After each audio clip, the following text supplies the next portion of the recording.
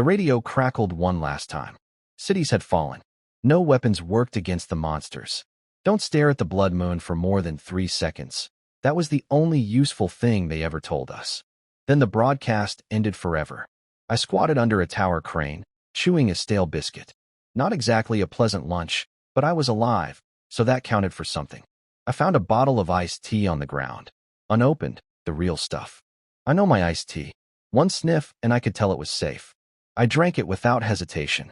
Some people nearby watched me with disgust, probably thinking I was drinking something worse. Good. Let them think that. The less attention I attract, the better. Sugar and energy in that tea could save my life later. I didn't need anyone trying to take it from me. 3 months ago, a blood-red moon appeared in the sky, and the world ended. Anyone who looked at it too long went insane and got taken by strange creatures. Whole countries disappeared overnight. One island nation got hit so hard that others sent nuclear missiles to help. We sent a couple too, just being neighborly. But the nukes only made the creature stronger. After that, nobody tried again. I used to be a food delivery rider.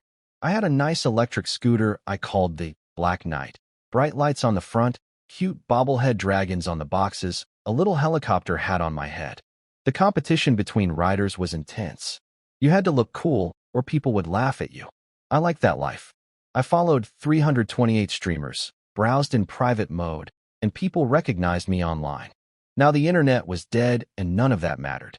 My Black Knight ran out of power during a group move. Charging stations don't exist anymore. I found a beat-up fuel motorcycle in an alley, scratched paint, one mirror missing. But it had gas and keys, so I took it. I stuck my last surviving bobblehead dragon on the front. The other one got stolen after 3 days. Even in the apocalypse, people steal cute things. I traveled with a convoy of about 100 people. All kinds of vehicles, modified trucks and SUVs at the front, regular cars in the middle, and bikes and scooters at the back. Some people even rode shared bicycles. The fuel cost for 100 kilometers on one of those was basically your life. For 10 kilometers, it cost you a pack of instant noodles and all your strength.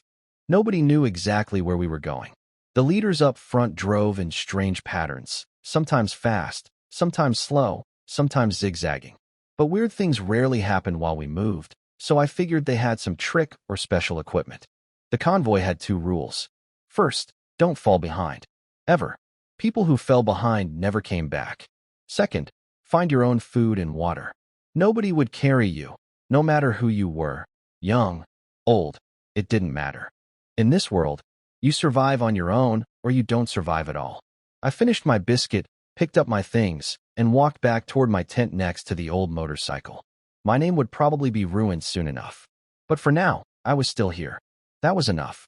I put down my backpack and sorted through what I'd found. Small bread rolls, meat floss cakes, rice crackers, wife cakes, some wire, a fruit knife, bottled water, and my iced tea. All snacks, nothing real. But I laughed anyway. Having food at all was lucky. While I was organizing everything, some guy with dyed yellow hair walked over holding a bowl of steaming instant noodles. Brother Zue, he called out. I didn't even realize he was talking to me at first. Then he got closer, and the smell of his noodles hit me. Can you check if my tomato noodles taste right, mouth bro? He said with a grin, glancing at my iced tea bottles. My face went dark. I got it now. He wasn't asking for help. He was making fun of me. Because I drank from those bottles under the crane, he figured my mouth was good for testing anything. Mouth bro, very clever. All right, I said calmly. Let me see. Then I leaned forward and spat right into his cup. Should taste better now. Bring sauerkraut flavor next time.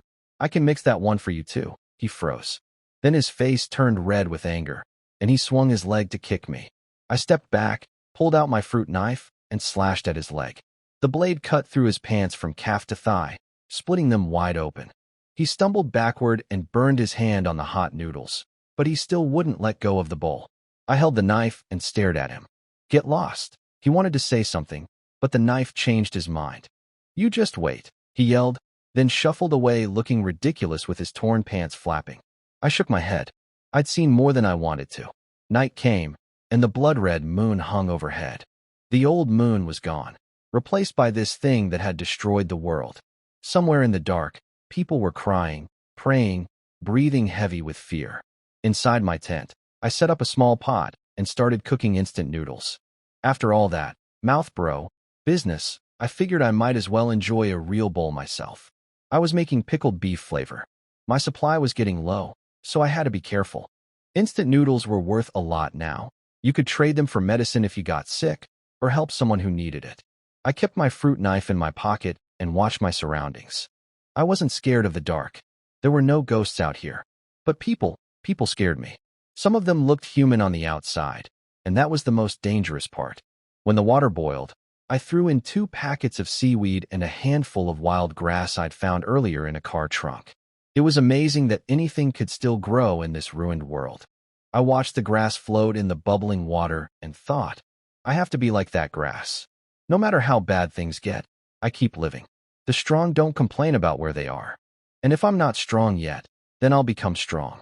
The noodles mixed with the fresh smell of the grass turned out surprisingly good. I ate slowly, looking toward the front of the convoy where the powerful people gathered. Before the radio died, it had talked about people with extraordinary abilities, awakened ones who could actually fight the creatures. Ordinary people like me were nothing against those monsters. Helpless as sheep in front of wolves. Every awakened person had different powers, and nobody knew how it happened. It was all just luck. Fate decided who got strong and who stayed ordinary. I finished my noodles and kept my eyes on the darkness ahead. I finished my noodles and put out the fire. Washing the pot. No chance. Water was too precious for that. On the road, water meant life. A person could last a week without food, but only 2 days without water. I crawled into my sleeping bag, took a deep breath, and was about to close my eyes when something strange appeared in my mind. A message, clear as words on a screen. Upgrading the sleeping bag requires 320 kill points. Would you like to enhance it? What? Upgrade? Was my sleeping bag about to turn into a coffin? Did I trigger some kind of system just by lying down? I took a moment to process it. Then I understood. I had awakened something. Not extraordinary powers like the ones the radio talked about, but a system. An upgrade system. It worked like this. I could improve any item I owned and even choose what direction the upgrade would go. But it couldn't make something from nothing. If I upgraded the sleeping bag, it would become a better sleeping bag. If I wanted it to become a coffin, that would cost something different entirely. With enough battle points, I could even turn it into a legendary coffin pulled by 9 dragons. I didn't get superpowers like those awakened fighters. But from today on, I wasn't helpless anymore. Still, better to stay quiet about it and grow strong in secret. But the real problem hit me fast. Where was I supposed to get battle points? I had 0. Then the system spoke again. Since the host has activated the system for the first time, after evaluation, the host is identified as a beginner and will receive a battle point credit limit. Repayment is due on the 25th of next month. A credit limit? Like a shopping app? My hand moved before my brain caught up. I agreed immediately. The repayment date was the same as my old online shopping account. Funny, but honestly, in a world where nobody knows if tomorrow will come, who cares about paying back? At worst, the system would dock some reputation points or something. Now I had points to spend. But spending leads to regret. So I told myself, don't be stupid. Think carefully. This is about surviving, not shopping for fun. I lay there, eyes moving back and forth, thinking hard. Then I made my decision. I crawled out of the sleeping bag and walked to my scooter. The convoy's first rule echoed in my head. Don't fall behind. Don't fall behind. Don't fall behind. Everyone who fell behind disappeared. Falling behind meant death. So I put everything into the scooter. All in. Upgrade my scooter. The system answered. Consumed 500 battle points to upgrade the scooter. I almost laughed. My starting credit was exactly 500. Very precise. Confirm. A countdown appeared above the scooter. 8 hours. I'd see the result when I woke up. I went back to my tent. The blood-red moon hung high above, but everything was quiet now. The evening breeze blew gently, and for once, my heart felt peaceful. If I ignored the color of the moon, it almost felt like the old days, like we were all just camping together under the stars. Morning came slowly. Sunlight crept across the rows of tents, and from inside, each one glowed like a small golden house. The system chimed in my head. Upgrade complete. The system's notification woke me up. I crawled out of my tent, and there it was. My scooter, completely transformed. It wasn't a two-wheeler anymore. It had become a tricycle. The front looked mostly the same, but now it had both mirrors instead of just one. My milk dragon bobblehead was still there on the front, bouncing as always. The back was completely new, a black cargo bed with big, thick tires on each side, perfect for rough roads. The bed was deep enough to carry a lot of stuff. The old ropes I used to tie down my tent had turned into flat black elastic cords, much better for securing things. A new battery system sat at the front that could store energy while riding, useful for when fuel ran out. The fuel tank was bigger too. I sat on it and felt something I hadn't felt in a long time, satisfaction. Every detail was just right. If I'd had more points, the system probably would have added a roof. But this was already more than enough. People noticed fast. "Where'd you get this ride, Xiaojio?" "Not bad at all." Some voices were admiring, some jealous. I hadn't even gotten anything fancy, just a tricycle. And already people were uncomfortable. That's how it works. People want you to do okay, just not better than them. I could see a few eyeing the cargo bed, the big wheels, even the milk dragon sticker. Then the yellow-haired guy from yesterday walked over. "Nice tricycle. Want to sell it? Name your price." I didn't want to talk to him. I'd bought this thing with a loan I hadn't even started paying off. I wasn't selling it, especially not to this guy. I'd already given him a nickname in my head, Big Mouth, and planned to remember it for a full year. Lately, I'd noticed people whispering and glancing at me, mouthing words like, "Mouth bro." Even some girls had heard the rumor. I didn't care much on the surface, but I remembered everything. "How much are you offering?" I asked, just to see what he'd say. "A bag of rice. 10 pounds. My eyes lit up, not because I'd take his deal, but because it told me something. This guy had food to spare, or he wouldn't offer that much. Interesting. "Not enough?" I said. 50 pounds of rice, at least." His eyes went wide. 50 pounds? You're dreaming. I wasn't actually trying to sell. But now I knew he had supplies. I'm not the type to hold grudges. Usually I forget after a night's sleep. But if someone happens to drop 50 pounds of rice on the road, and I just happen to pick it up, well, that's fair enough. "If you can't afford it, move along," I said. "I'm not selling anyway." He stormed off, angry. What I didn't see was what happened next at his tent. He went back to his green-haired friend, a freckled guy who was cooking a nice breakfast of noodles, sausages, and boiled eggs.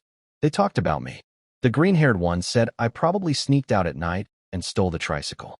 The blonde one complained about how I'd pulled a knife on him before. Then they decided, why buy anything? Just follow me when I leave camp and take it by force. 2 against 1. End of the world, no rules. Not far from them, 2 boys in school uniforms watched quietly, looking tired and angry. The food those 2 men were eating, the noodles, the eggs, those boys had found it first. It had been taken from them. I didn't know any of this. I packed up my tent, my dishes, everything, and loaded it all into the cargo bed. Still had room to spare. I smiled. Now I could carry much more. The only problem was fuel. I needed to find some soon. I twisted the throttle and headed out, planning to explore farther from camp this time. Behind me, 2 figures on bicycles started pedaling hard through the dust, chasing after me like hungry wolves. The camp was near an old tourist spot, with a small town not far away. I rode my new tricycle for about 10 minutes until I saw some houses. A sign by the road said, "I miss you in Springfield Town." Behind it was a field of bright yellow rapeseed flowers, blooming out of season. Must have been a popular photo spot once. I got off and dug up 2 flowers with some soil, one for me and one for Liuxu. Liuxu was a girl I'd met after the world fell apart. Her face was plain, but she had a warm personality and worked hard. I saved her once, back before I joined the convoy. She'd gone out looking for supplies and found some dried meat and other things in a delivery locker. She was walking back in the open when some bandits showed up, wanting her stuff and her. I came up behind them with an iron rod, knocked them down, grabbed a backpack, and escaped with her on a little donkey. I didn't help for free, though. I asked for some dried meat in return. That's how we met, and she started trusting me after that. But I didn't let myself get too attached. In this world, even surviving was uncertain. I'd seen whole families wiped out by strange things. I wasn't some hero, just a guy trying to stay alive. I like to say, women only slowed down my sword. Sounded cooler than the truth. She could cook amazing jiangxi food, though. I missed her 3-cup chicken. I thought the flowers might brighten things up. Even in the apocalypse, a bit of green helps. I could plant them in a plastic bottle on the back of the cart. As for watering, well, when they grew wild, nobody watered them either. I kept riding into town. The outskirts had been picked completely clean. The main gate was broken, boxes overturned, nothing left. But deeper inside, my eyes lit up, a small grocery store built out of a garage. Probably never even had a license before. Perfect for me now. I parked the tricycle facing the door for quick loading and a fast escape, then forced the door open with my iron bar. Inside, my heart jumped. Bags of rice on the floor, some spoiled, but others still good. Shelves full of seasonings. Racks of cigarettes behind the counter. I felt like a mouse that fell into a jar of rice. I got to work. Rice first, heavy bags, dozens of pounds each, loaded onto the tricycle. Then seasonings, chili sauce, salt, hot pot base, pickled fish mix, noodles, rice noodles, flour. I even found a rolling pin, a spatula, and a big iron pot. Trip after trip until the tricycle was nearly full. I covered everything with layers of old cloth. No point showing off my goods. I'd learned that lesson from what happened to Liuxu. I stuffed the cigarettes and lighters into my bag too. Different brands, some expensive ones. Thank you to whoever couldn't finish their smokes. Then I heard it. A faint sound. Squeak, squeak, squeak. I looked up and realized the sun had moved. I was standing in shadow now. In the darkness deeper inside, countless pairs of small green eyes were creeping toward me. Strange rats. Each one glowing with eerie green light, bigger than cats, with two tails and mouths full of jagged teeth. Their eyes burned with hunger. I stepped back and felt movement behind me. More of them. I was surrounded, trapped in this store like a rat myself, except I was the prey. I pulled out the iron rod and swung hard at the nearest one. It felt soft, like hitting cloth. A voice echoed in my mind. You attacked a strange rat. Gained 50 kill points. But I had no time to think about the system. I just kept swinging. More green eyes appeared. If I missed one strike, they'd swarm me. Sweat ran down my face. My heart hammered. Fear filled my chest. But my hands didn't stop. Then something worse happened. Through the chaos, I saw them, the yellow-haired guy and his green-haired friend. They'd followed me. They spotted my tricycle loaded with supplies by the door. They looked at me fighting for my life, looked at the tricycle, and made their choice. They pushed my tricycle away. Then they politely closed the store door behind them. If my keys hadn't been in my pocket, they would have driven off with everything. I saw it happen and could do nothing. The door closing meant more darkness, and more darkness meant the rats could attack from everywhere. Despair hit me hard. But the door was broken. I'd forced it open earlier. A few rays of sunlight still came through the gap. That light was either my way out or the last thing I'd ever see. Something inside me snapped. I swung the rod a few more times, then made a desperate choice. I turned, leaped toward the doorway, and swung wildly to push the rats back. I bet everything on those few steps, that they wouldn't catch me in time. Each step felt like it lasted a century. Sharp pain shot through my legs. Teeth. But not deep enough to stop me. I made it into the sunlight. Blood ran down my legs, but I gripped the iron rod tight and kept swinging. A way to live. My way to live was right in front of me. The blood on my legs was driving the rats crazy. Part of my iron rod had been chewed away. I could imagine what would happen if they swarmed me. Nothing left, not even bones. I pushed my body as hard as it could go, swinging with everything I had. Then I found an opening, less than a second, and threw myself through the doorway, crashing outside the store. I was alive. I lay on the ground and stared at the sun until my eyes blurred. I didn't care. I loved that sunlight more than anything. I closed my eyes and breathed deep, filling my lungs. Behind me, the rats were still squeaking furiously, but every time they got close to the light, dark smoke rose from their bodies and they pulled back in pain. When the rush wore off, everything hurt. My legs burned, my hands were torn, my arms felt dead. I barely managed to lift one hand, fold my fingers, and point a single one at the rats. I didn't care if they understood. After a while, I looked down at my legs, cuts everywhere under my torn pants. I opened my backpack, tore open a pack of cigarettes, crushed them, and pressed the tobacco into the wounds to stop the bleeding. One pack wasn't enough, so I opened another. This one was an expensive red brand. I muttered about saving when needed and spending when necessary, then switched to a cheaper pack and finished patching myself up. I stood and walked to the 2 bicycles left on the ground, the ones those thieves abandoned after stealing my tricycle. Fine. Starting over again. They stole from me. They locked me in with those things and left me to die. If they won't let me live, then they won't live either. Something changed inside me. I'd never killed anyone before, not even after the world ended. But maybe this was the moment. My real beginning. I got on a bicycle.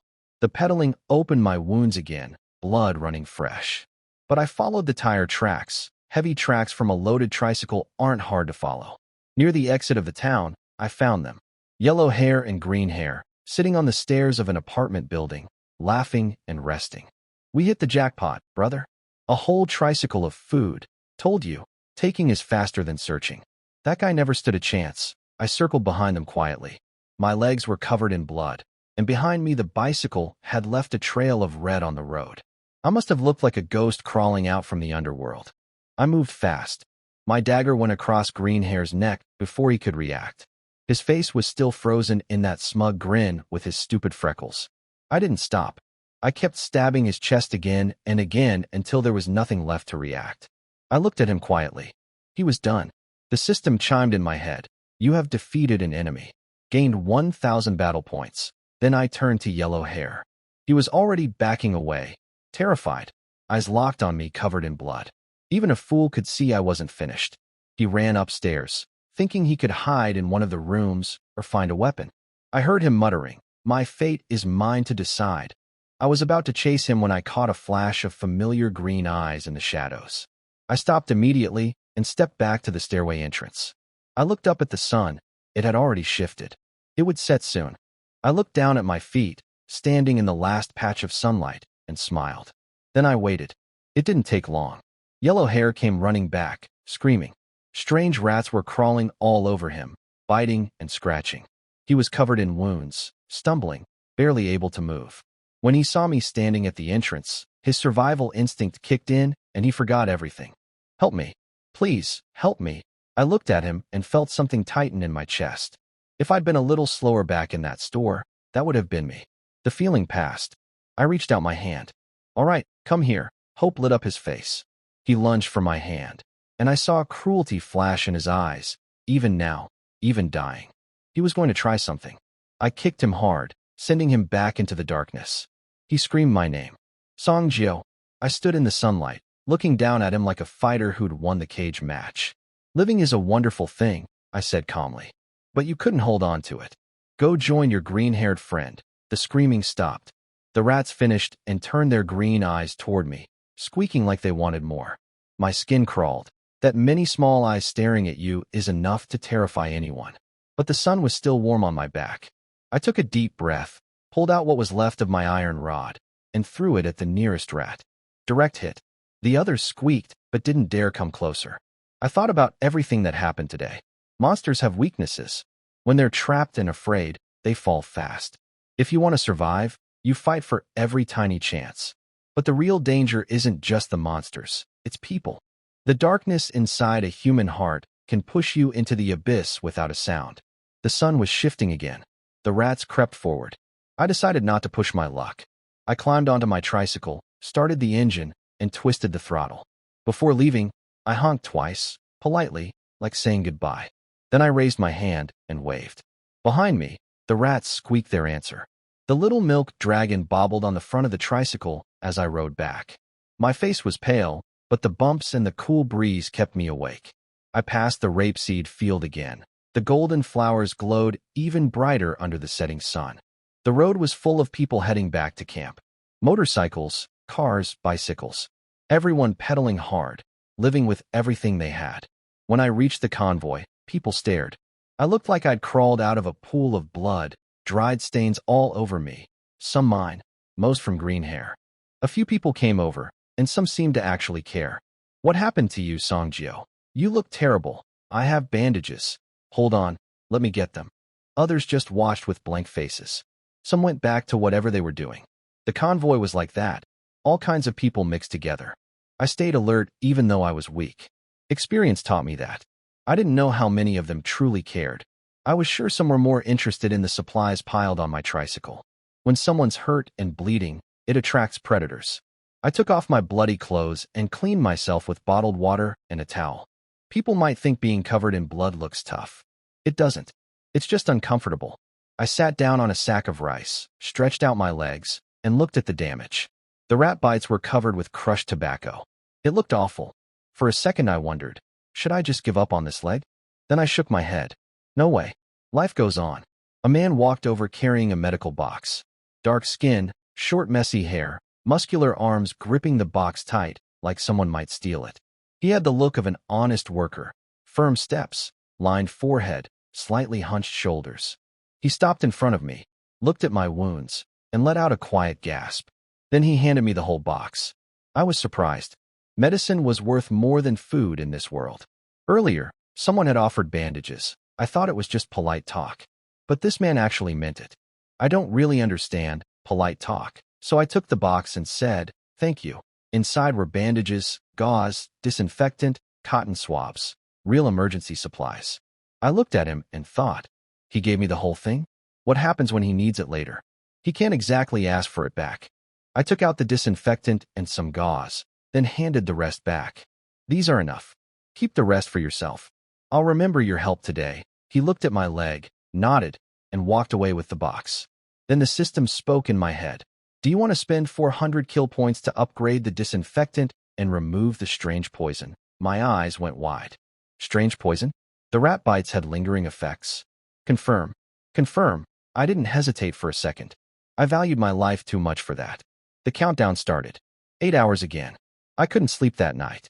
Not because of the pain, because I was terrified I'd die before the upgrade finished, and then some random person would inherit all the supplies I nearly died for. Absolutely unacceptable. By early morning, it was done. I picked up the upgraded disinfectant. The bottle was bigger now, and the liquid inside had turned completely clear, like water. I stared at it. Is this a joke? Did it just turn into plain water? Don't mess with me. I paid for this. The system said nothing. Playing deaf. I read the instructions. Half for external use, half for drinking. I poured some on my leg wounds first. A faint black mist rose from the cuts. I blinked. Maybe I was just so tired and thirsty that I was seeing things. I treated both legs, then drank the rest of the bottle in one gulp. I even tilted it upside down to make sure I got every last drop. If I didn't drink enough, who knows what might happen. I still had too much wealth to protect to die now. My life was out of danger, and the exhaustion hit me all at once. I finally fell into a deep sleep. When I woke up, the sun was already high. Sunlight filled the camp, and in this strange world, that warmth felt like a gift. The hardworking people were already out searching for supplies. The convoy's second rule was clear: no freeloaders. If you didn't go looking, you got nothing. The camp was busy. People repaired vehicles, chopped wood, made quiet trades inside tents. Everyone had their own way of getting by. I lit a fire, set up my pot, and planned to make mushroom noodles. I boiled the dried mushrooms first, then grabbed a jar of chili sauce and a bundle of noodles. I needed some dried meat, so I headed to the middle of the convoy where conditions were better, hoping to trade. I found an SUV where a man and woman were securing their roof for extra storage. They were part of a small team. People who grouped up, shared a vehicle, and pooled supplies. Smart move. More safety, someone to guard camp. But pick the wrong teammates and you walk straight into trouble. Being alone in this world is hard. If you can't fight or defend yourself, life gets exhausting fast. Unwanted attention comes from everywhere. I bargained for a piece of cured meat. While cutting it, the man kept glancing at me. I didn't care. I smiled calmly, but my hand stayed near my waist, ready. My eyes were fixed on his throat and chest. If anything happened, my dagger would find its mark. Nothing happened. Everything stayed peaceful. Back at my spot, I cooked the cured meat with mushrooms and noodles, added salt and pepper. Absolutely perfect. Food with seasoning is a completely different thing. Human history is really just the history of chasing flavor. Then a loud voice boomed from the front of the convoy. A man in his 30s stood on top of a vehicle with a loudspeaker. The convoy departs in 30 minutes. Anyone who doesn't keep up will be left behind. Don't fall behind. Don't fall behind. Don't fall behind. He jumped from vehicle to vehicle, shouting as he went. The sound was impossibly loud for such a small speaker, almost like he was carrying a concert system. Impressive. I started packing immediately. Tent down, belongings gathered, pot carried as is since there was no time to wash it. I put on my backpack with extra supplies inside. If I had to abandon the tricycle, At least I wouldn't lose everything. Some neighbors watched me, surprised. Why so early? We still have half an hour. I looked at them, still sitting around, and said, better to get ready now. If we leave ahead of schedule, you'll have to throw away the supplies you worked hard to find. You think strange creatures will wait for you to pack? Some people listened. The old neighbors, the ones who'd been around long enough, moved fast. The rest didn't care. I couldn't save people who refused to listen. I got on my tricycle and started the engine. Half an hour later, the convoy moved north. Main roads, dirt paths through villages, then onto a highway. I didn't understand the route, but I trusted the lead vehicle. It had kept us alive so far. Then the ground shook. Something was coming from behind. I didn't look back. I just pushed the throttle harder. Screams erupted. A massive yellow spider, bigger than a person, burst out of the ground and attacked the slower riders. Its sharp mouthparts struck fast. The victims had no chance. More spiders crawled up, joining the hunt. 2 cars came speeding from the opposite direction. I swerved out of the way. They drifted to a stop, and before the wheels finished spinning, 2 people jumped out. One was a chubby man. The moment he landed, his body transformed. He became a giant wild boar, armored skin, long sharp tusks steaming in the cold air. He charged straight into the spiders with a move I could only call Boar Rush. The other man stood calmly, a string of keys hanging from his waist. He pointed his palm at a spider, and strange patterns glowed on his hand. Lock. Then the other hand at another spider.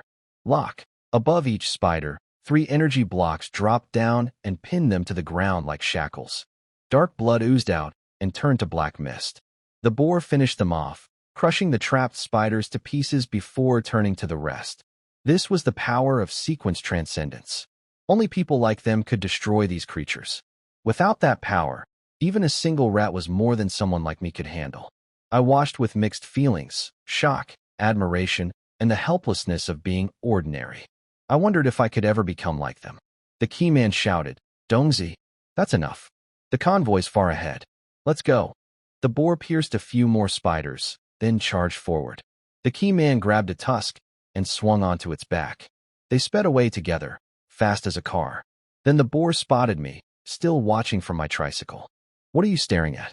Run already," it roared as it blasted past me. The key man on its back added, "We're fighting for our lives and this guy's just standing around watching." Unbelievable. Fair point. I gripped the throttle and chased after them. After a while, I passed some people on bicycles who were slowing down, completely spent. I lowered my head and pedaled past them. Behind me came faint screams. First a few, then more, then silence. I didn't look back. I just hoped whatever was back there wouldn't come for me. About an hour later, I was close to the convoy again.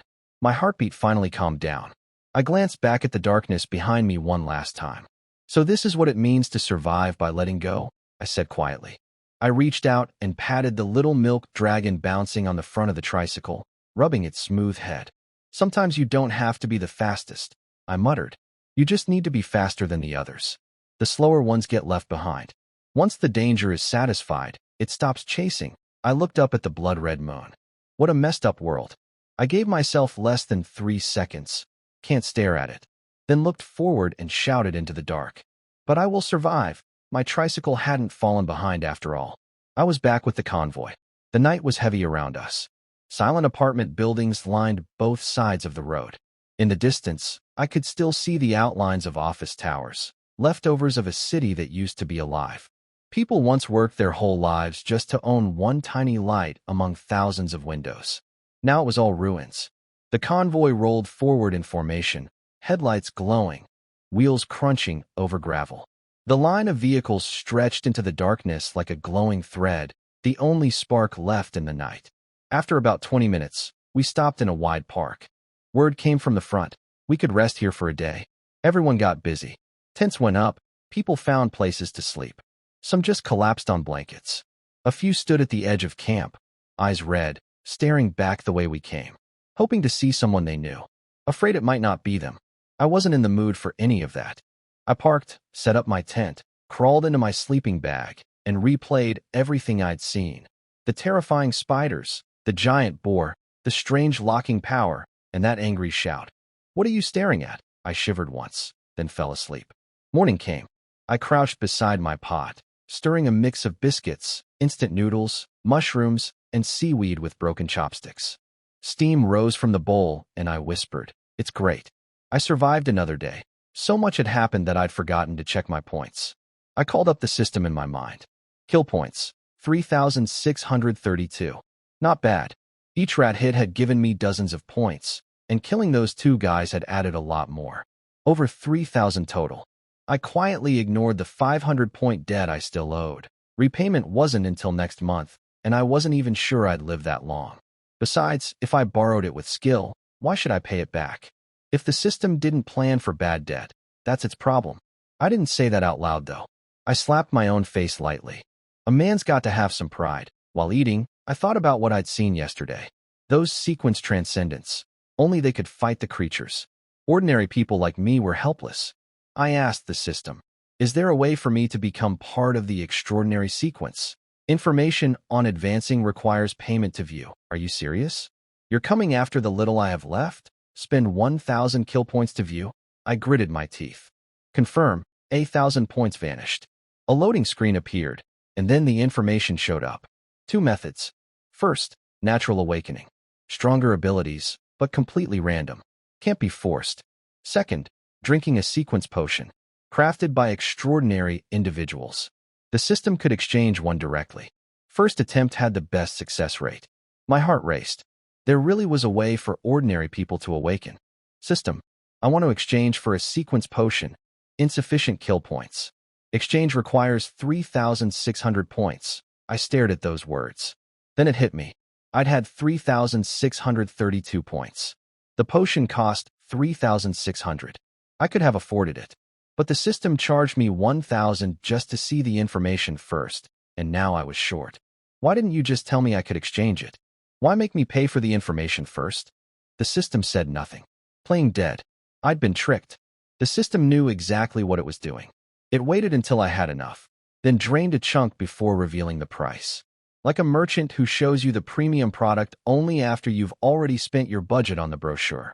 Fine, I said. You win this round. You probably knew I wasn't planning to pay back that loan, so you got your money early. Clever. But don't do this again. The system stayed silent. I was so angry even my noodles didn't taste good anymore. But wasting food in the apocalypse was unacceptable, so I forced everything down, tossed the pot aside, and went to lie in my tent. I stared at the sunlight soaking through the fabric and thought hard. I believed I was rich. Turned out I was still nobody. Every point I had came from risking my life. The name, kill points, fit perfectly. I had 2,632 points left. I needed more, but only if I could stay alive earning them. If I wanted to fight creatures, I needed better tools. I pulled out my dagger. Can you upgrade this to hurt strange creatures? Upgrade cost, 1,800 kill points. Proceed. I thought about it. No, fighting those things up close was suicide. Even the creatures might wave me off and say they're full. I needed something with range, something that kept distance between me and them. My life mattered more than looking brave. With a plan forming in my head, I couldn't just lie around anymore. Daytime was the safest time to move. I needed to go out and find useful things. I tried to jump up full of energy, but my body wouldn't cooperate. I flopped around in my sleeping bag like a cocoon twitching on the ground. Forget it, I muttered, and crawled out the honest way instead. I packed my bag, food, water, tools, opened the tent, and stepped into the sunlight. Time to head out. I rode my tricycle out, picking a direction and heading off. Every now and then I'd stop, look back, and memorize my position and the direction of the convoy. If the team suddenly moved or something strange showed up, I didn't want to run around lost. First rule of the convoy, never fall behind. I took pride in my record, still going strong. I passed several buildings before stopping at an old apartment block. Good lighting, solid structure, not too damaged. The instinct of an experienced scavenger. Well, maybe not expert level. Let's just say little song, the small-time scavenger. I went upstairs and checked apartments one by one. Wooden doors I could break open with some effort. Reinforced doors I skipped. An hour later, I came back down covered in dust with nothing useful. I rode on, past some other survivors picking through shops. We looked at each other, but said nothing. Everyone had their own business. I stopped at a residential complex, climbed over the gate, and started working through the buildings. One after another, banging and clattering. After 2 more hours, I came out even more disheveled than before, with nothing to show for it. I walked to the fitness area in the complex. There were step machines, back rollers, parallel bars, all the usual outdoor stuff. Naturally, being a tough guy, I headed for the parallel bars. Then I sat down on the little rocking chair next to them. It was shaped like a red panda, with a spring base, made for kids. I sat on it and rocked back and forth. It looked silly. It was also kind of fun. After climbing all those floors and breaking all those doors, of course I'm tired, I muttered. And there's nothing inside. No weapons at all. The fitness area was close. The rocking chair was the only seat, so why not? Not just sit, rock a little too. My little dragon, where are you? Keep the music going. Keep dancing. I ate some food, drank water, and kept rocking while I digested. Then I got back to work, picked a building with the best sunlight, and searched again. This time I found things. When I finally stopped, I sat cross-legged on the floor with everything spread out in front of me.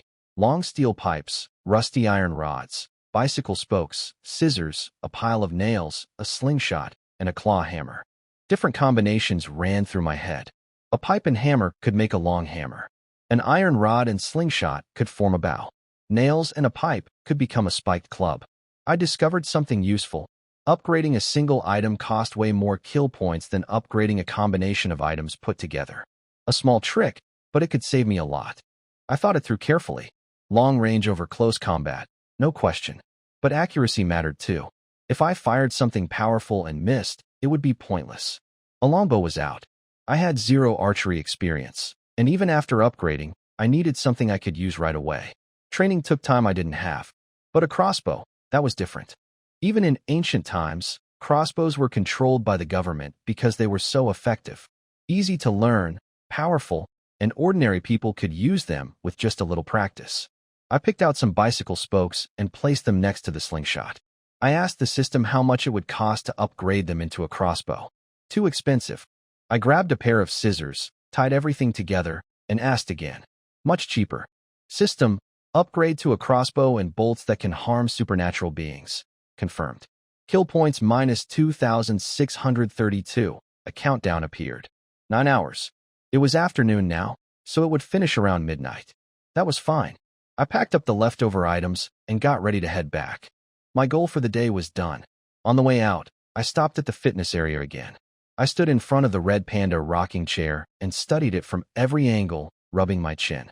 Yes, I was seriously thinking about taking it back with me. But the thing was built too well. Peeling paint, sure, but the base and the panda were solid. I'd been rocking on it half the day and it held up perfectly.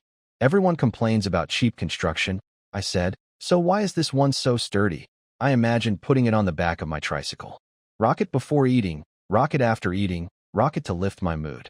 Who says things made for kids can't work for me? But I couldn't get it apart. So I patted the little panda one last time and left. The long shadow on the ground told me the sun had moved again. Time to go. The little milk dragon was still dancing on the front of my tricycle as I rode through the ruined streets. I checked the fuel gauge and frowned. Not much left. In the old world, you just stop at a gas station. Now, when something runs out, you learn how precious it really was.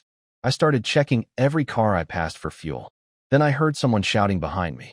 Driver, driver, take me with you, please. I turned around. A man stood there loaded down with bags, backpack on his front, backpack on his back, several bags in his hands. He looked ridiculous, carrying way too much. Greedy people like that always die for their stuff sooner or later. I was about to leave when I noticed what was at his feet. Gasoline bottles. Several of them, just sitting there on the ground. I turned my bike around so fast, it was like the fuel was calling my name. I played it cool.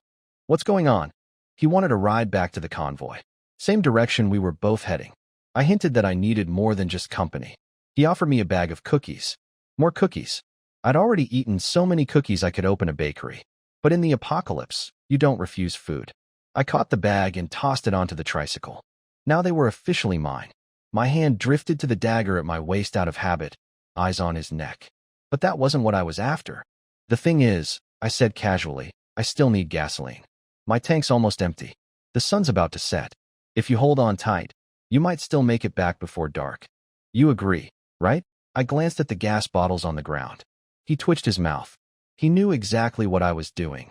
Mention the sunset, mention no fuel, end with, you agree, to control the conversation. Smart guy. But he still had to negotiate. 1 bottle of gas, he said. But I want something of equal value. We settled on 2 bottles, about 5 liters each, in exchange for a bag of rice, a bag of salt, some dried red dates, and dried mushrooms. The rice was old and smelled a little off, but edible. Salt was essential for the body. Red dates had vitamins. Fair price. When I grabbed the red dates, my hand started big. Then it started trembling, getting smaller and smaller, like a cafeteria lady possessed by some stingy spirit. By the end, I was holding maybe half of what I'd grabbed first. The man watched me shrink that handful and thought I was being generous at first. Then he saw the trembling hand. His face changed. I could tell he was thinking something unkind about me. I ignored his look and told him to sit in the back. We rode back to the convoy, and the whole way I kept one eye on the rearview mirror. If he made any funny moves, I was ready. Everything stayed peaceful. Back at camp, his wife came to help carry the goods. She was happy seeing all the supplies. Others looked jealous. Some were probably already planning to pressure him later. That night, I cooked a pot of preserved meat and red date clay pot rice. Perfect. Today ended well. I looked at the bottom of the pot afterward. Layers of grime built up like tea stains in an old teapot. I hadn't washed my face yet, so washing the pot was out of the question. Maybe later, when water was easier to find. With nothing else to do after dark, some people gathered around a campfire. The men bragged about their old lives, talked about car modifications, argued about whether bicycles were cooler than scooters. The women shared strange things they'd found and discussed how to organize supplies in tight spaces. And somewhere in the shadows, people in tents whispered about which families had the most supplies and the least strength, planning their next move. In the apocalypse, the strong survive. The weak disappear. Then the system chimed. The weapon upgrade is complete. I'd been waiting since midnight, but couldn't see in the dark. At dawn, I pulled off the cloth covering it. A completely black crossbow sat in front of me. About 50 centimeters wide, one solid piece, with a smooth arrow slot. Next to it lay 2.5 crossbow bolts. The tips gleamed cold, and the shafts had mysterious patterns carved into them. 2.5. I picked up the half bolt and stared at it. Compared it with the others. Useless, too short to fire. System, is this a joke? Are you skimming off the top? How am I supposed to use half a bolt? Remaining kill points were insufficient. The upgrade was not fully completed. It hit me then. The crossbow bolts cost 2,500 points. I thought I'd had some left over. But when I said, all in, the system took me literally and spent every last point, leaving me with not quite enough for the 3rd bolt. So the system really did go all in. Every single point gone. These points were earned with my life. Every one of them. And now I was broke again. I wondered, did the system do this on purpose? Maybe it figured out I was planning to cheat on the loan repayment, so it drained me early. Revenge, system style. Confirming and upgrading without double-checking is a bad habit, I told myself. I'll be smarter next time. I'll reflect on this. Learn from every mistake. But for now, what could I do? I asked the system if the half-bolt was still useful somehow. It said yes. Fine. I made a tiny quiver for it, so it wouldn't accidentally poke anyone. My cute little half-arrow deserved at least that much dignity. Liuxu worked at the front of the convoy now, cooking for the extraordinary people. She was good at it. Quick, skillful, resourceful. That's why they kept her. She used to be my neighbor in the convoy. She wanted to stay close, but I kicked her out and told her to work up front. The front was safer. No troublemakers dared to cause problems there, and if danger came, they moved first. I would have gone there myself if I could. Now she was at the front, I was at the back. She'd come visit sometimes, bringing food or snacks. The cooks didn't steal much, and the grain supply wasn't generous.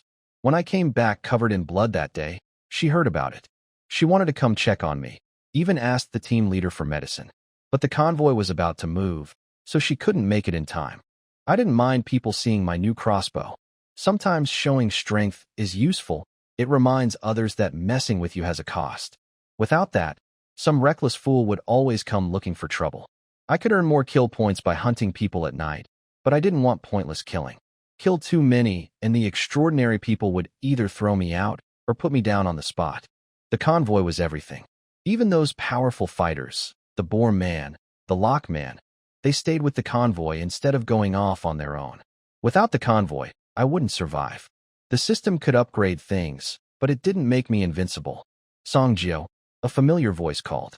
I knew who it was before I turned around. I lowered the crossbow. You're here? Done with work? Yes. I heard you came back covered in blood. How are you? Liuxu stepped closer and whispered. I brought some medicine, anti-inflammatory and hemostatic stuff. Let's go somewhere quiet, and I'll help you. She pulled me aside and took out 2 pills and some hemostatic powder. In this world, medicine was incredibly precious. Regular plants barely grew anymore. Only those cultivated by extraordinary people with plant sequence powers could survive. Finding supplies by scavenging wasn't enough anymore. You needed real knowledge and skills, or you might as well give up. I shook my head. No need. I already took care of it. Keep them for yourself. They're too valuable. I'm fine now. Don't waste them. Where are you hurt? Why were you covered in blood? I told her straight. Someone tried to harm me. I fought back and they lost. The blood was theirs. I had some wounds too, and my clothes got soaked. I wanted her to understand clearly. I had killed people. I wasn't some kind person. And the world outside the protection of the front vehicles was ugly. I didn't want her doing anything foolish just because she felt safe. Her eyes showed shock, not fear. Let me see the wounds, she said, reaching for my shirt. It's fine. Just some rat bites on my legs. She tried to roll up my pants to check. I stopped her. We went back and forth, and it probably looked ridiculous from the outside. That's when the man who'd ridden in my tricycle came back, carrying firewood with his young son. He saw us struggling over my pants and sighed. Hey, what are you two doing? There's a child here. At least find a tent or some bushes. Then he added, Songjio, if you ever need help, come find me. I'll do what I can. He remembered me from the ride, and I appreciated that. Good people still existed. Liuxu's face went a little red when she realized how the scene looked. But she calmed down quickly. Privacy was a luxury nobody had anymore. I just rolled up my pant leg and showed her the wounds. They were healing well. The system's treatment had worked. Only the deeper bites would take more time. No serious scars. She crouched down, looked carefully, and confirmed it wasn't bad. The man came back again for more firewood. He saw our new positions. Her squatting, me standing with my pants rolled up, made a disapproving sound, and walked away fast without looking. Some things are just impossible to explain. Liuxu left the hemostatic powder with me before she went back. She said the front of the convoy was safer for her, and she'd be with the team leader's people when she went out scavenging. I was alone, so I needed it more. If I ever need it, I'll come to you, she said. I stopped refusing. All right, thank you. We talked about what had happened recently. I told her about the rats, the fight, the wounds. She told me about things at the front. I said if she ever got hurt by something strange, to come find me. I might be able to help. But I told her to keep that to herself. She nodded and left. After that, I headed outside camp to practice with the crossbow. I only had 2 bolts and a useless half. If I fired twice in a real fight and missed both, I'd be dead. I dug up some mud, shaped it into a big ball, and drew target circles on it with wall plaster. I didn't use wood because the arrowheads would get damaged and be hard to pull out. I set up distances, 20 meters, 10 meters, 5 meters. 2.5 hours later, I could hit reliably at 5 meters. At 10, I missed a lot. At 20, it was pure luck. Then I heard something, sounds of people chasing someone. I stopped practicing immediately. When others are around, I can't afford to lose focus on my surroundings. I put the crossbow away and moved toward the noise. A few men were chasing another man. They had sticks and bricks, throwing and swinging at him. The man in front was running clumsily with a backpack and a gas can. A stone hit his leg, and he went down. The 3 men caught up and surrounded him, catching their breath. The one called brother who panted, "Run. Keep running." The young one, Liang, laughed. "You really can run while carrying all that."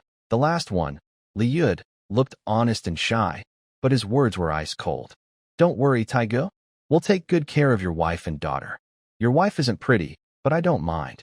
As for your daughter, if she's too much trouble, we'll send her to see you. Family reunion." He grinned while saying it. The contrast made my stomach turn. The man on the ground tried to fight back, but they beat him down with fists and sticks until he had nothing left. I recognized his voice. It was the man who'd given me the medical kit. the one with dark skin and firm steps who handed over his whole box without hesitation. When I got closer, I confirmed it. Brother who picked up the gas can and ordered the others to strip the man's bag and clothes. Then he pulled out a long knife. Liang took out a dagger, grinning. 3 against 1, and the man on the ground couldn't fight anymore. If I attacked, it would be 1 against 3. I had 2 crossbow bolts. At 5 meters I could hit, but once I fired both, there'd be no second chance.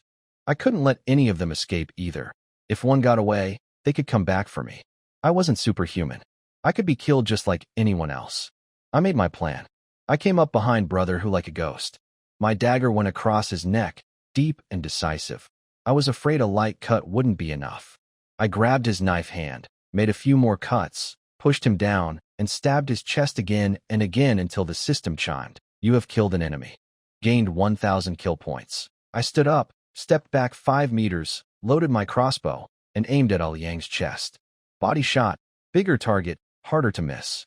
He was still confused when the bolt hit him. He dropped. You have killed an enemy. Gained 1,000 kill points. 2 down. 1 left.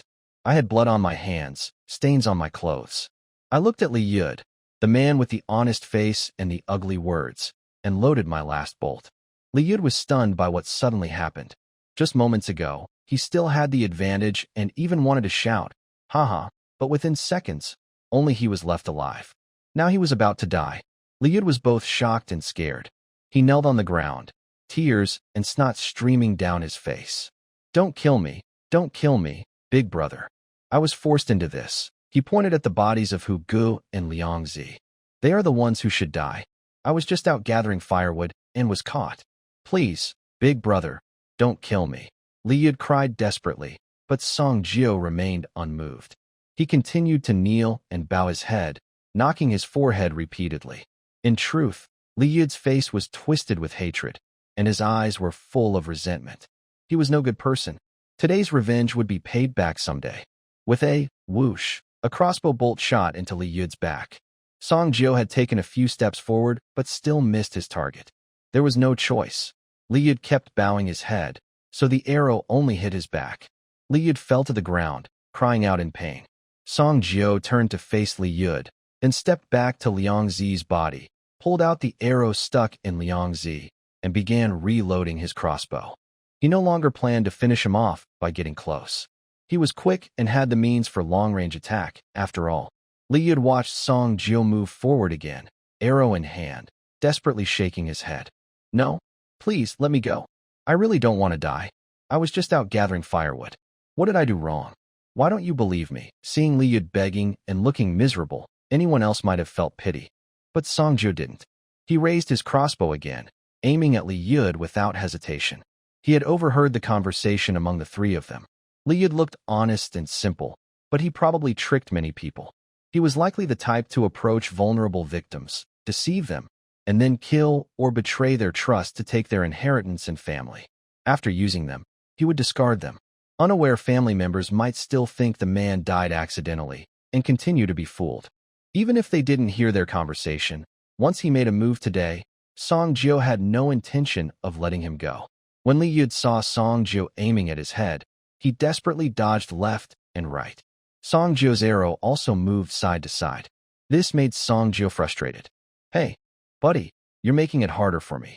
Liuxu had an arrow stuck in his back, and Song Jiao held an arrow, so they awkwardly exchanged shots.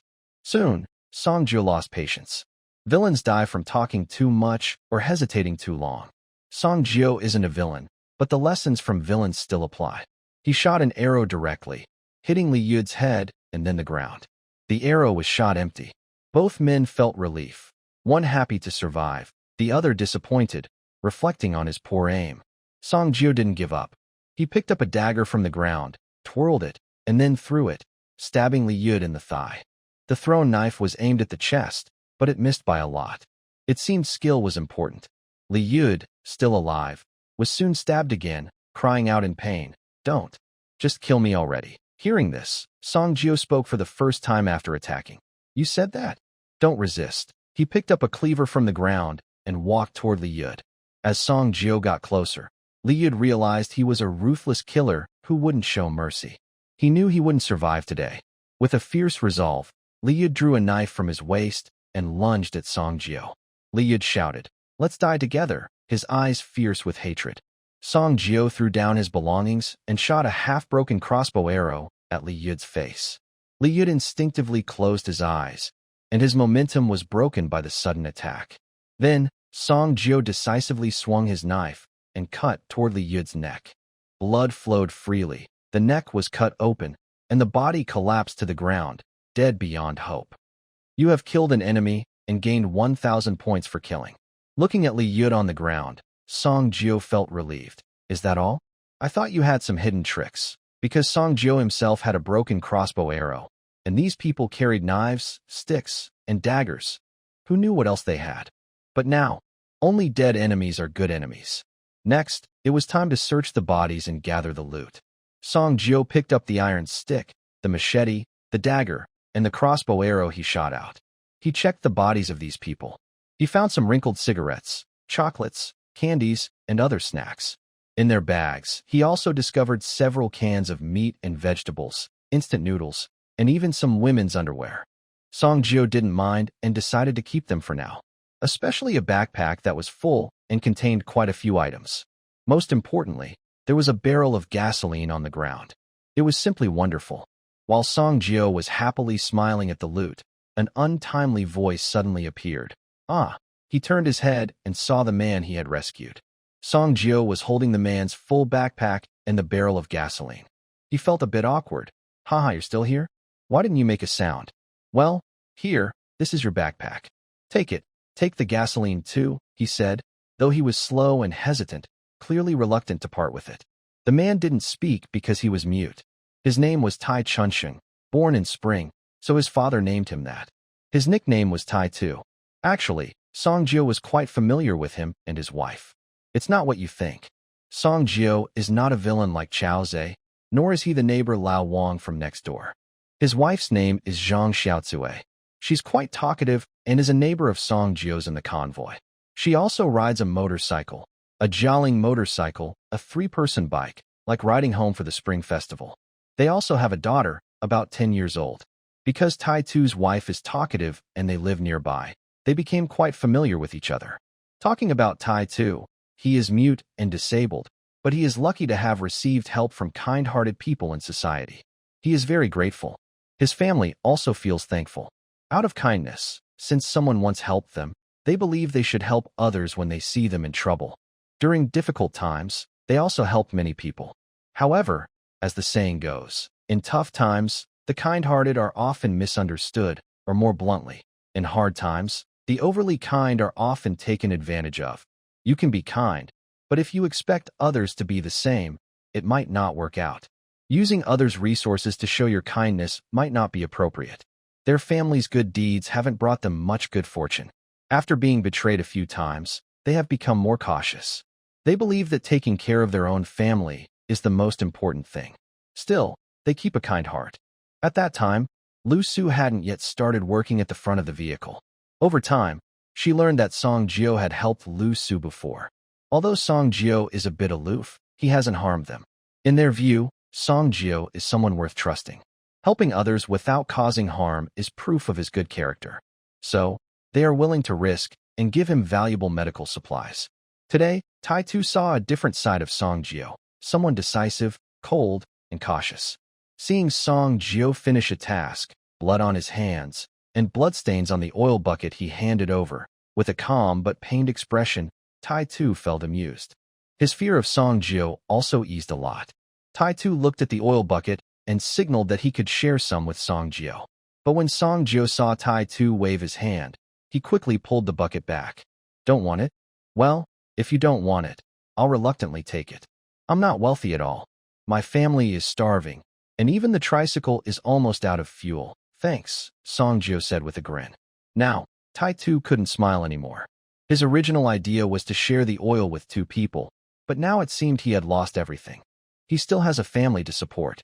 Tai Tu was so anxious, he gestured wildly, even making shadowy hand signs.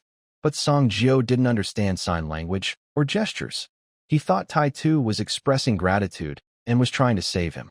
Yes, after doing such a big thing, it's right that the other person thanks you. He nodded and said, "Oh, no need to be so polite. We're all brothers here. It's just good luck that I happen to be nearby. Otherwise, your wife and the others would be very sad. Go home quickly and tell them you're safe, so they can rest easy.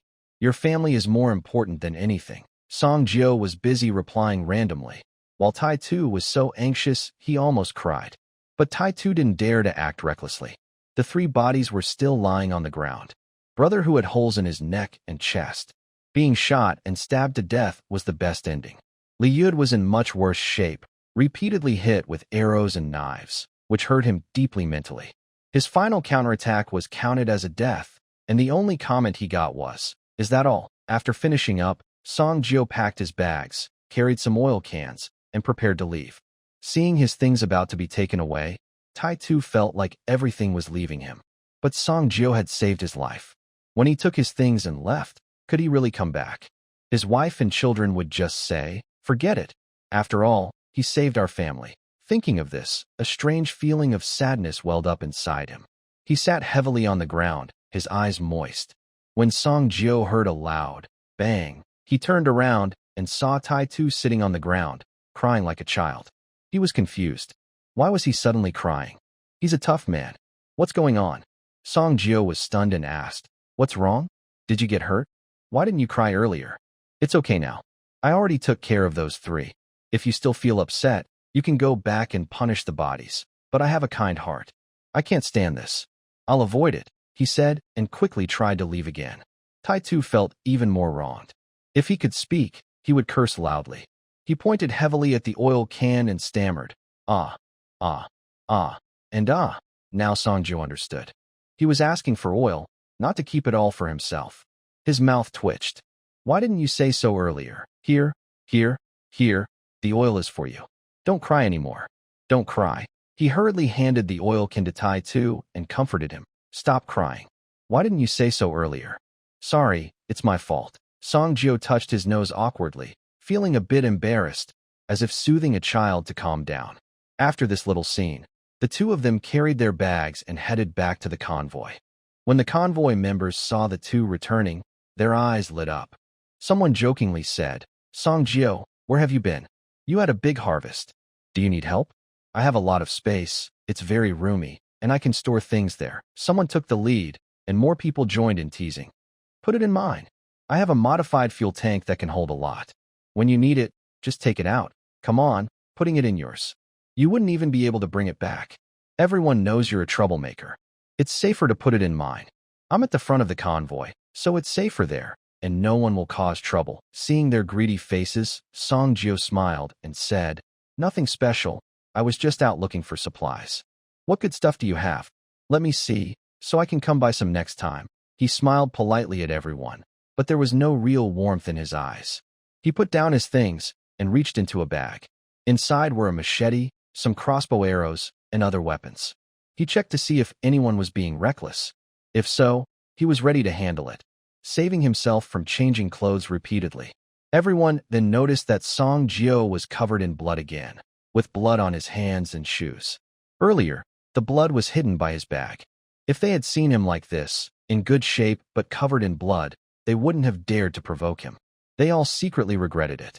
He changed his expression and said, "I don't have any good stuff. I just picked up some things others didn't want. My wife called me back to start the fire, so I have to go now. The front of the convoy is busy too. I'll leave first." Everyone started to leave. Song Jio put on a cold look, snorted, and continued walking forward with his things. Iron Head quickly followed. Passing by Iron Head's tent, he handed over the items. Zhang Xiaocui saw them and hurried over. Seeing Song Jio covered in blood and her husband with a black eye and swollen face, she anxiously said, "Oh no, what happened? Why is there blood everywhere? Put your things down quickly. I'll go get the medical kit for you." Song Jio called from behind, "It's okay, sister-in-law." "No need, sister-in-law." Their daughter, Iron Meow Meow, was so frightened by their appearance that she cried and hugged Iron Head. Dad, why are you hurt like this?" "Dad." Iron Head grimaced in pain, showing his teeth. Iron Meow Meow quickly let go and checked his injuries. She cried as she lifted his shirt to look at the wounds, while Iron Head waved his hands to explain something. Soon, Zhang Suihua came out, and pulled the two of them to the side of the tent. This area was used as a makeshift table and seating area where they usually worked or ate. They planned to first show Song Jio because he looked like he needed treatment more urgently. Song Jio stopped Zhang Tsuehua. "I'm fine, sister-in-law. This isn't my blood. It's someone else's. I'm okay. Really." Ironhead also used sign language to explain. Then, Zhang Xiaozue and Iron Meow Meow understood what had happened. Their man/father had almost not come back. Later, the two women almost kneeled to thank someone, but Song Jio didn't like that. He simply said a few words and left. He arranged for gasoline to be taken to Ironhead's place, then went back to get a bottle to store it. Food in the stomach belonged to oneself, and oil stored in one's own bottle was also one's own. He chuckled to himself. On a peaceful afternoon in the park, the convoy members were resting. Suddenly, the loudspeaker of the convoy leader broke the quiet, with a sharp, piercing voice that shattered the calm. "Everyone, assemble immediately. Depart in 10 minutes. I repeat, everyone, assemble now and depart in 10 minutes. His voice was not as loud as before, but carried a tiredness that made it even more commanding. Song Jio's heart tightened. He quickly packed up and started dismantling the tent, showing his experience as a convoy veteran. The others moved quickly too. Ironhead and his wife dismantled the tent together. Although Ironhead couldn't speak, he was faster than anyone else. His dark face was serious, and he kept glancing toward the front of the convoy. Iron Meow Meow packed up various small items. They looked old and worn, but to them, they were valuable. Without these, it would be hard to even boil water. Quickly packing everything, one item after another, stacking things on the Jialing motorcycle until it was very high. Pots and pans were hanging on both sides, making a clattering sound. 3 people squeezed onto a red Jialing motorcycle. The bike was very sturdy. The family looked just like those travelers returning home for the new year on their motorcycles. The remaining few bicycles were also impressive, all of them OD Biao models. If this were before the end of the world, even the OD Biao bikes from Burundi, Africa, would seek their technical advice. Song Jio quickly finished packing his tools, jumped on the bike, inserted the key, and prepared to leave. The front of the bike was always aimed precisely. Since there was only 10 minutes to prepare, it meant the situation was very dangerous. They had to leave immediately, and the rest time was almost up. 10 minutes was very short. Some people made mistakes in the rush. The survivors were busy packing their things. From their clothes, it looked like they had been busy earlier and were all in ragged clothes. TSK. It's really hard to guess what they're busy with. But that's normal in such uncertain times. Many people just want to enjoy life while they can. A middle-aged man accidentally knocked over a bucket, spilling charcoal and flammable materials everywhere. He instinctively wanted to pick them up, but a woman nearby grabbed his arm and said, "Don't pick it up. We're almost out of time, and your life is more important." The man looked at the scattered supplies on the ground. Although reluctant, he finally gritted his teeth and got on the bike. 10 minutes passed quickly. The horn at the front sounded again, this time with a clear warning. Last 30 seconds. Anyone not on the bike will be considered to have voluntarily fallen behind. When the time was up, the convoy started moving. Song Jio twisted the throttle and followed. The engine made a put-put sound, running smoothly. He saw that the front of the convoy's vehicle was dirty, covered in dust. He patted the dust off. The vehicle was shaken as if a mischievous child had been splashed with dirt, resisting with every shake. The buildings on both sides, with their broken windows, looked like hollow eyes watching them leave. Less than 2 kilometers after leaving the park, the convoy turned left into a side alley, as if taking a shortcut. The once orderly convoy was now a bit chaotic. Some vehicles scraped against each other, making dull crashing sounds. Damn, can't these drivers drive properly? A strong man stuck his head out and angrily shouted at the car in front, but he didn't dare to stop. He could only jerk the steering wheel and follow the convoy into a narrow alley. The alley was very narrow, only wide enough for 2 cars side by side. The advantage of the tricycle was clear here. Song Jio gently pressed the accelerator, carefully avoiding the broken stones and debris on the roadside. After leaving the city, they headed onto a remote mountain road. The road was rough and in poor condition, bouncing and jolting all the way. Despite the discomfort, there was no time to complain. Even the children in the convoy could feel the tense atmosphere. After driving for half an hour, they entered a forest. Big trees, as wide as two people holding hands, were everywhere. The strange outbreak had only just happened, yet the trees had already grown this big. The pig farm's pigs ate high-tech feed, and the chickens with 6 wings probably couldn't grow this fast. In this strange, apocalyptic world, normal rules didn't always apply. The forest had complex roads, and they needed to keep a steady speed. A van with a second floor added on top lost balance and flipped over. The cars behind couldn't avoid it and crashed into the fallen van. Some people in the cars behind had tickets, meaning they were survivors with no fuel or who had been eliminated, paying with supplies to get on the vehicle. The cars ahead kept moving forward, avoiding obstacles, with no one stopping to help. The first rule of the convoy: don't fall behind. Don't fall behind. Don't fall behind. They kept moving. Wasting too much time here could be deadly. Maybe someone would have to sacrifice themselves to save the others. Hopefully, they could catch up. Song Jio took a quick look and then overtook them, his face serious as he continued to follow the convoy closely. Ahead, a few people had fallen to the ground. They were probably the tickets who had fallen off. Their cars had already gone ahead. The fallen people were limping and desperately shouting, hoping the convoy would stop for them. Unfortunately, no vehicle stopped. They tried to block the cars with their bodies, but at high speed, they couldn't stop the vehicles. They were knocked aside like bowling pins. A young girl had fallen to the ground, her knees scraped and bleeding. She tried to get up despite the pain, but a motorcycle rushing behind her knocked her down. The rider cursed, "Careless idiot," and sped away, leaving the girl sitting on the ground. Her eyes were red as she struggled to stand again. A girl was crying and shouting on the roadside, "Stop! Please, stop the car! Stop the car! I beg you!" The helpless girl, crying out for help, stood sadly by the road like a flower that might wither at any moment, praying for sunlight in the sky. Song Jio's tricycle brushed past the girl without stopping. Suddenly, he stopped abruptly. Song Jio looked back at the girl and saw a bottle of gasoline inside her backpack. The bottle was probably dropped and almost fell out. The girl had 2 backpacks, one in front and one in back, like a sandwich, which protected her upper body. Only her legs were hurt. Desperate, the girl looked back at the only man who had stopped. In that brief moment, it felt like an eternity in the river of time. Her face was covered in dirt, eyes red and swollen from crying. She limped a few steps toward the tricycle and hoarsely and carefully begged, "Please, take me with you." Fear made her hope seem distant and unreachable, and she seemed to be about to give up. But Song Jio was not so emotional. He angrily shouted, "Get on the car? If you're a second late, I'll leave you here." He sounded fierce, like a mountain pig scolding Song Jio. The girl was startled by the harsh voice. She quickly stepped forward, using her hands and feet to climb into the truck bed.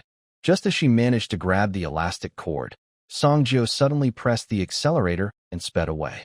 Luckily, the girl was lucky. If he hadn't noticed the gasoline on her and hadn't been sharp-eyed, he wouldn't have stopped. His fuel had already been added to the tank, and he had no more supplies. But he didn't know how long this trip would take, so risking a little gasoline was worth it. Thank you, big brother," the girl said with a tearful voice, her body still covered in dirt and blood. Song Jio ignored her and kept riding silently. Neither of them spoke after that. After some time, the speed of the convoy gradually slowed down. They were moving at a steady pace, maybe because they were tired or waiting for others to catch up. Slowly, the convoy left the forest and reached a flat farmland. The bumps and dips over the fields, crossing small ridges, brought them onto a dirt road used for transporting grain.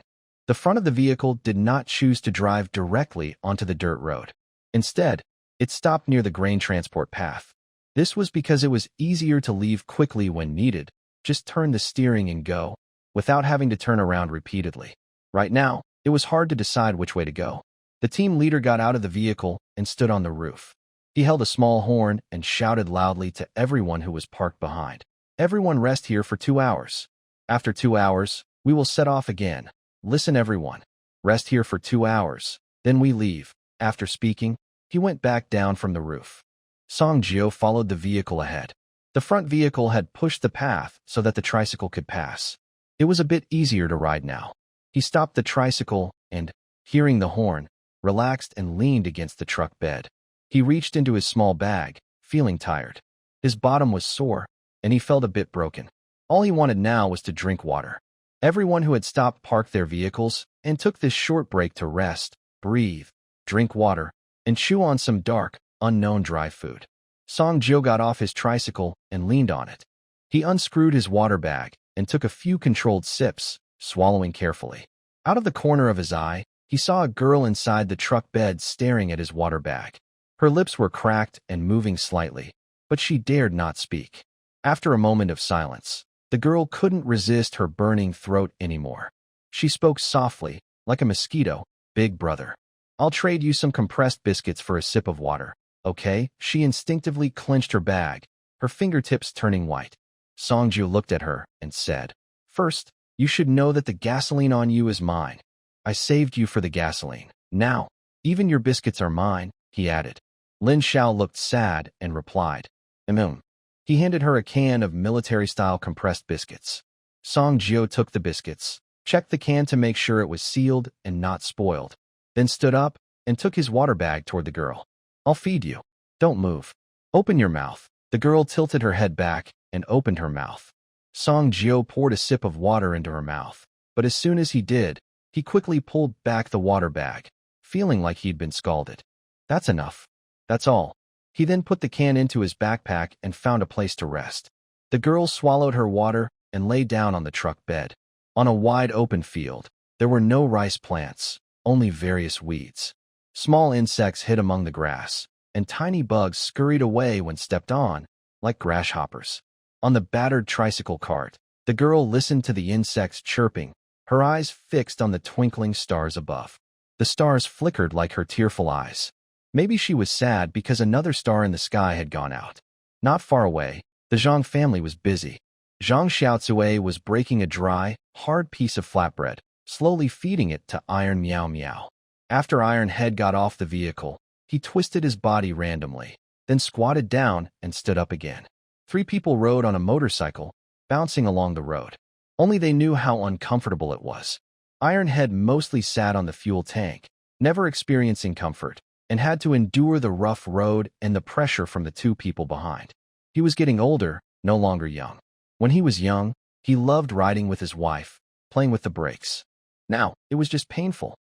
The tired people in the convoy lay down on the ground, some carefully spreading out clothes or torn fabric to rest. They didn't bother setting up tents and hurried to sleep.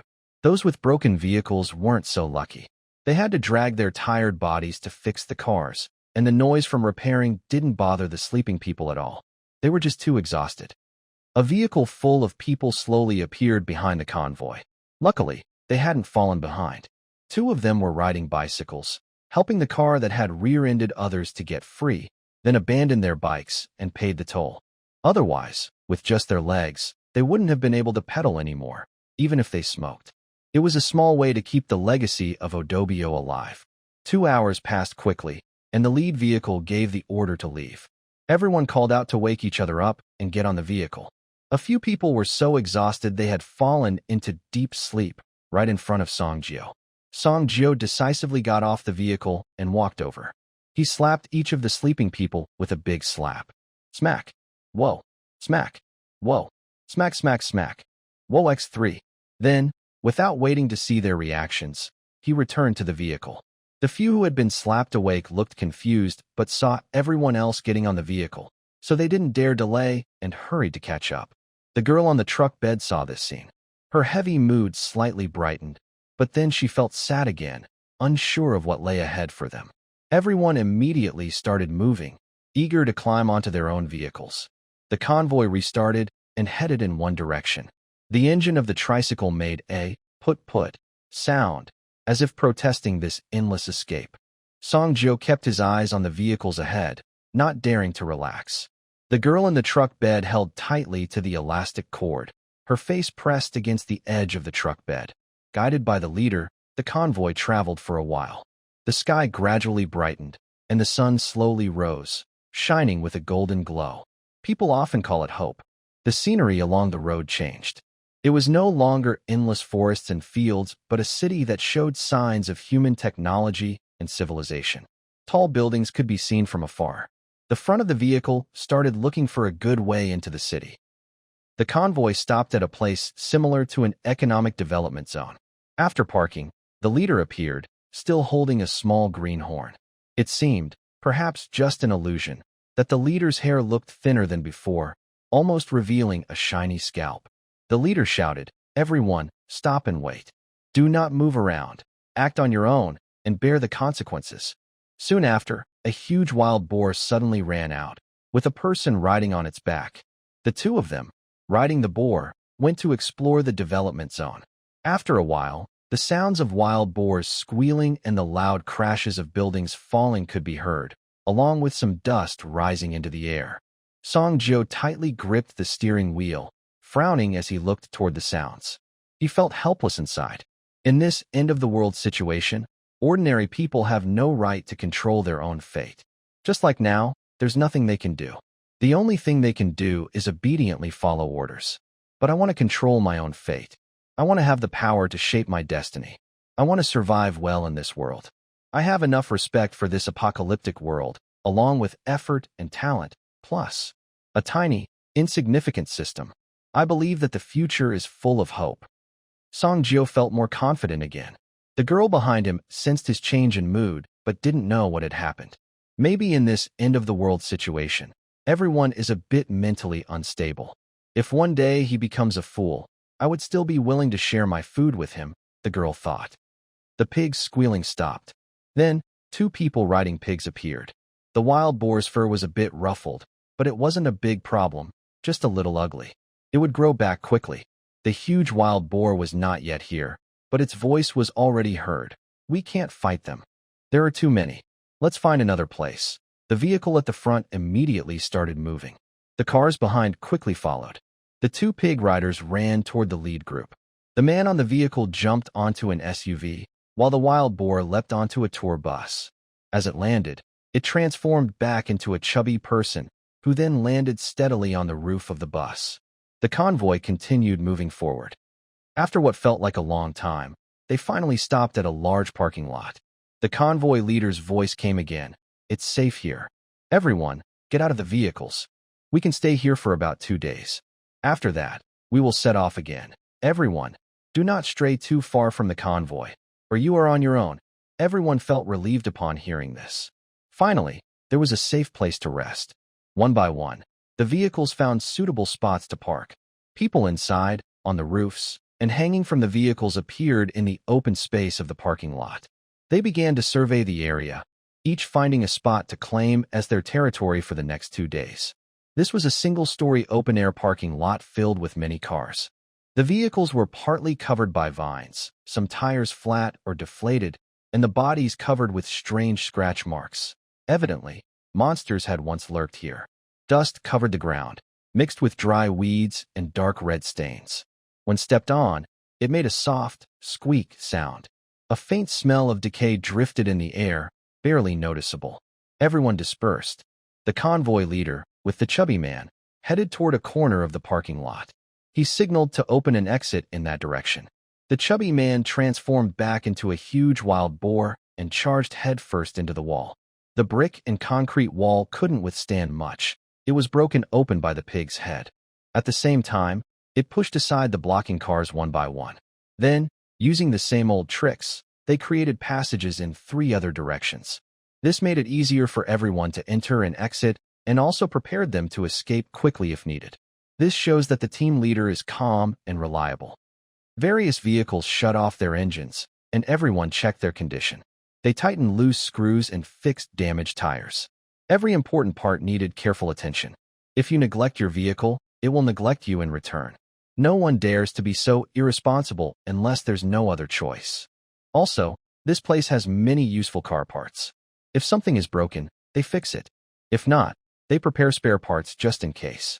The Ironhead family crowded around the Jialing motorcycle.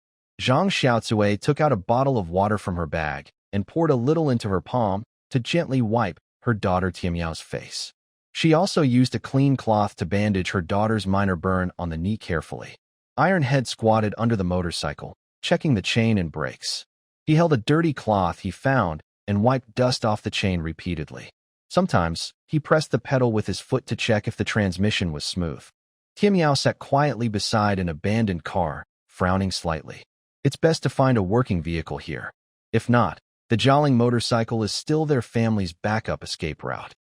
Liuxu and the others got off the travel bus, looking tired.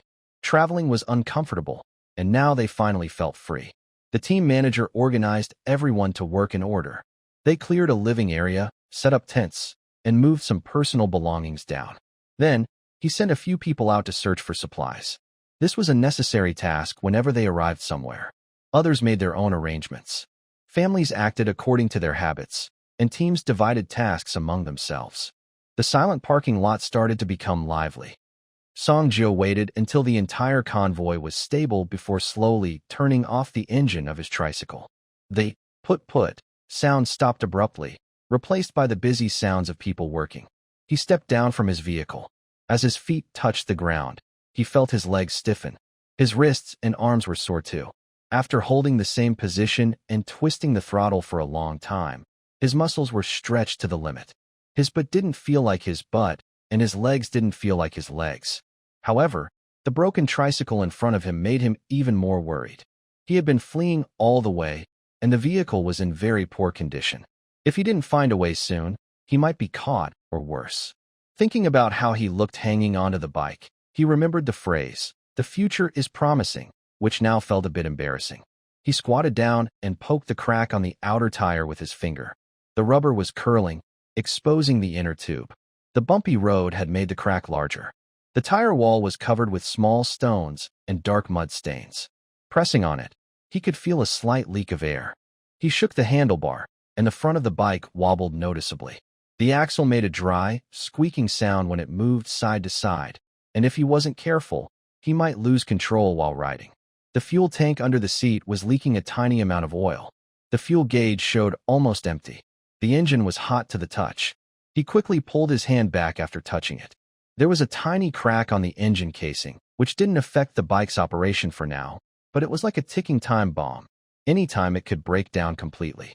Song Jio parked the tricycle near an exit. The area had just been cleared by the chubby man, so it was easy to hide from many people's view. He then started setting up a small camp. Suddenly, he saw a girl nearby and asked her, "Why are you still here?"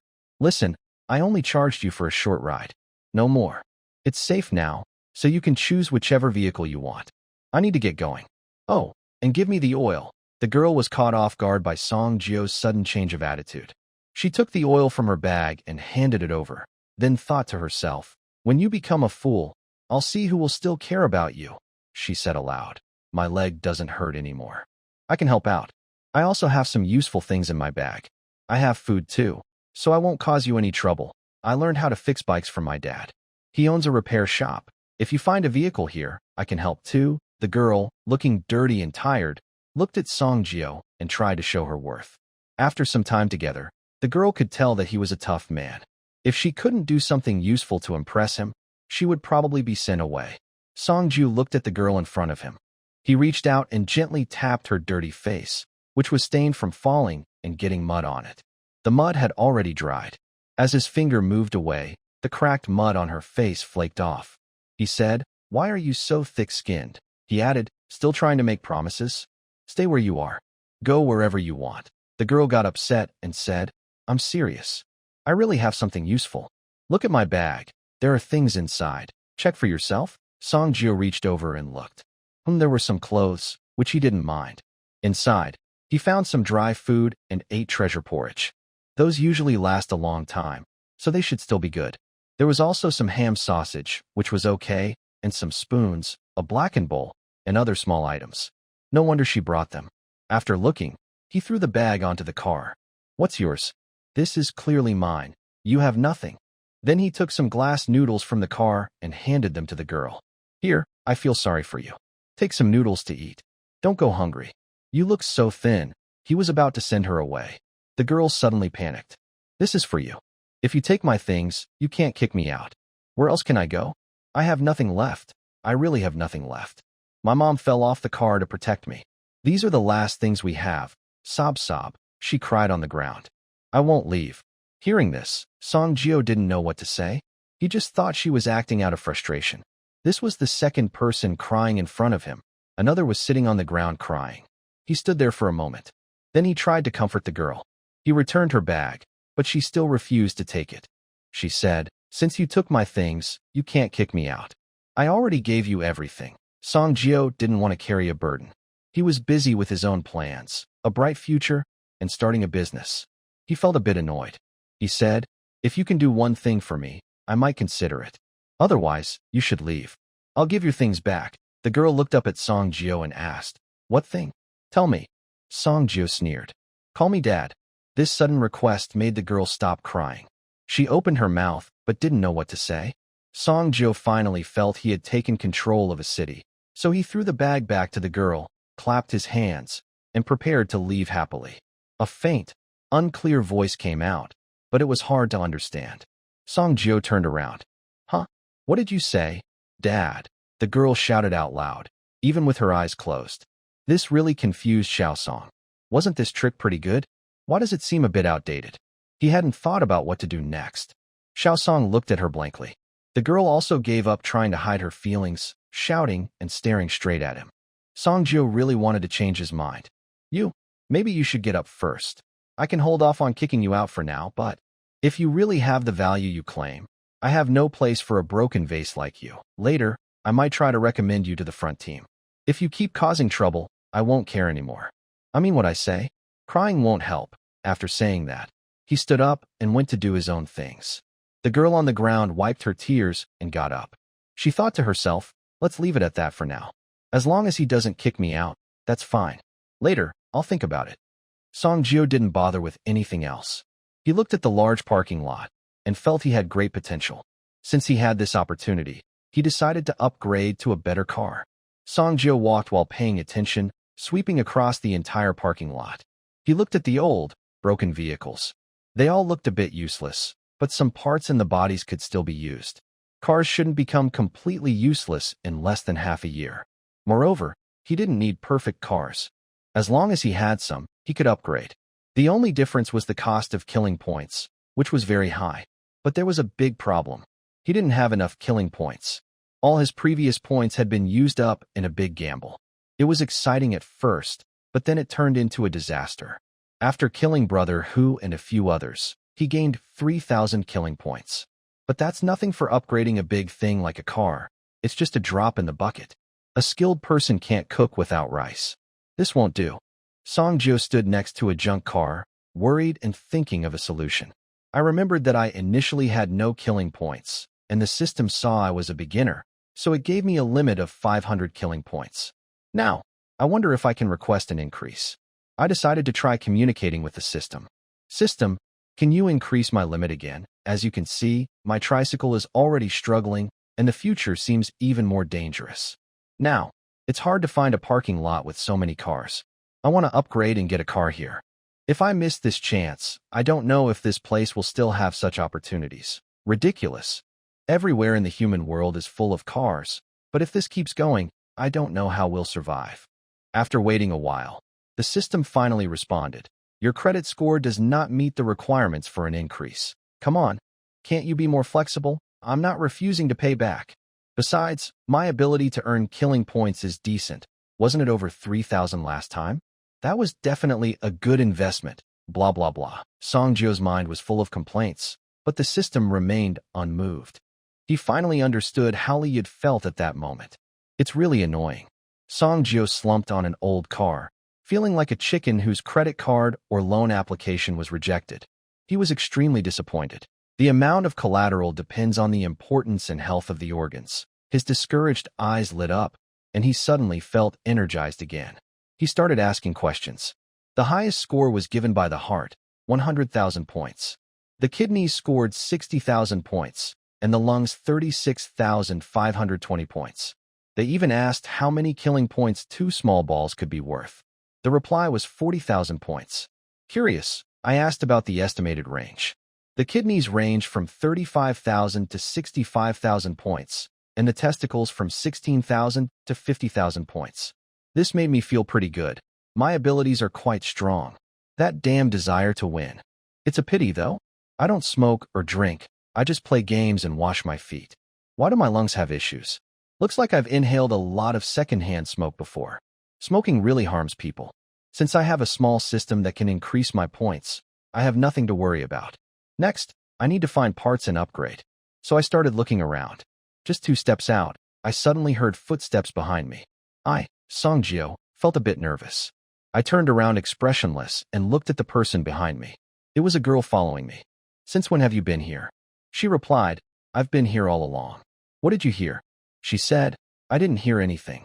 I moved closer, grabbed her collar, and pressed my face against her thick-skinned face. Our eyes almost touched. What exactly did you hear? She still said, I just arrived. I didn't hear anything, but I was sure she saw my secret. My career was just starting, but now it's falling apart. I slightly stepped back, leaned in close to her nose, and pretended to be calm. You didn't hear what I said before. Try calling out again. The girl looked confused. Was she really mentally unstable? I shouldn't take her seriously, or who knows what she might do. Dad. I said, I still didn't hear you. Louder. Dad. Louder. Dad. Songjio was wandering around ahead, noting down suitable items, then later dismantling the things he needed. He hummed happily, feeling good again. You have secrets, I have secrets. If everyone has secrets, then no one really does. That would be a perfect solution. Plus, the girl has more secrets than I do. This is called a mutual threat. His eyes quickly scanned various vehicles, sedans, pickups, vans, occasional sports cars, and school buses. He roughly decided which car parts to take, and now he just needed to check which tires were still usable. Go around and see if you can find some good tires, even if they are flat. Also, since you said you can fix cars, look for usable engines too. I need all these things. The girl asked confused, Are you planning to build a car yourself? But the cars here are in pretty bad shape, and our tools might not be enough to assemble a whole car from scattered parts. Songjio couldn't explain. If I tell you to do it, just do it. Stop complaining, or next time you call me Dad. It won't help. I'm serious. The girl pouted but still went to do it. First, Songjio moved everything from the tricycle onto the ground and covered it. Then he rode to the marked spots to see if he could manually take apart some big parts. After trying, it didn't work well. Back at the convoy, he planned to find Liuxu and ask that wild pig to help dismantle some heavier parts. Having connections in the palace made things easier. Finding someone to introduce him was better than going alone. He found Liuxu in the convoy. She was also looking for Songjio. Liuxu said, Songjio, where have you been? I've been looking for you all day. If I hadn't asked Taitu's family, I'd think you got lost or worse. She sounded a little angry. After fleeing on the road and arriving, she wanted to check if the others were safe. She had work to do, and after finishing, she looked everywhere but couldn't find anyone. She almost thought they were gone for good. She was at the front of the vehicle, still on the same vehicle as the extraordinary person from the series, which was much safer. As long as the convoy was there, she was safe. But Songjio was different, riding a tricycle. She didn't know when he might just disappear. In the convoy, the person who couldn't accept this situation the most was Liuxu. Songjio listened to Liuxu's constant complaints and had no choice but to wait until she finished venting before talking about the main matter. Songjio, Liuxu, I found some usable car parts here. I want to see if I can assemble a car. My tricycle is in pretty bad shape now. Are you familiar with the person in charge of the vehicle, the extraordinary person who can transform into a mountain pig? I want to ask him to take apart some things. After Liuxu finished venting, she felt much better. Seeing that Songjio had something to ask her, she stopped bothering him. Liuxu, you want to ask him for help? No problem. The people working with the vehicle leader are all on the bus, and he's on the same bus as them. I know him pretty well. Chundong is over at the tent. I'll take you to find him now. Let's go. Then Songjio followed Liuxu to find Chundong. This was a large tent for multiple people, much bigger than Songjio's single-person tent. Inside was spacious. Liuxu went inside, and Songjio waited outside. After a short while, the chubby man appeared at the tent entrance. Liuxu led the way, with Chundong walking behind her, and she was talking and laughing as they moved. Liuxu, Mr. Chun, this is my friend Songjio. He wants to ask for your help. You can transform into such a big mountain pig, impressive and mighty. Everyone admires you. She looked at Songjio and then winked secretly. Hearing this, Dong's body trembled with laughter. Ha ha ha. Well, I'm just joking around. I haven't even fully shown my strength yet. Ha ha ha. From their conversation, it was clear that this chubby guy liked to be praised and was now happily teased. When Dong saw Song Jio in front of him, he felt it looked a bit familiar. Dong, huh? Aren't you the kid who was standing behind and watching the fun that night while riding a tricycle? I must say, you really have guts. We deliberately gave you a chance to escape by holding the rear, but you. They stopped to watch the scene, but their lives were quite risky. They followed closely and didn't fall behind. Song Jio didn't feel embarrassed at all. He casually scratched the comfortable zone of the chubby man. This isn't the first time I've seen your extraordinary powers. I'm a bit shocked. Our team has someone as strong as you in the same rank.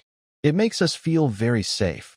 The chubby man, Dong, burst into laughter again. Seeing the good atmosphere, Song Jio started talking about the main matter. Mr. Chen, I need your help to disassemble some car parts. Of course, I won't ask you to do it for free. I can pay you some compensation. Dong, the chubby man, had already agreed to this and didn't waste words. All right, let's go. Lead the way. Liuxu first stopped Song Jio and reminded him. Song Jio, you need tools to assemble or disassemble.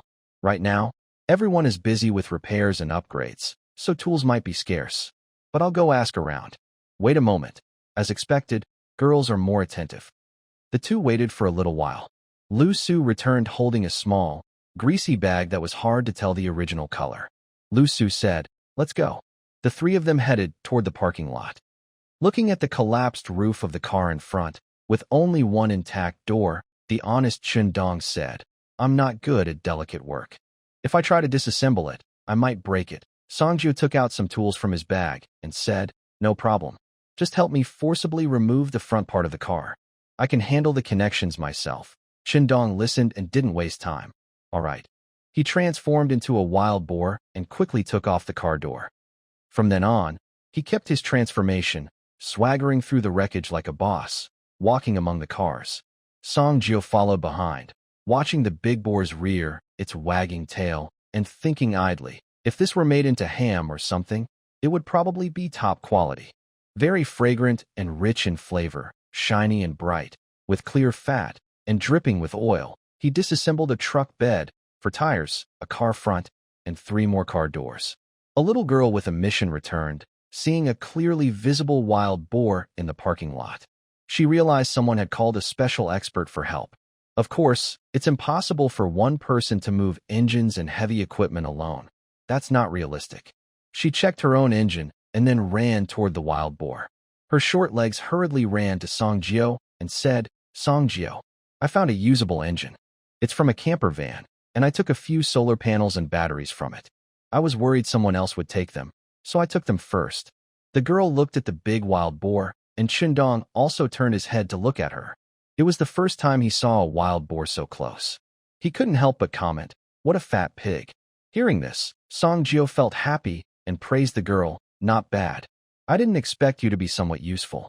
Come on, take us there quickly before someone else gets it. Liuxu, who was nearby, was surprised to see the girl suddenly appear. She didn't know when Song Jio had a little girl with him. The girl was short, dirty, and her face was covered with dust and mud. She looked her over carefully. Liuxu, walking behind, examined the girl's appearance and figure, then smirked, no pressure at all. It was an off-road vehicle. The door was gone, and one wheel was missing. It seemed everyone was busy taking parts and fixing things. The girl pointed and said, it's here. This engine is a 3.0 LV6 naturally aspirated, perfect for long trips. It might not be very powerful, but it's reliable and less likely to break down. It can run for a long time under heavy use, so it will definitely help us get through tough roads. She looked confident when talking about her expertise, lifting her chin and explaining. Her face was covered in dirt, and her expressions made the dirt fall off like a woman with too much makeup shedding powder. We're lucky to find such a good engine in this condition. I tell you, I went through a lot of trouble to find it. I looked at over 10 cars before I finally found this one, she said proudly. I knew it would be useful, but Song Jio, a cold man, said, who wants to run with you? Stay somewhere cool and quiet. Move aside. The girl was pulled aside but didn't get the reaction she wanted. Her attempt to resist was useless. Liuxu watched with a smile, but said nothing. The wild boar, Dong, leaned forward and looked inside. Songjio, I can't really take apart the engine easily. If I just poke my fong in, it'll be ruined. Maybe I should try to remove it from underneath the car. Songjio, holding a tool and oil pack, said, no problem. Let's keep the front of the car intact. I have some thick ropes here. I'll tie it up, and you can pull it out and put it on my tricycle. Wait a moment, I'll go ride my bike. After Songjio brought his tricycle over, they tied the engine with the rope. The other end was attached to the wild boar's fong. The wild boar lifted his head, and like a crane, easily pulled the engine out and placed it into the tricycle's bed. Seeing that everything was done, Dong reverted to his normal form, clapped his hands, and said, all right, everything's settled. I've been working all this time, and now I'm hungry. I need to go eat some canned food. Hearing this, Songjio thought to himself, they really eat well with canned food. I only have a few myself, and I haven't even been willing to eat them. Looks like I should share some. This is what a superhuman can do. Different people have different values. Otherwise, if an ordinary person saw a can of meat and a small drink in front of him, he might get so excited he'd say, brother, just tell me who to kill. Songjio said, Mr. Chun, wait a moment. I have 2 more cans. I'll offer 1 can and a bundle of noodles as a reward. What do you think? Dong, the chubby guy, chuckled again, bouncing a little. You're doing pretty well, huh? I didn't expect you to have more supplies. No wonder you're so brave. I'll wait for you. Songjio rode his tricycle, and the girl climbed into the bed. After fetching some supplies, they returned. Nearby survivors watched eagerly as the group finished their work. They approached Dong and asked for help. If a superhuman could assist, many things that seemed impossible before could be done more easily. Everyone wanted to improve their vehicles, using whatever materials they had. Upgrading a car manually could be a matter of life and death. Dong, holding the cans of noodles and food, went to discuss with the survivors. Songjio was only focused on his plan to upgrade his car. He thought excitedly, my little buddy, are you ready? The upgrade is about to start. No way. Even if I had to pawn other organs, I wouldn't risk pawning my testicles. If that affects male hormone production, I might turn into a sissy. Modern men don't do that. That's unthinkable. Songjio and the girl worked together to bring back the tires, car doors, truck bed, and the solar panel batteries they had previously taken apart, making several trips. The girl also took apart some parts from the dismantled off-road vehicle's engine, then thought for a moment and removed a few seats. When they finished stacking everything, the girl proudly said, Songjio, look at these batteries, brake fluid bottles, oil filters, various hoses, belts, and the radiator. They'll definitely be useful later. You just don't understand or pay enough attention. But don't worry, I've got your back. I've thought of everything for you. The girl grinned confidently, showing off her presence. However, Songjio was mainly focused on the upgrade plans and where to pawn things, so he wasn't really listening to what the girl was saying. He did catch a few words. Radiator? Yes, and the fuel tank too. The car needs a radiator, and the fuel tank should be expanded. More capacity is better. Let's go again. Make another trip, and bring back another fuel tank and some storage boxes, he said, then got into the car to leave. The girl pouted, clearly unhappy because she didn't get the affirmation she wanted. She cursed silently, but didn't argue with Songjio. She knew they had more important things to do. Since that night, the girl's mental state had improved a lot, and her original personality traits started to show more clearly. After a long, tiring day of work, they finally brought back a few more metal boxes and placed everything on the ground. They had been busy all day, using up a lot of energy. Both of them were tired and hungry. Even if the girl wasn't hungry, she still needed to eat. After all, the young worker needed food too. She was told to find firewood and start a fire, while Songjio sorted through things to cook rice. It was all physical work, so they needed enough energy to keep going. Once the girls started the fire, Songjio scooped some rice into their pots and began cooking. During the break, while cooking, Songjio started slicing cured meat. The aroma of the meat made the girl feel dizzy with hunger. She kept swallowing and staring at the meat. Songjio then grabbed a handful of red dates. At that moment, the girl's previous bad mood suddenly disappeared. Indeed, good food can heal everything. This man isn't so unreasonable after all. The rice was almost ready. All that was left was to add the red dates and cured meat and cook everything together. Next was the portioning part. Songjio said, "You take one, I take one. You take one, I take one. You take one, I take one," as he divided the food.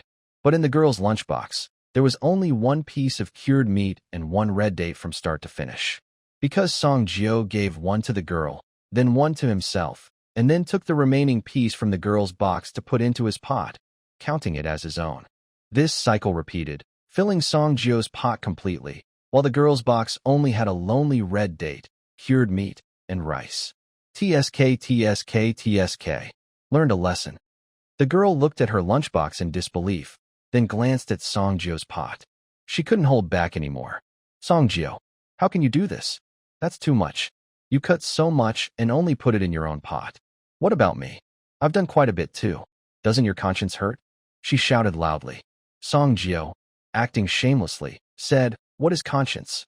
As long as I don't have it, I'll be fine and won't feel guilty," shrugging his shoulders. Seeing that her moral attack was ineffective, the girl reached out and tried to grab some food from Songjio's pot, regardless of whether it was hot or not. Even if it burned, she could still eat it. If it didn't matter anymore. She was so angry she could almost burst. Songjio said, Hey, what are you doing? You're so unhygienic. I'm sharing fairly. Don't be so greedy." He tried to block her hand, and they argued back and forth. Finally, during the meal, the girl's lunchbox finally had some meat and red dates. Although not as much as Songjio's, just being able to snatch some food from him made her happy. They ate quietly. The girl kept glancing at the meat in Songjio's pot, chewing with force. Songjio didn't mind and was thinking about how to distract the girl later. "Because I have a secret and don't want others to know, at least before becoming a superhuman, I can't let anyone find out. I also plan to come up with an excuse to cover up my upgrades later. I believe that even people can turn into wild animals, so similar abilities should exist too. We are all in the same convoy. My plans keep changing, so I can't hide them. I can't avoid using the system. That would be like giving up. Although it's just a small system. Thinking this way, I start to plan. Songjio, I'll find a place to assemble the car myself. You, go search nearby for more gasoline. If we don't have enough fuel after building the car, it will all be for nothing. Girl, can you do it alone? I'm a professional. With my help, we could work faster," Songjio thought. "You're tall, but can you be taller than my system?" he said aloud. "No need. It's just physical work. I'll gather some supplies and get a few people to help. It should be quick." Girl, all right then. She knows the supplies are under his control. Songjio took out the bottles he used for gasoline and the oil cans he found at the parking lot. He handed them to the girl. "Take these empty ones first. If you find more, come back and fill them up." Girl, "Okay, got it." Songjio looked at her, thought for a moment, then took out his dagger and handed it to her. "Here, take this.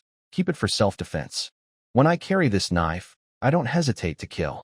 I'm giving it to you now, hoping you won't just use it to trim your nails," he said seriously. The girl looked at the dagger handed to her. She knew that once she took it, she would have to abandon her former weakness and become someone who wields a knife. A hint of determination flashed in her eyes. Finally, she reached out and took the dagger, gripping it tightly. She looked up at Songjio. His expression remained unchanged. He stared steadily at her. In this end of the world, full of despair, sometimes people are more dangerous than monsters. Many times, there is no right or wrong, only life and death. Draw your knife quickly. First cut the neck, then stab the chest. When you act, don't think about anything else. Just do these two things well. If you succeed, you live. If you fail, you die.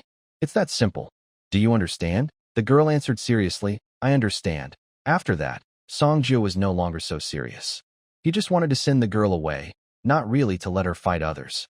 Still, it was a precaution. If something really happened, a wild cat with sharp teeth was better than a gentle pet cat. Search nearby, but don't go too far. Stay safe.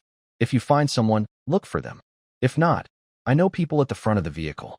If needed, I might have to sell myself cheaply or sell everything to get some fuel back. There's always a way. It was rare to hear this dog-faced man show such concern. I thought he had no kindness at all, but now I feel a bit reassured.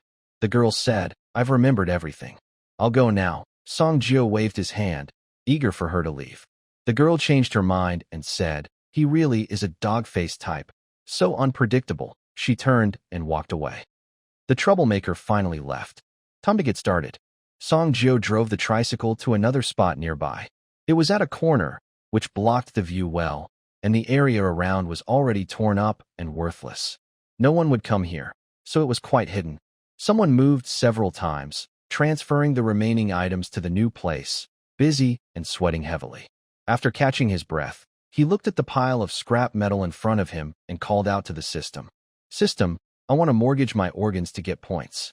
"Choose the organ to mortgage." "The heart." "Exactly." Song Jio decided to go all out.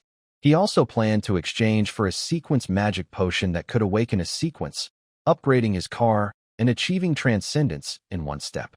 The rest he would keep for future unknown situations. If he needed to cross water, he could turn his car into a small boat. Or if he was trapped in a deadly situation, he could trigger a self-destruct. After a while, Song Jio suddenly felt a sharp pain in his heart and collapsed to the ground, twisting in pain. His face was tense, with veins bulging, as he clutched his chest and gritted his teeth to endure the pain. At that moment, Song Jio felt that time was moving so slowly. He wondered if he had already lived for 100 years.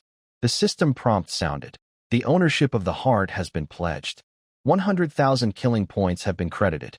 Please check at your convenience." Song Jio hunched over on the ground, gasping heavily, then slowly opened his eyes. Looking at the 100,000 killing points in his mind, he felt very happy. He quickly got up and walked to the front of the car, pressing his hand on the hood. "I want to upgrade the tricycle, using all the car parts here as a base, to turn it into a car." Then various component interfaces appeared before him. Song Jio used his mind to control these parts, combining them in different ways and checking how many killing points each combination would cost. He finally chose the option that used the fewest killing points and offered the best value. The system prompted, "Upgrading will cost 20,000 killing points. Do you want to proceed?"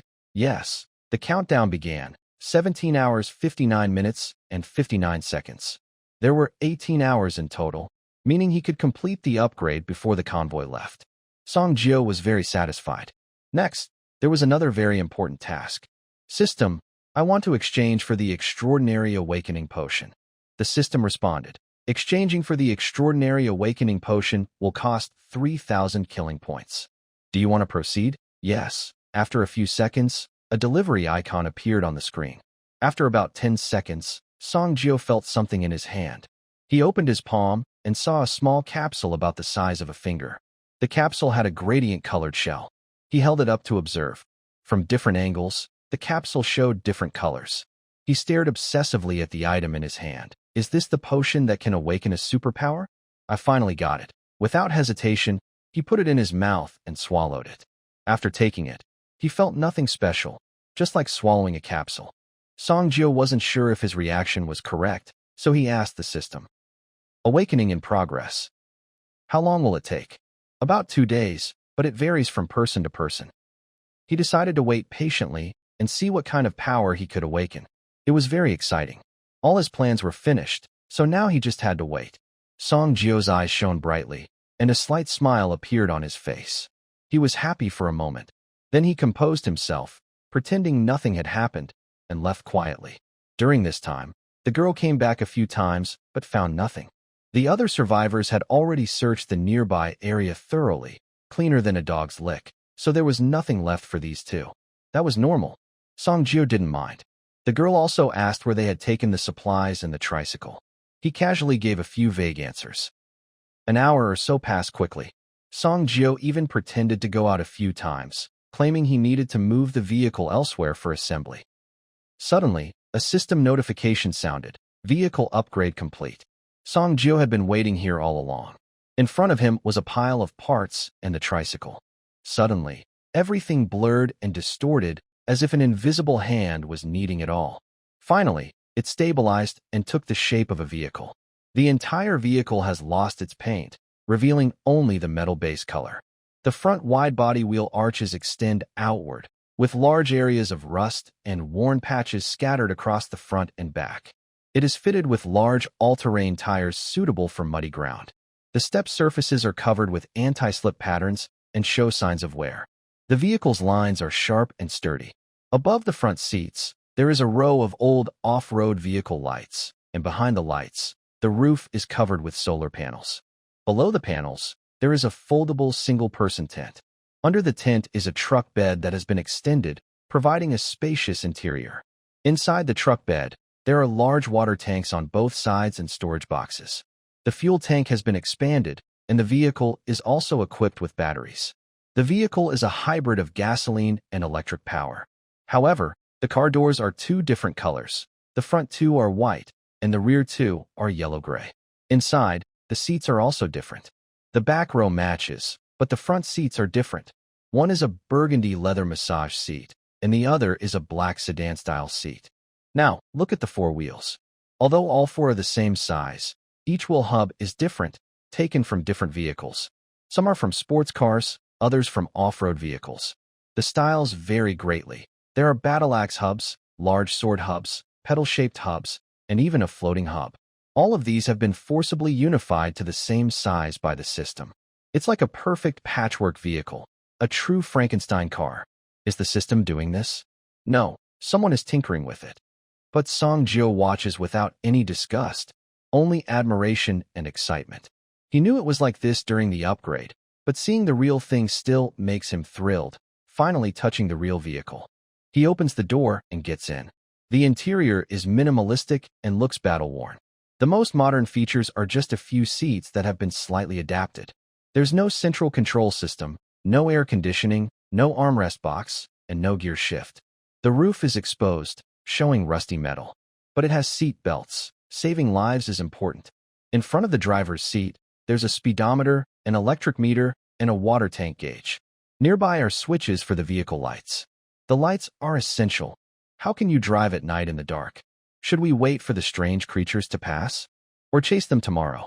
Looking at the fuel gauge, the tank is nearly empty but still has some fuel left to go a bit further. He starts the engine and drives away from the upgrade area, turning right to exit. He circles around the parking lot a few times. Although there is no real feeling of operation, in the end of the world, having a vehicle that can carry, run, and sleep in is very useful, like a patched-up vehicle for the apocalypse. A hybrid mountain sea cannon. What more could you want from a bicycle? After testing all the functions, everything worked fine. I decided to focus and head back, since the fuel I had stored couldn't last that long. I drove the car back to the starting point. As soon as I got out, a small person with short legs ran quickly in front of the car. It was the girl returning. She was very surprised when she saw this mountain sea cannon camper version of the Apocalypse pickup truck, because she had also helped dismantle and move parts. Seeing that the parts had been assembled into a complete pickup truck, she couldn't help but shout excitedly and circle around the car. "Song Jio, I want to get in and see," she said, opening the passenger door and getting in. "Wow, it's still a hybrid. Now I'm not afraid of running out of fuel. We must be the last car to turn off." The girl touched and looked around, then complained, "But it's really ugly, though. Hey, your milk dragon is still on the car. How did you fit it in so perfectly?" The milk dragon was between the two seats, and it kept bouncing when touched. While she was looking at the car, Song Jio suddenly kicked her out of the car with a swift move. She fell hard, almost like a dog eating dirt. A bit stunned, she quickly got up and shouted, "What are you doing? You really have a quick change of face. I worked hard outside, and this is how you treat me," Song Jio said seriously. "You paid for a tricycle before, but now it's a four-wheeled vehicle. Times have changed. You don't have enough money for my car anymore, so there's no place for you here." Song Jio still wanted to be alone, planning to upgrade later. Seeing Song Jio acting stubborn again, the girl was furious. She climbed back into the car and said, "Don't be too mean. We agreed I'd call you Dad, and you wouldn't kick me out. I called you that, handed over my stuff, and you can't just turn your back on me." Song Jio tried to kick her out again, saying, "The final decision is mine. If I say no, it's no. Or I'll return half your things, and you can get another car. Maybe it'll be better than mine." This time, the girl's bottom seemed glued to the seat. No matter how Song Jio tried, she couldn't get her out of the car. This pickup truck was bouncing up and down, and people who didn't know might think something strange was happening inside. After some fuss, the two of them sat in the car, catching their breath. Song Jio was impatiently shaking his leg, while the girl, with her hair messy, looked away with a displeased expression. Tears flickered in her eyes, and in her blurry vision, she seemed to see a familiar figure. It was the night she fell out of the car. Her mother was desperately holding on, saying her last words, "Don't be afraid. You must live well." They stayed silent for a long time. Finally, Song Jio spoke first. "Let me tell you here, even if you're a child worker, you work 20 hours a day. You sleep later than a dog, wake up earlier than a rooster, and eat worse than a pig. You're just a donkey. If you come here, you won't last 2 days without running away with the stone mill at night. Even the evil capitalists would give me a cigarette if they saw me. Don't blame me for not warning you." "I'm telling you," the girl said. "If you don't kill me, don't expect me to leave." Okay, that's what you said. If you want to be a head donkey, go ahead." After saying that, he got out of the car. The girl wiped her tears. Soon after, she also got out, angry as she looked at the man with the dog face, then turned away, not wanting to see him. Song Jio, pretending to stretch, saw the girl get out and noticed she wasn't paying attention to him. Taking this chance, he quickly opened the car door, got back in, shut the door, and started the vehicle. Hearing the noise, the girl turned around quickly. Seeing that this dog-faced man had pulled a sneaky move, she was stunned. She hadn't expected him to do that, so she ran back and opened the car door to get in. The pickup truck remained very calm, with no movement. Why? Was it because Song Jio was feeling soft-hearted? Or was it because the car was out of fuel? Song Jio inside the car felt a bit awkward as the girl was playing music nearby. He opened the door and pretended not to hear her. The weather is really nice. I'll charge the battery first. I'll go for a walk. Watch the stuff here. When I come back, I want to eat." The girl watched Song Jio continue playing music from the car. Song Jio left the parking lot and randomly chose a direction to walk. While walking, he called out to the system in his mind, wondering how much longer it would take for him to awaken. A day had already passed. Inside, Song Jio felt both hopeful and nervous. This was a countdown to defy fate. He didn't seem to be searching for supplies like a scavenger, but more like a street kid wandering around. He walked further into the distance. As Song Jio casually searched for supplies, a surge of energy suddenly appeared from within his body. At first, it was faint, but then it grew stronger. This power circulated through every part of his body. Song Jio felt his heartbeat quicken. The sound of his heart pumping blood echoed in his ears. He could clearly sense the blood rushing through his veins, and his thoughts began to drift away. The whole process was neither short nor long. From the outside, it looked like he was walking normally, then suddenly slowed down and gradually stopped. A different kind of information appeared in his mind, not from the system, but as if he suddenly understood a truth or gained new knowledge. It was knowledge about a special kind of extraordinary sequence. Doomsday Rider sequence. This sequence has 2 branches. One is the Swift and Sharp Rider, and the other is the Healing Rider. Once chosen, it cannot be changed. The abilities of the Swift and Sharp Rider are twofold. First, greatly increased speed. Second, the ability to cut and attach to objects. It also has a passive ability, route planning and route memory. With the awakening of the sequence, there is also a companion mystical object, the Rider's Suit. The Healing Rider's abilities are, first, significantly enhanced self-healing ability, but cannot regenerate lost limbs. Second, can consume extraordinary power to heal others. Its passive trait makes it more sensitive to life force. It also has a dedicated companion mystical object, the Rider's Suit. In summary, one branch focuses on combat, and the other on support. When Song Jio faced these 2 branches, he immediately chose the Healing Rider branch. Because, at a glance, the healing ability was very strong. He thought that fighting and killing were things others could handle, and he just needed to stay in the convoy and keep everyone alive. Just like the convoy leader. When was the last time he went out risking his life against strange creatures? Just stay safely in the convoy. During the fight, that pig, along with another man, charged forward loudly. Walking near the cliff edge, I worry I might get turned into ham someday. Songju looked at his raised hand. Royal Robe Transformation. Yes, the special ability is called Royal Robe Transformation, not just shouting randomly. Clumsy group delivery, of course, delivers everything quickly. A golden glow surrounds him, wrapping his whole body. This feeling is truly amazing. People who haven't achieved this level can't understand. It's a kind of evolution in life level. Although Song Jio prefers the blue robe transformation, he still chose the swift and sharp riding branch, becoming a proud combatant. Why? Because of kill points. It seems like a choice, but from the start, Song Jio had no other options. If he doesn't rush in to fight the strange enemies passionately, where would the kill points come from? How would he level up? How could he redeem his heart? Being a cautious king is good, but being cautious with a bit of daring is even better and more cost-effective. Watching the golden light shield on his hands and body, Song Jio bent down, gathered his strength, and charged forward. Moving quickly, he experienced a speed he had never felt before. Whether in straight lines or curves, he was very fast. He passed a utility pole, reached out his hand, and a darker golden light covered his palm, sharp and fierce. With a swing, the pole fell easily, unable to resist. The cut was smooth and clean, with no feeling of resistance. Feeling playful, he rushed toward a line of abandoned cars by the roadside. After a few swings, the wreckage was ruthlessly sliced apart. Seeing the test results, Song Jio couldn't help but smile with satisfaction. In the past, what property security guard could stop me? What traffic police could issue a fine to me? Those orders above the 10th floor, I took without hesitation. The high walls of school dormitories? I climbed over them easily. What about 50 gene of rice? I carried it without trouble. Of course, I wouldn't dare deliver cakes. Gotta leave some for others, right?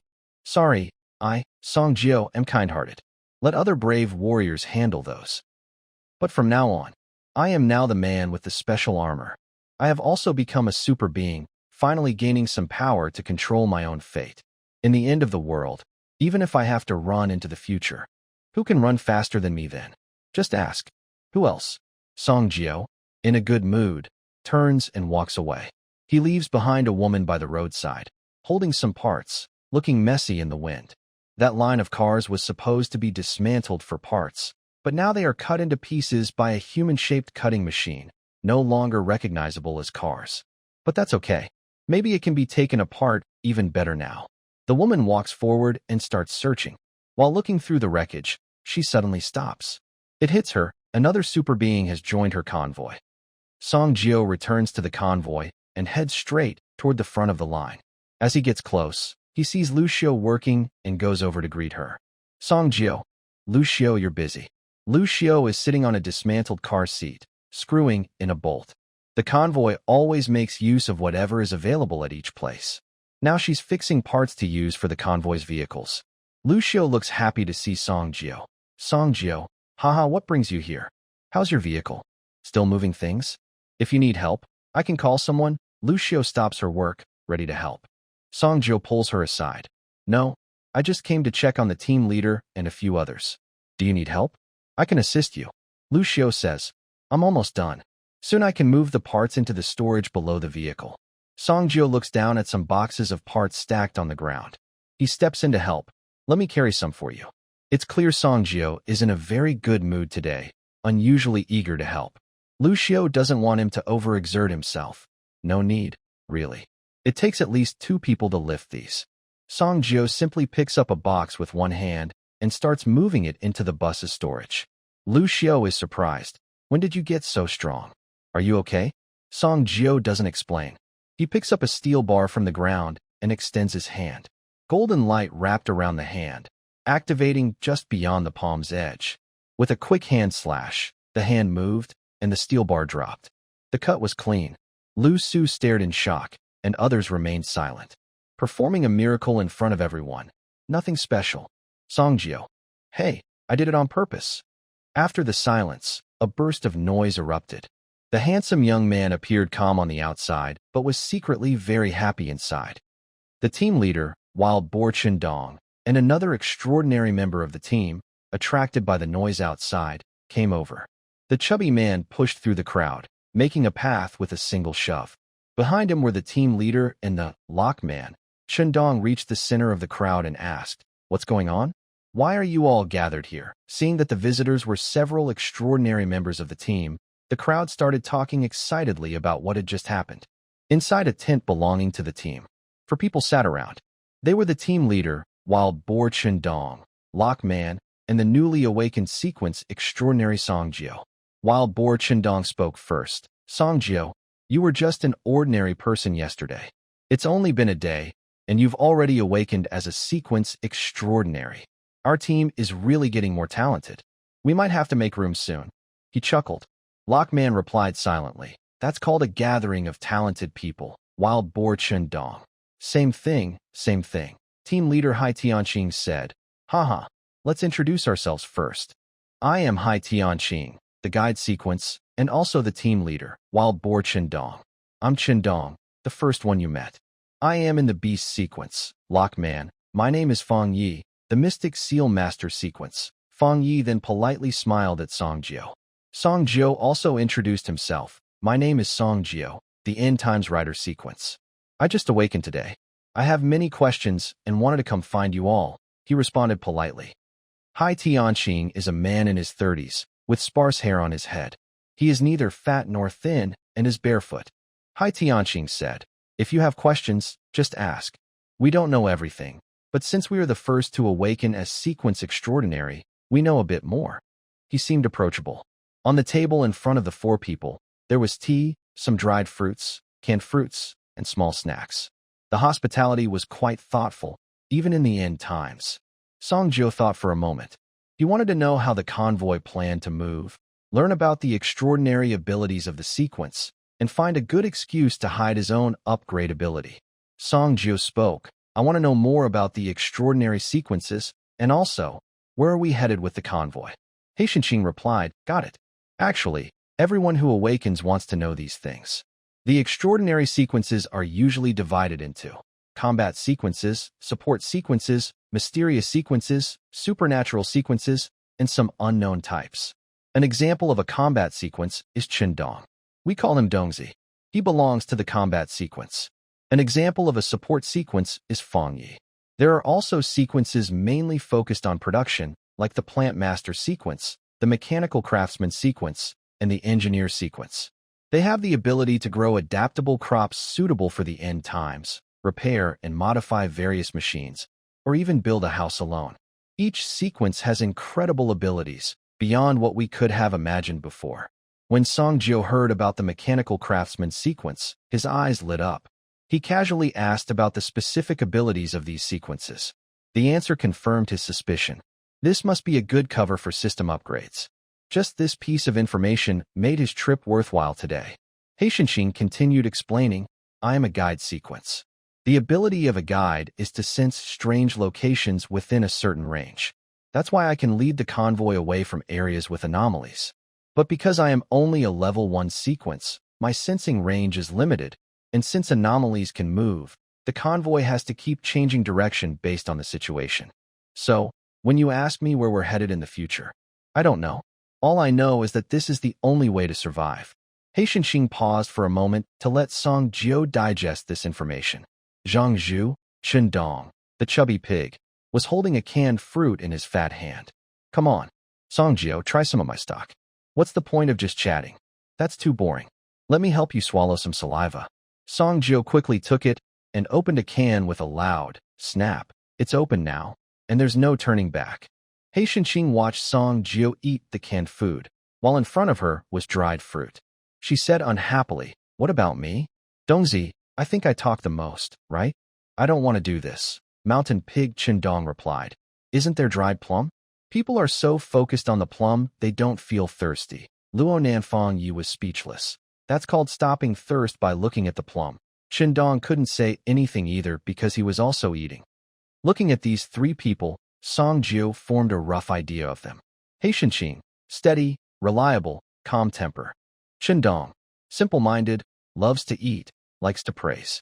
Feng Yi, quiet and reserved. The rest would need more observation later. After taking a few bites, Songjio continued to act curious. I have another question. How do you know all this?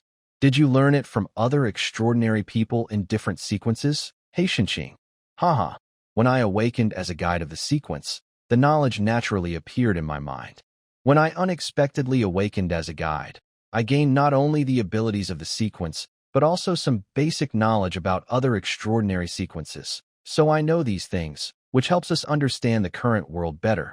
This might be a kind-hearted mercy from the end of the world to humans, so that the remaining people scattered across the world don't drown in the strange sea, confused and clueless. Haishenxing stood up, leaving the table and standing in front of Songjio. In our world of guides, what we see is different from other sequences. I stand on the ground and can sense the strange distances. I see colors that belong to the strange. These colors can't be described to anyone outside the guide sequence. We rely on this ability to choose directions and when to leave. Haishenxing said self-deprecatingly, haha. In my own understanding, the guide sequence isn't just for running away. It probably has a more important meaning. This new recruit, Songjio, gradually gained more understanding of the extraordinary sequences in his mind. The curious child asked, why do you walk barefoot without shoes? Do you not like them? Without thinking, he looked up at Haishenxing's head. He seems quite anxious. Haishenxing patiently explained, it's because of the side effects of my guide sequence. I can only walk barefoot and can't wear shoes. Each sequence has side effects, some stronger, some weaker, and they are different. He then patted his head. My baldness isn't a normal problem. It's because of this. Then he took out the small green horn he often used. At this moment, Shendong interrupted, Songjio, what abilities does your sequence have? Any side effects? My ability, as you know, is to transform into a wild boar. It's very fierce. But I tend to get fat, and my wildness gradually increases. Songjio looked at the chubby, big-eared Shendong and suddenly patted his belly. The feeling was quite nice. He was surprised. So you're not just gaining weight from eating, Shendong said. What are you talking about? With the conditions of the end times, do you think I can get fat just from eating? I used to eat at most 5 meals, 3 bowls each. Later, I lost weight from hunger, relying on the fat I stored. You all stockpile food and supplies, but I store fat. Let me tell you, just find a dog den, bring some water, and then, Haishenxing watched this pig-like conversation start to go off topic. Hey, enough. Who wants to hear your dog den stories while you're eating? Then Feng Ye's side effect is being obsessed with locks. Look at the bunch of keys on him. He often plays with unlocking his car, just for fun. He's quite the homebody. Then the three of them looked at Songjio. It was like saying, we've all spoken, now it's your turn. So Songjio straightforwardly explained, my side effect is that I like good reviews. Haishenxing, yes, there is. The leading guide sequence, Sequence 1, provides basic knowledge that helps us build a foundation of understanding. This is very important when humans cannot communicate. Every convoy needs a guide to lead. Your end-of-the-world rider sequence will, in the future, give you the ability to walk alone in the post-apocalyptic world. That's all I know. Songjio nodded. I see. But in his mind, he was thinking, does that mean I can run away anytime in the future? Excited but keeping a calm face, he stayed silent. Haishenxing, here, take this. He handed a small green horn to Songjio. Songjio took the horn and, in his mind, learned about its ability. Strange object, bald little horn ability, small sound, but can greatly amplify noise. Cost of use, hair loss, until completely bald. Object number, 9527. He had already found this object strange. It was just a small horn, yet it could make such a loud sound. That was very odd and mysterious. Now he finally understood. Haishenxing's bald head was caused by this horn. In the future, he might go completely bald. He returned the horn to Haishenxing. Captain, cherish your current look. Right now, you're at your most handsome. Haishenxing was a bit annoyed. What are you talking about? A man's attractiveness isn't about his hairstyle, but his features. Even if I go bald, I believe I'm still a good-looking guy. Haishenxing put away the horn. Besides the sequence of the extraordinary, there is also something called a strange object in the post-apocalyptic world. The appearance of strange objects, like natural awakening of sequences, happens by chance or is created by certain manufacturing sequences, or they are bound to the user when awakening. But no matter what, every strange object has a cost.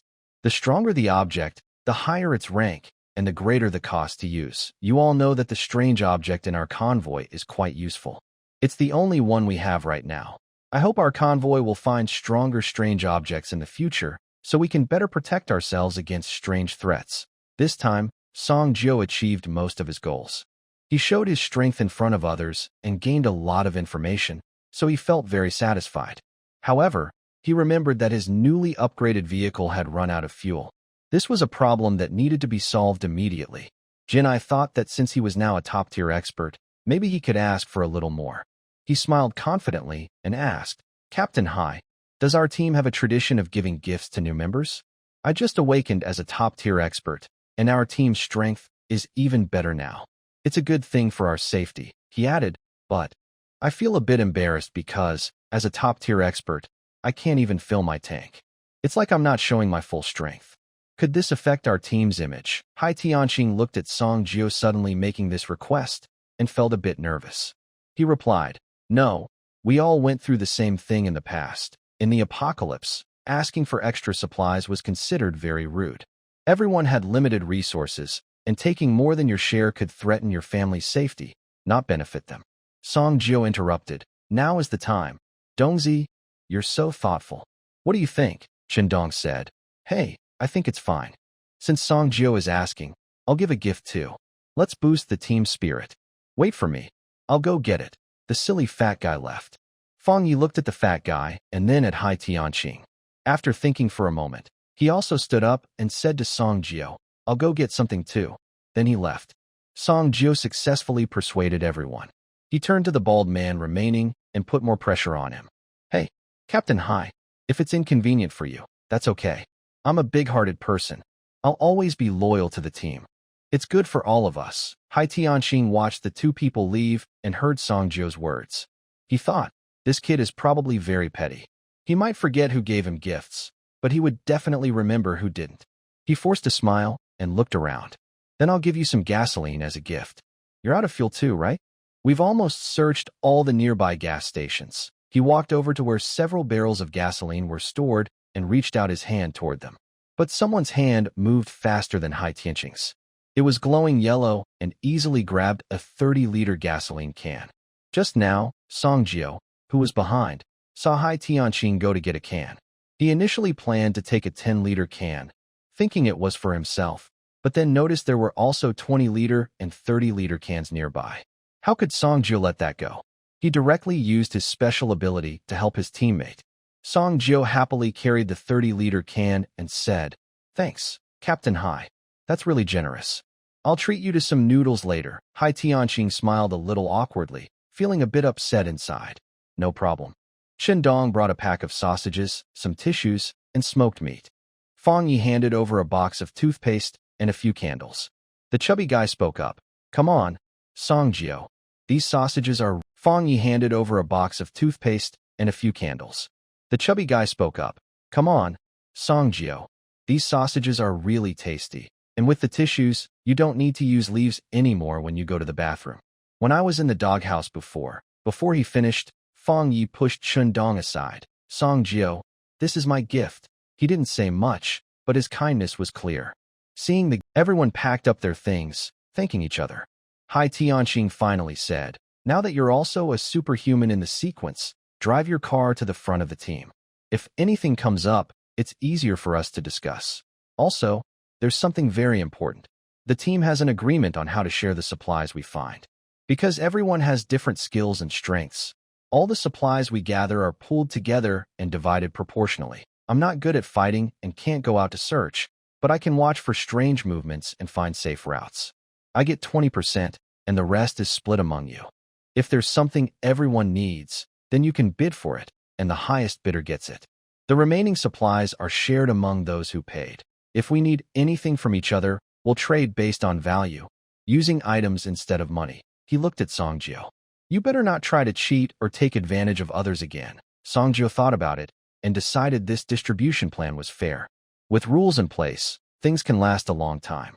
Not everyone is like that pig, so I simply agree and go along with it. Holding my things, I left the tent and saw Liuxu still busy nearby. I walked over. "Liuxu, come here for a moment." Liuxu put down her things and hurried over. "Song Jio, have you awakened your extraordinary ability now? Are you an extraordinary person now? Is that right?"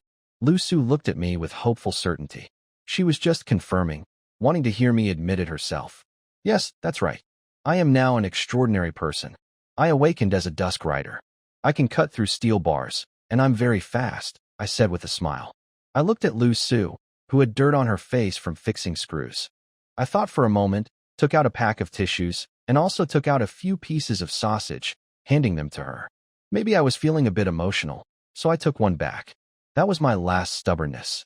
I also said stubbornly, "You shouldn't take it like that." Although I've always made it clear that in this end-of-the-world situation, I only think about surviving, I still appreciated her efforts. Now I am a bigger ant, doing these things to show the little ants. Liuxu is no longer just an ordinary person. She's someone I get along with well and who is under my protection. Just this alone makes Liuxu feel more comfortable in the convoy. Bathed in the envy and respect of everyone, the handsome guy confidently returned to his spot. Back at his place, a girl was standing by the campfire cooking. She was making rice noodles and some other noodles. Not sure who taught her. She added the noodles and rice vermicelli when the food was almost ready. She was carefully watching so they wouldn't overcook, and on top, she put some dried mushrooms and vegetables soaked in water. Songjio, holding his things, caught the smell of the food. His mood was already good, and he immediately waved his hand to give a tip. He pulled out a dozen tissues and a piece of sausage. "Here, your tip." He looked like he was drawing money before the end of the world, very proud. "Luji, 10,000 coins. The girl stood up, a bit confused. This man's mental state was becoming harder to understand. Even drinking a sip of water from him felt like it could take her life. Now he actually offers something? The girl doesn't care about anything else. If something is offered to her, shouldn't she accept it? She takes the item. But Songjio isn't sure if he's regretting or what, because he suddenly reaches out and pulls back a piece of paper. "Your butt is small. You can't use so much." The girl looks at this dogman with that expression. "Just cause trouble now. Wait until you really go crazy later. The inheritance will all be mine. But don't worry, I definitely won't ignore you. When I wipe your bottom in the future, I'll say, 'Your butt is big. How come you can poop so much? But it's a bit gross. We're going to eat later, so I don't want to think about it anymore.'" Both sit happily, ready to eat. Songjio looks at the pot the girl gave him, then glances at his own pot and her lunchbox. Her lunchbox has 2 mushrooms and some greens, while his pot has 4 mushrooms and greens. He feels pleased that she's so considerate. Otherwise, he might want to say, "What level are you? Eating as much as me." Thinking this, he suddenly walks toward the supplies pile and starts rummaging through it. The girl looks at Songjio with pity, not understanding what he's up to again. She eats her own food quietly. Then Songjio returns expressionless and asks her a question. 36 minus 6 equals what? That's obviously 30. Do I even need to say? Then, how much is 36 mushrooms minus 6 mushrooms? That's obviously. The girl suddenly stops. You even secretly remember how many mushrooms there are. She's a bit surprised and lowers her opinion of this dogman again. Then she quickly opens her lunchbox, finds the 2 mushrooms hidden under her rice, and opens her mouth to take one. Just as she puts one in her mouth, the other halfway there, Songjio quickly knocks the mushroom away with his pot. He then pinches her mouth, trying to stop her from chewing. "Open your mouth. Give me your mouth." He can't wait any longer, or she'll really eat them all, and he makes a move as if to bite her. The girl thinks he's really going to bite her, so she opens her mouth in fear. Songjio reaches out and pinches the mushroom from her mouth, then puts it into his own. The girl opens her mouth, eyes blazing with anger, once again shocked by this dogman's behavior. 2 people sat around a campfire, each feeling different emotions while eating. After finishing the last bite, Songjio noticed the intense gaze nearby, but paid it no mind. "Same level, eating the same food as me. Remember to wash the pot." He patted his pants and walked away. The girl started playing music. Later, Songjio sat in the car, holding a floating ball of golden light in his palm. The light ball was made of many golden threads, constantly moving inside, as if pulled by some force. The ball emitted a bright golden glow. This was a special object called a Source of Wonder, belonging to Songjio's End of the World Rider series. If placed on clothing overnight, it could hatch into a companion wonder. Outside, the girl was also attracted by the glow, asking excitedly what it was, how he had it, and chattering nonstop. Ignoring her, Songjio pressed the light ball onto his jacket. A ring of golden ripples spread around the jacket, then faded away. The light ball in his hand disappeared. He was looking forward to his first wonder. "Songjio, Songjio, Songjio." He turned to look at the girl. You guessed right. I awakened as a superhuman in the series. Now I am the 4th superhuman in the team. From now on, you have a dad who is a superhuman. Really? How did you awaken? What's your ability? Can you turn into a big pig like them? Or maybe?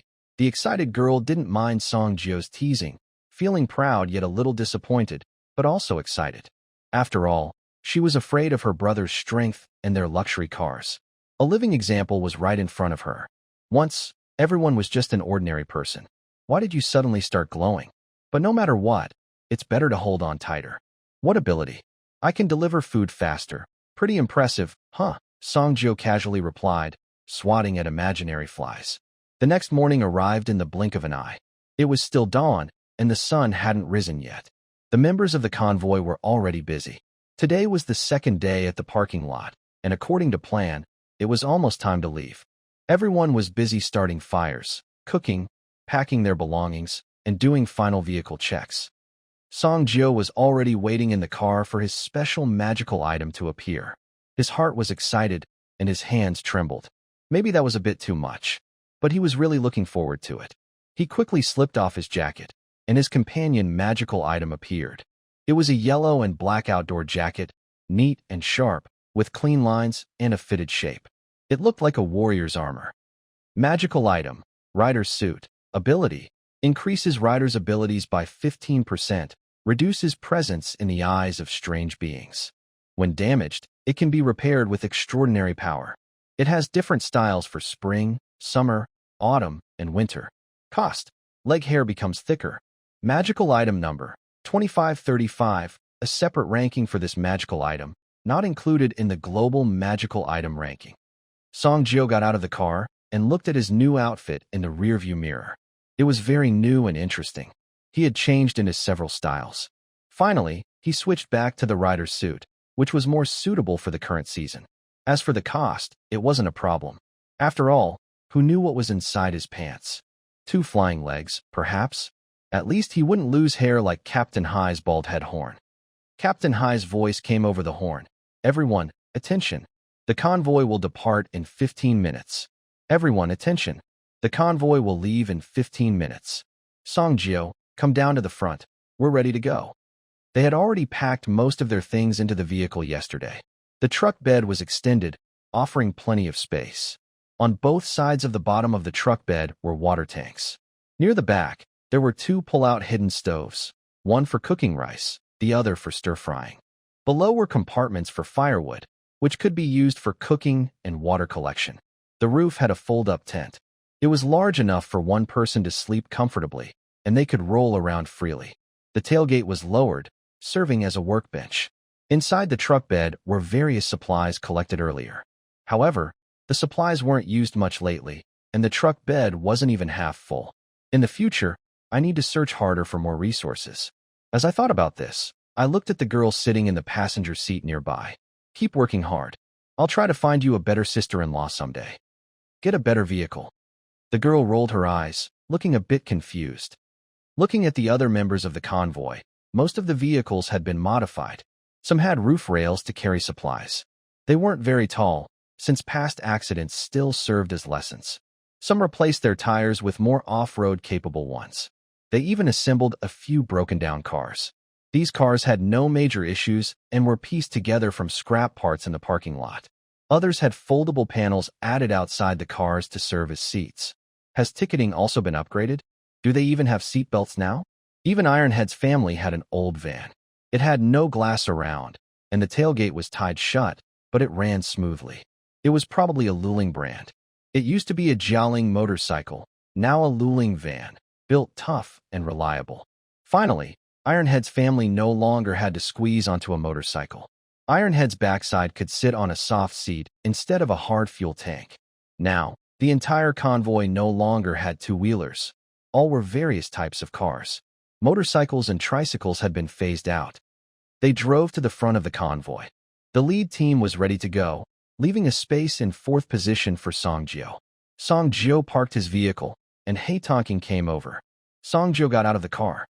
Hey Tonking, Song Jio, your clothes look pretty new. It's not even the new year yet, and you're already wearing new clothes. He chuckled. Team Hi, this is a special item. It's my companion treasure. Oh, let me see. This is only the second treasure I've seen. What's its rank, and what ability does it have? Hei Tonking looked a bit surprised. Shanju Qindong and Fang Yi also got out of their cars, curious and gathering around Song Jiao. Song Jiao shared the abilities of this strange object with them. From now on, they would fight side by side, so it was good to understand each other a little. Also, this wasn't his main secret. His real secret was the system. Hei Xinxing handed Song Jiao a black walkie-talkie. We'll use this to stay in touch.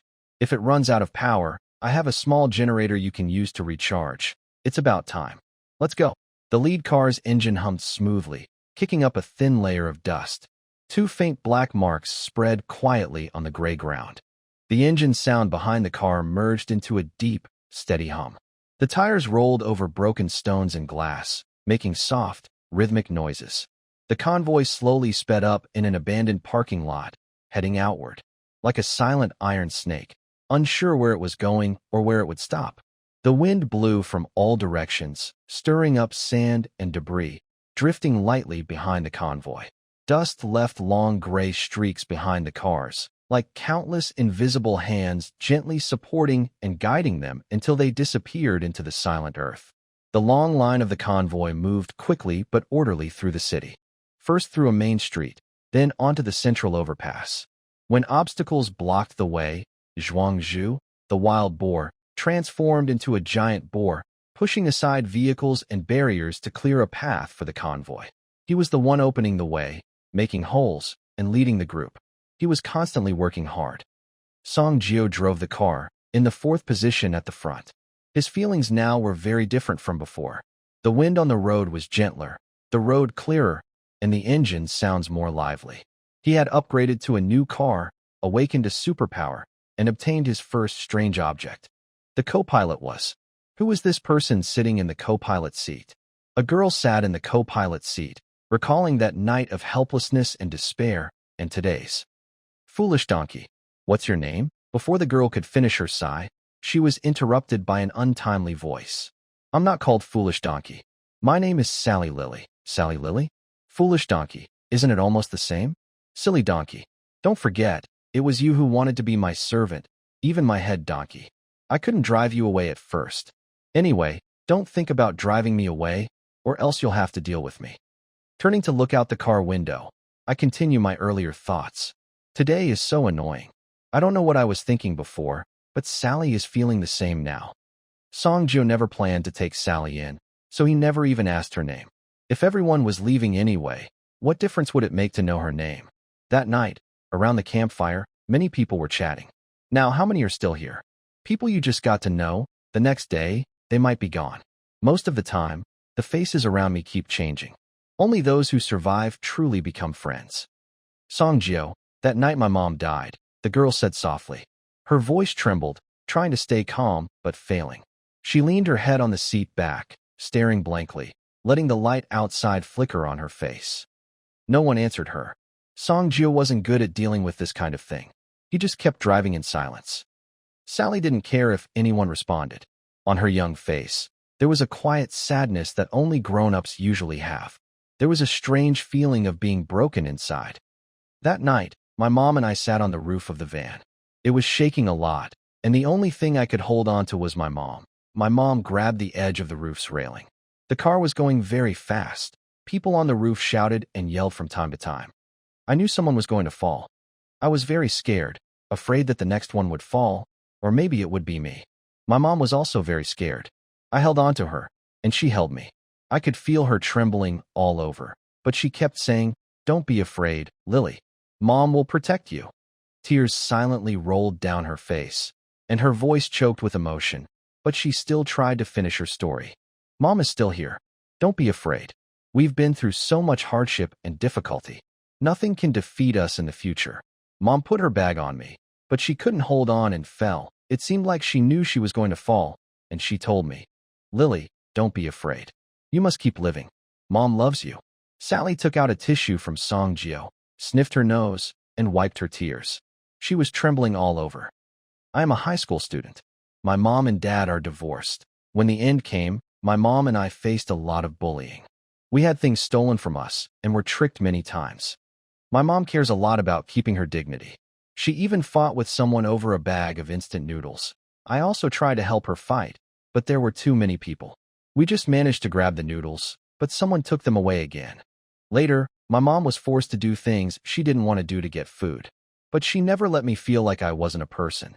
We struggled through a few months in the end of the world, and I think we were quite lucky compared to others. I've seen many people. Some arrogantly took everything they wanted, only to lose their lives at night. I've seen people who looked harmless, smiling on the surface, but when the convoy left, they pushed someone out of the window. I've also seen seemingly innocent people coming back covered in blood. One person shot others until they were badly hurt, then sneaked around, hiding a knife and shooting arrows to kill again. When she finished, Sally turned her head to look at Songjio driving, then took a few more tissues to wipe her nose before turning back. That night I fell. I almost broke apart. My legs were covered in blood. But I knew, if I didn't get up, I would stay there forever. I got up again, but was pushed back down. I kept trying to get up. In the forest, there were cars behind me, but none of them stopped. Not a single one. I was crying and begging, hoping they would stop the car, even if I could just hold onto the window. But there was no response. The forest at night was cold, and the wind from the passing cars was strong. My body was very cold, and I felt like I was going to die. My body was as cold as a corpse, only my eyes hadn't closed yet. At that moment, you appeared. Shirley looked at Songjio again with a strange expression. You stopped behind me on your tricycle. I was full of disbelief. Does this world always like to give hope when people are at their most desperate? I forced myself to walk toward you, afraid you might suddenly leave again. I begged you, asking you to take me away. I knew only you could save me now. I was saved. It was you who took me away on your tricycle, but my mother was left behind forever. My mother wanted me to live well. I will definitely live on. Songjio, don't try to chase me away. Unless you kill me, don't even think about getting rid of me. You are a cruel, selfish, sneaky man with a face that doesn't show kindness. You don't even keep yourself clean. I can see your face in my mouth, and I want to eat it. You bully me, hurt me, treat me like a fool, dividing things as if I don't understand. You are also a miser, stingy, counting even a few mushrooms. And you want me to call you Dad. Do you think I dare not call you? Then you can take the chance to dump me? Let me tell you, your little tricks are obvious even to a stray dog on the street. Shirley felt a bit tired and turned around, finding a more comfortable position to lean back on the seat. I told you, Songjio, I will live on. You won't succeed. I, Shirley, am not so easy to chase away. I will cling on like glue, like a dog's skin plaster. This is me. It's all about you. I won't give up. Shirley calmed down, her eyes fixed ahead. Her small hands slightly clenched into fists and rested on her stomach. He looked calm and firm as he spoke these words. It was like taking an oath. Songjio, you secretly took 3 sheets of my paper. The front of the car was a bright blue, and the passenger was carefully watching the surroundings, while the butler driving was adjusting the direction. Suddenly, a loud shout came from behind. Songjio, you dog-faced man. He Xinxing brushed his wind-blown hair, trying to cover his sparse hair with the reflective surface. Being young is so good. So energetic, he sighed. Humans are no longer at the top of the food chain. The Qing dynasty has already fallen. During Songjio's time, he also tried to let Sally drive. Although I am a superhuman with enhanced strength from extraordinary power, after driving for so long, anyone would get tired. Even a strong body can't hold up forever. Pressing the accelerator and brake so much, my legs almost don't feel like my own. Several people share one car. It seems very necessary. No one person should do everything. The C-team has a steward who usually helps manage ordinary people's affairs. Fat Shandong. The car is full of people, but they've separated several rows of seats to make a private space. Fang Yi also hired someone to help with chores, like driving. Looking at it this way, I accidentally hired a young worker, but it turned out to be a good choice. So I don't dislike this simple-minded guy so much anymore. Sally drove for 2 days, then Songjio took over again. This girl, I don't even know if she's taller than 1.5 meters. When she sits in the car, from outside, you can only see her head. The seat is adjusted as if welded to the steering wheel. Sally doesn't have a driver's license and is still underage. But she's close. She's already practiced with her dad's car using a driving test app. Her test scores have never gone above 70 points. If she had to take the written exam again, she'd probably cry. Driving schools don't even want to admit her, afraid it would lower their pass rates. One person can ruin the driving school's reputation.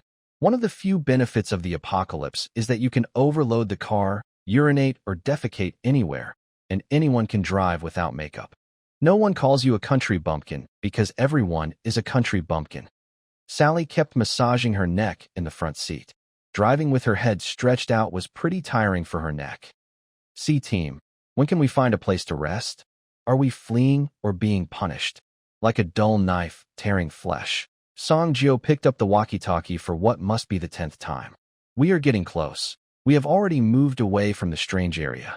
If we go a little further and keep a few days' distance, we can rest. Also, we haven't found a good place nearby to rest yet. The team has said, almost there, many times. This is the 5th day since the convoy left the parking lot. In the distance, you can see a small town. It's not very big. Everyone, attention. The convoy will stop to rest at the small town ahead. The people in the back of the convoy heard this and became excited. Finally, we can rest for a while. Most people are thinking this way. The convoy rolled over cracked dirt roads in the wasteland. The dust kicked up by the wheels left a long gray trail behind the vehicles, approaching the town. The first thing in sight was a few houses along the street. The red bricks were worn and dark from the wind and sand. Large patches of paint peeled off, revealing grayish-yellow mud bricks underneath. Once shops and homes, now they look run down. After all, houses that are not lived in tend to fall apart quickly. The convoy continued inside, looking for a suitable house to settle temporarily. To the north of the town, there is a kindergarten. It's located on the outskirts of the town center, which makes it easier to leave quickly in case of danger.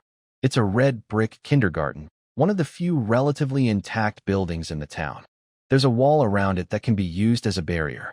It's a 3-story building. The red bricks are darkened by wind and rain.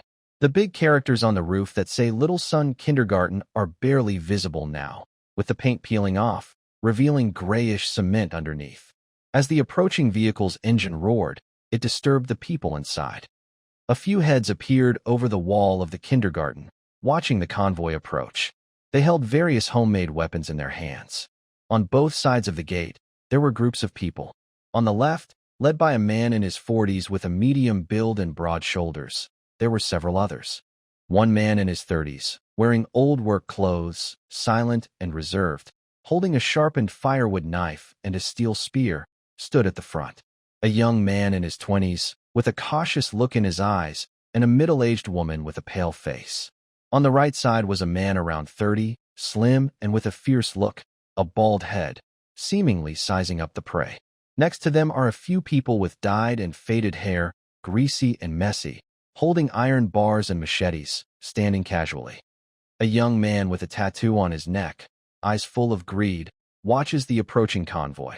Big brother, another car is coming. The young man with faded hair also says, yeah, I wonder if there are some good women on that car. If there are, Big Brother should try first. Later, we can offer them to Big Brother. We might get a share too, right, Big Brother? Several younger brothers flatter him. The fierce-looking bald man grins. You guys are really eager. Don't worry, I only want the ones with big backsides. The rest are yours. Just stay alert later. On the other side, a middle-aged man hears the noise and frowns as he looks at them. The fierce bald man turns around. Old Tang, I won't bother you, and you shouldn't interfere with my business either. Otherwise, no one will be happy, he warns Old Tang and his men. The man in work clothes beside Old Tang speaks. Old Tang, what should we do? Old Tang is silent for a moment, then softly says, let's wait and see what happens. I don't know who's coming.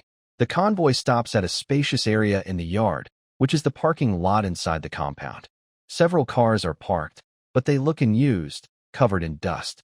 The people from the cars get out one after another, each with someone inside. They all look unhappy, with messy hair and dirty clothes. Right now, they just want to quickly satisfy their basic needs. Find a place to relax and let the water flow freely.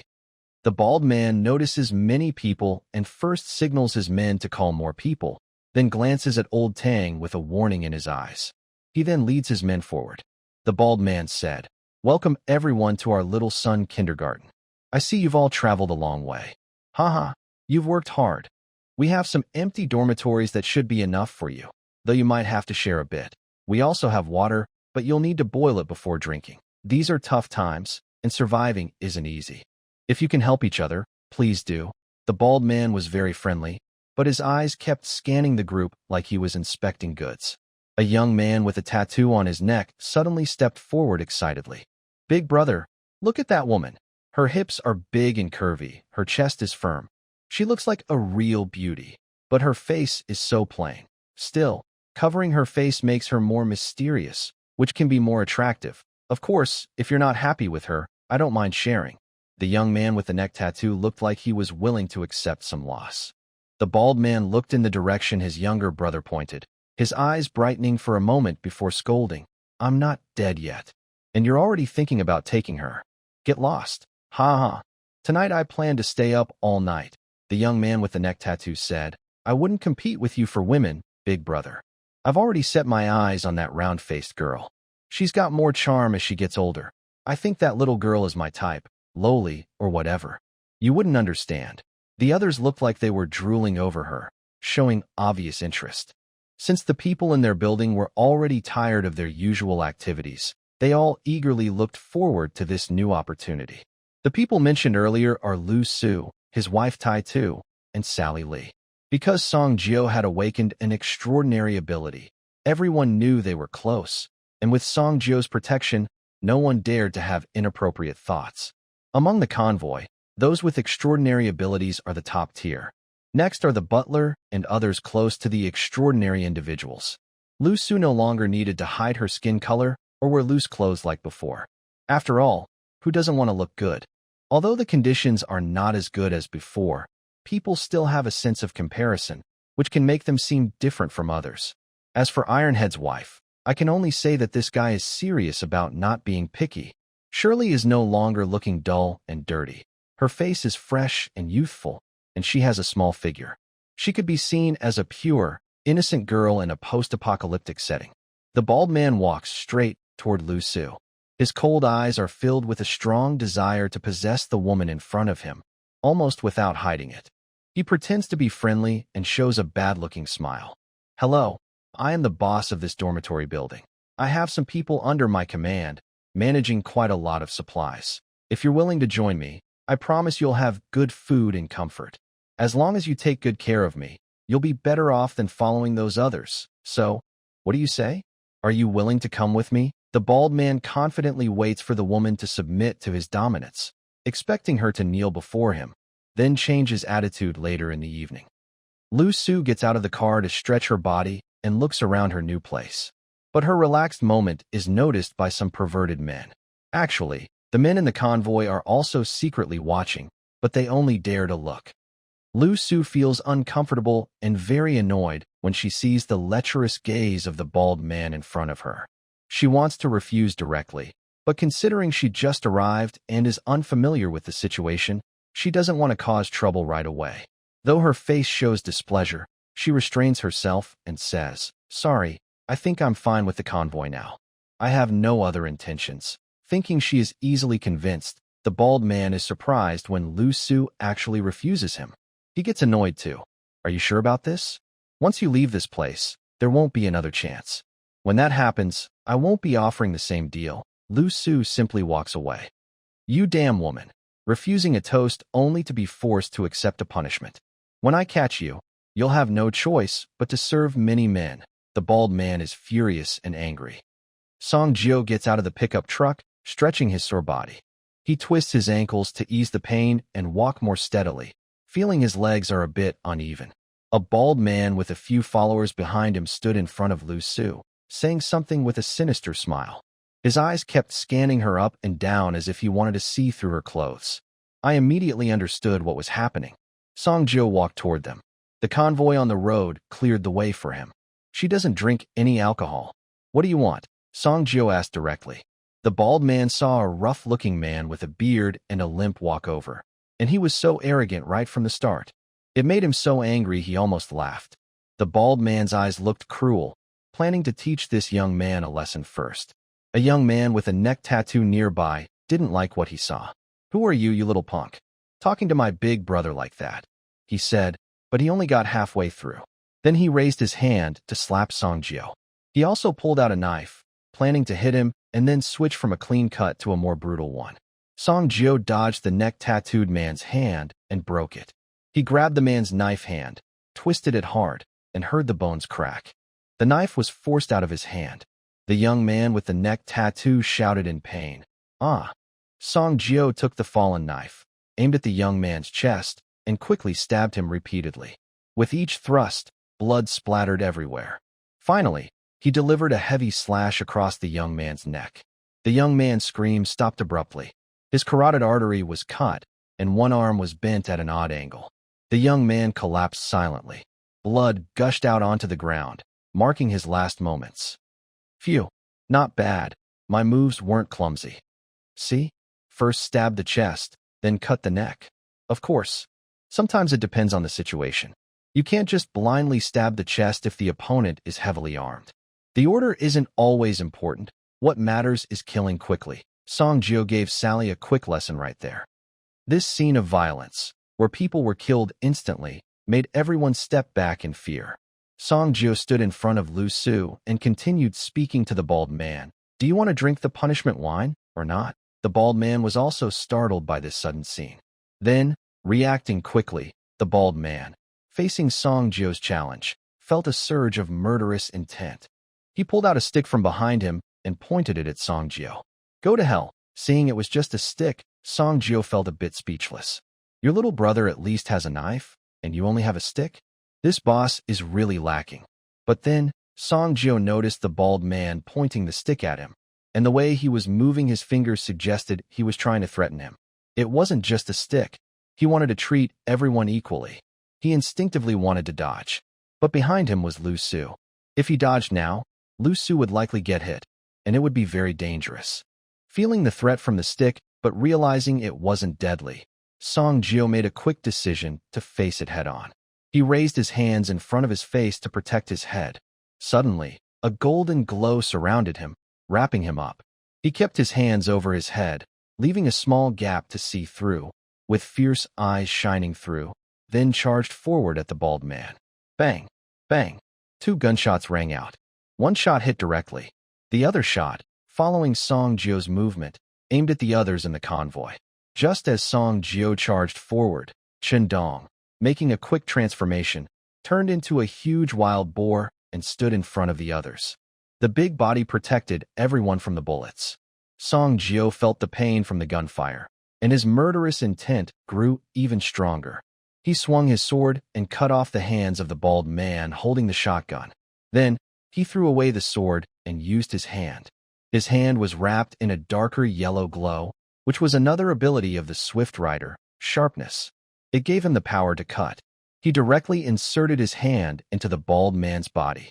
His hands pierced repeatedly, like Master Yi throwing fast punches. Soon, the bald man's body was riddled with holes, like a beehive. Finally, he delivered a hand knife. The bald man's large head spun in the air several times before crashing heavily to the ground. "You have killed an enemy, gained 1,000 points." The long-lost system notification sound rang out. Song Jio looked up, his eyes cold and sharp like a blade, slowly sweeping over the remaining people, his killing intent clear. Everyone who had been standing behind the bald man with weapons in hand. Their final fate was the same. Pierced through with weapons, their heads cut off. Song Jio's blood-red figure stood at the dormitory door. One hand held up the neck of a young man who had fled here, his blonde hair faded and his face pale. He was already wounded multiple times, bleeding from his mouth, and near death. Song Jio released his grip, transforming the weapon back into a blade, and before the body hit the ground, he swung his hand fiercely, cutting off the young man's head. Song Jio stood at the entrance of the dormitory building, his arms stretched straight, hanging at his side. His bloodstained hand froze in midair. Dripping with blood, it looked like a long, blood-drinking sword. His yellow riding uniform was stained red, and on the ground behind him were bodies with their heads and bodies separated. They formed a path. This path was a dead end, with the executioner waiting at the end. "You have killed an enemy, gained You have killed an enemy, gained. You have killed an enemy, gained. You have killed an enemy, gained. This message appeared 18 times in a row. Finally, the system's notification sound stopped. Song Jio turned around. Having just killed over a dozen people, he was filled with an invisible, murderous aura, making it impossible for anyone to meet his gaze. Seeing that everyone present was no longer holding weapons, because those who still had weapons, under Song Jio's watchful eyes, immediately dropped them. Old Tang and the others were now very obedient. Hai Tianxing watched this brutal scene and didn't know what to say. It was the first time he saw Song Jio take lives so ruthlessly. Not even a complete corpse remained. Bo Chendong shook off the bullets on his body and, in his boar-like appearance, stepped forward to show concern. Song Jio, are you okay? I should have stepped on them from the start. Don't worry, that bald guy is just using a water gun. It doesn't hurt much. Just shake it off, and it'll be gone. Hearing this, Song Jio's confidence wavered. Everyone was a bit amused and helpless. Can I really compare myself to you, this fat pig? Hitting you probably wouldn't even break your defense. He checked the bullet holes on his body, and it didn't seem too serious. He just needed to take out the bullets. Liuxu, tears streaming like rain, ran to Song Jio's side. But she didn't dare touch him, afraid that he might be injured somewhere hidden, and touching him could make his injuries worse. His whole body was covered in blood, making it hard to tell exactly where he was hurt. Song Jio, are you okay? Don't scare me. Please don't get hurt. You've lost a lot of blood. Hurry up. Let's go and treat your wounds. You're still bleeding, she said anxiously. Shailili also cried uncontrollably. Song Jio, are you going to die? If not, just let me die too. Otherwise, I'll give you all my inheritance. I eat 10 mushrooms at once. 10 pieces of cured meat, a can of food. I need to eat 6 meals a day. I even took all your paper. Aren't you exposing my family secrets like this? I barely managed to cling to your car. Aren't you so capable? What about your previous sneaky ways? Why are you so reckless? The two women kept rambling. He felt a bit dizzy. It was because of their noise. At this moment, Song Jio only had one thought: take a good shower, then treat his wounds. As for what others were thinking, he had no energy or desire to care. Meanwhile, Lao Tang forced a smile and stepped forward cautiously. His tone was full of caution and friendliness. Hello, we have a few empty restrooms near the teaching building. If you don't mind, we can offer medicine and a place to rest. There's also a doctor here who can definitely help you. Lao Tang quickly showed his good intentions and tried to be friendly. He was afraid of being mistaken for a member of their group, so he quickly tried to clarify his position. His tone carried kindness mixed with a bit of fear. We are not with them. Please believe us. He didn't dare to gamble. The executioner in front of him clearly looked furious. Earlier, the 10 or so people on their knees begging and struggling didn't get a single ounce of mercy. They were all dealt with equally, without even a chance to explain. He didn't want to end up like those people. Chen Dong turned his head to look at Lao Tang, remaining silent. Seeing this, He Shenqing looked at Song Jio. With a worried tone, he said, Song Jio, you should take care of your wound first. This is too scary. Are you really okay? I'm fine. I know my own condition. Just need to take out the bullet. He then walked toward the direction Lao Tang pointed. As he passed by the corpse of the bald man, he kicked it again. Oomph. If I hadn't dodged, he definitely wouldn't have hit me. Lao Tang and the others shrank back, not daring to breathe loudly. They quickly stepped forward to lead the way, heads lowered, not daring to look at Song Jio. Soon, Lao Tang led Song Jio to a relatively clean restroom. It was originally a shared resting area with 4 beds, some furniture, and a few tables. There was also a bathroom in the corner, making it a rare, peaceful place in this apocalyptic world. Song Jio immediately turned to go into the bathroom to wash off the blood. He took off his clothes and looked at himself in the mirror. On his upper arms, chest, and abdomen, there were obvious bullet wounds. But they weren't too deep. For ordinary people, that might be deadly, but for Song Jio, it was not a big problem. After being refined by extraordinary power, his senses were sharp, and his overall physical condition far exceeded that of normal people. His body was now more muscular, with sharp lines. Even with scars, his fierce aura was undeniable. The water in the bathroom seemed to be maintained by someone. The flow wasn't strong, and the water was a bit murky, but at least it was flowing normally. The water washed over him, cleaning away blood, dirt, and the fatigue and grime accumulated from days of travel. The skin gradually revealed its natural color. Meanwhile, outside the lounge, Old Tang was persuading a tall, beautiful woman with a good figure. His tone was full of sincerity and urgency. Old Tang, Xiangya, I'm counting on you for this. The lives of so many people are in your hands. He paused, sighing with a complex look in his eyes. Part relief, part regret. You saw it too. This guy is ruthless and doesn't blink when killing. But the bald guys also deserved it.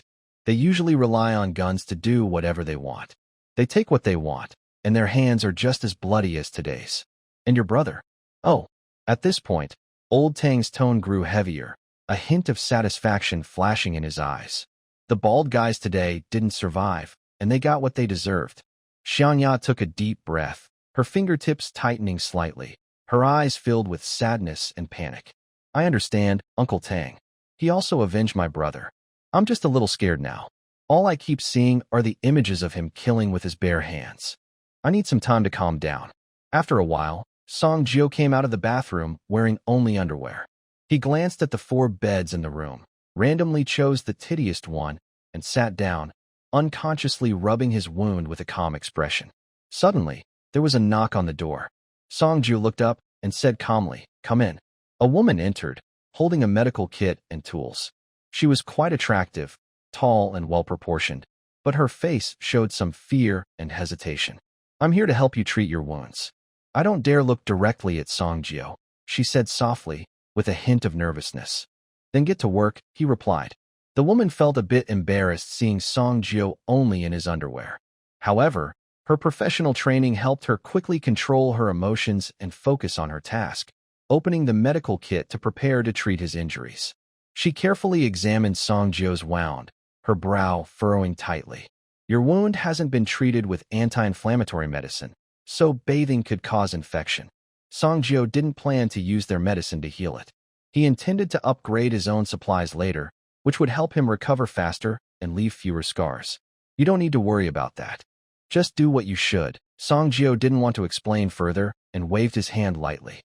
"Xiangya, I'm about to start, but there's no anesthesia left. Can you bear it, Song Jio?" "There's no more, so what can I do?" "Just begin." He lay down slowly, trying to relax his body as much as possible. But his hands were very close to the woman. If she wanted to do anything harmful, it would be her own mistake. Ow. It really felt like being tortured, with tweezers poking inside his body. It was a real test of willpower. And the pain wasn't just in one place.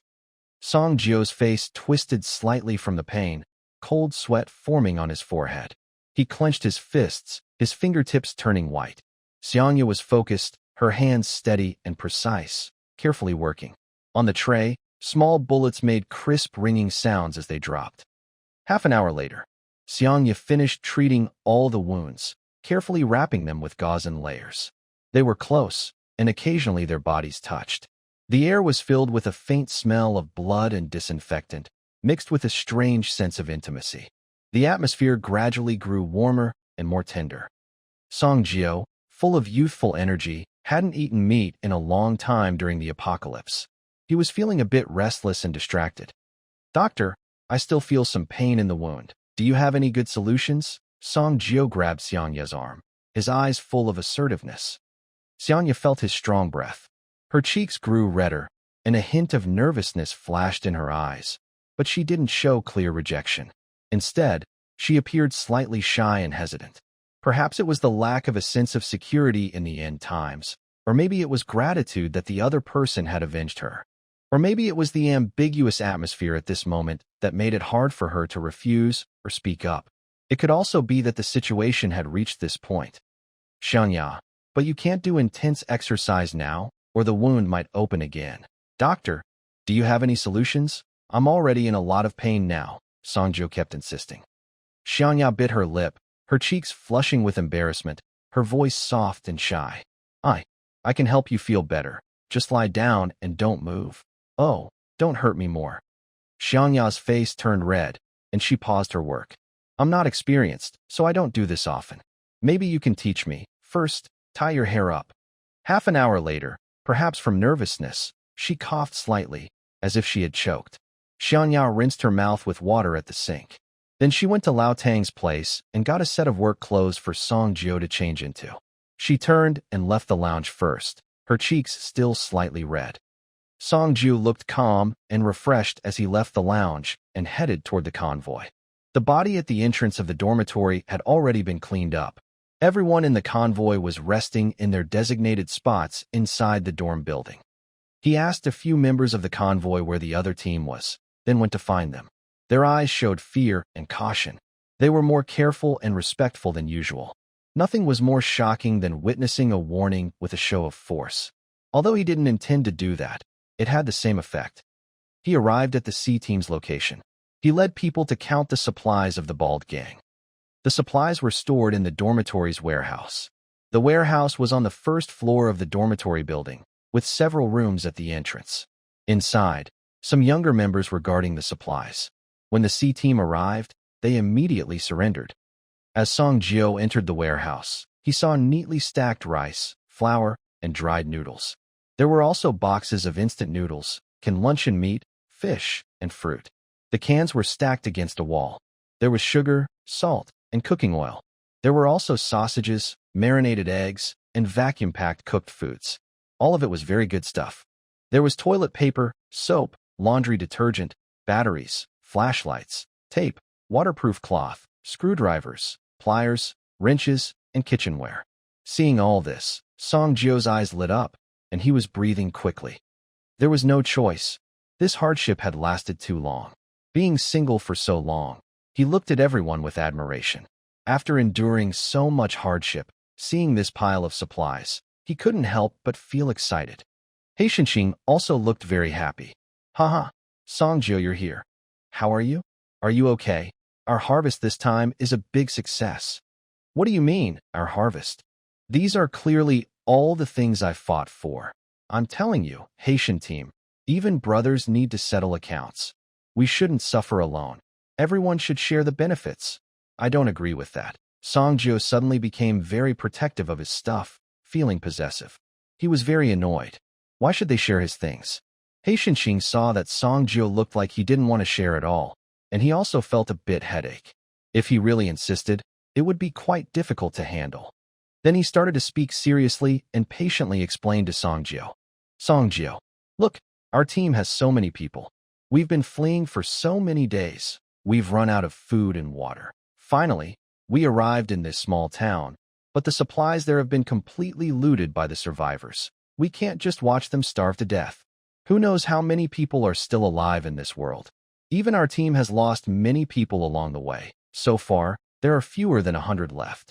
If this world ends with only you alive, what's the point? Humans are social animals. A person cannot survive alone, Song Jio. Hearing this, Song Jio was starting to waver a little. That's right. Humans are social creatures. If only I were the last person left in the world, I might as well end my life. Living alone has no meaning. The people organizing supplies overheard the conversation between the two. They looked at each other, put down their work, and all bowed down to beg. Please, Mr. Song, please share some supplies with us. Mr. Song, we haven't eaten for a day or two. We beg you, please help us by sharing some supplies.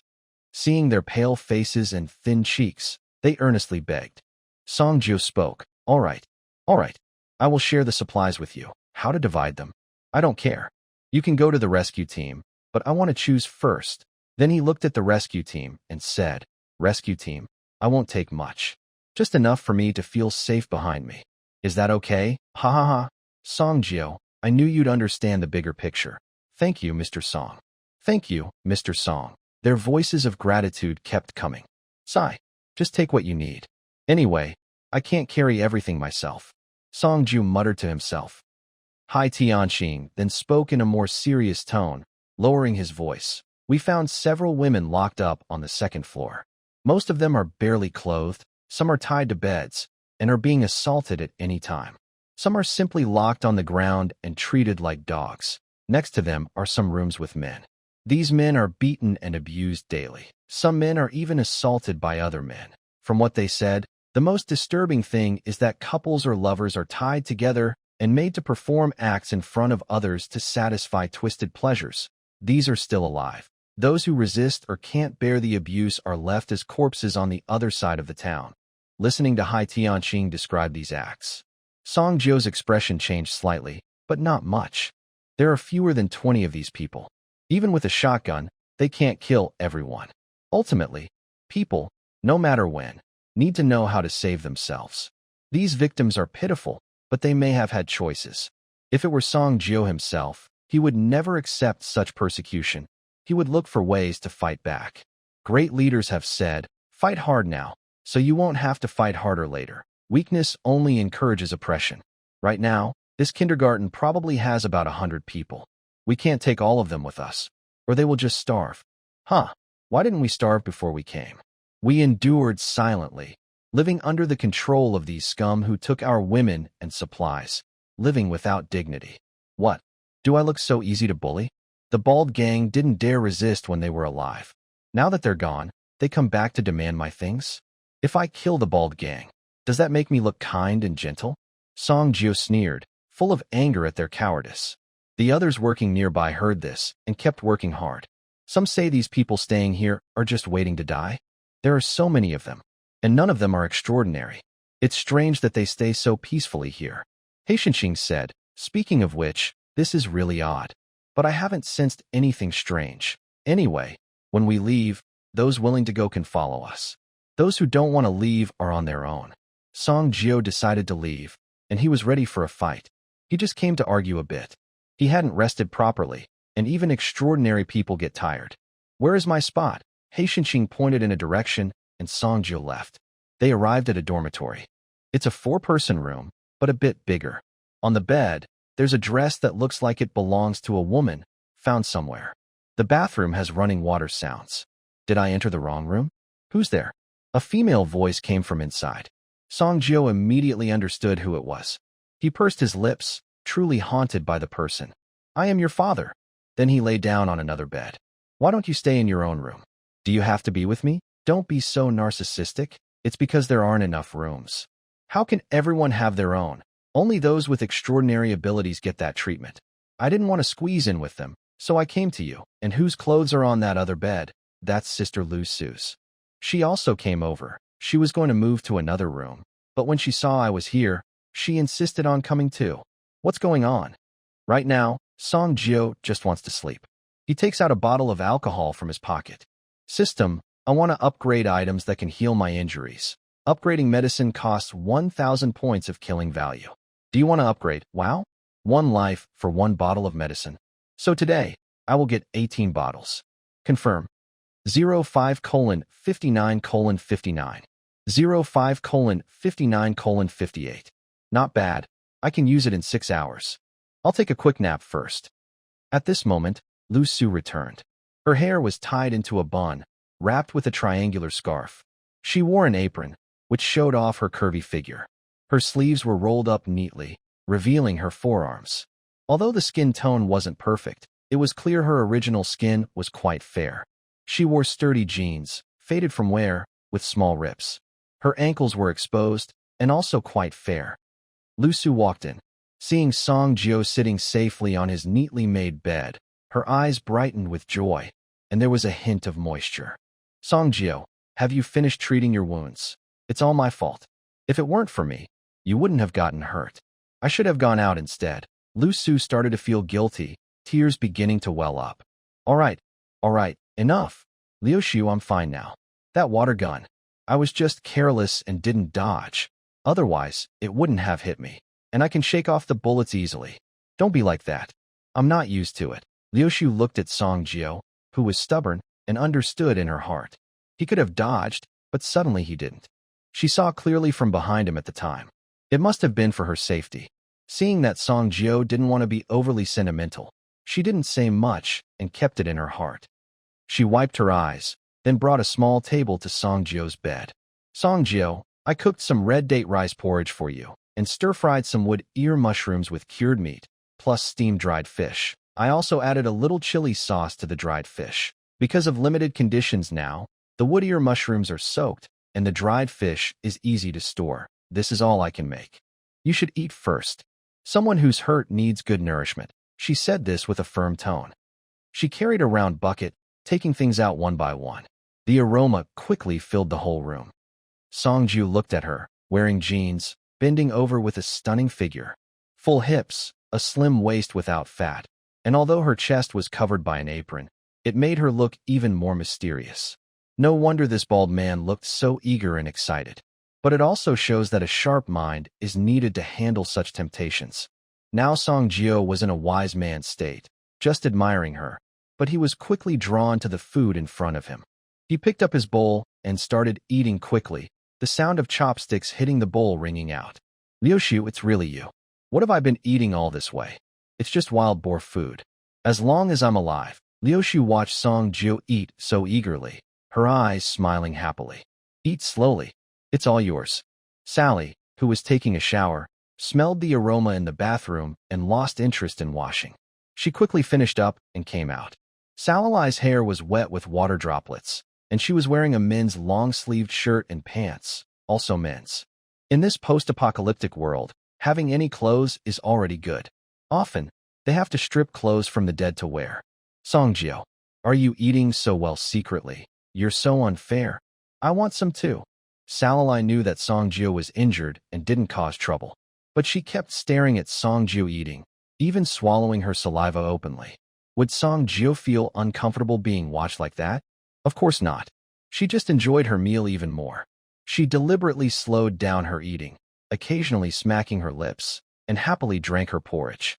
Soon, she let out a long breath, looked relaxed, and put down her bowl. Then she looked at Sally, saying, "Here, just a little bit left. You can have it." Seeing that there was really only a small bite left in the bowl, Sally pouted, a little disappointed. But she still picked up the bowl, tilted her head, and happily ate the rest. As long as she had some, that was enough. Hee. Her little face showed a satisfied smile.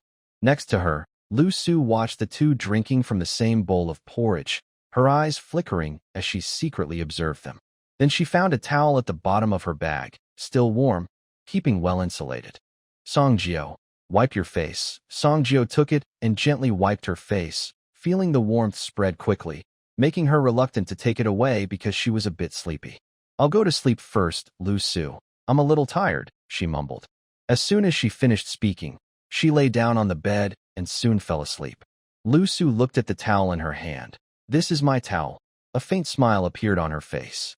She exchanged a glance with Sally. Sally gave a polite smile. Both of them quietly left the bed without disturbing her sleep. In the classroom building, a large office.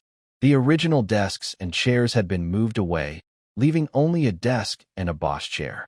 The rest of the space was filled with red plastic stools, crowded with dozens of survivors from the school building. Old Tang sat in the boss's chair, his hands resting on the edge of the table, with a serious expression. He exuded a calm and steady presence. He looked over the people in front of him and spoke slowly. Everyone, share your thoughts. What do you think about the suggestions from their convoy? Should we follow them? A middle-aged man in work clothes spoke up. Their convoy has extraordinary members. I think following them is a good choice. His eyes showed hope as he spoke. I think we're fine here. We've been here so long, and nothing has happened. Why should we go with them into the unknown, living without a fixed home? Staying here is just waiting to die. Another voice disagreed. Staying here is just waiting to die. A different person quickly retorted, sounding anxious. The supplies in the town are all gone. We're just waiting to run out of food, and we'll starve soon. Following them is risky, but at least there's hope. It's better than just waiting to die here. Plus, wouldn't that mean no one would die here? Yeah, it's the end of the world now, not our old world. Even extraordinary powers like sequences have appeared. I think they are the future. Yeah, and some people can turn into big pigs. It's really scary to look at. They're quite fat, too. Right. Maybe it's because fat people turn into fat pigs. I think if I were one of them, I'd be the coolest pig around. Stop joking around. Everyone argued and shared their opinions. Some hoped to follow the convoy. Some preferred the safety of staying put, and others joked around. The scene was very chaotic. Old Tang, sitting at the top, had an unreadable expression. He looked down, his face partly shadowed, showing no clear emotion. He quietly watched them argue loudly. Tomorrow marks the start of the book's recommendation verification period. The data from the validation period largely determines whether a book will succeed or fail. If the data isn't good, then unfortunately, the book might have to be abandoned. After all, love alone can't overcome all difficulties. Moreover, shallow love isn't enough. In the adult world, material support is necessary for lasting relationships. To those passing by, please support us. Click to encourage more updates, follow, and leave good reviews. If you don't like it, please feel free to criticize gently. Would you like to become the breeze or the rain, nourishing the sprouting book seedlings? One day, they will bloom and thank you. The upgrade treatment medication has been completed. The system's upgrade notification sounds. Songjio shook his head, frowning, and slowly opened his eyes. He saw a mottled, yellowed ceiling. The paint on the walls was peeling, revealing dull gray cement underneath, giving a sense of decay typical of the end times. The door to the dorm room was tightly shut. He didn't know when he took off his shoes and socks. The socks were still hanging by the window to dry. Nearby, there were a few more socks and some underwear. A purple bra matched with purple underwear. Indeed, his sister said purple was very charming. She wasn't joking. Judging by the size, it must belong to Liuxu. His gaze also caught a yellow Pikachu underwear. TSK. Almost an adult, and still so cute. How do you know I like that? Looking further, he saw two people on the bed. Liuxu was lying quietly on the bed. Even when sleeping on her back, her figure was clearly defined. TSK. Truly gifted, with well-developed muscles. Then he looked at Sally. Half of her body had already slipped off the bed. Her arms were spread out on the floor, and her upper body was lying on the ground, while her lower body still hung on the bed. So, they sleep separately, upper and lower? Songjio was amused. She really doesn't sleep well. He sat cross-legged on the bed, took out the upgraded medicine from his pocket, and unwrapped the bandages. The wounds were small cuts, not very serious. It was a jar of ointment. The color was dark, indicating it was for external application. Songjio used his finger to apply black ointment carefully to each wound. After a short while, when the ointment started to dry, he got up and dressed. He moved quietly to Liuxu's bed. Watching her sleep, his gaze fell on her rising and falling chest. He slowly reached out his hand, but did not touch her, just compared the size. One hand fits just right. If it's too big, it would be awkward and tiring, and it would also look less nice. Plus, I wouldn't be able to run fast if I needed to, he thought to himself. Then he moved to Sally Lily's bed. He looked at her lying sprawled out, with no regard for manners. He mischievously extended a finger and poked her nose. After a moment, Sally Lily made an uncomfortable sound and waved her hand as if swatting away a pesky fly. Songjio quickly withdrew his hand and wiped it on her clothes. He looked annoyed and left the dormitory, closing the door behind him. On the corridor, someone greeted him, and Songjio responded casually. He called up his system to check his account. Killing points, 94,000. He thought about his expenses. Upgrading the Mountain Sea Cannon camping truck cost 20,000 points. Exchanging for the Awakening Potion cost 3,000 points. Then he spent 1,000 points on upgrade medicines, totaling 24,000 points spent. Later, he killed 18 bald men, earning 18,000 points. So, he still had over 90,000 points left. His resources were okay. He went straight back to the truck. After searching for a while, he found a heavy machete. This was the machete from Brother Who before, now in Songjio's hands. He weighed the machete in his hand. A flash of thought crossed his mind. My sharp light can attach to objects, so using a melee weapon is the best choice. A buzzing sound, and the blade was instantly wrapped in a yellow glow. This shows the sharpness attached to it. Songjio opened the car door and tested the weapon. He found that the glow was just right for the blade. It couldn't be used for throwing. As soon as it left his hand, the glow would fade, turning into a normal knife. He bent down to pick up the thrown machete. Then he glanced at the crossbow arrow he had upgraded earlier on the ground. He sighed quietly. Once, he thought about using arrows to hide in the distance, shooting safely from afar, being a long-range shooter. Because of this, even when dealing with Liuxu, he used remote attacks to finish him off. But it failed, and he could only use the machete to send him away. Later, when he awakened his extraordinary powers, he wanted to be a support healer in the back, not to go into the front lines fighting. Running into danger? That's too risky. A gentleman doesn't stand under a dangerous wall. But now, he was living the way he hated most. He had become a brave fighter. But hey, there's still a way. I have a system. I can upgrade and create powerful magical items. Force myself to become a sharpshooter. If I don't have good luck, I'll just tough it out. If it's not remote, I'll insist on it. Songjio stared at the crossbow arrow on the ground. System, I want to upgrade this arrow into a powerful magical item. Lacking magical or strange materials, upgrade conditions are not met. Songjio frowned. What other materials are needed? What are magical materials? What are strange materials?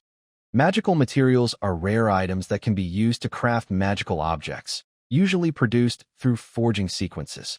Strange materials are remnants left after strange creatures die.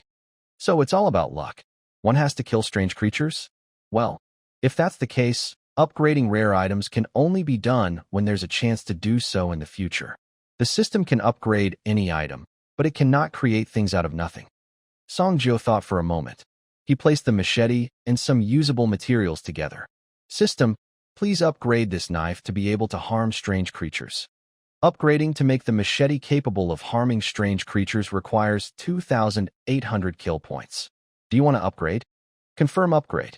Upgrading in progress. 12:59:59. 12:59:58. A countdown for the upgrade appeared above the machete. Songjio put the knife back in the car trunk and covered it with something. The upgrade will take 13 hours, so it will be finished tonight. Although tearing enemies apart with bare hands is very violent and bloody, a knife can increase attack range. As the saying goes, the longer the sword, the stronger the strike. For Little Song, he always prioritizes cost-effectiveness and practicality when doing things. At dusk, the setting sun cast long shadows. Songjio returned to the dorm and woke up Sally Lily. He told her to get up and cook for him. He also woke up Liuxu. Cooking for these two is a completely different experience. No, there's no real experience at all. Someone who can cook rice, noodles, and vermicelli together has no right to talk about culinary experience. It's just that in the apocalypse, people don't have picky conditions. They are like one going to a 5-star Michelin restaurant, and the other, a dog biting a spatula, shaking its head at the pot. Or, imagine you found a computer, started a game, spilled some rice on the keyboard, caught a chicken, and played games on it. Soon, 2 pots were set up at the back of the pickup truck, one for cooking rice, the other for stir-frying. Sally Lily was nearby, burning firewood. Don't turn the heat up too high, or it might burn. Stir more often so the flavor is even. Cooking isn't a daily activity because it uses up cooking oil. Cooking oil provides fats, energy, and helps you feel full longer when preparing food. Most families buy only what they need, not storing several bottles at home. So, they usually find it at supermarkets or grocery stores. Today, both of them are lucky to get some because of Songjio. The 3 of them happily ate by the car. They ate quickly because they needed to stay ready to leave at any moment. If they ate too slowly and wasted food, they might go hungry or face strange situations, so they ate fast. After finishing their meal, Songjio wiped his mouth and led Liuxu and Sally Lily to the garage. They needed to pick supplies from the storage. Although no one dared to take what they wanted, what they put in their own vehicles was truly theirs. At the warehouse in Trance, a long line of survivors waited to get food. Everyone looked tired but hopeful. C-Team is busy, Songjio greeted. Songjio, you're here. Come on, the supplies are over here. Take a look and pick what you want. Some valuable items haven't been distributed yet. Take what you need first, then share with everyone. Hai Tianqing led Songjio inside. Inside, there were only essential supplies. Cooking oil, sugar, salt, canned luncheon meat, canned fish, fruit cans, ham sausage, and vacuum-packed chicken legs.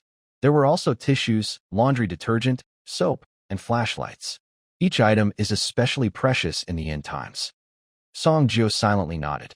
If he hadn't taken all the good things for himself, he might have gotten a little angry. Songjio roughly looked at the amount, choosing some from each type. He called Sally Lily to gather a few people to help him carry everything to the car. Sally Lily was very eager and excited. Because Songjio had a meal to eat, she could also have her own bowl to wash. No, wait. Because he had a piece of meat, she could have a bowl of soup. She could always find a way to get a little. She giggled foolishly and went to call others. Just as they were about to leave, a man wearing glasses suddenly stepped forward and blocked their way. Wait a minute. Everyone should share equally based on the number of people. Why can you take so much alone? Now that you've taken the stuff, what are the rest of us supposed to share? How is this different from those thugs with the bald guy? The man with glasses looked very emotional. Song Jio's face remained calm. He looked at the man with glasses and asked, "Who are you? Are you part of the convoy?" "No. I'm from the dorm building, and now I am also part of the convoy." The man with glasses puffed out his chest, still speaking firmly. "You don't need to know who I am. Don't think about taking the stuff." A few others behind him started to cheer him on. "Yeah? Who do you think you are? Trying to be the boss here. I see. No wonder he dared to act so recklessly. I thought there couldn't be such a reckless person in the convoy." Songjio stopped talking and slowly raised his hand. Suddenly, a bright yellow sharp light shone from his body. "Get him out of here." Before he could act, Heishinqing, watching nearby, felt nervous. He immediately knew something was wrong. Once Songjio moved, the man with glasses would be in danger. He quickly ordered some people to rush forward, pinning the man with glasses to the ground, holding his hands and feet tightly, and dragging him away swiftly, without any delay. Songjio watched the man with glasses being dragged away, slowly lowering the bright light on himself. He turned to look at the survivors watching nearby. He spoke clearly, word by word. "Let me tell you who I am. You are afraid of the bald man, and I am the one who killed him. You are afraid of the scum who dare not resist, and I am the one who killed them. Being able to stand here like a human without being bullied is also thanks to me. Everything you have in your hands, every bite you eat, was taken by me. Tell me, who do you think I am?" He paused, his gaze sweeping over the people who had been making noise earlier, with a mocking tone. "You're just cowards who are afraid of the strong, and you have the nerve to act tough." Then he turned to Liuxu, his tone softening a little. "Liuxu, do you remember the people who caused trouble earlier?" "Yes, I remember," Liuxu replied, glancing at those people. "None of them are allowed to receive supplies." Songjio's tone was cold, with no room for discussion. "Go to the front and distribute supplies to them. Help manage and watch over them. If anyone causes trouble, just tell me." Liuxu nodded and walked to the front of the line, taking on the management task. She stood tall, looked serious, no longer the gentle girl who only knew how to cook. Liuxu also joined the group distributing supplies. This was not only to vent her anger, but also to help improve her status in the convoy, so everyone knew she was with him and was one of the managers. The top level of the convoy was the extraordinary members, followed by managers and those close to the extraordinary members. After all, most of the extraordinary members in the convoy didn't usually manage ordinary people. They left that to stewards and similar officials. They focused on improving their strength and sensing strange phenomena. Because in the end times, strength is the most solid confidence, and everything else is just superficial. Today is the second day the convoy is resting at Little Sun Kindergarten. Tomorrow, the convoy will have to leave. The weather today is quite good. The sun is out. Golden sunlight spills over every corner of the kindergarten. The square at the Little Sun Kindergarten was filled with clothes hanging from the crowd's vehicles. When the wind blew, the sunlight mixed with the faint scent of cheap laundry detergent, filling the entire yard. Most of these people had already been through tough times and were not in the best shape. Taking this break as a chance, they cleaned themselves up, took showers, and washed clothes. Some people kept searching nearby towns for leftover supplies, tearing apart anything useful. The previous occupants had only taken the basic supplies, so there was still value in searching again. Newcomers who joined later learned from the experienced old-timers in the convoy. Of course, the most important rules of the convoy were, first, don't fall behind. Don't fall behind. Don't fall behind. Second, the convoy doesn't support idlers. Everyone should help find supplies. Now, it seemed there was a third rule emerging. Don't bother Songjio. Next to the pickup truck, Songjio sat on a stool. Liuxu held a manual razor she found somewhere and was carefully shaving Songjio's beard. There was a basin of soapy water beside her, used as shaving foam. Liuxu dipped her finger in the foam, wetting his beard, and bent over carefully to shave him. Songjio sat relaxed, feeling most of the tension leave his body, leaving only rare ease. Liuxu's movements were gentle, but her full chest moved visibly in front of him, drawing attention. That's quite eye-catching. Songjio closed his eyes, feeling a bit guilty. When he couldn't see, Liuxu's lips curled slightly, showing she was in a good mood. After shaving, she started trimming Songjio's hair with scissors. In the busy, noisy square, sunlight cast their shadows together. As she cut his hair, tiny hair fragments fell onto his shoulders and onto their overlapping shadows. Amidst the noise, there was a strange sense of calm. Liuxu occasionally leaned down and gently exhaled, blowing away the tiny hair bits from his neck. Her actions were natural and a little intimate. Normally, they didn't get such close moments. It wasn't just the two of them. Around the square, others were also busy giving each other haircuts and shaves. Not only men, but also women choose to shave or cut their hair short. After all, the current end-of-world situation is not like before, with fewer good conditions for grooming. It also helps reduce the attention of malicious people. However, everyone is not professional and has little experience. The tools they use are very varied: scissors, metal sheets, even bone-cutting knives. I worry whether they are cutting hair or chopping heads. Many people's haircuts look like they were chewed by dogs, uneven and messy. Songjio squinted to block out the sunlight and looked around. He muttered in annoyance, "These guys make the whole team look worse. Luckily, I'm the only handsome one here. Actually, I'm not doing so well myself." At this moment, a man in work clothes asked another man, "Have you seen Lao Wu?" "Lao Wu? I saw him just now downstairs packing his things. But I've looked around several times and couldn't find him. He's a grown man. He shouldn't just disappear. Let's get back to work," the man responded casually. Suddenly, a blood-covered person rushed out of the classroom building, looking extremely disheveled. His clothes were torn, and his body was covered in dark red bloodstains.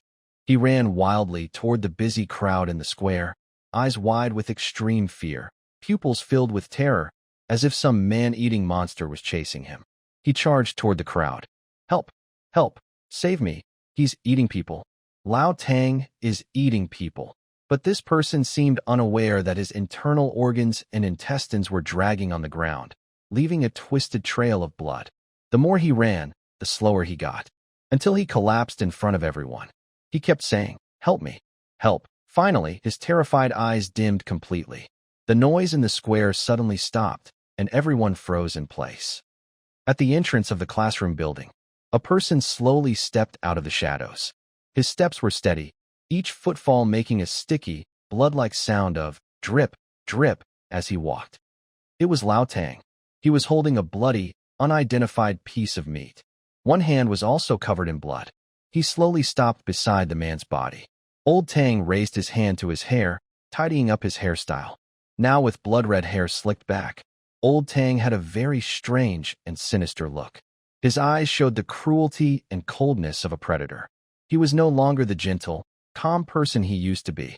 He casually threw the meat in his hand onto the ground, then took out a white cloth from his pocket.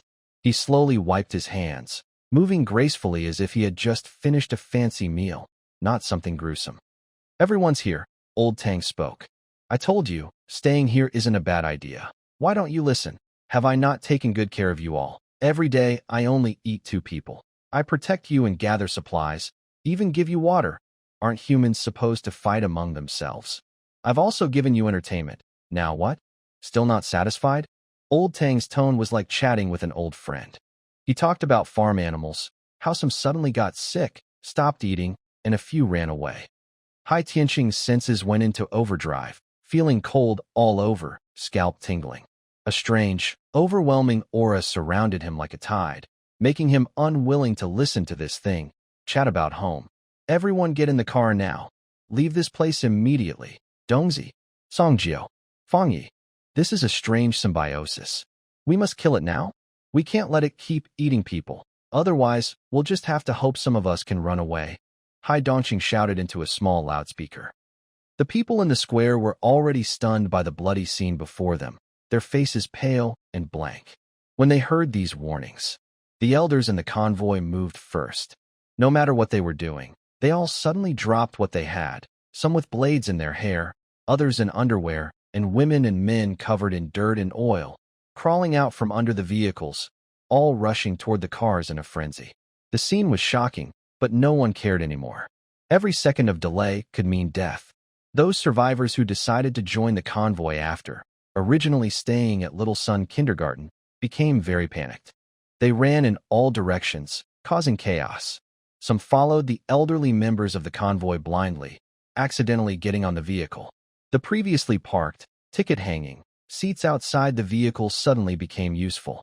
Those who couldn't get on the vehicle climbed onto the ticket-hanging seats. The lively crowd just moments ago scattered in all directions, bumping into each other, pushing, screaming, crying, and the sounds of vehicles starting blended into a chaotic noise. Old Tang stood still, watching the chaotic animals in front of him with interest. A mischievous glint flashed in his eyes, and a cruel smile appeared on his face. To him, these fleeing humans were like chickens panicking in a pen. No matter how they ran, they couldn't escape his grasp. Then, he decided to play with them. It's just some top-tier extraordinary beings, and as soon as they arrive, you all start hesitating. Today, Old Tang, will show you what these so-called top-tier extraordinary beings are really like. He suddenly lifted his foot and kicked hard at a metal box filled with supplies. The box was about half a person tall.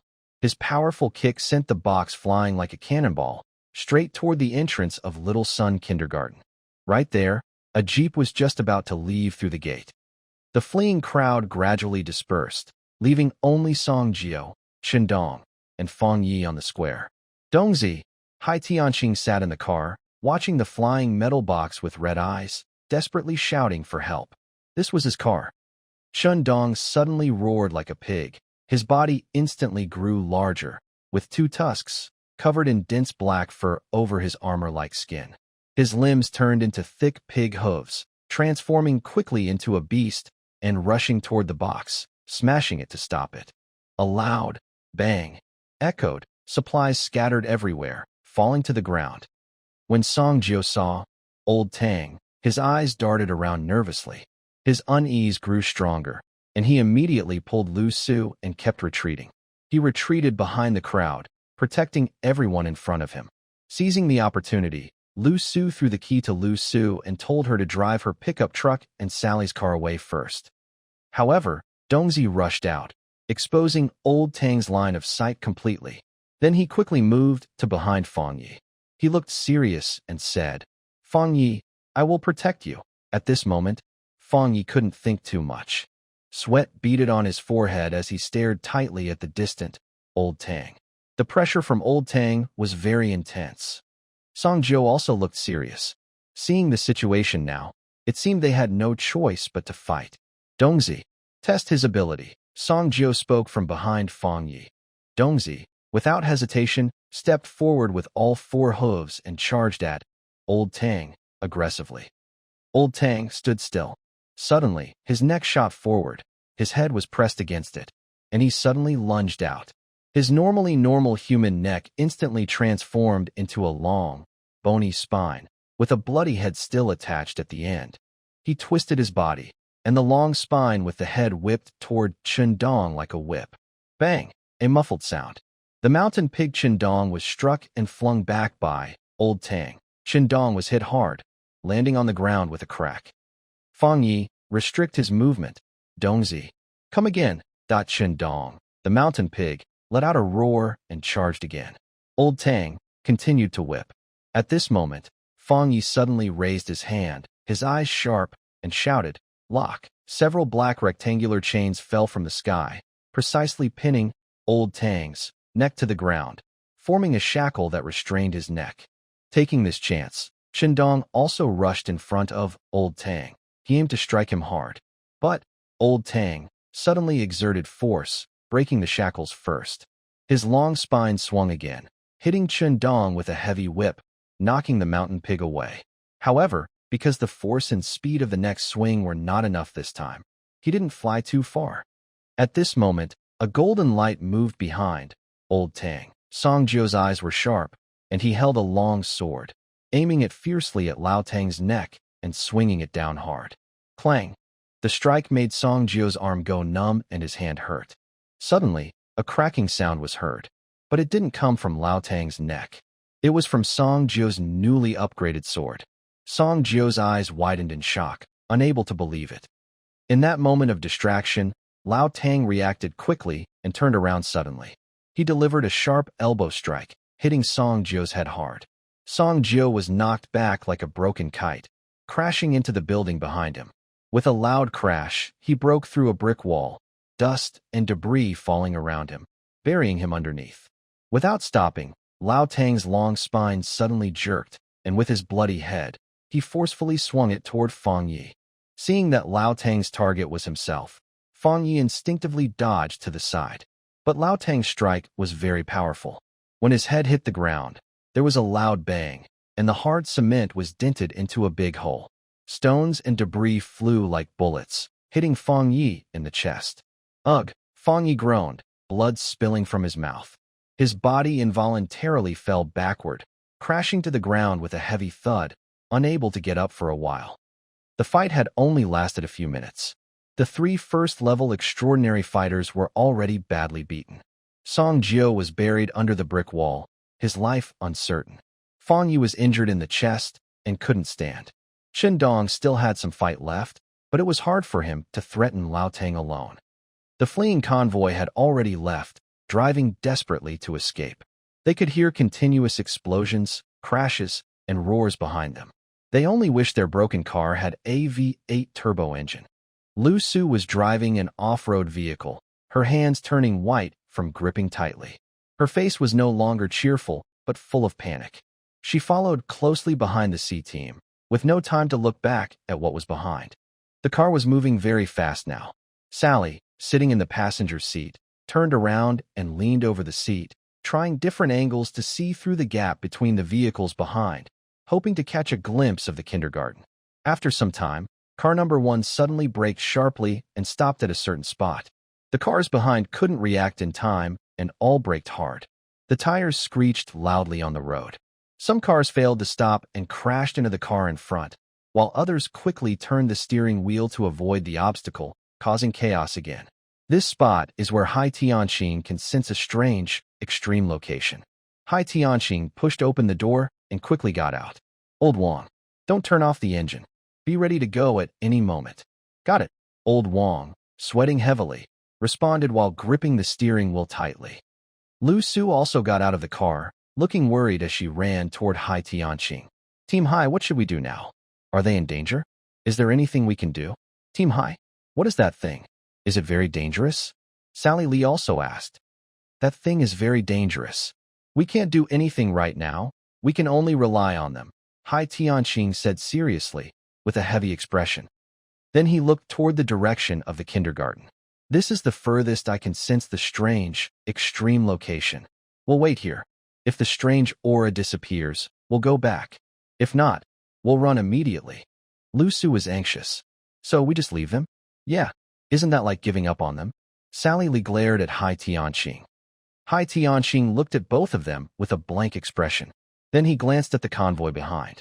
This is all I can do. I have no other choice. Hai Tianqing is not only calm and reliable, but also rational and unfeeling. Imagine a speeding train heading toward 2 tracks. One track is tied to 5 innocent people, and the brakes have failed. The other track is tied to 1 innocent person. You are standing at the fork with a switch lever in your hand. What do you choose? No matter what you choose, it feels wrong. And even if you don't choose, it's as if you've already made a choice. At this moment, the small sunflower kindergarten is already in ruins, with broken walls and collapsed debris piled up unevenly. A strange battle has flattened the surroundings. Amidst the smoke and dust, Old Tang swings his head like a whip, with destructive power far beyond that of demolition balls used by construction crews. His strikes are more terrifying than wrecking balls attached to cranes, and he swings quickly. Each hit collapses a wall, and the ground cracks open like a spider's web. Song Jio is riding on a wild boar, with Fang Yi kneeling behind it for protection. This setup helps defend against possible attacks from behind. The wild boar, Chen Dong, looks miserable now, one ear bitten off, a broken tusk, patches of bald spots on its fur, and bloodstains on its exposed skin. Every step it takes groans in pain, and blood beads from its mouth fall to the ground. Song Jio was the first to suggest retreat. If they keep fighting, he, Feng Yi, and Qindong will definitely be killed by Old Tang. The wild boar wants to charge forward recklessly, but Song Jiao stops it. Behind them, Old Tang slowly approaches. His neck has stretched several times its normal length, towering several stories high, resembling an ancient long-necked dinosaur, with a prominent, clearly visible spine. At the top of his spine and neck is Old Tang's head, his face full of madness. Most of his skin has peeled off, leaving only ragged patches that flutter in the wind like torn paper, about to fall off completely. Feng Yi and Song Jiao look back at Old Tang. Fortunately, the humans below are not very fast. Otherwise, with his long attack range, destructive power, and speed, Song Jiao fears he might have run away already. Even if they leave the leader, they probably won't survive long, but living for one more day is better than nothing. The three of them hide among the buildings in a small town. The houses are dense, blocking their view, and it will take some time for Old Tang to get inside. They lean against a broken wall, catching their breath, then start discussing their plan. Song Jiao, Old Tang keeps attacking with his neck and head, but his body hasn't moved much. I think it's not just because he's slow. Unfortunately, I was aiming for his neck. That's not a weakness. My sword is about to break. Song Jiao raised his hand to look at his sword. The blade where it touched Old Tang's neck was already cracked. Even with his sharp abilities, it was still just an ordinary sword, not a magical item. Wild boar Qindong. I need to find this thing's weakness. I can still resist his head whip a few more times. As soon as he finished speaking, he spat out more blood. Seeing the wild boar's miserable state, Song Jiao thought, this pig really can take a beating. I just got hit with an elbow strike, and I'm already struggling. At this moment, Song Jiao also looked quite bad.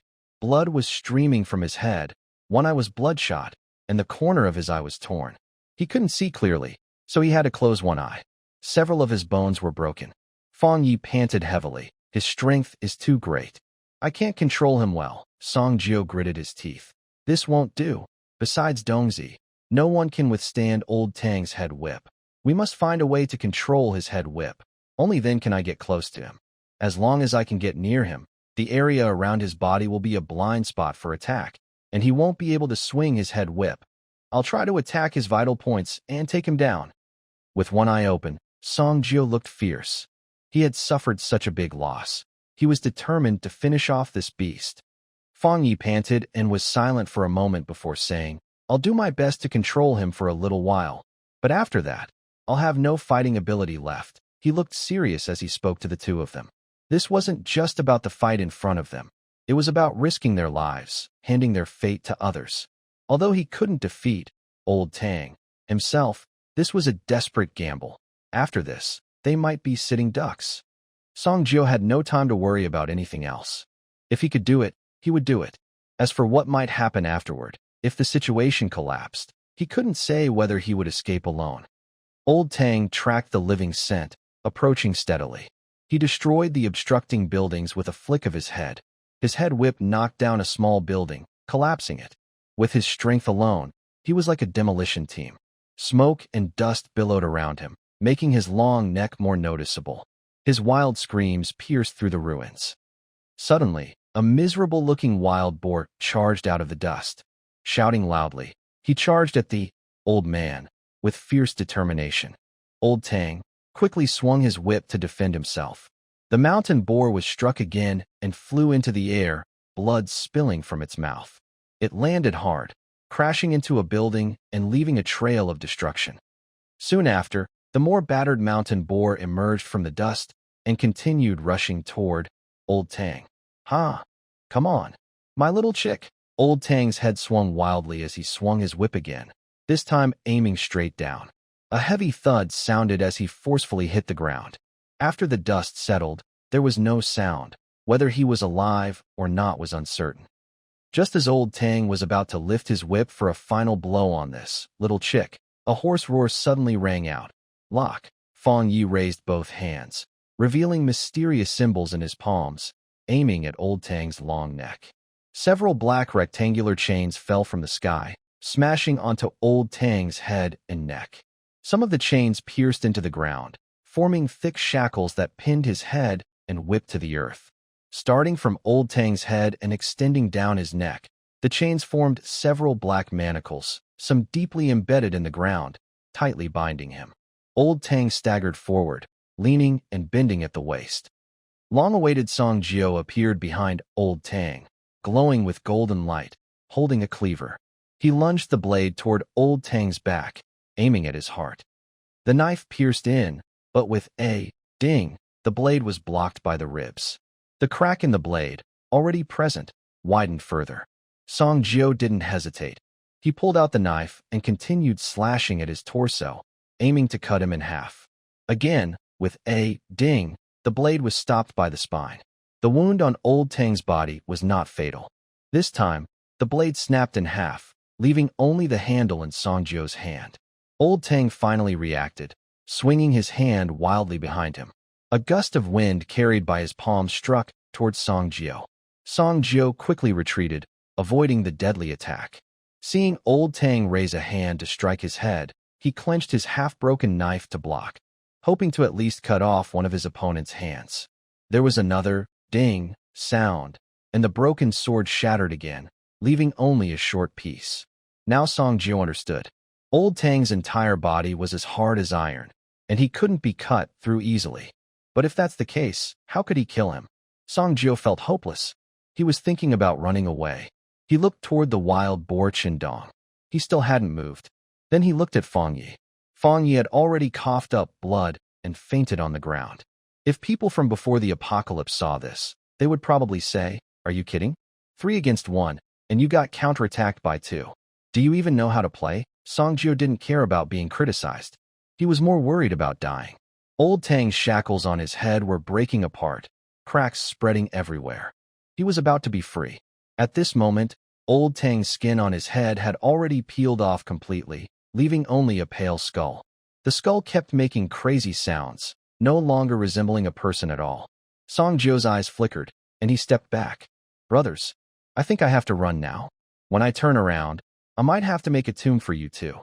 Just then, Song Jiao noticed that Old Tang's body was moving constantly because he was trying to break free from Feng Yi's shackles. A black object flashed suddenly, catching Song Jiao's attention. He looked down. It was a piece of matte black bone. This bone appeared at Old Tang's feet. Song Jiao's mind raced. Could this be Old Tang's vital point? But what if it wasn't? Maybe it was just a strange hobby of this weird thing. I have hobbies too, like collecting things. Once Old Tang broke free, his attack speed with the whip wouldn't be slow. If he faced him alone, there might not be a better chance to escape now. Should I take a gamble? He looked again at Feng Yi, who was unconscious, and Qindong, who was fighting for his life. These two, brothers. Let's try again. Song Jiao decided to fight one more time. If it still didn't work, he would run away immediately, far away. Since he had made up his mind, Song Jiao wouldn't hesitate anymore. A bright light appeared. He moved close to Old Tang, bent down, and tightly grabbed one of Old Tang's legs. He forcibly lifted his foot and, with the small remaining part of his knife, stabbed sharply at the black bones with a gleam of sharp light. This time, instead of hitting the hard parts of Old Tang's body, the knife easily pierced through after a brief resistance, leaving only the handle outside. Old Tang's skull let out a loud, painful scream. His body struggled violently, trying to get away from Song Jiao. At this moment, the head whip finally broke free. The whip swung wildly, but couldn't hit accurately. Song Jiao knew Old Tang was now free, but he didn't care. He released the leg holding the knife handle and grabbed another leg. Song Jiao flipped Old Tang onto the ground, holding one leg and pulling at the sole of his foot. One hand held him, while the other clutched the shining, sharp knife. His eyes were fierce as he stabbed hard into the sole of the foot. Not satisfied with one stab, he kept stabbing repeatedly. They looked like two playful friends, one tickling the other's foot and the other trying to dodge. Finally, Old Tang, exhausted and weak, collapsed to the ground, kicking up a cloud of dust, and his body went limp. The fight was over. Old Tang was dead.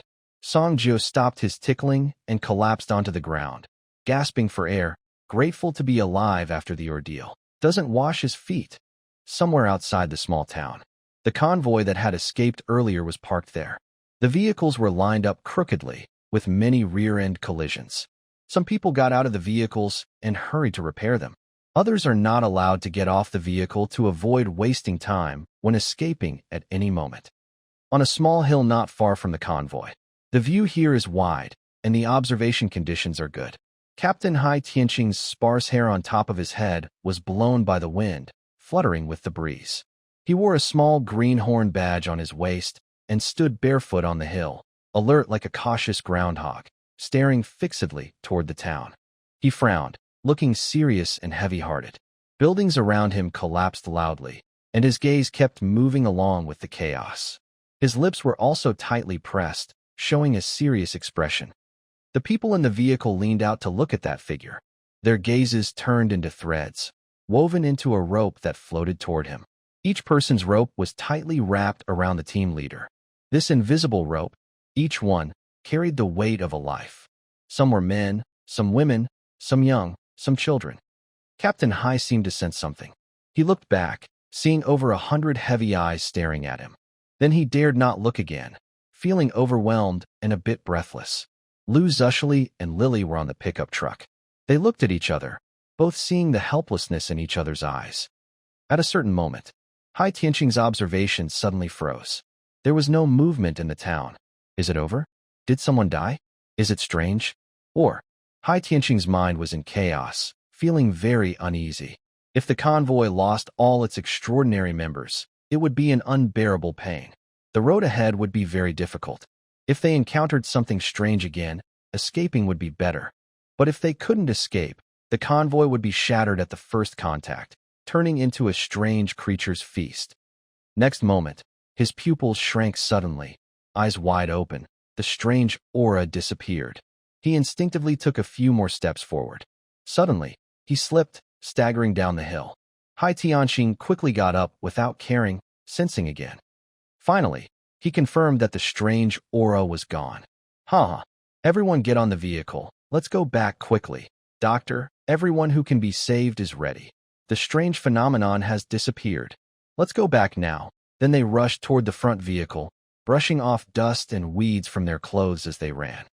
The engine roared again, dust flying everywhere, and the convoy returned to the small town. The convoy arrived at the site of the former Little Sun kindergarten. The place looked completely different now. The kindergarten had turned into a pile of rubble. Among the broken walls and debris, bodies were scattered, locals who had ignored orders and ran around wildly. They looked terrible, making people's hearts tighten with sadness. Hai Tianqing's face was also grim. He picked up a small loudspeaker and gave a dull command. "Vehicle 5, stay behind. Check if anyone is still alive or look for useful supplies. The others, keep moving." They had been focused on escaping earlier and hadn't taken many things with them, nor had time to do so. In the end of the world, every bit of supplies was a hope for survival. One vehicle left the group and stopped here. The others continued toward the area where the fight had taken place. When they reached an open space that had been forcibly destroyed, Hai Tianqing got out of the car. He looked around and guessed, "It seems like this is close to the place. This should be the final spot of the fight."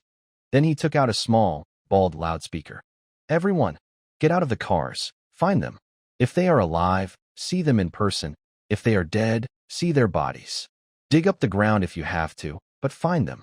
Everyone responded loudly and started searching wildly among the rubble. After all, more people meant more strength. They didn't have much time. First, they found Qindong, the wild boar.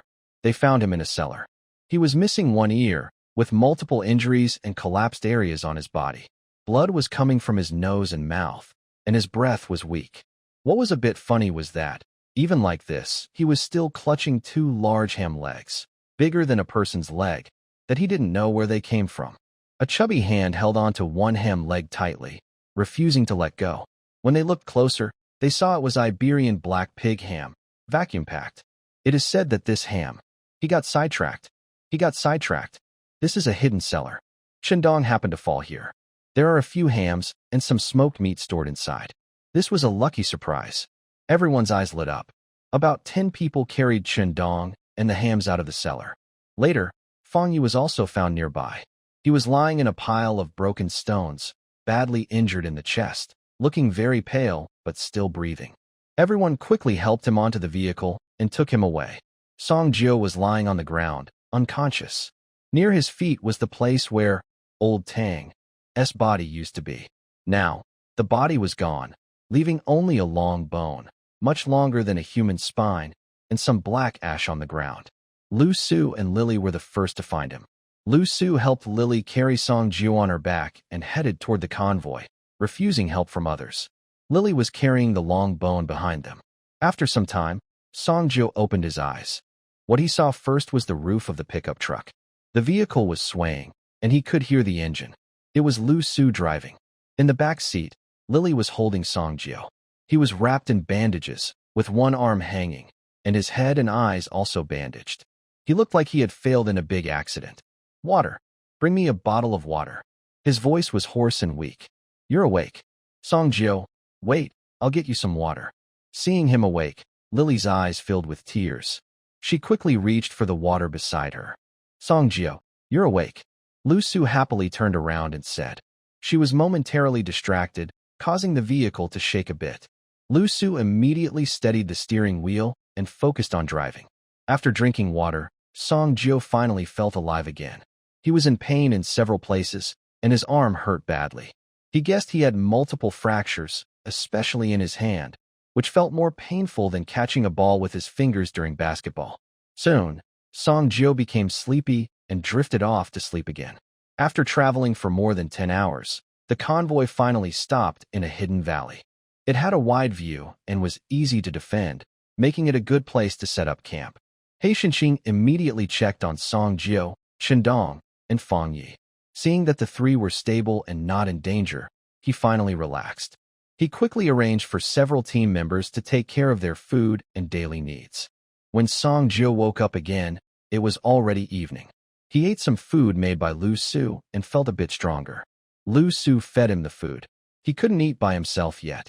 After eating, Song Jio felt more energetic. He noticed a random bone placed in the corner and was a bit confused. What is this? Why put a human bone here? Isn't that unlucky? Take it away. He looked up and saw a bone he disliked very much. Oh, this was found near you. I thought it might be useful, so I brought it back.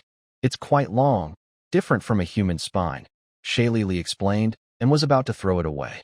Wait, let me see it first. Hearing this, Song Jio hurriedly stopped Shailili. Shailili handed him the object, and Song Jio used his other hand to take it. Carefully examining it, he realized it looked very much like the spine that old Tang swung around. Could this be a strange material? His eyes lit up, and his mind became lively. System, is this a strange material? What is it used for? Identifying strange material costs 200 kills points. Kills points. Kills points. Why do you always need kills points for everything? All you care about is money. You might as well call yourself debt collection system. Confirmed. Strange material, deformed bone, eerie spine. This is a strange residue left by 3 top-tier extraordinary beings after a fierce battle with a deformed bone monster. This material can be forged into a rare item by a sequence-level extraordinary. It can also be upgraded by the system. Song Jio was pleased with this reply. We fought hard for that strange material we longed for. Now it's finally here. This means I can upgrade a special item. I was about to start, but then I thought, this is a prize we all fought for. Me, Shendong, and Fang Yi. If I just take it all for myself, is that right? Slap. I slapped myself. I am so selfish. How can I lose focus now? If I find something good, I must use it. Wasting it would be shameful. I decided to act quickly. System, I want to upgrade this spine. Upgrading the mutated spine costs 25,000 killing points. Do you want to upgrade? It's not cheap, but luckily I've been saving my points and not spending them randomly. Otherwise, I'd be stuck. Confirm. 47:59:59. 47:59:58 2 days. That's 48 hours. I really look forward to my second special item. After deciding to upgrade my spine, I also need to take care of my injuries. If it were just minor wounds, I could just use some medicine and recover easily. But this time, my injuries are serious. I should let the system help speed up my healing. Otherwise, the team doesn't have anyone who can fight right now. I don't feel safe at all. I can't even lie down comfortably. Thinking this way, I start to blame my 2 brothers, who are actually useless. System, Is there anything that can help me recover faster? Sweetheart cherry tomatoes can treat injuries and speed up recovery. Based on the host's injuries, you need to exchange for 2, each costing 2,000 killing points, totaling 4,000 points. Do you want to confirm the exchange? Song Jio grimaced, feeling the pain in his mouth, but he clenched his teeth and said, confirm. Another 4,000 killing points gone. Spending money like water. After the delivery icon loaded, I soon felt 2 heavy objects in my palm. I glanced at Sally Lily, who was organizing supplies nearby. Can you help me boil some hot water? I want to drink something warm. Yes. Men also need to drink hot water. Sally Lily didn't think much and nodded. Okay, I'll go now. I sent her away and opened my hand to reveal 2 small, bright red tomatoes. The tomatoes looked normal in size, but their leaves were also red, with a ring of green around the stem. When I sniffed close, there was a faint, refreshing scent that was very pleasant. Feeling curious, I took a bite of each tomato. Gently chewing, my mouth was filled with juice. The taste was sweet with a slight tang, and it was very delicious. If I didn't need to save my energy points, I'd love to eat more of these sweet little tomatoes. Soon after swallowing the tomatoes, a warm feeling spread through my body, slowly healing my injuries. The sharp pain I felt before gradually lessened, and my wounds tingled with a numb, soothing sensation. This was rapid healing. At this rate, I should recover completely in a day or 2. I could even move around a little now. These sweet little tomatoes are truly amazing. They must be a special fruit cultivated by the plant experts. I never expected to find such a thing this way. I'm really grateful to my humble deck collecting system. I wonder how Dongzi and Feng Yi are doing. Chen Dong is probably the most injured, having taken the most damage. He probably won't recover so quickly. I decided to get up and check on Chen Dong. If his condition isn't good, I'll exchange 2 more sweet tomatoes to help him recover faster. Our convoy has 3 fighters, and Chen Dong is the only tank. He always goes first in battles, and sometimes he has to work hard for the team. Without him, half the team might fall apart. I can't just sit back and do nothing when something happens. Song Dog is protective of his food, but also understands the situation clearly. If the team is just one person with fighting ability, then everything must be handled alone. How can I rest peacefully? They hurt me? I fight back? I can't control them. But what about my life? I only have one. I value my life. I left the tent and went to the travel bus where Chen Dong was. This was also Chen Dong's first time on this bus. There was a single bed on the right rear side, surrounded by barriers. Next to it was a window, which was ventilated and safe. Fat Chen Dong was lying on it, looking miserable. He had multiple injuries, with skin missing in several places, just like when he was hurt in his pig form. He looked very battered. But if you looked closely, you could see faint signs of blood flow, indicating he was healing on his own. Most of the people on the bus had already gone camping, leaving only 2 team members to watch over Chen Dong at the bedside. When the 2 saw Song Jio get on the bus, they immediately stood up and respectfully greeted him. Mr. Song, you're here.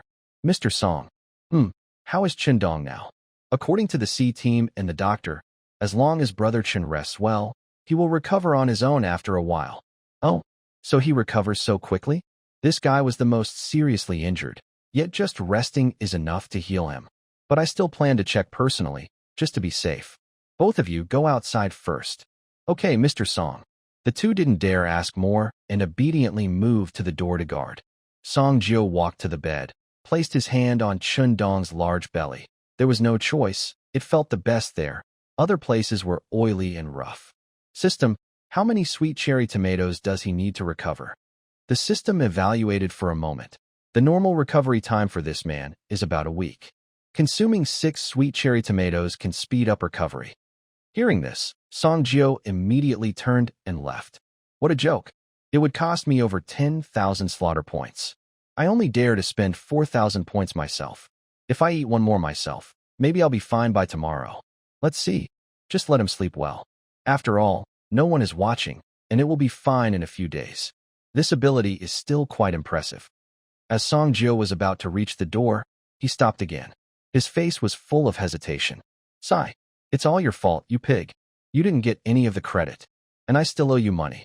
He turned around and went back to Chen Dong's side. System, exchange for 6 small sweet tomato candies. Confirm exchange for 6 small sweet tomato candies. Another loading icon flashed quickly, and suddenly Songjio's palm had 6 bright red small tomatoes, round and tempting to look at. Looking at these cute little tomatoes, he felt a bit reluctant. Then he quickly looked away. He opened Qindong's mouth and stuffed the tomatoes inside. But when he tried to feed him, he realized Qindong was still unconscious and couldn't chew on his own. The tomatoes got stuck in his mouth, and he couldn't swallow. Songjio thought for a moment, then gently called into Qindong's ear, "Time to eat. Big guy, wake up and eat." It seems that food lovers have a natural instinct. Even in his unconscious state, Qindong instinctively moved his mouth when he heard "eat," started chewing, and occasionally made chewing sounds. Songjio even saw that he was missing a tooth in his gums. After successfully feeding Qindong the small sweet tomatoes, Songjio left. He shot him a fierce glare. "Humph, when you wake up, all the dirty and tiring work will be done by you." Since Qindong was fed, there was no need to feed another one. Songjio went to Fang Ye's tent. But Fang Ye's situation was different. He wasn't unconscious, just resting. He was fully awake and could even move slightly. And he was awake, which made it inconvenient to feed him the small sweet tomatoes. Also, Songjio could feel that Fang Ye's gaze at him was more sincere and trusting than before. After all, they were brothers who had gone through life and death together. He still valued this friendship. After thinking for a moment, Songjio decided not to feed Fang Ye the tomatoes, as it might reveal his intentions. He pretended to be just visiting, approached him casually, and exchanged a few words. "How are you recovering? Are you still hurting?" Fang Ye nodded slightly, sounding a bit weak. "It's okay. I can handle it." "Thank you, Songjio." "You're welcome. It's what I should do," Songjio said with a wave of his hand. After a few casual words, he made an excuse that he had other matters to attend to and turned to leave the tent. Outside the tent, Songjio couldn't help but sigh. For this convoy, for his own safety, he really worried a lot. Having himself in the convoy was a blessing for everyone. Finally, he looked toward Heishinking's tent. There was also a score to settle, and he needed to think it through carefully. He had heard from Liuxu that when he, Qindong, and Fang Ye were fighting fiercely with Old Tang, that bald man had actually planned to run away with his people, abandoning the 3 of them. Actually, Songjio wasn't too angry about this. In the apocalypse, seeking benefits and avoiding dangers is natural. If he were in that situation, he might have done the same, not foolishly dying with the convoy. But still, since I was abandoned this time, I need to show some attitude. I should express my anger and ask for some compensation. Otherwise, I'd seem weak and too easy to bully.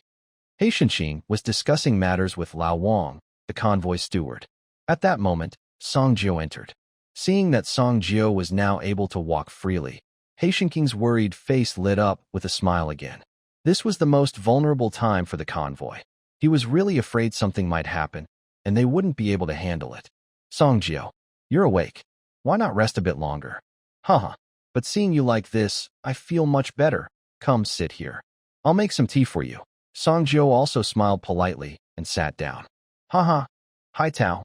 I know you're worried about me." After Heishinking finished brewing the tea and handed it to him, Songjio took a sip. His expression suddenly turned serious, and his smile faded. His tone grew somber.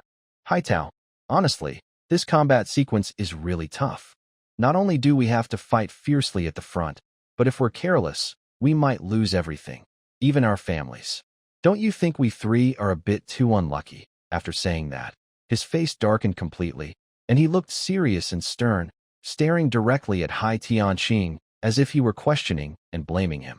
No matter what Hai Tianqing said or how he explained, he kept this serious expression, silent and intimidating, making it hard for others to breathe. Old Wang, standing nearby, felt very uncomfortable. He thought the air inside the tent seemed to freeze. He quickly found an excuse. "Team Hai, Mr. Song, you 2 talk. I'll go outside to check on the camping setup." After saying that, Old Wang slipped away. Inside the tent, only the 2 of them remained. Hai Tianqing looked worried, rubbing his hands as he explained, "Songjio, please understand my difficult situation. At that time, I really had no choice. If I hadn't done that, the whole convoy would have been ruined." Hai Tianqing kept pleading, almost to the point of exhaustion, but Song Jio remained unmoved. Hai Tianqing was very distressed. His already sparse hair had been pulled out several strands in frustration. Finally, he gave in and said, "How about this? I have some dried fish and milk powder, good stuff I found earlier. I can give you half. Is that okay?" he asked, trying to negotiate. The stingy bald man was finally about to pluck his hair. Talking about this, Song Jio became interested. Actually, just now, this bald man kept rambling on and on, almost making him fall asleep. He was just barely holding on to keep his expression. Now, they were finally talking about something serious. And he immediately said, "I want it all." "That's not possible," Hai Tianqing quickly objected. "Right now, supplies are very tight. Eating less is better than nothing. Who knows when we'll find more? Half is already a lot, Song Jio." "No, my spirit has been deeply hurt. Just half the milk powder isn't enough to soothe my soul. I need at least 90%. 90%? That's too much." Hai Tianqing got anxious. Song Jio, so that's what the 9 was about. 90%, damn it. Don't think I don't know, kid. You're so stingy, you could fill a needle's eye with just a spoonful of milk powder. You know I'm stingy, and you still say that. Well, I'll tell you, 90% isn't enough anymore. I also want half of the ham. The kind we found earlier in the cellar, Song Jio argued passionately. He kept biting randomly, biting whatever he could find.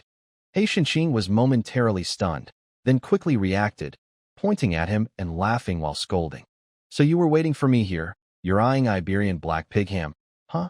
I knew you only go after good stuff." But then he changed his tone and looked serious. "But don't forget, you also brought back a backbone. That backbone is everyone's property. You probably kept it for yourself. Chen Dong is a simple guy, Fang Yi is quiet, and as the team leader, I need to protect their rights. What backbone? Don't talk nonsense. I only knocked it out during a fierce fight. Okay, later, I managed to put it back, and now you're interested in it again. What are you really up to?" Both of them argued back and forth, exchanging sharp words, making quite a scene. Song Jio couldn't win, so he suddenly flipped the table and stood up quickly. "Fine. You bald old man. You don't agree, huh? Then let's stop playing. Next time the convoy faces danger, see if I'll help. Anyway, you can't shake me off. I'll just follow behind." After saying that, he pretended to get up and leave. But Hai Tianqing didn't realize that Song Jio's bad temper was just an act. He thought Song Jio was trying to get a good deal, or else he'd be annoyed. Hey, Song Jio, Brother Jio, Lord Jio, stop messing around, Lord Jio. We're still talking. Why did you turn hostile?" Hai Tianqing held on to Song Jio, trying to calm him with soft words. In the end, everyone took a step back. Song Jio got 30% of the milk powder and fish strips, plus the biggest Iberian black pig ham and some smoked meat. After all, fairness is important. There were also 2 injured soldiers with extraordinary abilities. They contributed too. The whole thing shouldn't just go to Song Jio. But Song Jio thought that, given their personalities, they'd probably just pass things around casually, and in the end, everything would return to the common fund. Then the 2 of them started to lean on each other's shoulders again, looking very friendly. Hai Tianqing also saw that this guy was just here to take things. His excuses about being hurt or quitting were just lies. They are just trying to cause trouble over supplies. But that's okay. Since we are all in the same team, it's better to speak openly face to face. This way, everyone understands each other and there's no resentment. Holding grudges is like planting a hidden bomb that could explode at any time, creating hidden dangers. However, they didn't know that the noise from the argument just now was so loud that all the team members outside heard it. The story got more and more exaggerated as it spread. "Did you hear? Mr. Song and the C team got into a big fight inside." "Really?" The C team actually called Mr. Song 9th brother, and in the end, even called him 9th lord. Oh my. Even the C team has to be so polite to Mr. Song. We must be extra careful in the future. Never provoke Mr. Song. He's the most untouchable in the team, the team members discussed quietly, each secretly deciding that they must show respect to Mr. Song in the future and never break the rules. After all, he's a tough person who is even called 9th Lord by the captain. He's more intimidating than strange. He's like an executioner. Inside the tent, Song Jio and Hai Tianqing were leaning on each other. The tense atmosphere just moments ago had now become very friendly, as if they weren't the ones who had just argued fiercely over supplies. Song Jio, who was sipping tea, then rubbed his stiff face. His face had been switching between a deadpan expression and a sly smile all day. His facial muscles had been working so much that they were almost overstrained. He was exhausted. Normally, he wouldn't be this tired from working out. Usually, he just needed to raise his sword and cut. No need for many words. He didn't expect that arguing with others could be so tiring, more exhausting than fighting with strange enemies. Oh, life is like a play, all about acting skills. Then they started a normal conversation, no longer needing to act. C-Team, what exactly is that old Tang? And he's been bouncing around on our faces for 2 days, and you haven't noticed? Are you even a good guide? Or are you too weak? What if you can't handle it? Then step down and let someone else take over. The captain asked me to lead. Look at me. I've been throwing my backbone around. How many spines do I have to throw? Huh. C-Team. Nonsense. What do you mean can or can't? I can do it very well. There's no one better than me. I think you're just trying to seize power and take over, huh? I'm not dead yet. I tell you, as long as I am still in charge for a day, you will always be the crown prince. No, you will always be the prince. Even if I pass on my position to those 2 fools, I will never pass it to you. Heishenqing heard this and immediately got angry, puffing out his cheeks and glaring back at Song Jio. No, he was furious, almost ready to explode, but he still brushed a few strands of hair on his head, looking both angry and funny. Outside the tent, Old Wang suddenly heard Heishenqing shout loudly and shivered. Is Ninth Lord really a prince? It doesn't seem too unlikely. But, do we still have a convoy or a throne to inherit? Inside the tent actually, Song Jio never really wanted to be a team leader. To be honest, he wouldn't even want to be a dog catcher. Being a team leader is very stressful and carries a heavy responsibility. Plus, he has to deal with someone like himself. Well, handsome, charming, friendly, kind to neighbors, respectful to elders, and caring for children. Just thinking about it makes him tired. When Song Jio heard this old bald man taking advantage of him, he immediately felt a bit annoyed. He was about to speak up and fight back. But Heishenqing didn't give Song Jio a chance to speak. His tone suddenly turned serious, and he continued slowly. That old Tang is a strange coexistence. He doesn't reveal his true nature voluntarily, so it's very hard for me to detect him. Otherwise, I would have warned you long ago. After Heishenqing scolded Song Jio like that, he suddenly felt much more relaxed, and his frustration eased. That kid is like a dog, quick to change his face and stubborn when holding on to something. Oh, forget it. Just treat it as comforting a child. Give him a few bones. Song Jio looked at Heishenqing, who was acting very serious, and first sighed. As expected of an old master, his emotional shifts and facial expressions are all professional. I should learn too. Then he transformed into a curious child and asked, what is strange coexistence? Strange coexistence is when some failed awakened individuals, pseudo-superhumans, form a special bond with strange entities, creating a unique existence. Heishenqing paused briefly and added, similarly, there is also a type called symbiosis with strange creatures. Strange creatures can also form symbiosis. Song Jio was very surprised. He only knew that strange creatures had bizarre abilities and that having one could instantly double a person's value. There was only one strange creature in the convoy, a bald little horn, and Heishenqing treasured it, always keeping it close. But he had never heard that strange creatures could also live in symbiosis with humans. Yes, strange creatures can also form symbiosis, but they need to accept the human first. The same goes for anomalies. They don't just accept anyone easily. Most of the time, the result is that the human ends up dead at the hands of the anomaly. Then, what is pseudo-supernatural? Pseudo-supernatural refers to people who have used awakening potion but failed to awaken their abilities. Heishenqing took a sip of tea and continued. Usually, when someone uses the potion, they either succeed and become a superhuman with special abilities, or they fail and remain an ordinary person. But there is a special case. If they fail to awaken, but their bodies are strengthened by the potion, allowing them to develop some extraordinary power without a specific ability, then these people are called pseudo-supernatural. Although they lack specific abilities, pseudo-supernaturals are still stronger than ordinary people. They are different from regular humans. They are also considered reserves for the sequence of symbiosis. Some of them choose to form symbiosis with anomalies to gain stronger power. If the symbiosis is successful and the human remains in control, they become symbiotic with anomalies. But if the anomaly takes over, they turn into a new anomaly. These two types of symbiosis are also called symbiotic sequences because they are already superhumans with special abilities. However, this sequence offers power but has no future. King's tone grew serious and a bit heavy. As time passes, if the human sense of self weakens even a little and the anomaly or strange creature takes control, they will inevitably become a new anomaly.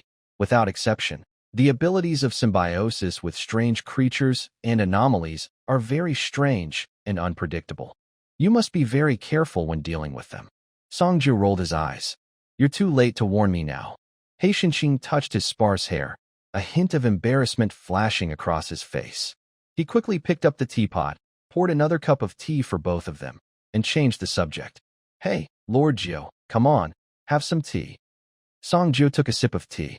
The warm liquid went down his throat, and he couldn't help but feel a wave of emotion. Sequence Extraordinary truly is a miraculous power born in the hell of the apocalypse. Although humans now are like stray dogs, surviving through constant migration, living day to day, they have never given up hope of survival. This is the way humans find hope even in despair. It's like the saying, life always finds a way. Humans may have their flaws, greed, selfishness, a love of fighting, many bad habits, but it's undeniable that they are also great.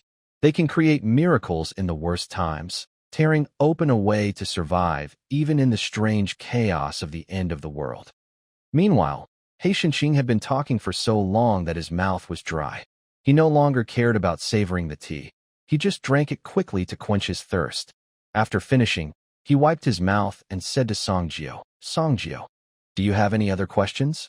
Now that I have time, ask them all, so you won't have to find me again later. Songjiu shook his head. He had already gained enough today.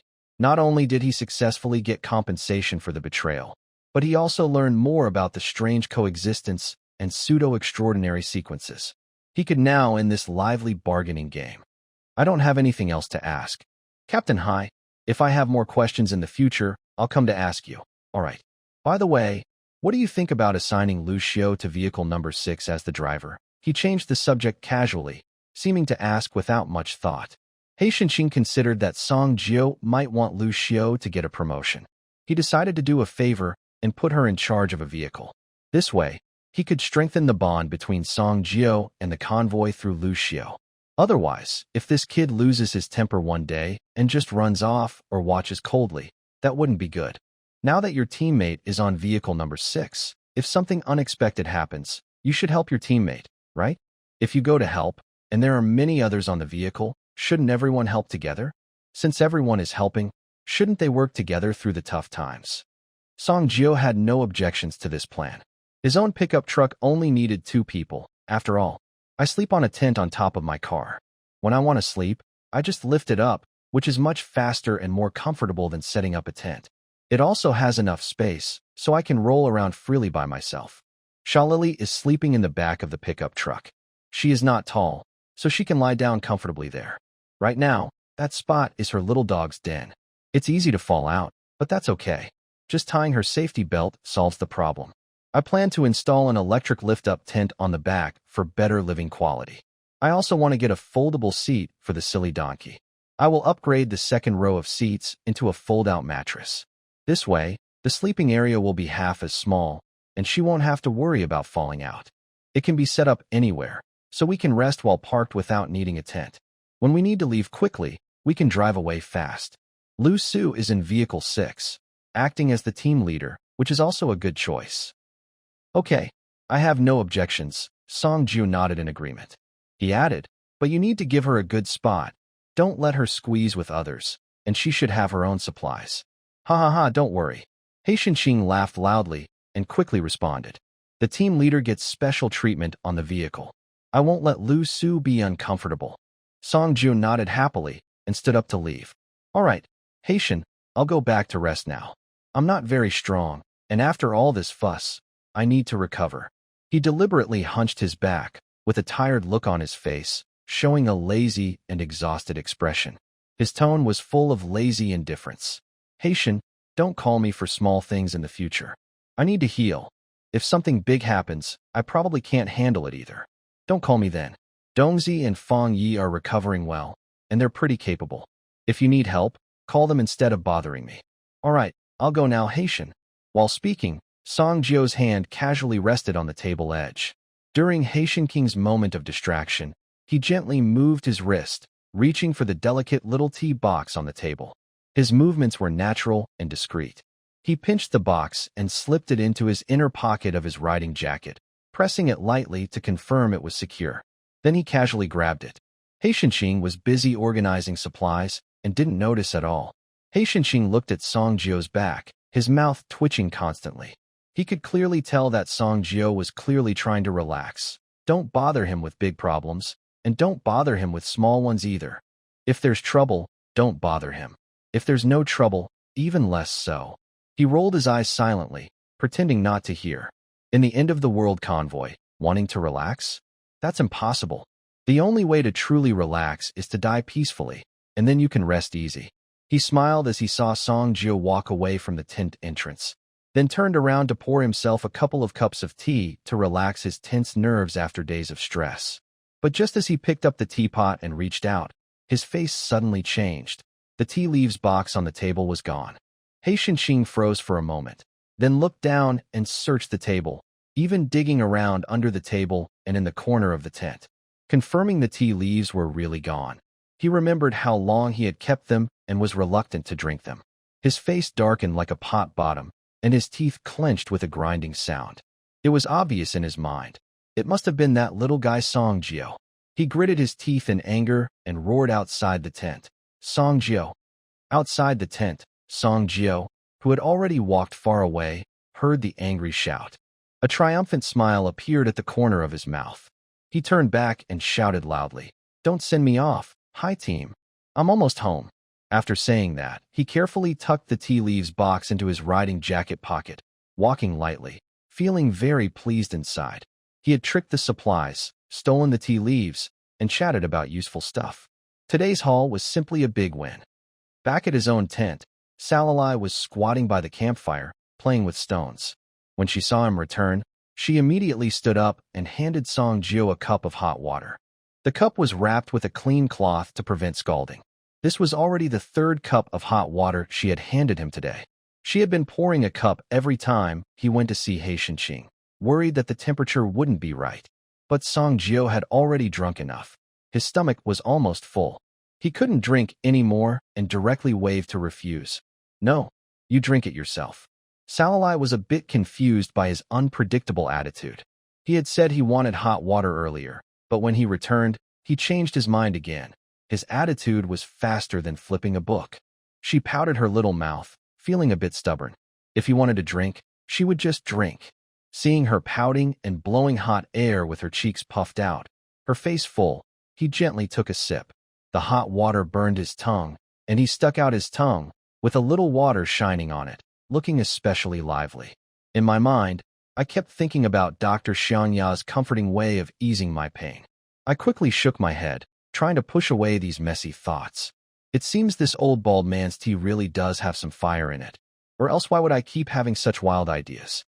I walked to the side and found a clean spot to sit down, then cheerfully said to Sally, "Foolish donkey, do you want to do a good deed? You'll get some benefits." "What good deed?" Sally immediately looked up, confused. "If it's a good deed, it won't be so easy," Song Jio deliberately teased. "So what do you want?" "I have no special skills, no money. I'm weak and not strong, and I'm pregnant. Don't expect me to do hard labor." Sally looked cautious and instinctively took a few steps back, afraid of being drafted. Song Jio was a bit speechless from her nonsense. "What are you talking about?" "I just got a batch of supplies. If you go help move them, you might get some tasty treats." Sally's eyes lit up at once, and she hurriedly reached out to grab Song Jio's arm. "What supplies?" "Where?" "I want to go. I promise I'll be quick and won't slack off.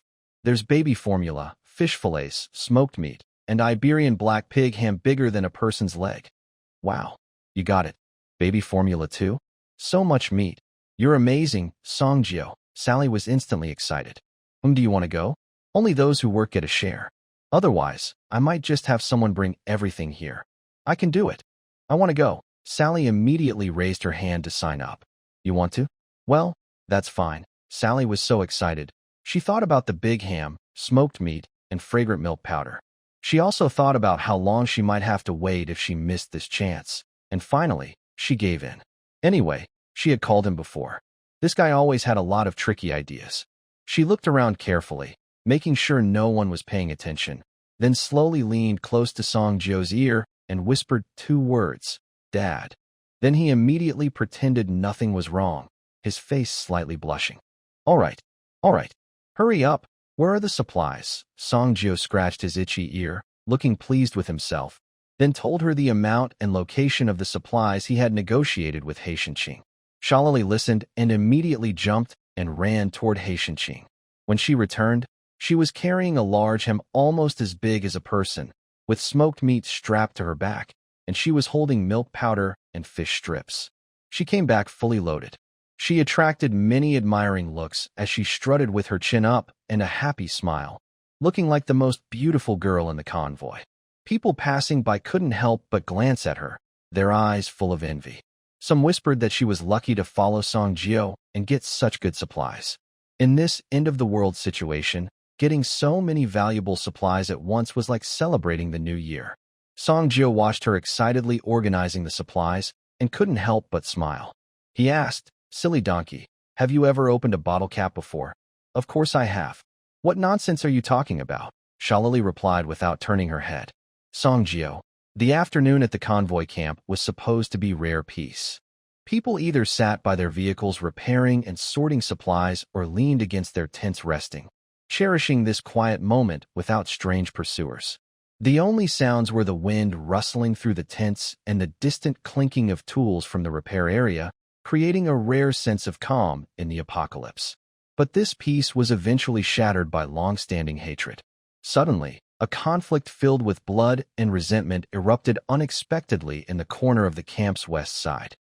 5 bald men's little followers were squatting in an open space at the camp's edge, working on the heaviest tasks as instructed by Old Wong, the convoy steward, cutting wood, repairing damaged tent supports, and clearing weeds and stones around the camp.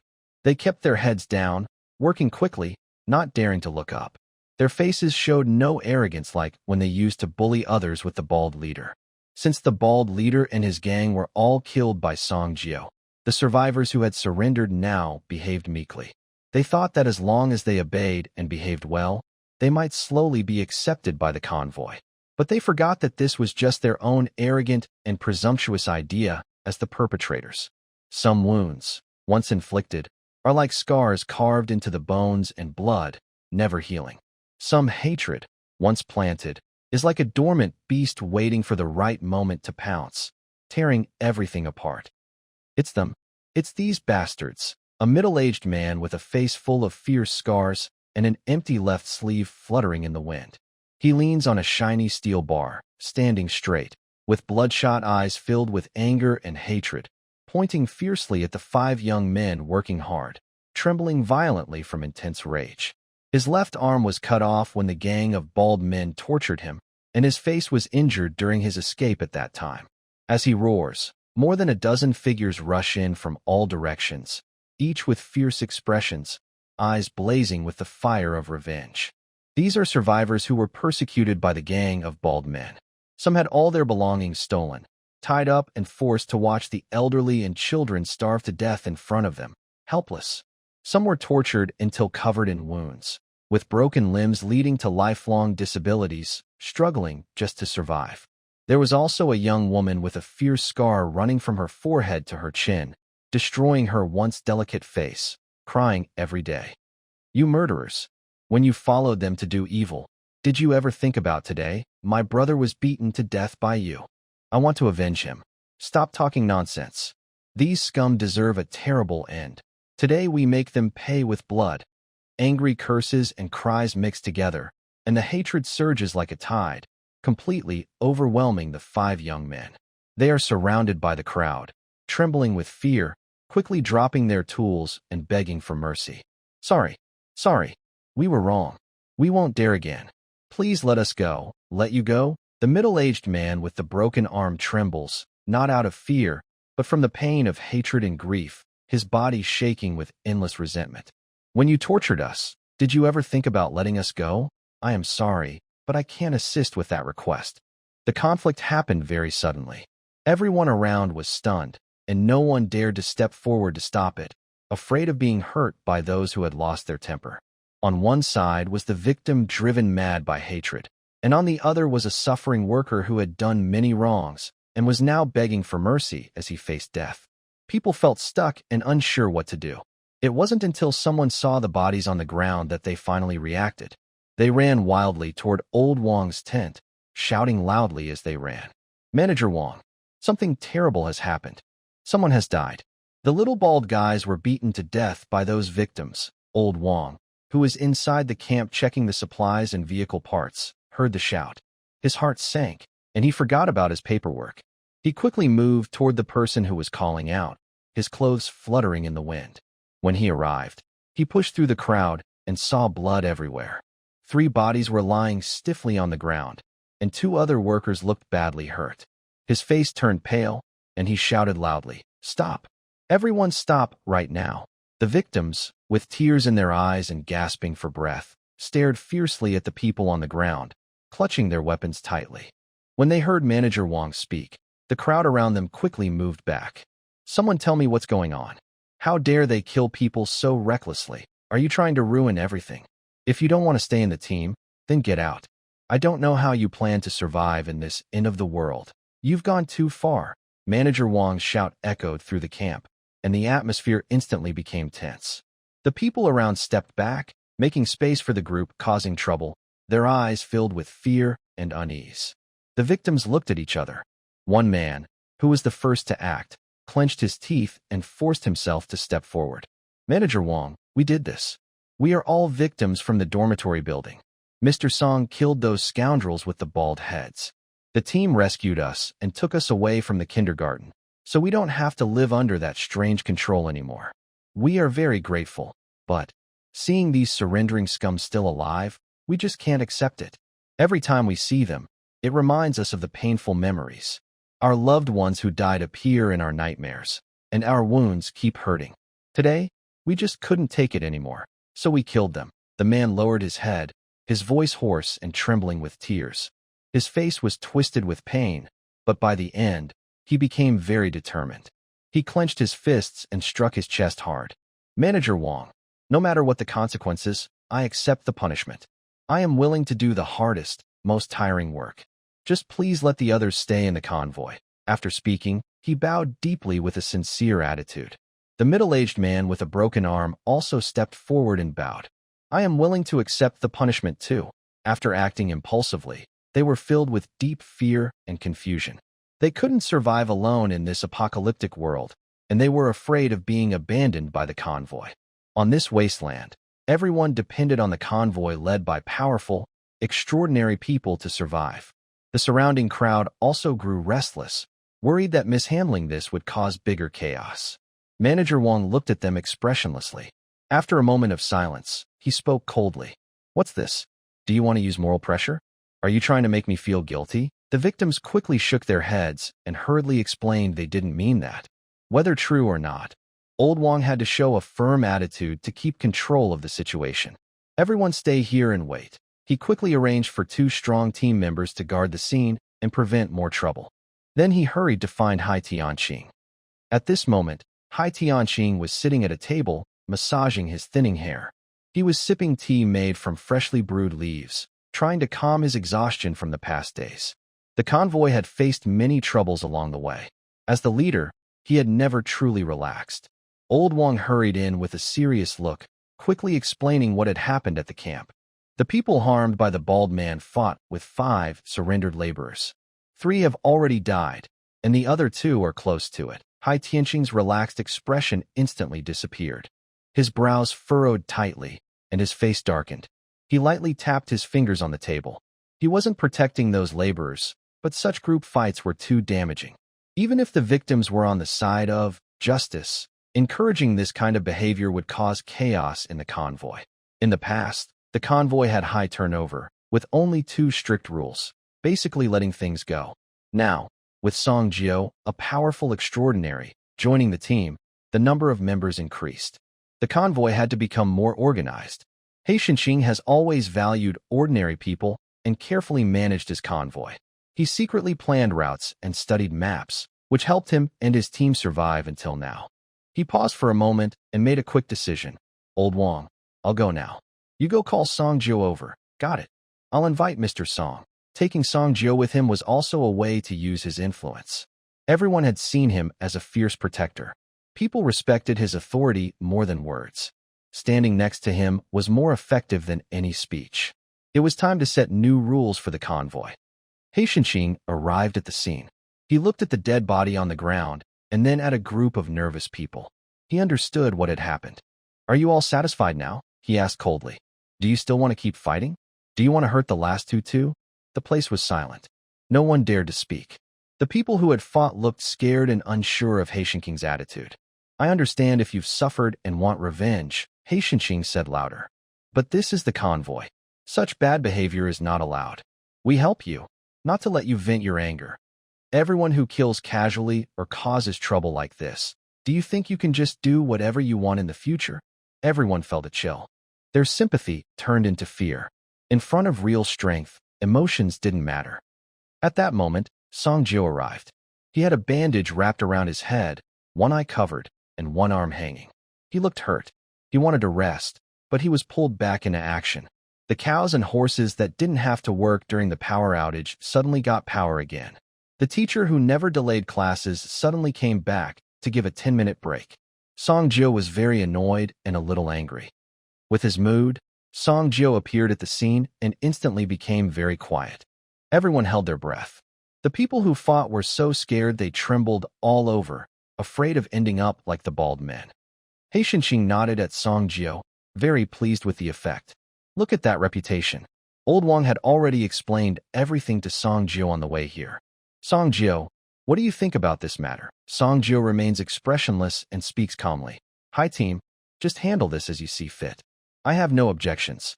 But, he pauses, then slowly scans the crowd with a cold look. Suddenly, he turns fierce. If anyone disobeys, I will teach them a lesson. After saying that, he walks straight toward the crowd. The victims are so frightened they back away trembling, none daring to block his way. He approaches the 2 unconscious bald men's followers and calmly says, help them up. The ones who move to do so dare not refuse and quickly comply. Others feel resentful but can only watch helplessly. Lift their heads. They follow his command, holding the 2 men's heads upright. Suddenly, a flash of golden light. In an instant, almost too fast to see, the 2 heads are cut off, blood spraying out and splattering all over the helpers. Everyone present is stunned by this sudden violence, frozen in place. You have killed an enemy. Killing score 1,000 points. You have killed an enemy. Killing score 1,000 points with 2,000 killing points gained. This efficiency is much faster than fighting strange creatures. Since they are almost dead, might as well let them go, so they won't suffer anymore. He pauses, then narrows his eyes, scanning the crowd with a sudden coldness in his gaze. His tone is calm but icy. If anyone disobeys, I will teach them a lesson. Teach them how to behave properly in the team. C-team. Is everything settled? I need to go back and have some tea. Song Jio, bloodstained, speaks casually, as if he didn't just kill. Hai Tianxing initially wanted to use this opportunity to show authority, but didn't expect Song Jio to be so decisive. He just killed someone on the spot. Hearing T, he raises an eyebrow. Clearly, this kid is deliberately provoking. It's fine now. You can go back first. Some people just have a little dirty hands. Song Jio looks at his bloodstained hands, casually wipes them on someone nearby, then calmly surveys the scene. He turns to Hai Tianxing and says, your hands are dirty. Wash them when you get home. Next time, I'll come to have tea with you. After saying that, he leaves without looking back. Hai Tianxing decides to hide his things as soon as he gets home. Then he turned around and looked at the group of people who had fought, speaking in a calmer but still commanding tone. This time, I won't pursue the matter further because it was caused by your reasons. But if there is a next time, no matter the cause, you will be thrown out of the convoy to fend for yourselves. He then said seriously, also, starting today, we are adding 2 new rules for the convoy. Everyone must follow them. First, fighting or attacking each other privately is strictly forbidden. No matter the grudge, it must be reported to the convoy leadership for handling. Violators will be severely punished. Second, trading within the convoy must be voluntary and fair. Forced exchanges or plundering are not allowed. The whole group fell silent. No one dared to argue. Old Wong, arrange for them to do heavy work and burn off their energy. Got it, Captain. The victims quickly bowed and thanked him, their fear completely gone. Old Wong quickly organized people to clean the bloodstains, move the bodies to bury them, and wash the ground with water. Gradually, the camp returned to calm, leaving only a faint smell of blood in the air and a deep, intimidating presence left by Song Jiao, constantly reminding everyone that the convoy's rules must be obeyed. After this group incident, the convoy strengthened management and added new rules. They serve as both restrictions and protections, protecting most people. They aim to build a fair and safe environment within the convoy. Back to Song Jiao. He didn't mind using the knife to kill, since killing earned points that could be used for upgrades. He mentally checked his system for the number of points. Killing points, 74,800. Song Jiao lowered his head and thought carefully. What if this was a mistake? If it was a trick and he was shortchanged, that would be very unfair. Previously, I had 94,000 killing points. I used 200 points for identification, 25,000 points to upgrade the spine, and fought Old Tang, earning 20,000 points. Today, I gained another 2,000 points, and I spent 4,000 points to exchange for sweet cherry tomatoes for healing. I also exchanged 6 sweet cherry tomatoes with that dead, overweight guy, spending a total of 12,000 points. I kept muttering calculations in my mind, then stopped. Well, it's correct anyway, just a little extra calculation. Looking at the remaining killing points in my hand, I feel a bit emotional. It's really, earning money is like constipation, spending money is like diarrhea. No, that's too crude. Not elegant enough. It's more like, earning money is hard, spending money flows smoothly. I looked at the spine in the corner, which was still upgrading. The countdown for the upgrade showed less than a day left. I was full of anticipation, like a student waiting to see their exam scores the day before results come out. Little spine, grow up quickly. In the valley camp, amidst the busy figures of everyone, night fell again. After Liuxu finished dealing with vehicle number 6, she came over to Song Jiao to cook. Seeing Liuxu arrive, Song Jiao teased, "Oh, Car Commander Liu is back. You're a rare guest. Want some crispy snacks?" He pulled out a bag of konjac snacks, which had fallen into his hands in Fatty's room. Just joking. He spent so many killing points. If something didn't go smoothly, how could he feel okay? He'd be heartbroken enough to feel breathless at bedtime. Liuxu rolled her eyes at Song Jiao first, then happily took the konjac snacks. Thanks, Song Jiao. I know it's all because of you that I became the number 6 vehicle commander, Liuxu said gratefully. Why be so polite? You've been taking care of me all this time, so thoughtful and considerate. If this were the end of the world, whoever married you would be truly lucky. It was just a joke at first, but when Song Jiao saw Liuxu staring straight at him, he suddenly found himself a bit at a loss. Changing the subject, he said, "I'm hungry, Liuxu. Hurry up and show your cooking skills. Eating your food, then the stupid donkey's food, is really hard to swallow. All my good ingredients are wasted, especially my big ham. I don't even dare let her cook, or it would be a total waste of ingredients." Sally Lee, nearby, was unhappy. "Song Jiao, what do you mean? If you dislike it, don't eat." "Why shouldn't I eat? It's all my stuff. I want to eat." "Then just shut your mouth, stop talking, and do some work. One person cooks, 2 people eat." Liuxu smiled as she watched their usual bickering. She put away her professional demeanor from the vehicle and picked up pots and ingredients, looking like a caring housewife. "Come help out." Liuxu interrupted them, calling Sally Lee to join her in cooking. Sally Lee asked a few questions now and then, trying to learn some cooking skills.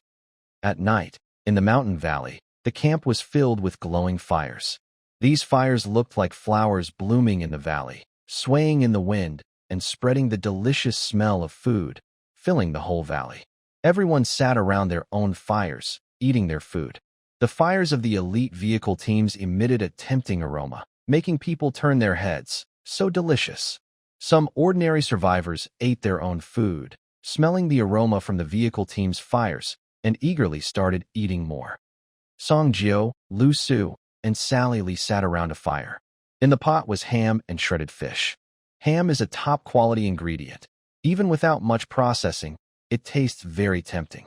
Plus, the fish-shredded broth added a fishy aroma. Just a little salt, and the flavor was amazing. It could be called a luxury feast of the end times. The three happily ate their meal. Songjio sat on a stone. Liuxu fed Songjio some food. Songjio wanted to eat by himself, but since he was injured, he reluctantly enjoyed the care. After a few bites, he occasionally nodded at Sally Lee, signaling he wanted some soup. Sally Lee, with a stern look, fed the soup to Songjio's mouth. He happily sipped it. He let out a breath, feeling content. Ah, so delicious. Another day survived. They finished eating. Songjio picked up his wooden bowl, made from carved wood. The C-team arranged for people to find materials nearby in the valley and made some wooden chopsticks and bowls from the wood. This way, everyone had decent utensils and cookware, no longer needing to use two random branches as chopsticks. Come, let's have a toast. To celebrate. Celebrate what? There should be a reason, Sally Lee argued. Liuxu put down her bowl of food. She wanted to focus on eating with Songjio, so she ate a bit slower. She smiled and picked up her own bowl of soup. Songjio said, just to celebrate that we've lived another day. The three wooden bowls clinked together, reflecting the stars in the sky. Another day survived. The three of them said in unison, loudly, and raised their cups in a toast. Elsewhere in the camp, the Taitu family was having dinner together. In the pot was a kind of porridge made from flatbreads and biscuits, sprinkled with some seaweed, which they traded with Songjio. When they heard the sounds from Songjio's side, Zhang Xiaocui raised her bowl and said to the others, come on, let's have a toast too. During this cursed end of the world, let's celebrate that our family has survived another day. We will always stay together, Tai Miao Miao cheered. Another day survived. Always together, Taitu nodded. Yeah. The three clinked their bowls and cheered. Soon after, cheers and shouts echoed intermittently through the camp. Some cried, some laughed, some stayed quiet, and others vented their feelings wildly. Finally, the entire valley camp rang out in unison. We've survived another day. This is a group of survivors, a group of unfortunate people living on the edge. Such unfortunate people are not rare in the end times, but they are also a tough and resilient group, like wild grass in a storm, roots embedded in the wheels of fate, crushing death along the way, determined to live. The days ahead are long. Everyone, keep going. And don't die so easily. In the blue tent at the front of the boat, Captain Hai's table has a map on it. The map is filled with drawings and lines. There is a small green horn on the table, and a cup of hot tea is steaming nearby. Listening to the shouting outside, he smiles and raises his teacup to join in. We've survived another day. One sunny afternoon. Songjio is lying on the hood of a pickup truck, sunbathing. Sally Lily is in the back of the truck, quietly cutting a large ham with a small knife Songjio gave her. She is very careful, but also feels excited. She is very close to Songjio, who is right in front of the truck, while she secretly does something naughty nearby. Her eyes sparkle, and she swallows saliva as she works quickly. She cuts off a piece of ham and puts it in her mouth, feeling happy inside. She thinks, haha Songjio, this is all you owe me. I told you to be mean to me, and you ate so much yourself, but only gave me a little, she says with a smile. I'll get it myself, hee hee. As a cook, I shouldn't go hungry. Here, take it. But she doesn't cut too obviously because Songjio is really good at checking and keeping records. He has a history of catching her before. She cuts a few thin slices, also practicing her knife skills. Upgrade. Abnormal bone weapon complete. A system notification sounds in Songjio's mind. He instantly opens his eyes, jumps down from the hood, and quickly walks into the tent, ignoring the fact that his injuries are healed. He pulls down the tent flap, walks to the place with the spinal bones, and lifts the cover cloth. Behind the cover, a bone knife is revealed. The bone knife is entirely white, about 80 to 90 centimeters long. It looks like a knife made from a spine. The handle is made of tightly connected vertebrae, about 20 centimeters long. The blade is about 65 to 75 centimeters long, also made from closely fitted vertebrae. The spine of the knife is thick, the edge is thin, and it has a round guard. The blade has a slight curve, with a sharp tip that points upward. The whole knife feels heavy and solid, not light or floaty. At the end of the knife handle, there is a pale skull, which is the same as the one Old Tang looked like when he was frantically chasing after them. Song Jiao looked at this crazy skull and gave his first comment. What the heck? After carefully playing with this bone knife, which looks like a short version of the Qi family sword, Song Jiao finally checked its information. Rare item, bone knife. Arrogance made from distorted, strange bones, infused with a sense of pride to create this bone knife. Abilities. 1.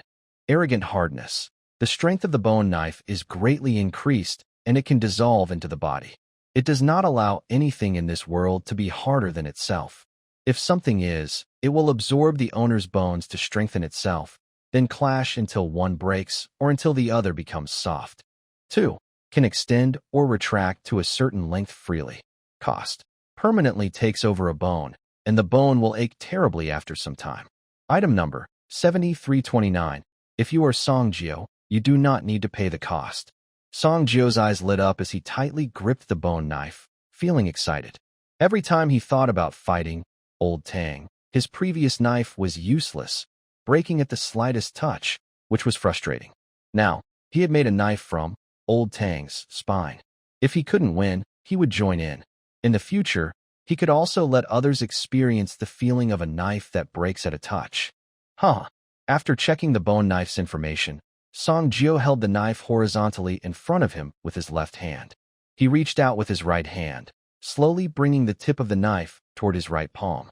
He took a deep breath, then clenched his teeth, and suddenly stabbed his left hand forcefully into his right palm.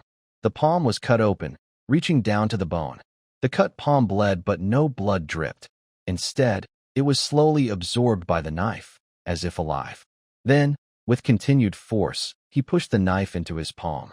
The blade gradually entered, not piercing through, but merging into his hand. Song Jiao could feel that the bones in his right arm were changing, as if something external was merging with them. As the knife slowly moved deeper into his hand, it went through the guard and the handle, until the entire knife was embedded inside. The cut on his right hand closed and healed as if it had never appeared. Suddenly, Song Jiao heard the bones in his body crack like ice, followed by an indescribable pain. He couldn't stand steadily and collapsed to the ground. This sound came from his bones. Song Jiao's bones were undergoing intense changes, breaking apart, strengthening, then breaking again, and strengthening once more. He wanted to faint, but he couldn't. He endured the pain as if receiving a harsh welcome. Fortunately, it didn't last long, only a few minutes. But for Song Jiao, it felt like he wanted to die at every moment. By the end, Song Jiao was soaked in sweat, gasping for air. His eyes looked battered and exhausted, as if he was about to fall apart. After catching his breath, Song Jiao lay on the ground for a few minutes before he could stand up. He was sure he would remember this experience for the rest of his life. It was too painful. Where was the promised no-cost challenge? Song Jiao stood up and checked his body for changes. He clenched his fists tightly. Now, he felt like he could crush a stone with one punch. His whole body felt solid. No, it was his bones that felt solid. Feeling stronger again, Song Jiao even wanted to find that fat pig and challenge him to a strength contest. He took a few deep breaths. This must be a false feeling caused by his increased abilities. He had to stay cautious. Stay cautious. No need to be reckless. Calming his restless mind, he examined himself. From the outside, he looked unchanged, but only he knew how much he had transformed. Probably now, even if he were cremated, only his bones and a mouth would remain intact. Releasing his clenched fists, he noticed a pattern on the back of his right hand. It was a white bone-shaped skull pattern, just like Old Tang's skull. Are you kidding me? He was a bit overwhelmed. It was just a simple pattern, after all. His right hand moved naturally as if opening a sixth finger. Then, a bone dagger's tip emerged from the pattern. The tip continued to extend, revealing the blade. then the hilt, and finally the pommel. The entire sword emerged from the right-hand palm pattern, leaving only a circular line. The crazy skull was now at the hilt position. Song Jiao held the bone sword of arrogance, swinging it casually in the air a few times, making sharp whistling sounds. After playing for a while and feeling satisfied, he moved his mind, and the bone sword of arrogance retracted back into his right hand, leaving only a skull pattern. He planned to practice more later so he could control it freely, as it had become part of his body. Since it was still daytime, he decided to find a place to test the sword. Having made up his mind, Song Jiao left the tent. Feeling happy, Song Jiao passed by a pickup truck and saw a silly donkey with its butt sticking out of the truck bed, twisting and turning as if busy with something. He walked up directly, raised his hand, and gave the donkey's lifted but a sharp slap. Ouch! Sally's butt hurt, and she quickly turned around, holding her behind and crying out loud, still munching on some ham. She believed that now her butt definitely had a handprint, and the force was strong. Seeing only Song Jiao's fleeing figure, she was momentarily stunned. But Song Jiao ran away immediately after slapping her, not giving Sally a chance to catch him. Otherwise, seeing what Sally was doing, Song Jiao would have stopped, gotten into the car, and kept hitting her, but until it was swollen. Song Jiao ran up the mountain, while Sally played music behind him. What a harmonious scene. This little but feels pretty good. Better than mine. Next time, I'll try the fat guys. Song Jiao ignored Sally's angry scolding behind him, quickly heading into the dense woods, choosing places with lots of trees and few people. Eventually, he stopped in a spot surrounded by large trees, with an open view and scattered rocks. The place ahead was wide and covered by trees, making it a perfect spot for practicing swordsmanship. He looked carefully around, making sure no one was nearby. Then, he opened his right hand, and the skull pattern on his palm glowed faintly. First, the tip of his knife pierced the light and shadow, then the blade and handle appeared out of nowhere. The long sword was completely white, with a bone-like appearance, and it seemed to emit a cool, chilling aura. The entire sword was made from strange spinal bones, known as oddity number 7329, the bone sword, arrogance. Let's try out its ability to freely extend and retract, he thought. Suddenly, the bone sword made a clicking sound as the joints in the spine stretched. The sword, originally 60 centimeters long, quickly extended to 2 meters. Its pale, slender blade felt solid and cold. Looking at the 2-meter-long sword with its short handle, he felt the balance was off, making it hard to hold and use force effectively. He then thought again, and the spinal joints on the handle stretched with a click, extending to 30 centimeters. Holding it now felt much more stable, with the weight centered in his palm. After these changes, the bone sword, arrogance, looked very arrogant, longer than the family's sword and more imposing. Song Jiao took off the bandages from his body, ready to fully experience this arrogance, bone sword. He gripped the sword with both hands, pushed off the ground, and charged in one direction. His arm bulged with veins as he swung the sword forward with force. The golden light wrapped around the blade cut through the air with a sharp, whooshing sound. The front was filled with broken stones, all sliced cleanly like tofu, with smooth, flat edges. He then raised the sword upright above his head. Song Jiao looked up, slowly turned the bone sword from top to bottom, and smiled happily, feeling very satisfied. The main feature of bone sword, arrogance, is its hardness. Its sharpness is slightly weaker, but if he adds his own sharpness, ability, it becomes a perfect combination. However, he noticed that the shining light of sharpness didn't fully cover the entire blade. It seemed that the sharpness ability from Tier 1 couldn't completely envelop a 2-meter-long sword. He made a clicking sound as he shortened the sword to 1.2 meters. At this moment, the golden light spread evenly across the entire blade, tightly wrapping every bone pattern. Holding the sword now felt much more solid. Looks like 1.2 meters is the maximum length that the sharpness ability can cover for now, he thought. Although the 2-meter-long sword looked very impressive, it was too heavy and unwieldy. Swinging it was slow, and applying force was difficult, making it unsuitable for regular combat. He raised his hand and held the knife, aiming at a large stone about half a person tall. With a thought, the blade quickly extended with a crack, crack, crack sound, like a venomous snake spitting venom, shooting out suddenly. The sharp, hard blade pierced through the stone, causing it to explode. The broken stone slid along the pattern of the blade. The blade kept extending until it reached 10 meters before stopping. The tip trembled slightly, but remained steady, with no bending or wobbling at all. Song Jio's eyes were full of surprise. He didn't expect this bone knife to be so tough and durable. 10 meters? It seems the maximum extension is exactly 10 meters. That means the fighting style can be very flexible. Suddenly extending the attack distance makes it a sneaky weapon. Who would have thought that during a fierce fight, this handsome guy suddenly swings out a 10-meter-long knife to surprise his opponent with a quick strike? Say whatever you want on my 10-meter-long big knife.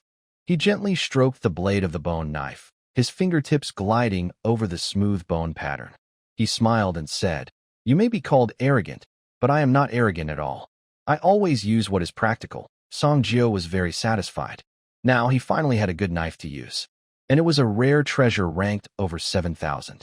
Although not very high in rank, it was perfect for him now. Who says he can't use top-ranked treasures in the future? Never underestimate a young person's potential. Let's try again, to see the limit of how much it can shorten. The bone knife shrank rapidly, and the spinal joints quickly connected with a crack, crack, crack sound. The connected bones fit tightly, shrinking to the most compact state. In the end, it became a dagger about 25 centimeters long. The blade fit perfectly in his palm, small and portable, just right to hold without discomfort. Song Jio took the bone dagger and quickly made a few cuts on the tree behind him, the blade cutting into the wood 3 centimeters deep, mimicking a close-quarters sneak attack. The blade can extend up to 10 meters. It can also shrink into a dagger, making it suitable for most close combat situations, whether in narrow hallways or open fields. Whether for close sneak attacks or fighting large, strange creatures, this bone knife can handle it perfectly. After testing the bone knife, Song Jio looked at his hand, ready to see how tough his bones really were. That's right. When the bone knife's arrogance merged with the body, it strengthened all his bones at once. So, at that moment, he felt an unbearable pain, almost wanting to die. Now, it was time to test the results. Song Jio picked up a very hard-looking stone and placed it on a large rock. He also gathered some leaves to cover the stone, both to cushion himself and to see how strong his bones really were. He raised his right hand, planning to test the strength with a fist. His fingers clenched tightly. He took a deep breath, fixed his gaze on the stone, and with a burst of strength, punched it hard. Ah! Bang! His fist, through the leaves, struck the stone with force. When it hit, there was a dull sound, and the blue stone instantly shattered into several pieces, with fragments flying everywhere.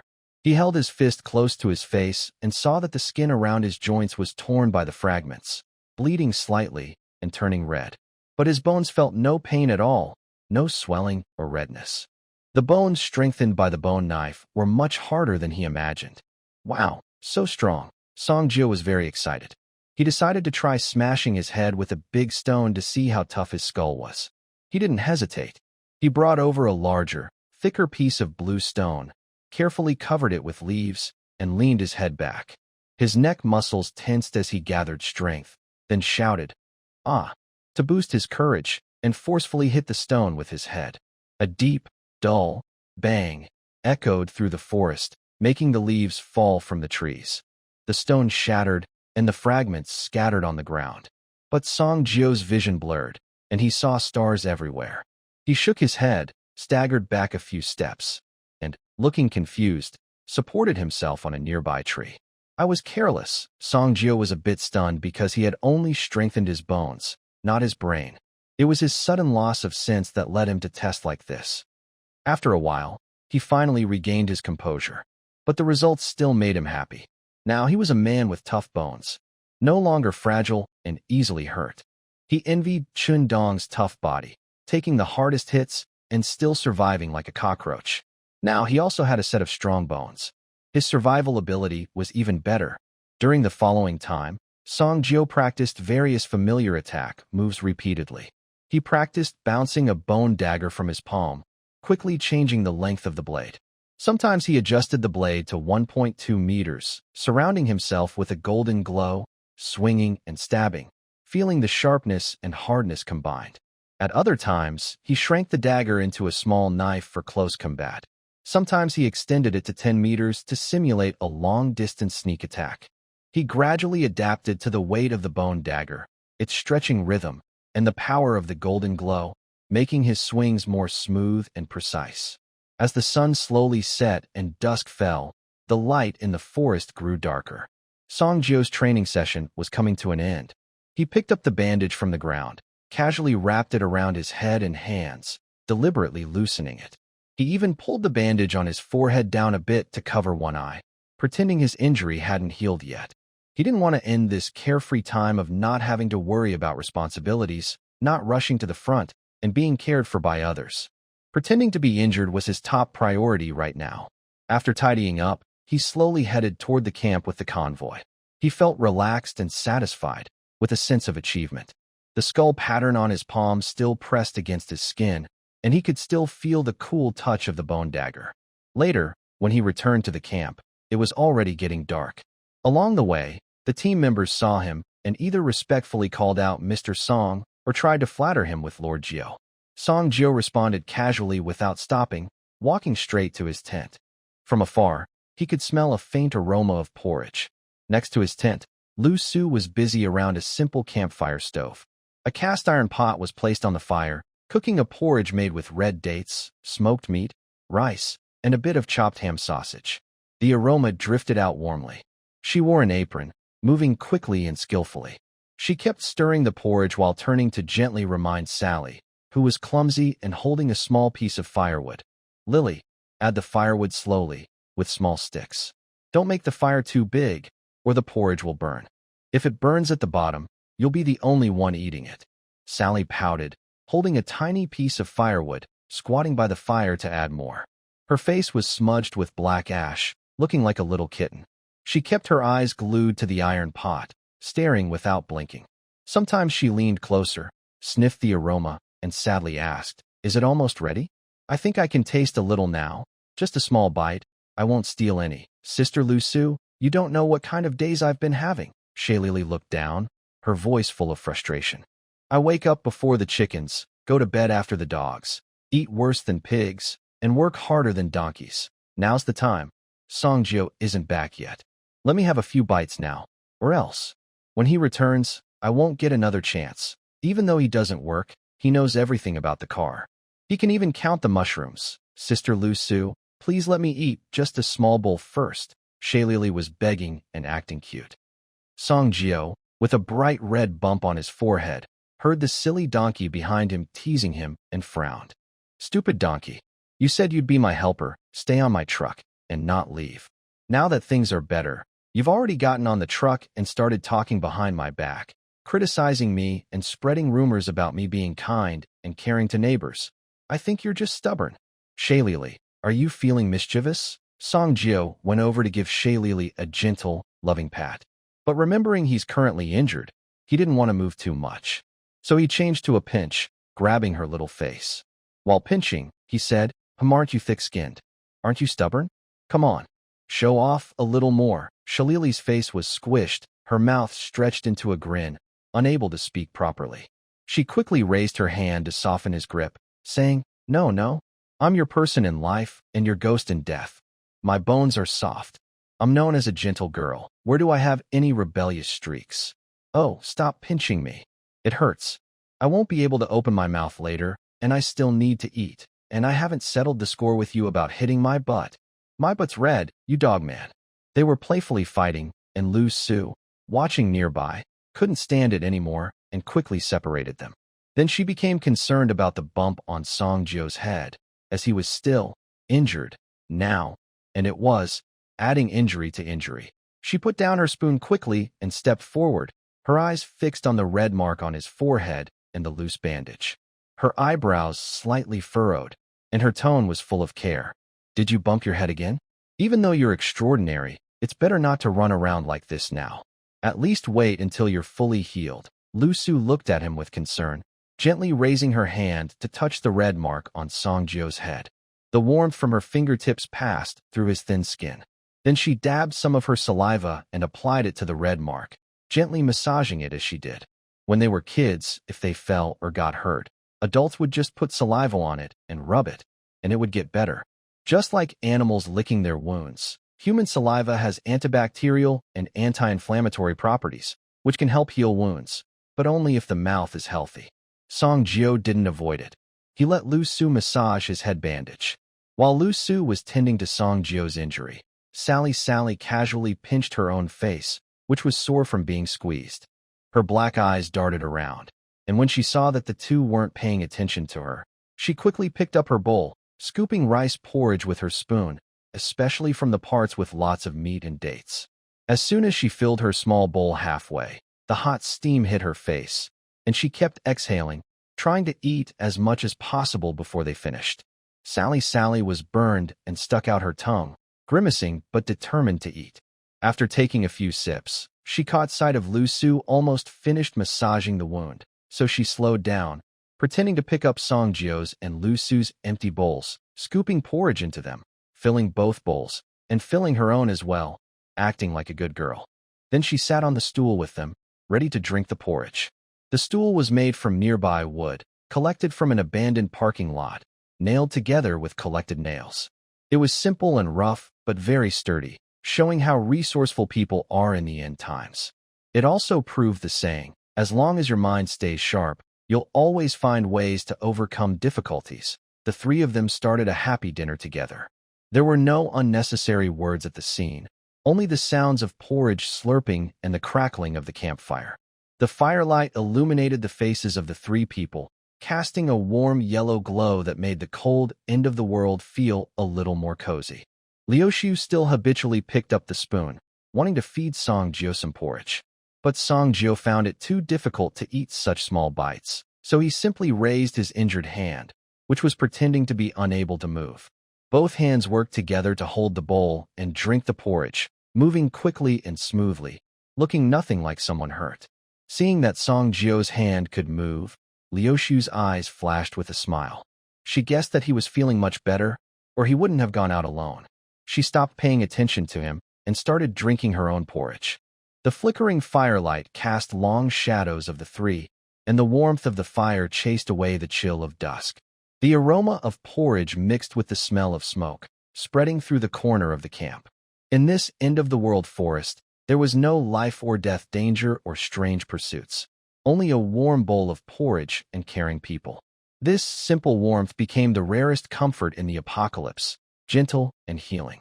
After they finished eating and packed up, Liuxu glanced at Shalali. She saw Song Jio leaning on a wooden stool, closing his eyes to rest. Taking advantage of his distraction, she quietly took a small piece of dried fish and a pack of konjac snacks from her pocket, quickly slipped them into Shalili's hand, and winked at her with a smile. She made a shushing gesture with her finger. Shalili turned sideways, giving Song Jio a back view so he wouldn't see what they were doing. Then she quickly put her own snacks into her pocket. They looked at each other and smiled at the same time, like two little mice who had successfully stolen a treat. Song Jio had actually seen everything but didn't bother to expose them. Although he was stingy, he wouldn't really let two little girls go hungry. He was just used to guarding his food. A little mischievous. He leaned on the simple wooden stool, quietly rubbing the skull pattern on his palm with his fingertips, lost in thought, planning. Since the convoy was resting here for a while, he wanted to take the opportunity to get more familiar with the bone blade arrogance, so he could become stronger quickly. Because he knew very well, in the end of the world, strength was the only way to protect oneself. This was the third day for the convoy in the valley. Dr. Xiangya crouched beside the makeshift medical station, carefully organizing the remaining bandages and disinfectant. Her fingertips brushed the old label on the bottle, and her brow furrowed slightly. Supplies were running out faster than expected. Without replenishment, they might soon run out of medicine even for small wounds, and her value would decrease sharply. She rolled up her sleeve to reveal a slender, strong wrist. Her fingertips bore faint marks from holding syringes, showing her professionalism and resilience. Her long hair was loosely tied back with a half-cut elastic band. A few stray strands hid her tired eyes, but they couldn't hide her bright face. Her features were gentle, with a warm, slightly drooping gaze. Her dark, clear eyes were calm, her nose straight, and her lips lightly pink and neat. Even without makeup, she looked clean and pure. Her loose coat couldn't hide her good figure. Her shoulders were sharp, her waist and abdomen slim and firm, though covered in some dust from the apocalypse. Since joining the convoy, Xiangya had become the mobile clinic for the team. In the end of the world, skilled medical people were more scarce than supplies. Most people respected her because, if needed, they could rely on her.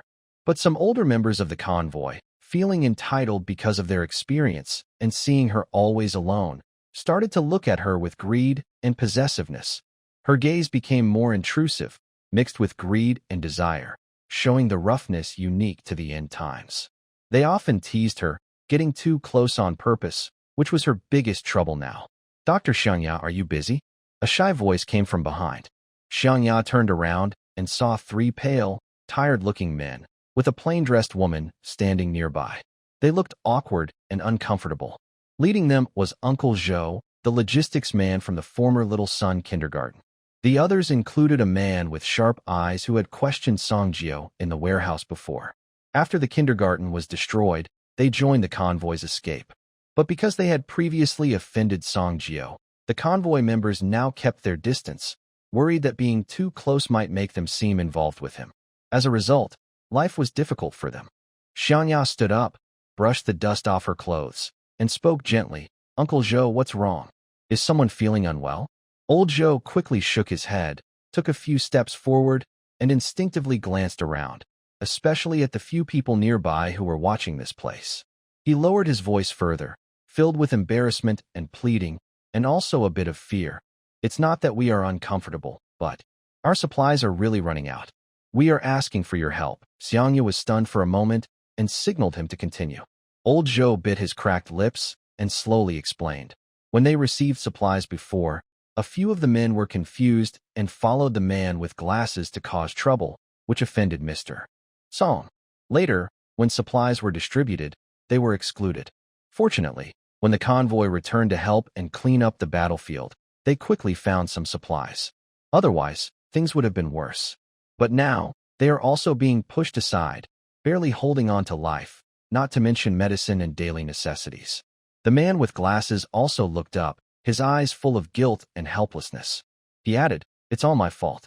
I rushed forward and questioned Mr. Song without understanding the situation. We just escaped from that terrible place and saw others with so many supplies, and we couldn't accept it.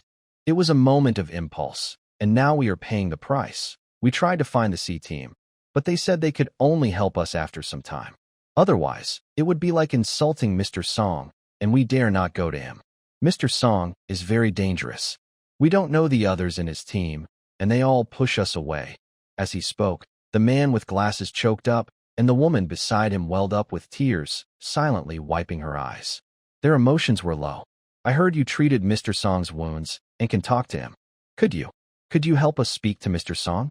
Even just to get a little message out, so we can eat enough, that would be enough." After speaking, Old Zhou and the man with glasses were about to bow, but Xiangya quickly stopped them, feeling conflicted. She had indeed treated Mr. Song's wounds, but she didn't want to say what kind of relationship they had. Moreover, since she saw Mr. Song, she only saw him kill this person or that person. Just from the people she saw killed, she could form a team to play in the World Cup. Watching Old Zhou and others look embarrassed, and seeing the woman's confused expression, she truly couldn't bear to refuse. When she was at the Little Sun kindergarten before, everyone helped each other, so it was hard for her to say no.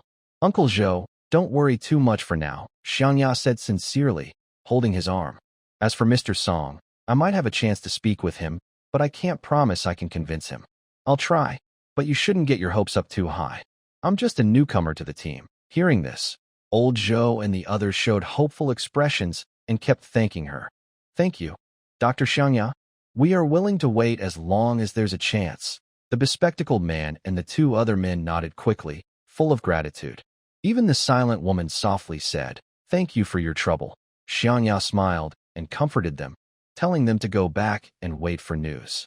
She then crouched down, found some compressed biscuits in the corner of the medical station, and handed them to them. "Eat these first, so you won't go hungry." Old Zhou and the others gratefully took the biscuits and left, thanking her profusely. Watching their figures disappear, Xiangya sighed softly. She promised to help them, but she didn't really know Mr. Songjiu's temper. What made her more anxious was the gaze from nearby that kept lingering, like a spider's web, impossible to shake off. Dr. Xiangya, you're so kind, sharing your food with those down-and-out folks, a rough voice said, deliberately familiar. Xiangya turned around and saw Chun Mao standing 3 steps away. He was the assistant manager under the team's manager, responsible for daily labor arrangements.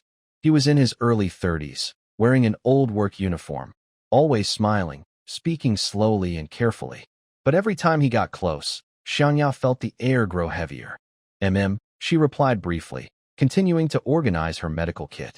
Chun Mao squatted down, picked up a roll of gauze, and casually brushed his fingertips against her hand.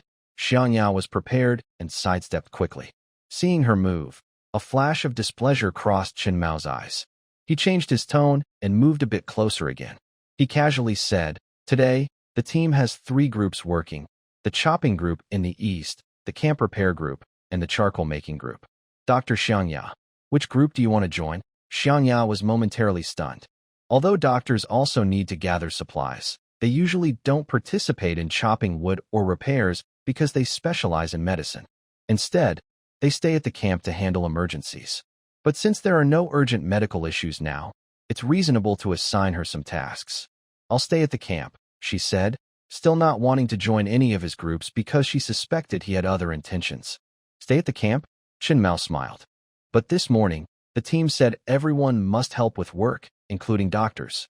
"After all," he paused, "Old Zhou and a few others have been coming to see you more often. People think you should blend in more with the group." Xiangya felt a tight knot in her stomach. Just because she gave Old Zhou half a cookie and met with them a few times, she was labeled as standing on the wrong side? She sighed inwardly. "Then I'll go help with charcoal making. Better to join the woodcutting group," Chun Mao quickly replied, keeping his smile. "The eastern forest area needs people. The other 2 groups are already full. You and Old Li will be in the same team, cutting 30 standard logs, each about 1.2 meters long and at least 10 centimeters in diameter. It needs to be done before dark." Xiangya remained silent. She knew this was pressure, an attempt to make her submit. But she had no choice. By mid-morning, Xiangya stood in the eastern forest, holding a rusty axe. Old Li was nearby, busy with his work. Thud! The axe struck the dead wood, making her hand numb. With the second and third swings, sweat dripped down her forehead into her eyes, making her movements clumsy. Far away, others were also chopping and moving trees. Men and women, and they looked much more skilled. Xiangya swung the axe in frustration, the blade hitting the dry wood and causing sharp pain in her wrist. She gritted her teeth and swung again, but chopping wood required skill. Reckless effort only hurt herself.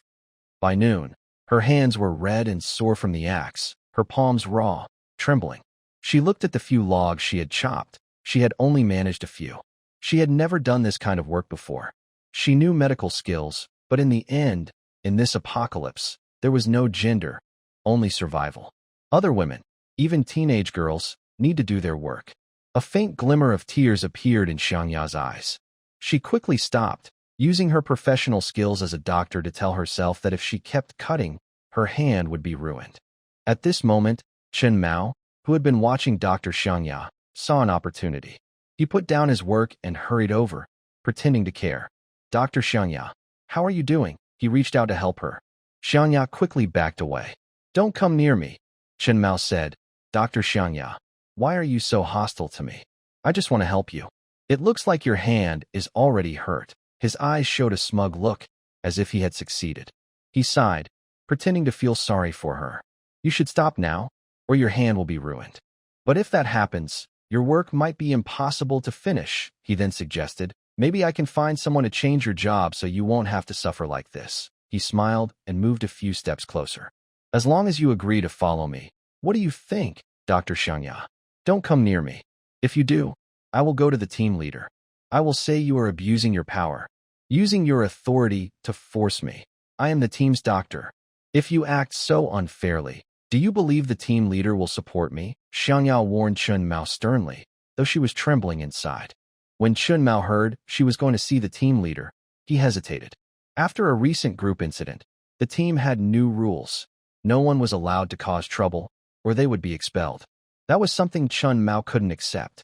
His face darkened briefly. Then he put on a smile and said, Dr. Xiangya, what are you talking about? We're all on the same team. I was just showing some concern for you. Since you're so distant, I'll leave you alone, he added, but from now on, I will keep a close eye on your work so you don't get lazy. Everyone here needs to do their part. Dr. Xiangya, you better think carefully. Chun Mao stopped pretending and threatened her openly, showing no patience anymore. Dr. Xiangya's tears, which she had just wiped away, showed signs of welling up again. She looked at Chun Mao in front of her, feeling angry and unwilling to give in. She decided she could only stand her ground and fight him. He was just a small leader, so he couldn't do much. The convoy was controlled by powerful people who made the rules.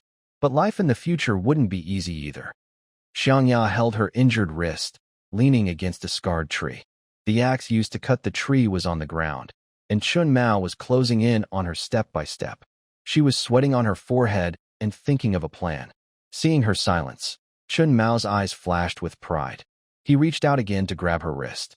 His tone was threatening, mixed with a bit of arrogance. His strength was heavy, but he seemed unsure of himself. Don't be rude. I'm running out of patience. If you listen to me, I'll help you get some supplies later. If you resist, I have ways to make trouble for you. He was sure Xiangya was alone and helpless. She watched Chun Mao getting closer, quickly thinking of a way out.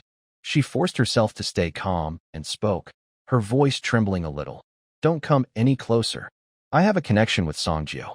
If you hurt me, he won't let you go. As soon as she said this, she felt nervous herself. Her body tensed up and her hands clenched tighter. She knew she and Songjio had only met once, so her words weren't very convincing. But right now, it was the best idea she could think of. Chun Mao's hand froze in midair. His aggressive expression paused, and the greed and pride in his eyes were replaced by fear and caution. He instinctively took a half-step back. As the executioner of the convoy, the god of death, no one dared to challenge anyone connected to Songjio. Otherwise, it would be hard to even leave with a whole body. Chun Mao frowned and carefully looked at Xiangya. His eyes were uncertain. He looked around nervously, afraid Songjio might suddenly appear. Then he asked cautiously, You really have a connection with Mr. Song? Don't think I don't know. You only helped him get a bullet that day. Xiangya felt nervous under his gaze, but forced herself to meet his eyes. She gritted her teeth and nodded. Yes, it's true. I helped him get that bullet before, and I also helped ease his pain. He taught me a lot. Of course, we have a connection. The connection was real, but only those two knew what kind it was. She deliberately appeared confident, but her tense posture and the slight flicker in her eyes still revealed her weakness. If she truly had a connection with Songjio, she wouldn't be so timid, nor would she speak with such little confidence. After a moment of hesitation, Chun Mao decided not to act rashly and said, You know the truth in your heart. It's best not to lie to me. Recalling Xiangya, she gained more confidence this time. Of course, we are friends. If you don't believe me, you can ask him yourself. Her tone was firm because she truly believed what she said. Chun Mao was confused by her inconsistent reactions and couldn't tell what was real or fake. For a moment, he was unsure, but he preferred to believe her than doubt her. All right, Dr. Xiangya, you can continue. I won't bother you anymore, Chun Mao said with a smile, though his eyes still showed some reluctance. Until Chun Mao and the others disappeared from sight, Xiangya finally relaxed. Her tense body loosened instantly, and her back was soaked with cold sweat. She crouched down, burying her face in her knees, feeling full of grievance and helplessness. She knew this was just the beginning. It was a temporary delay. With time, they would eventually realize that the truth was not what she had claimed. The cruelty of the end times was never just about strange threats, but also about people's evil and greed. Besides, there was also Zhou Laoqi and others seeking help. She promised Zhou Laoqi to speak on their behalf to Songjio, but she truly didn't know how to start. Perhaps it was because of what happened in the lounge earlier, making her feel that there was something between them. Her complicated feelings led her to agree to get closer to Songjio again. She took a deep breath, calming her tangled thoughts and feelings of grievance. She looked toward the valley camp. There was a camping pickup truck, and on its hood, someone was lying. That was Song Jio, lazily basking in the sun, wrapped in bandages she had tied herself. Seeing this figure, Xiangya pursed her lips, and her inner frustration gradually faded away. As for Chun Mao's harassment, she would no longer simply retreat. In the valley camp, the tent area was packed tightly together. The faded canvas tents rustled in the wind, and the crackling of fire mixed with people's voices, creating a lively scene perfect for gossip. Zhang Xiaocui sat on a small wooden stool beside her tent, holding a patchwork cloth that wasn't sewn up yet. She looked over at the new team members organizing their luggage nearby and spoke. "Everyone must be exhausted," she said warmly, rubbing her hands with yarn. "Your tents are close together, so after a while, you'll all get to know each other. We're neighbors now, so look out for one another. We just arrived, and we're the old-timers here," she added with a bright smile. Her voice was loud enough to reach everyone. 12-year-old Tai Miao Miao looked down, nervously twisting a dry branch on the ground. She seemed shy. The mute Tai Tu was squatting nearby, cleaning his rusty knife with a stone, acting as a quiet background. Zhang Xiaocui was quite talkative and known as the big mouth of the team. She could chat with anyone, and her news was the fastest. She heard all the camp gossip and was everyone's go-to for information. She chatted with others partly to pass the dull days of the end times, and partly to use her friendship with Song Jio to protect her family from being bullied. And indeed, Song Jio and Tai Tu's family knew each other well. Before Song Jio became a superhuman, their families had been neighbors for a long time. A tall, thin newcomer casually joined the conversation. "All right, Sister Chui, you've been here quite a while, right? How's your relationship with Lord Jio? Can you talk to him?" This question hit a nerve with Zhang Xiaocui. She immediately perked up and replied, "Of course. Our tents were next to each other. We saw each other every day. He looks cold, but he's actually kind-hearted. Last time a strong wind blew my tent corner away, and he helped me fix it." Miao Miao's ears turned red, and she lowered her head even more. She didn't remember anything like that. Her mother was just exaggerating again, but she didn't call her out. Tai Tu, busy working, paused his chopping with the knife. He secretly glanced at everyone, his face turning red. He clenched his knife in frustration and looked down, hiding his embarrassment. The newcomer was curious. "Really? Lord Jio is that kind? I didn't know he was so friendly," she said, eyes wide with disbelief. From the very first day, the newcomer had only seen Song Jio fighting and people falling to the ground. Zhang Xiaocui kept talking, and her stories got more and more exaggerated. "What do you think? Of course he's that way. He once had a tent that leaked wind, and I stayed up all night helping him fix it. He felt bad and specially left a piece of fruit candy for our Miao Miao. In the end of the world, fruit candies are so precious, and only our Miao Miao seems to like Mr. Song. The story about fixing the tent and Mr. Song thanking us is true, but the fruit candy is made up by her, exaggerated just to show that their families are close." The old team member who had been watching quietly for a while deliberately teased, "Sister Chui, does Mr. Song still share candies? Help me ask for one too." Zhang Xiaocui was caught off guard but forced herself to reply, "That's because I helped him a lot, and Miao Miao was so sensible." She then pulled Iron Miao Miao's hand. "You tell them, right? Is the candy sweet?" Iron Miao Miao looked embarrassed, nodded gently, and blushed so much it looked like her cheeks were glowing. Zhang Xiaocui immediately took the opportunity to say, "Look at this girl. She gets shy as soon as you mention it."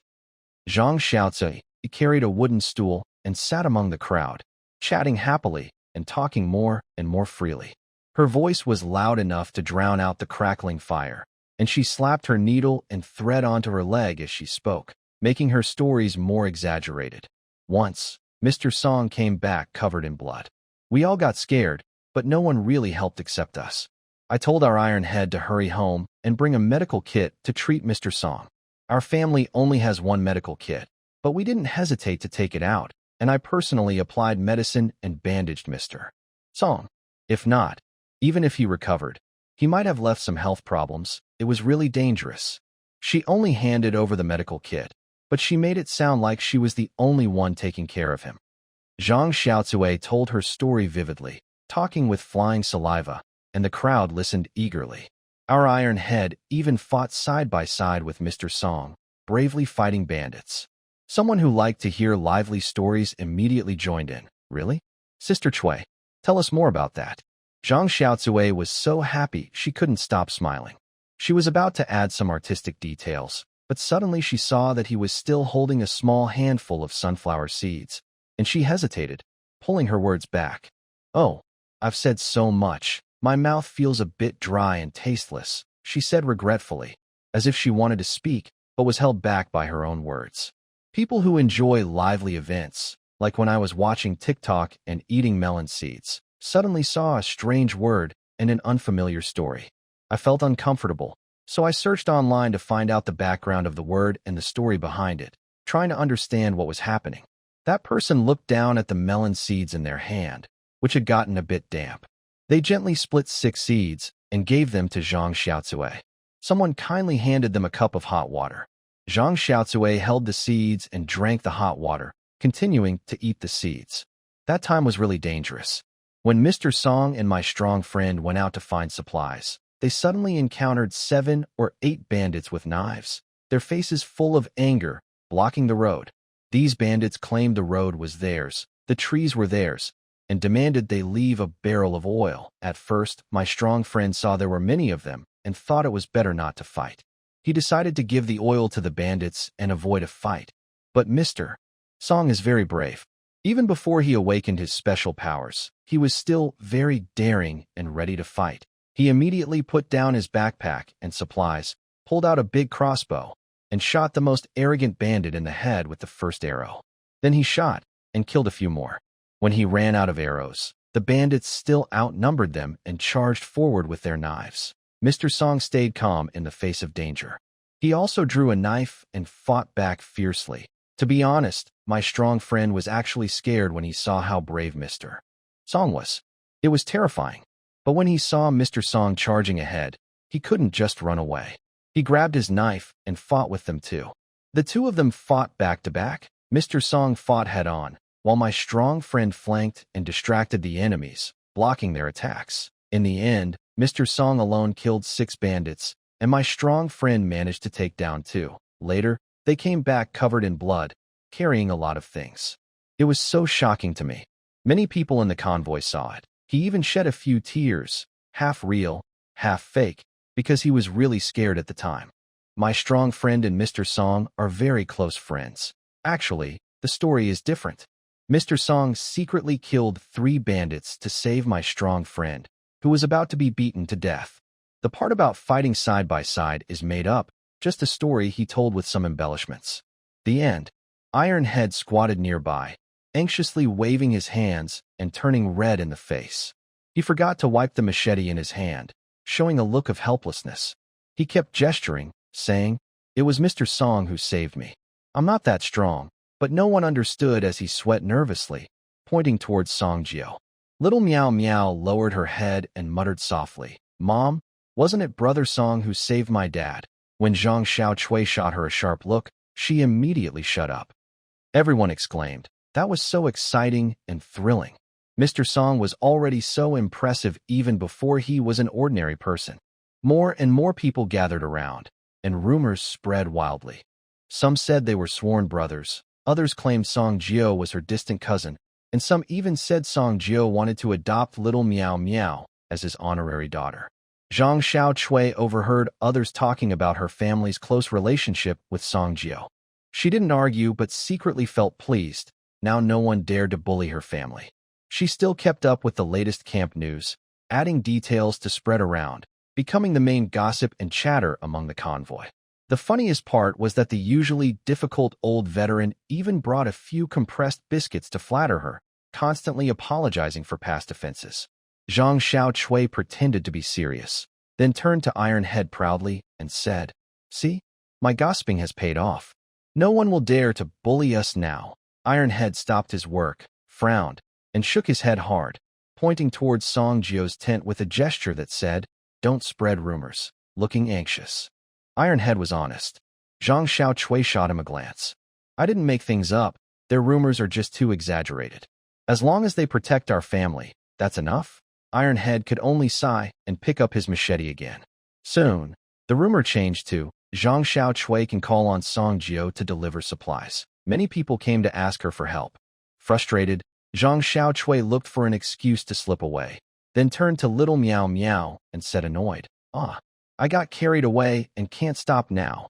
Little Meow Meow held back her laughter, finally feeling less embarrassed than before. In the apocalypse, ordinary people also have their own survival wisdom. The faded canvas flapped loudly in the wind, while firewood crackled and licked at the dry branches. Sparks occasionally jumped up and landed on the gravel, quickly extinguishing. On the outer edge of the crowd, Lin Hao was surrounded by a few team members. His tall, thin figure stood straight, holding half a bag of shriveled yellow beans. Every time he raised his hand, he struck a deliberate pose, and his spit flew as he animatedly told the story of learning special skills from Mr. Song. Lin Hao's family was able to stay at the camp mainly because of the capital he gained from a trade with Song Jiao. At that time, he traded 2 5-liter bottles of gasoline for a ride with Song Jiao. That was also his biggest gain. His wife had been working hard every night for several days, until he felt a bit overwhelmed, and he finally realized who was rewarding whom. That trade also left a lasting scar in his memory, an incident involving a cafeteria worker's way of serving food, which became a regret he carried for a long time. He had wanted to find a way to get back at Song Jiao for a long time, even considering applying to be the head server at the food counter, thinking maybe one day he could serve food to Song Jiao himself. But after Song Jiao became an extraordinary sequence, he gave up. Even if he were to serve food, he wouldn't dare to mess up his dishes. He would only kindly say, "Is that enough, kid?" Back then, Song Jiao was dividing his red dates and dried shiitake mushrooms, grabbing a big handful. His wrist moved quickly, like a cafeteria worker serving food, shaking off most of the dried goods. In the end, he only had a small handful of red dates and 2 handfuls of broken shiitake mushrooms left in his hand. Later, after Song Jiao became an extraordinary sequence and went to the head of the convoy, Lin Hao thought for a long time. He believed that as long as he was connected to Song Jiao, no one would bully him, and he might even get more supplies. So, that accidental gesture was turned into a story about Mr. Song teaching special skills step by step, which he spread around the camp. His half-truths, mixed with a bit of urban slickness, convinced many people. Every time a new member joined, they had to listen to him talk. "You only know about Mr. Song, brave and fierce, able to fight 10 people alone. But you don't know he has secret skills hidden up his sleeve. Only I learned the real trick in the whole convoy."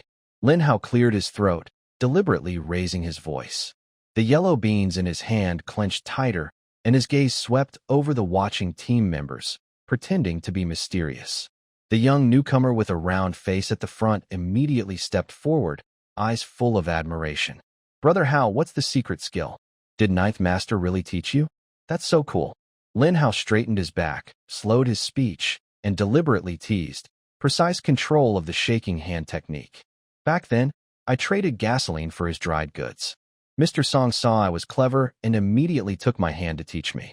He said this skill was essential for surviving the end of the world, saving supplies, and making you look good. Most people, including Mr. Song, wouldn't teach it." He looked proud, like Wang Yuxingyin, bright sword. "How do you use it? Can you show us?" Another young man in a torn jacket asked eagerly, rubbing his hands. His curiosity was obvious. "If I learn this, will I be more accurate when sharing supplies and waste less?" Lin Hao immediately stood up, flicked his wrist, and quickly shook his hand like Mr. Song used to do. The yellow beans in his hand scattered onto the wooden board with a loud sound. He kept a serious face and explained, "See? Shake 3 times and keep 10%. Shake 5 times and keep half. It's very precise. Mr. Song once showed me how to do it when sharing red dates, just to test if I understood. He even slowed down his movements, making his fingers stiff as if he had practiced a lot. This skill can save half a bag of grain in critical moments." Song's pickup truck. No one dared to expose him. Everyone was afraid of offending Master 9. A younger man, more innocent, asked, "Brother Hao, I've been with the team for a while. Why have I never heard that Mr. Song has this special skill?" Lin Hao puffed out his chest confidently. "That's because I kept it a secret. Mr. Song taught me for nearly an hour and said I was his only disciple. From now on, I'll pass this skill on." He shook his wrist again, accidentally dropping all the remaining yellow beans, but quickly played it off. "See? That's the right timing, smooth and controlled." Even a little mistake can ruin it. That's right. Brother Hao's skill looks really impressive. The round-faced newcomer quickly agreed and leaned in closer. Brother Hao, teach me too. I'll follow you and help you share supplies in the future. Lin Hao waved his hand, pretending to be reluctant. No, there are rules in our group. I can't just teach anyone. Mr. Song specifically told me to pick trustworthy people, so I don't ruin his reputation. He refused firmly on the outside, but was secretly happy inside. Someone in the crowd couldn't help but ask, Brother Hao, when Mr. Song taught you this skill, did he say if it has any other uses? Lin Hao's eyes lit up, and countless ideas flashed through his mind. He then added some exaggerated but believable details. Mr. Song is skilled in this craft, which he has been building up little by little during the end of the world. He has searched through countless houses, handled many supplies, and practiced for a long time to master it. He said that in the end of the world, supplies are precious, so he asked me to help manage the camp's resources and share the burden. But with how protective Song is of his food, how could that be true? The newcomers looked at him with even more admiration, and the veteran members became more cautious. In the past, Lin Hao really did ride back with Song Jiao in a tricycle, fully loaded, which made others envious. No one wanted to offend Song Jiao's close disciple. Lin Hao watched everyone nodding in agreement, feeling secretly proud. He squatted down and slowly picked up a soybean from the ground, his fingertips brushing over the rough stones. Actually, he was just copying Zhang Xiaozue, using the strength of a powerful person to create a story that was partly true and partly false, something that sounded decent and kept him safe. He didn't notice that behind a nearby tent, Zhang Xiaozue was watching Lin Hao perform his special skill with wide eyes. She thought to herself, this time, I've really met a worthy opponent. When Lin Hao stood up, it seemed he sensed something and looked back. Their eyes met in the air, and suddenly sparks flew. If you have talent, why not shine brightly? It was another dull, gray morning. The air in the mountain valley camp was especially damp, with dew still clinging to the leaves around them. The people in the convoy, who had been here for a few days, were already busy preparing for their departure. They carefully packed dried wood and charcoal into dry compartments of the vehicles. They also collected pine needles and dry grass as kindling, to prevent rain from affecting their fire and cooking later. Everyone was working in an orderly manner, dismantling foldable tents, packing wooden bowls, chopsticks, spoons, and small wooden stools. Anything that could be taken was packed away properly. The entire mountain valley camp was full of busy figures, yet everything was organized and orderly. Hai Tianqing had a small green trumpet hanging at his waist. A few strands of hair were carefully styled close to his head, protecting his high IQ area. He stood with his hands behind his back, calmly inspecting the crowd, with old Wang, the convoy steward, following closely behind. Number 7's vehicle. Who is that? Don't tie the wooden stakes on it. Why carry such heavy stuff? Heishinking's voice came through the small speaker. When can't we cut wood? Is there too much gasoline to burn? Just throw it away. The man tying the stakes muttered, this is for stepping on. Without it, I might not be able to pull it out. Old Wang, with sharp ears, heard this and said, if you can't pull it, just tighten it yourself. Early in the morning, who are you trying to annoy? The man hurried to untie faster and picked up a smooth little stick. In the end of the world, you can't be too picky about food. Sometimes, constipation happens, which is quite common. The two of them finished their patrol and walked back to the front of the vehicle. When passing by Song Jiao's car, they didn't see him and asked Sally Lily, where's Song Jiao? Why isn't he here? The convoy will leave soon. Heishinking's brow furrowed. This delay can't be allowed. He's been going out early and coming back late these days, all sweaty. He should be back now. He knows the departure time. Heishinking, don't worry, Sally Lily, standing about 1.5 meters tall, tiptoed on the truck to search and organize, holding the ropes for bundling supplies, busy and moving quickly. She smiled and answered Heishinking, but inside she was rolling her eyes and thinking, this family, without me, really would fall apart. Soon, Song Jiao appeared carrying a hot, steaming bone knife, walking toward the truck. Heishinking noticed Song Jiao returning and stared fixedly at the bone knife in his hand, eyes wide with surprise and disbelief, blinking without stopping. He quickly stepped forward, speaking anxiously, Song Jiao, This knife? His eyes filled with anticipation and shock, heart pounding. This knife looks exactly like that deformed spinal bone before. Did he make a strange object from the spinal bone? Song Jiao casually slung the knife over his shoulder, walking slowly to Haitian. He tapped the blade lightly with his fingertips, with an expression as calm as if he had just picked up a stone, and said casually, "Oh, Haitian, you mean this? It's just a little thing I use for picking my teeth and trimming my nails." He paused briefly and added, "The weapon oddity is numbered a bit later, sorry, around 7,000th. As he finished speaking, he thought, and the bone sword, arrogance, made a cracking sound, slowly shrank, and finally turned into a small dagger. Song Jiao picked up the dagger and pretended to fix his nails. The shrinking sound of the bone sword startled Haitian, who shivered suddenly and trembled slightly. "Oh, it can change shape." Haitian's eyes lit up like two lamps. He stared at Song Jiao intently, asking a series of questions and leaning forward. With eager excitement, he said, "Song Jiao, did you awaken a double sequence? A blacksmith? Or an engineer branch sequence? You have the ability to create oddities, right? Can you make one for me too?" Song Jiao, "No, Brother Jiao, Lord Jiao. Please, help me make an oddity too." For the oddity, Haitian lowered his status, spoke flatteringly, and shamelessly begged Song Jiao to make one for him. He especially wanted an oddity that could grow hair as a side effect. On the car, the recovered fat pig Chendong and Fong Yi were attracted by the commotion. They pushed their bellies forward and squeezed into the crowd.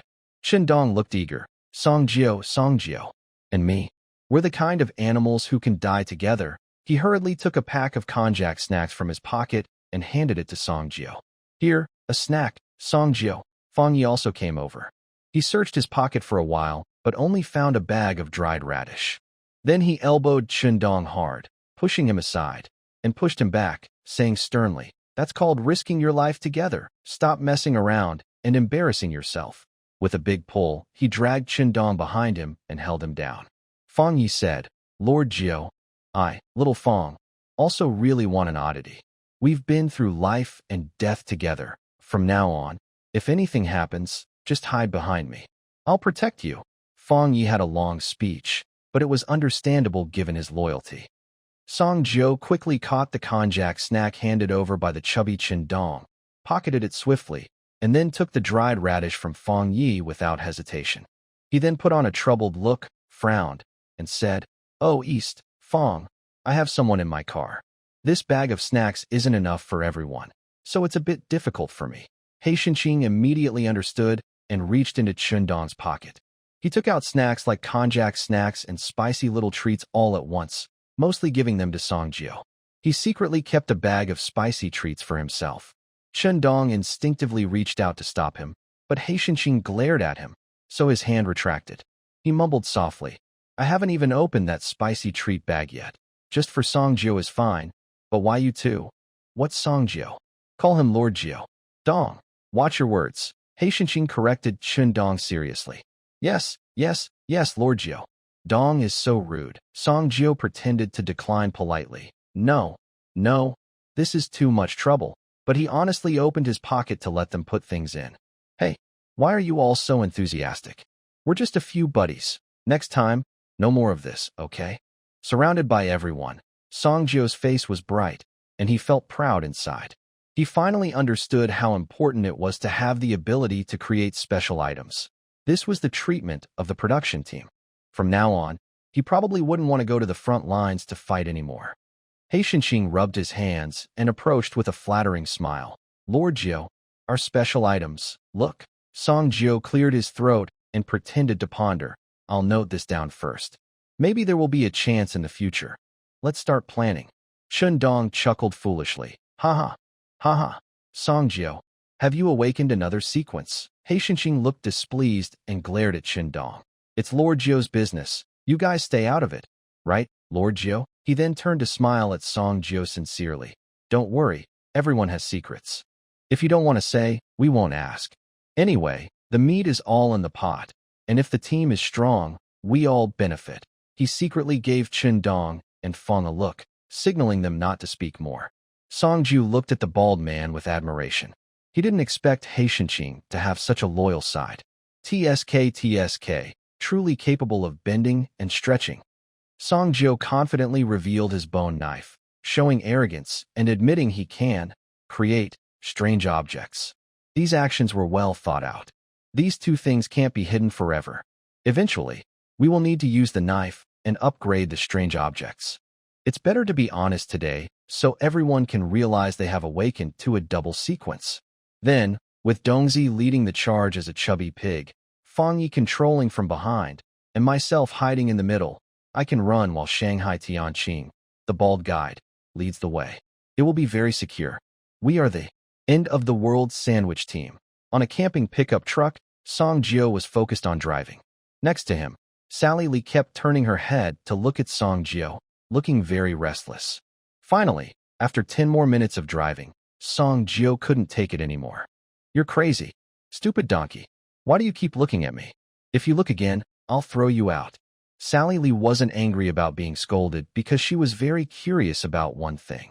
Song Jiao, where's your bone knife? It disappeared in the blink of an eye. Where did you put it? A weapon is a man's lifeline. Of course, I put it away. Where did you put it? I didn't see you put it anywhere. Sally Lee kept asking. I already said. It's a man's lifeline, so I put it in my pants. Where else would I put it? Stop asking so much. Isn't it annoying? Song Jiao looked impatient, casually making up an excuse to brush her off. But Sally Lee wasn't convinced by his words. Instead, she looked at his crotch with shock. She stared straight at him, trying to find any sign of the hidden knife, and said, Song Jiao, why do you keep your knife in such a place? That's a bit weird, isn't it? Isn't it dangerous? Aren't you afraid you might accidentally turn into a eunuch? Song Jiao didn't want to pay attention to her, but he felt her curious gaze burning into him. It made him uncomfortable, like being watched by a pervert. Suddenly, he regretted saying that. He took a deep breath, then exhaled slowly. With a blank expression, he opened his right hand, spreading his palm. A knife tip slowly emerged from the skull pattern at the base of his palm. Wow! Sally was shocked, her eyes wide open and her mouth agape as she watched the knife emerge from Song Jiao's palm. Now she finally understood where the knife was hidden. After demonstrating, Song Jiao retracted the bone knife. I want to see more. I want to see more. Song Jiao opened his hand again, revealing the bone knife. Wow! Song Jiao put the bone knife away. I want to see more. I want to see more. He extended his hand with the bone knife again. Wow! This back and forth continued repeatedly, and on car number 4, everyone was exclaiming in amazement. Current account kill points, 74,800. Sufficient to open the Apocalypse Treasure Box unit. Would you like to open it? Huh? Apocalypse Treasure Box? What is this for? Is it like drawing cards? Or a gacha game? Don't bully honest people. I understand this concept. I have kill points on my account, and I like to keep them for show. The Apocalypse Treasure Box unit contains multiple levels of boxes, which can give out various amazing items. It only takes a small amount of kill points to open, with a 100% chance of winning something. No empty boxes. The odds are fair.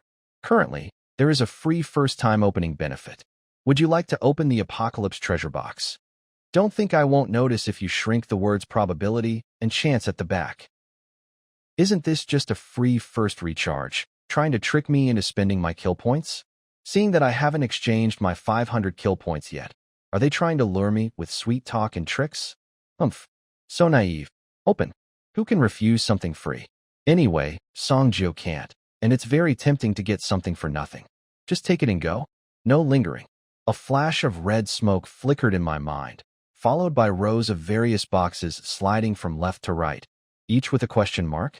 Inside, there were white foam boxes, brown cardboard boxes, small wooden boxes, brass boxes, silver boxes, pure gold boxes, two-tone boxes, and red boxes, all cycling repeatedly. Below a row of boxes, there was a button labeled free. Song Jiao came specifically for this, so he clicked the draw button directly. Rows of various boxes started to scroll quickly to the right, with an arrow and scale in the middle indicating which box was currently in position. The box that stopped there would be the one drawn. Although it was free, Song Jiao still felt a bit nervous and excited. He gripped the steering wheel tightly. The boxes kept rolling for a while before finally stopping. Song Jiao's attention was focused on the rhythm of the boxes, When they stopped, he saw a brass treasure chest had come to a halt. Oh, a brass treasure chest? Looks pretty good. I wonder what's inside. With a click, the sound of a chest opening belonging to the brass box was heard, and the chest opened. Strange item. Oil tank parasite abilities. A strange creature that likes to parasitize oil tanks. When it finishes the fuel inside, it remembers that fuel. Later, it can produce that same fuel by consuming other materials like mud, dirt, water, leaves, or even blood. The quality of the fuel depends on what is fed to it. Cost of use. This is a shy and bed-loving strange creature. Once it recognizes a bed, the user must often sleep in the vehicle, or the creature will become withdrawn and stop working. Strange item ID. 8020. If you are Songjio, you do not need to pay the cost. After reading the information about the strange item, Songjio was almost overwhelmed with excitement. This is practically a divine item. In this apocalypse, what could be more reassuring than unlimited fuel? Although it's not truly unlimited, it's better than a cow that produces milk from grass. It can greatly reduce fuel worries. Looking at this information, as long as it has something to eat, the vehicle can keep running on fuel. It's like having a meal. Just as a donkey will keep working if fed, the car will keep running if fueled.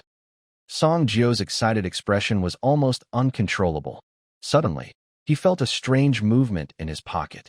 It seemed like the creature was waking up. Because he was driving with both hands, the strange creature appeared directly in his pocket. He quietly reached into his pants pocket and felt a round, smooth, and elastic ball that was moving slightly. Songjio quickly grabbed the ball to stop it from moving. No, not here. At this moment, Songjio was driving with one hand and digging into his pocket with the other, looking a bit strange. Sally Lee sensed something was wrong. She instinctively looked back at Songjio, then turned her gaze forward. Suddenly, Sally Lee turned back sharply and stared at the hand in Songjio's pocket. Songjio, you pervert. What are you doing? I'm driving now. How can you do such a thing? Can you have some shame? And I'm right here, a girl. Songjio. Sally Lee's face turned red as she angrily scolded the pervert beside her. But Songjio felt very wronged. He hadn't done anything. He just wanted to control this bug. Why was he called a pervert? Songjio reached out his hand to explain. It's not what you think. Take your hand away. Take your hand away. Don't come near me with that hand of yours. You pervert. Sally Lee closed her eyes and waved her hands wildly, trying to slap away the guilty hand and keep it from touching her pure self. Songjio was furious. He reached into his pocket again to hold the bug. No, not here. He was about to throw it into the fuel tank.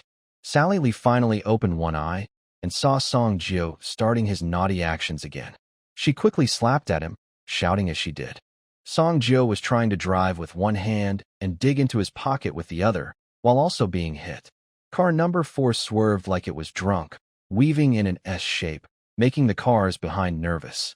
He Shinxing noticed the situation with car 4 in time and used the walkie-talkie to call Songjio. Songjio, what are you doing?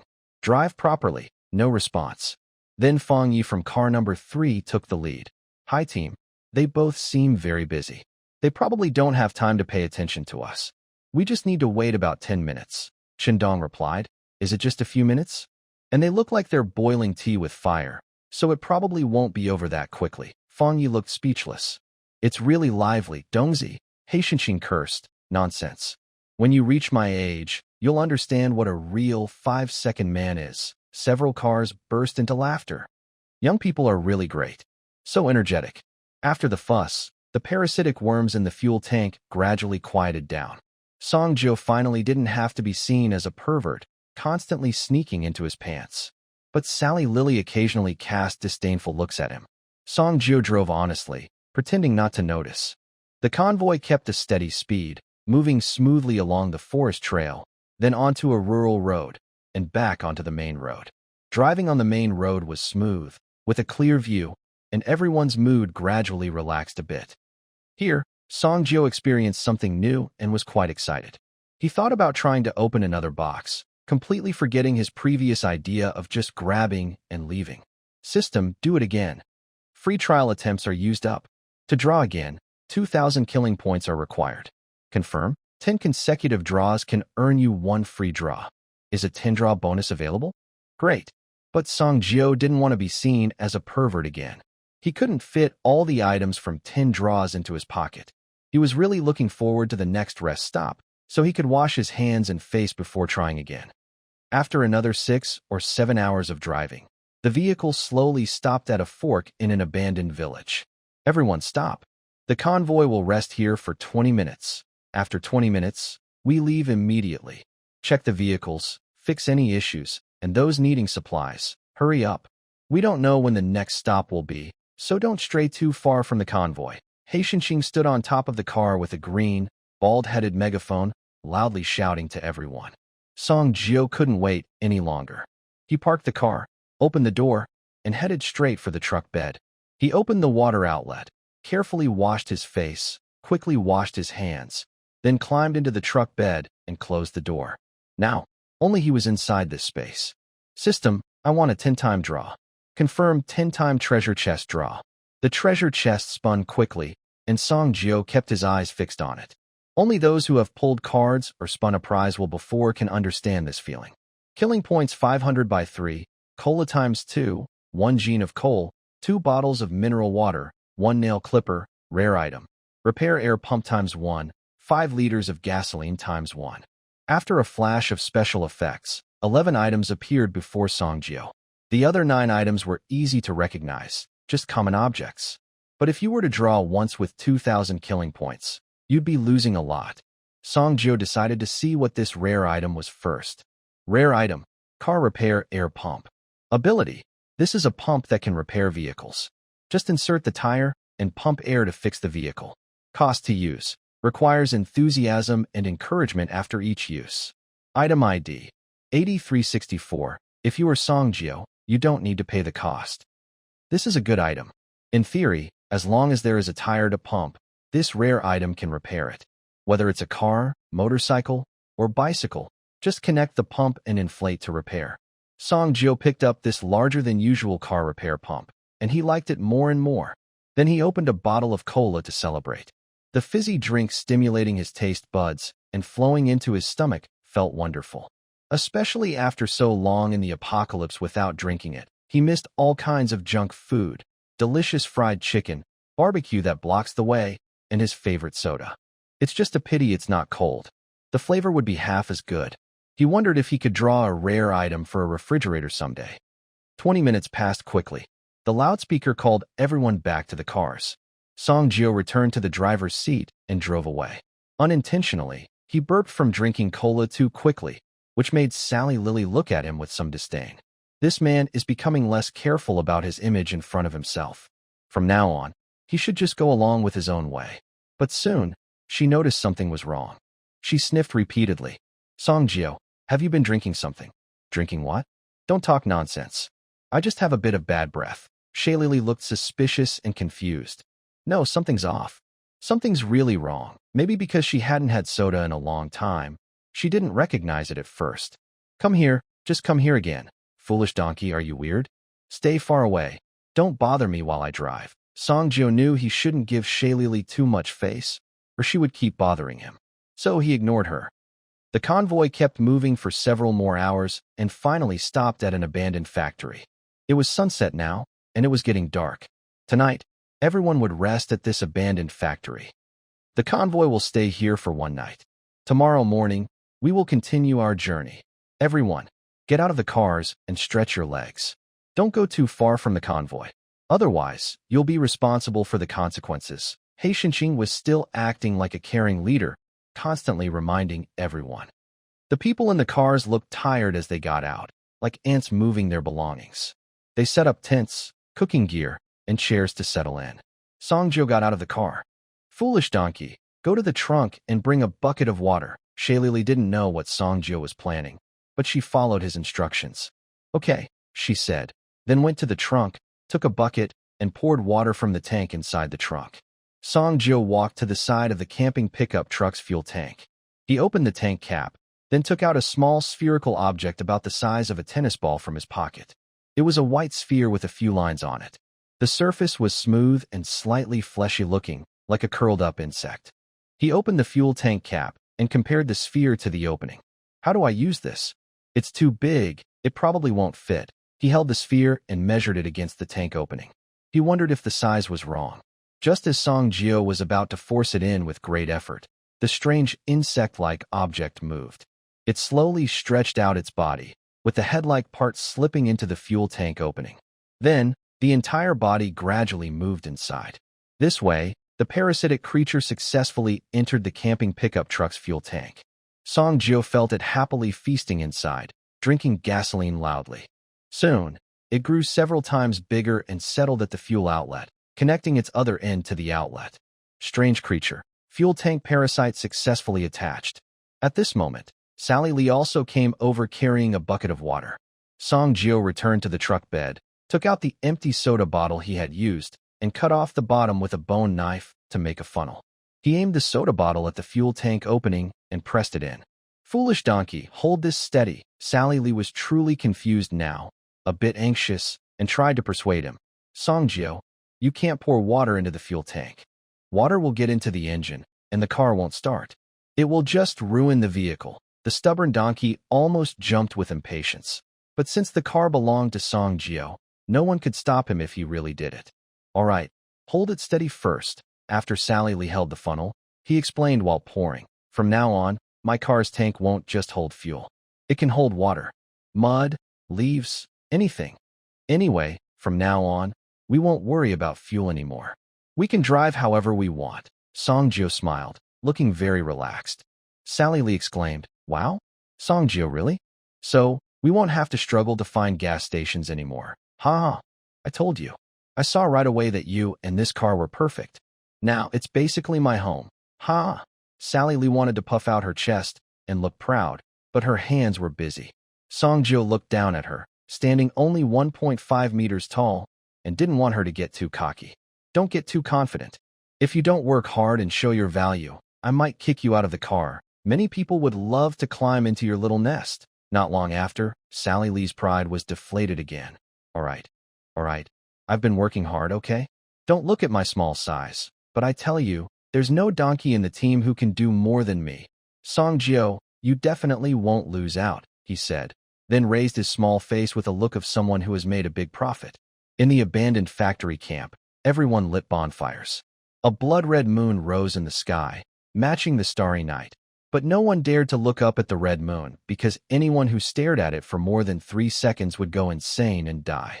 Looking down on the camp, the convoy surrounded the factory with cars, forming a half circle. Inside were tents set up by the group. Leaning against the factory, a few people stayed on watch at night, making the camp relatively safe. Everyone sat by their fires, busy preparing dinner or just nibbling on dry food. Some had cheeks puffed out like hamsters. Someone was fixing a car, holding a flashlight in their mouth, turning a wrench with a clicking sound. Salalai was cooking alone. Song Jio held a pump, circling his camping pickup truck several times, trying to find any parts that needed fixing. He looked around, but couldn't find anything that seemed broken. His pickup was much sturdier than the tricycle before, like when you don't want to use something, it always appears in front of you. When you finally need it, you can never find it. Song Jio had a new little toy and was eager to try it out. He stood up and decided to walk around the convoy. With his hands behind his back, Song Jio hid the pump behind him and strolled slowly through the group. Master Jio, Mr. Song. Hello, Master Jio. The respectful and awe-filled greetings followed Song Jio's movements. Unlike Hai Tianqing, the group's attitude toward Song Jio was more about fear than respect. The mechanic's wrench paused in midair. The chopsticks at dinner hovered near his mouth. Someone, talking, suddenly took a step back instinctively, giving Song Jio more space. Everyone, no matter what they were doing, stopped to greet him first. The power of a leader. Song Jio responded casually. When he reached Tai Tu climbed up from the engine hood, covered in oil, with sweat beads rolling down his forehead, leaving white streaks in the oil. The engine was emitting black smoke, seeming to be broken. Mr. Song, Zhang Xiaocui's loud voice greeted him enthusiastically before he even arrived, holding a bag of sunflower seeds. Ha ha ha, Mr. Song, you're here. Come, I have some sunflower seeds. We also have some spicy snacks that are too hot for us to eat. Can you help hold them? He hands over the sunflower seeds, his fingers lingering half a second longer on Song Jio's hand. His eyes scan the surroundings, making sure everything is clear. Then he takes the items from me. Of course, Song Jio doesn't refuse. He naturally accepts the items. Miss Zhang, there's no need to be so polite. Just call me Song Jio. He feels quite friendly toward the Iron Head family. It was only they who reached out first, giving him a precious medical kit. Although he later saved Iron Head, which balances things out, he still feels good about their family and wants to look after them. When Zhang Xiaotsue hears Song Jio's friendly tone, she is even happier. Now, everyone can see clearly that she and Song Jio are close, which she really wanted. All right, Song Jio, from now on, just call me that. If you need anything, just tell me. Our Iron Head family can't speak, but we are strong and capable. My daughter and I can do a lot of work. Zhang Xiaotsue smiles happily, her round face making her seem very friendly. Tai Miao Miao also chimes in enthusiastically, calling out, Big Brother Song. Iron Head can only respond with, ah, ah, ah. Song Jio walks over to their van. It's an old, battered van, assembled from several cars he found in the parking lot. It looks like it's having trouble now. Oil is leaking everywhere, and the engine seems to have blown. He doesn't know how he managed to drive it here. In the past, this van would have been considered dead. But now, he has a car repair pump, so he wants to try it out and see if it works. Iron Head follows behind, looking worried and gesturing anxiously. It's okay, just a small problem. Let me try. Song Jio takes out the pump, walks to a tire, unscrews the valve cap, and attaches the pump. He steps on the pump and starts inflating the tire with both hands gripping the pump handle. People nearby see this, but don't understand what's happening and don't dare to ask. Song Jio keeps pumping, feeling like he should do something more. Then, hey, come on, baby. Let's have fun together. Flabby waist fat drop. I want those sexy abs and toned muscles. Keep up the pace. Don't stop. 1, 2, 3, 4. Again. Stay on pace. Don't stop. Keep going. You can do it. You're the best. Come on. Move. Breathe properly. One more set. Yes. That's the feeling. Burn those calories. The sound erupts. First second, everyone is stunned, mouths open, tools slip from their hands, confused. Second, someone secretly thinks, is 9 crazy? Third second, someone else wonders, am I crazy too? Fourth second, a quick-witted person starts doing a workout routine from before the end of the world. Everyone looks at each other and begins to join in the workout. Soon, behind Song Jio, a group of people are doing exercises together. Zhang Xiaotsue is working hard, her chest bouncing, her clothes almost coming apart. Tai Tu is clumsy, stepping on his own feet and nearly falling. Tai Miao Miao is confident and even guides them on their moves. No one dares to stop. The first person to pause might be seen as not cooperating with Lord Jio. At this moment, Song Jio becomes a fitness influencer, doing exercises online. This damn apocalypse, and now calories too. Actually, Song Jio doesn't need to act this crazy, but since it's the first time, he wants to have a full experience.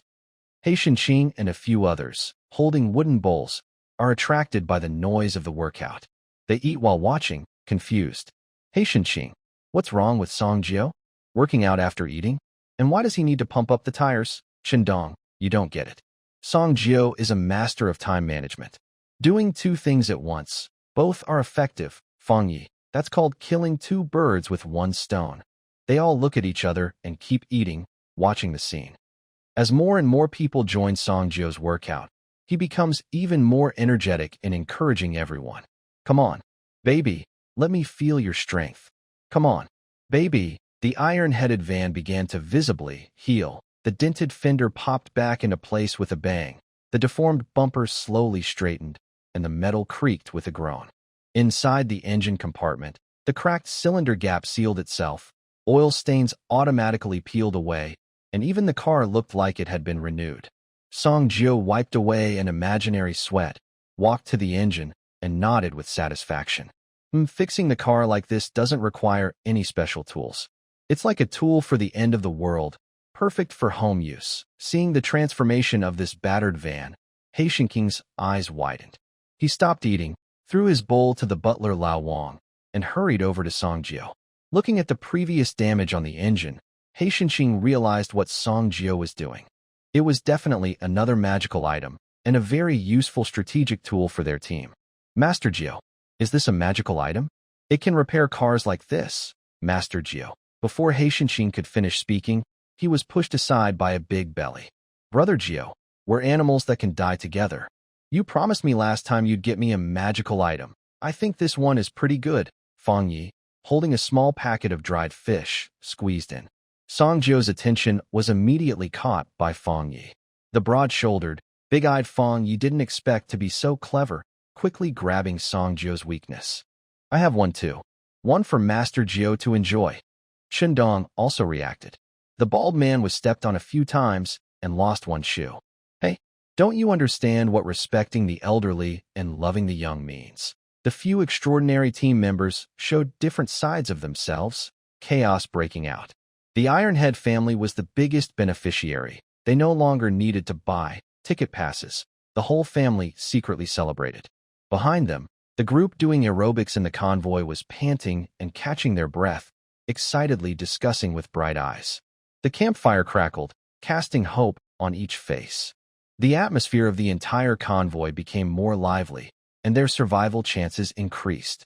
In the end, after Song Jio agreed, and after some discussion, they decided to share the car repair pump with the team. Anyone who needed it could take it, but it would still stay with Song Jio. Haishinshin listened to Song Jio and was momentarily stunned. Then his gaze towards Song Jio changed.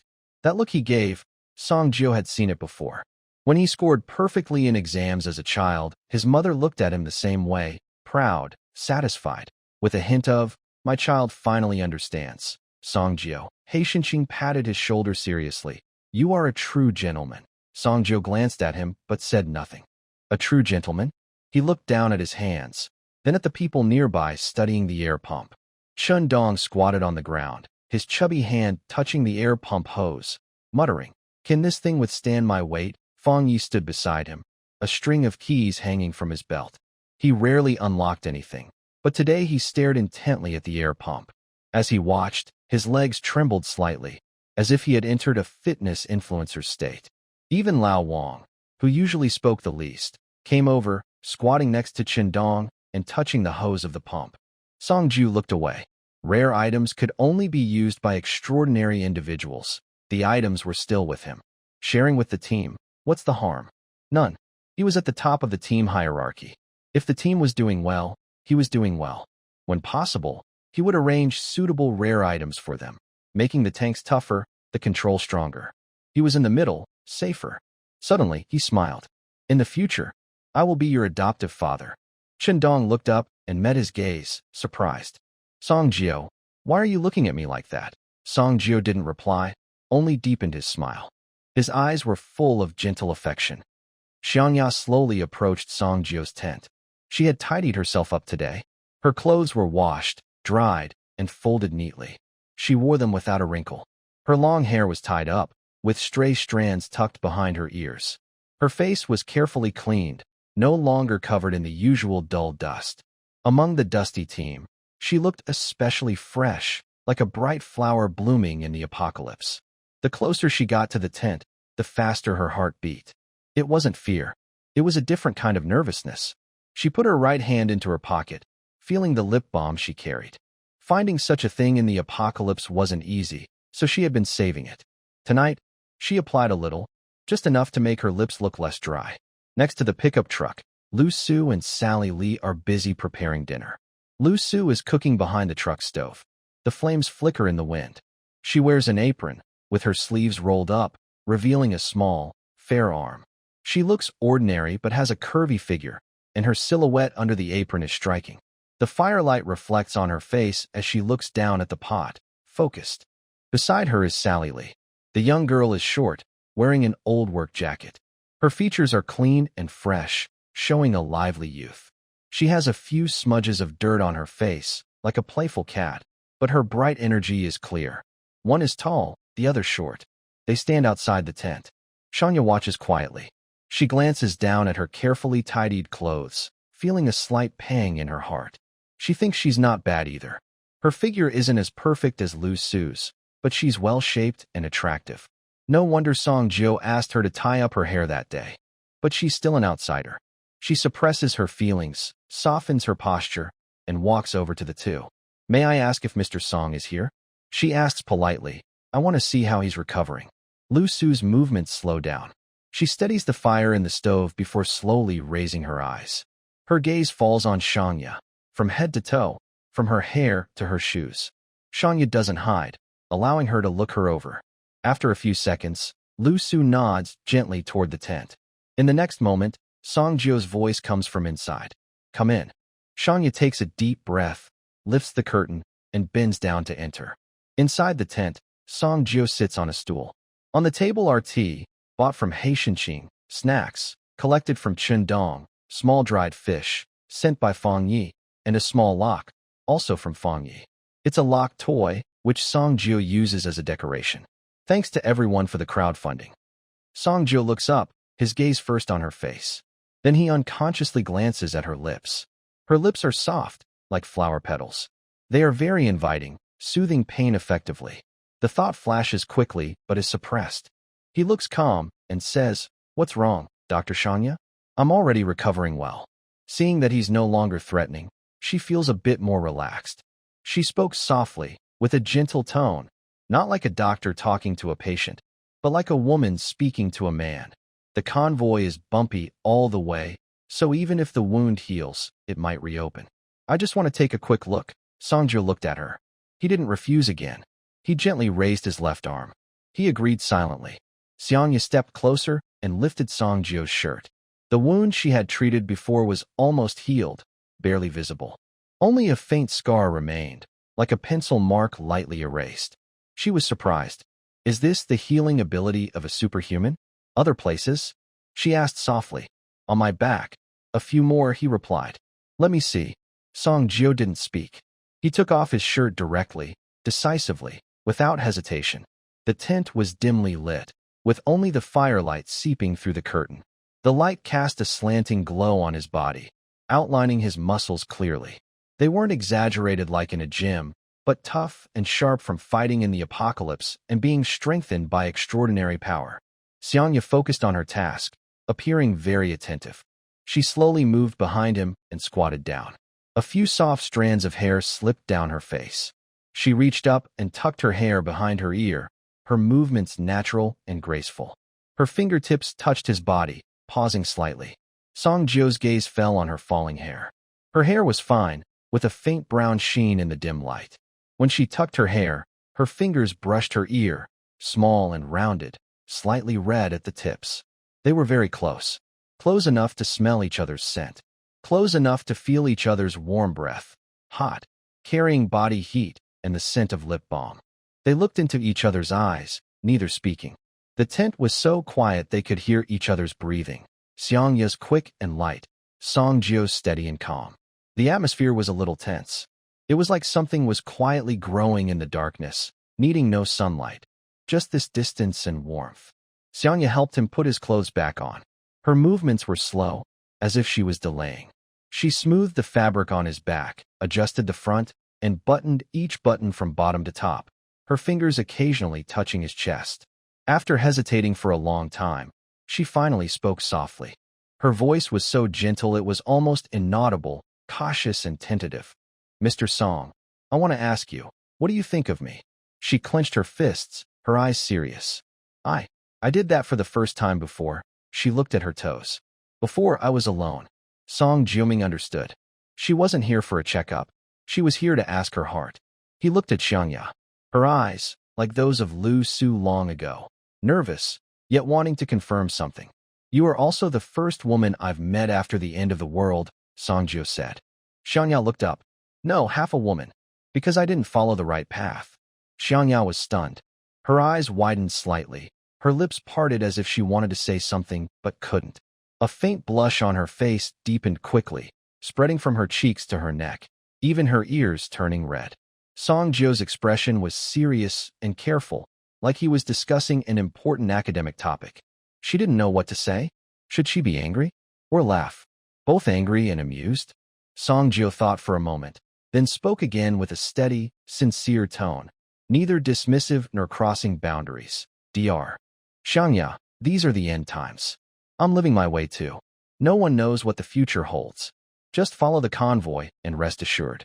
With me here, you won't go hungry. One sentence. No flirtation, no promises. But clearly, he gave her a sense of closeness. Outside the tent curtain, Salalai and Liuxu were pretending to cook at a small stove. Salalai squatted, her hand rummaging through the firewood, seemingly looking for dry grass to start a fire. But her ears were pressed tightly against the cloth curtain, her eyes frequently glancing inside. Liuxu was stirring the pot with a spatula. The small fire burned inside the stove, but her mind was elsewhere. She kept stirring without a pattern. Occasionally, she nudged Salalai with her elbow, signaling her not to rush. Salalai straightened up, grabbed the water jug nearby, pretending to add water to the pot. The spout was aimed at the edge of the pot, but she didn't pour a drop. Her ears pressed even closer. She tiptoed anxiously, trying to get closer to the curtain again. Liuxu put down the spatula, reached out to adjust the fire, pretending to tidy up the flames. But her eyes kept flicking toward the curtain, taking a few steps back quickly. Finally, she helplessly patted Salalai, signaling her to stop wasting effort. Salalai was unwilling and placed the water jug by the stove. She wanted to pull the curtain aside, but was held back by Liuxu. Shaylily turned back and waved her hand, her face full of stubbornness, still clutching half a bunch of dry grass. Faint voices could be heard inside the tent, but not clearly. Shaylily was so anxious she stomped her feet and asked in a strained voice, "What are they saying?" "Did you hear?" Liuxu shook her head but kept her eyes on the tent. Inside the tent, Xiangya listened to the words, and her long-held worry eased a little. She looked up at him. His chest had a few red scars, fresh and healing. She paused, seeming to remember something. Her eyelashes fluttered slightly, and her voice was so soft only they could hear. "Are you still in pain?" "Last time. I think that might make you feel better." Songjio's gaze paused slightly. He looked at her slightly red ears, didn't reply, and didn't look away. Xiangya slowly squatted down. It was like she was completing a secret, delicate little task only the two of them knew about. The wind outside the tent was faint, and the fire crackled softly. Inside, the light was dim, and they were close enough to feel each other's warmth. Their previous awkwardness had turned into a more familiar, subtle intimacy, slowly spreading. She kept her eyelashes lowered, trembling gently, not daring to look up at him. Songjio's gaze fell on her head, his throat moved, and he exhaled slowly. His tense shoulders relaxed a little. Some words didn't need to be spoken. Some feelings had already been hidden in her lowered head and silent acceptance. After a while, Xiangya stood up, took a few sips of water, her face still flushed, but her eyes much calmer than when she entered. She didn't look at him, only softly said, "I'll go back now." Songjio responded with a simple, hum. Xiangya moved to the edge of the tent curtain, her hand on the fabric, then suddenly stopped. "Songjio," she said softly without turning around, "just half is fine." After saying that, she pushed the curtain aside and stepped out. Outside the tent, Liuxu was tending the iron pot with porridge, gently stirring the bottom with a wooden spoon. Shaylily was adding more firewood nearby, her gaze fixed quietly on the fire. Shaylily added the third piece of wood and finally couldn't help but whisper, "Sister Liuxu, she's been inside for a long time." Liuxu didn't reply, only continued stirring the porridge. The pot's porridge bubbled gently. After a moment, the tent flap moved slightly. Xiangya stepped out. Liuxu looked up and gave her a faint glance. Just one look revealed the change. The tension and unease from before had eased. Her expression was more calm. Even her breathing was more relaxed. Xiangya didn't come closer. She only nodded lightly at Liuxu and then turned to leave silently. After she was gone, Sally Lily kept watching the fire, not thinking much. Liuxu withdrew her gaze and looked down at the boiling steam in the pot. Her fingertips paused slightly. Her face showed no emotion, but her eyes flickered with a brief shadow of sadness. Xiangya was indeed very beautiful. Her face, before the end of the world, walking on the street, could make people turn their heads a second time. Her features were delicate, her skin fair, and even in the dull days of the apocalypse, her natural beauty couldn't be hidden. Liuxu knew she couldn't compare, but she wasn't worried. She remembered Songjio every time he finished eating, leaning on the bench with his eyes half closed. At those times, he didn't need a pretty face. He needed a warm bowl of rice. When Sally Lily first appeared, Liuxu glanced at her and thought, no pressure at all. A young girl who hadn't even fully grown yet. What threat could she be? But Xiangyao was different. She was a woman, a doctor, capable and skilled. And Liuxu lowered her eyes. Her hand holding the wooden spoon paused for a moment. When she came out of that tent, her lips were red. Liuxu saw it, but she still wasn't worried. Because she had her own strengths. She looked down at herself. Under her apron, she was just as complete as anyone else. That was something Xiangyao didn't have. More importantly, she and Song Jiao weren't new to each other. She had known him since he was just an ordinary person. He had saved her, and she had taken care of him. She had cooked many meals for him. She had lost count. She knew what he liked to eat, what he didn't, when he was truly hungry, and when he was just craving food. She knew her care and her thoughtfulness. Xiangyao didn't know these things. Liuxu gently stirred the porridge in the pot. No rush. There was still a long way to go. Liuxu, sister? Sally Lily noticed something and looked up at her.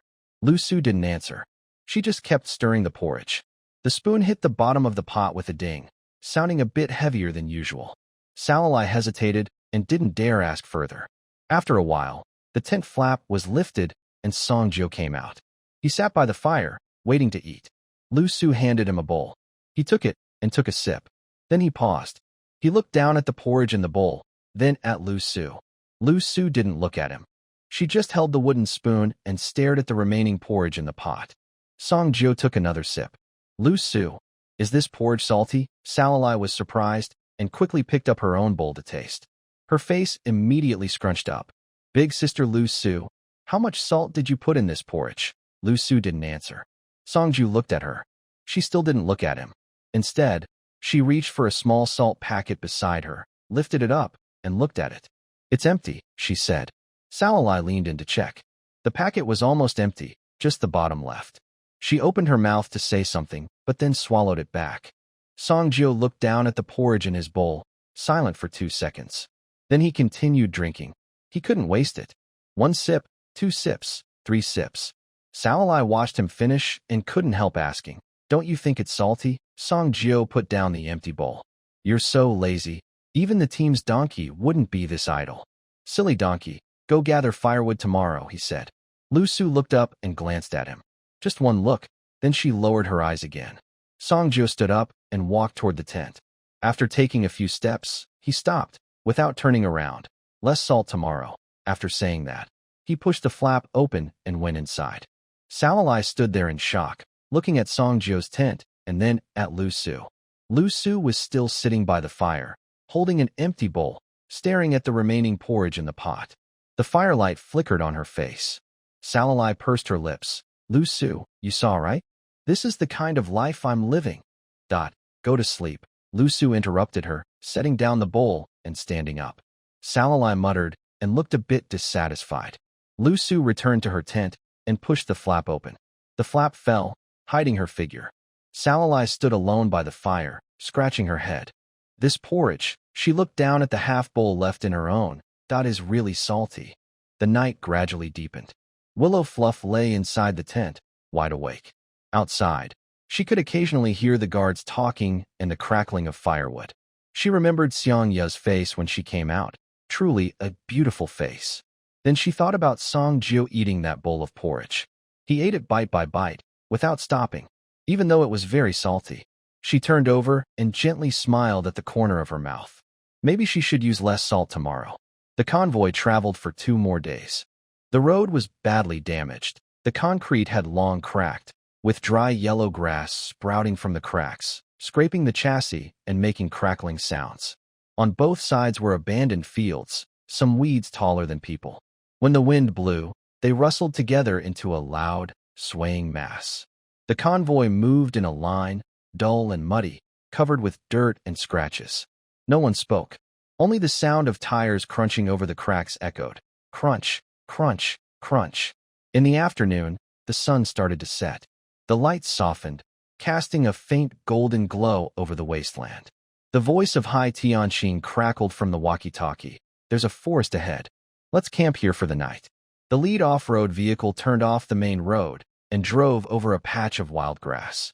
The grass brushed against the car doors. After passing through the grass, suddenly everything opened up. A forest, standing quietly. But this was no ordinary forest. It had no leaves, only gray-white tree trunks, standing close together, silently rooted there. The trunks were thick, with cracked bark like an old person's face. Branches stretched toward the sky, thin and curved, like countless dried fingers. Each finger held a fruit. The fruits were yellowish-brown, round and plump, larger than a person's head, densely packed, bending the branches under their weight. Some hung low, within reach, others at the tips, arched like bows. The surface of the fruits was cracked, shimmering faintly in the setting sun. The ground was covered with fallen leaves and broken branches, soft to step on, silent. Occasionally, a ripe fruit fell with a dull thud, smashing on the ground, splitting open to reveal firm white flesh and black seeds inside. The wind passed through the forest. There was no rustling of leaves, only the faint creaking of branches gently swaying, softly rocking these trees. The camping pickup's front passenger window rolled down. Sally Lee stuck half her head out, looking at the forest. "Why are these fruits on the trees so big?" she muttered. The vehicle stopped. Song Jo got out, stepping on fallen leaves with a crunch. He walked to a nearby tree.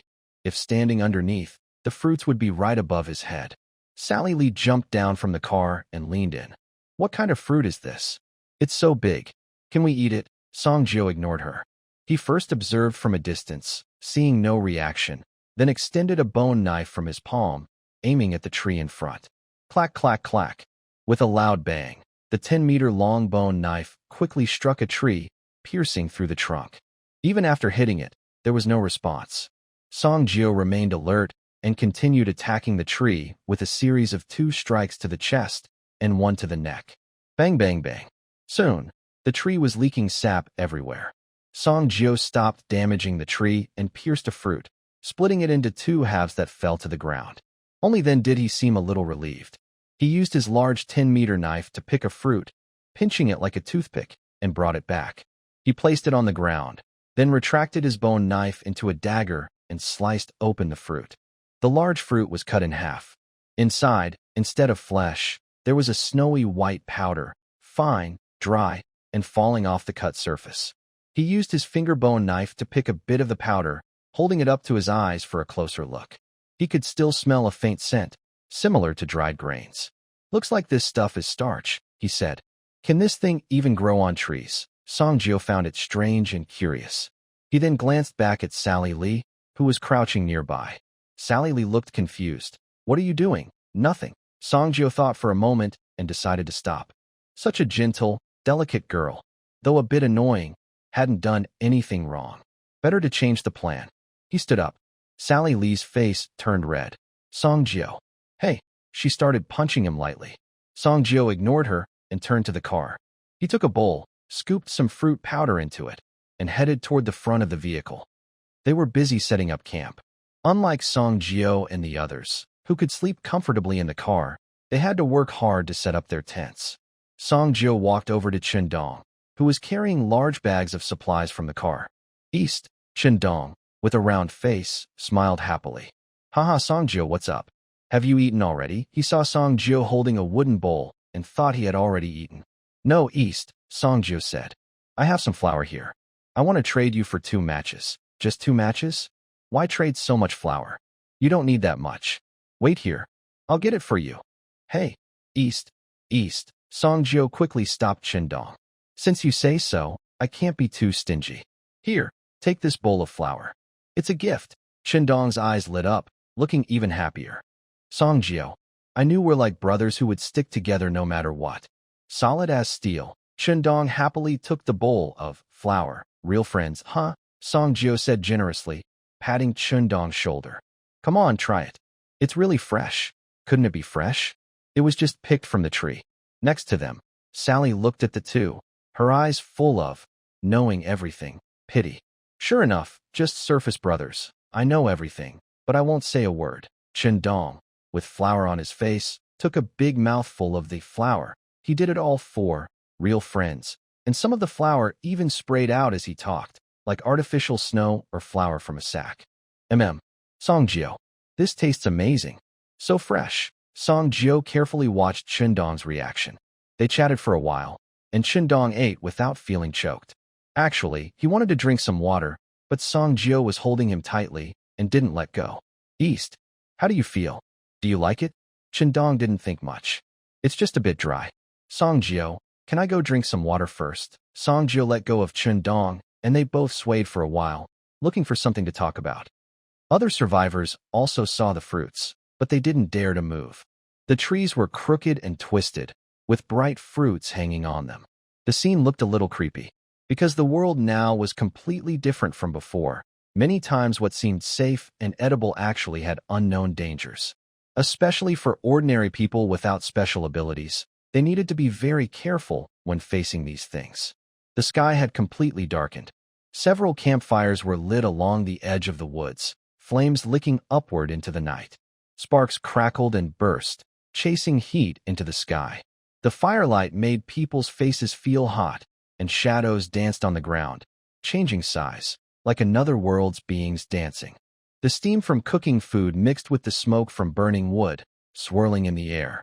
This is the unique smell of human life, proof that, after the strange and dark times, some human civilization still struggles to survive. Sally sat next to Song Jio, hugging her knees and staring at the fire. Song Jio, aren't you being a bit too sneaky? Don't talk nonsense. What do you mean I'm sneaky? Dongzi is tough, harder to kill than Xiao Chong. He's practically chosen by fate to be a worker. A divine farmer, maybe. Then she glanced at Sally Lee. Why don't you try? Sally Lee shivered, quickly smiling awkwardly and waving her hands. No need, no need. I'm small and weak. I still have work to do. I also think Qindong is perfect for this role. Having Qindong as your brother is really his good luck. Sure enough, the workplace tends to smooth out everyone's rough edges, especially a simple-minded person like a donkey. At dawn, everyone in the convoy was busy again, exploring nearby or gathering firewood. Song Jio, hands behind his back, returned leisurely amid respectful greetings from others. He was in a good mood because Qindong was safe and sound. Now it was time for the harvest season. Sally Lee kept glancing ahead while standing by the pickup truck, pretending to be busy. If everything went well, she would soon prepare for something big, so these tasks could wait. Seeing Song Jio return, Sally Lee's eyes lit up. They exchanged signals. Sally Lee lowered her voice, eager. How is it?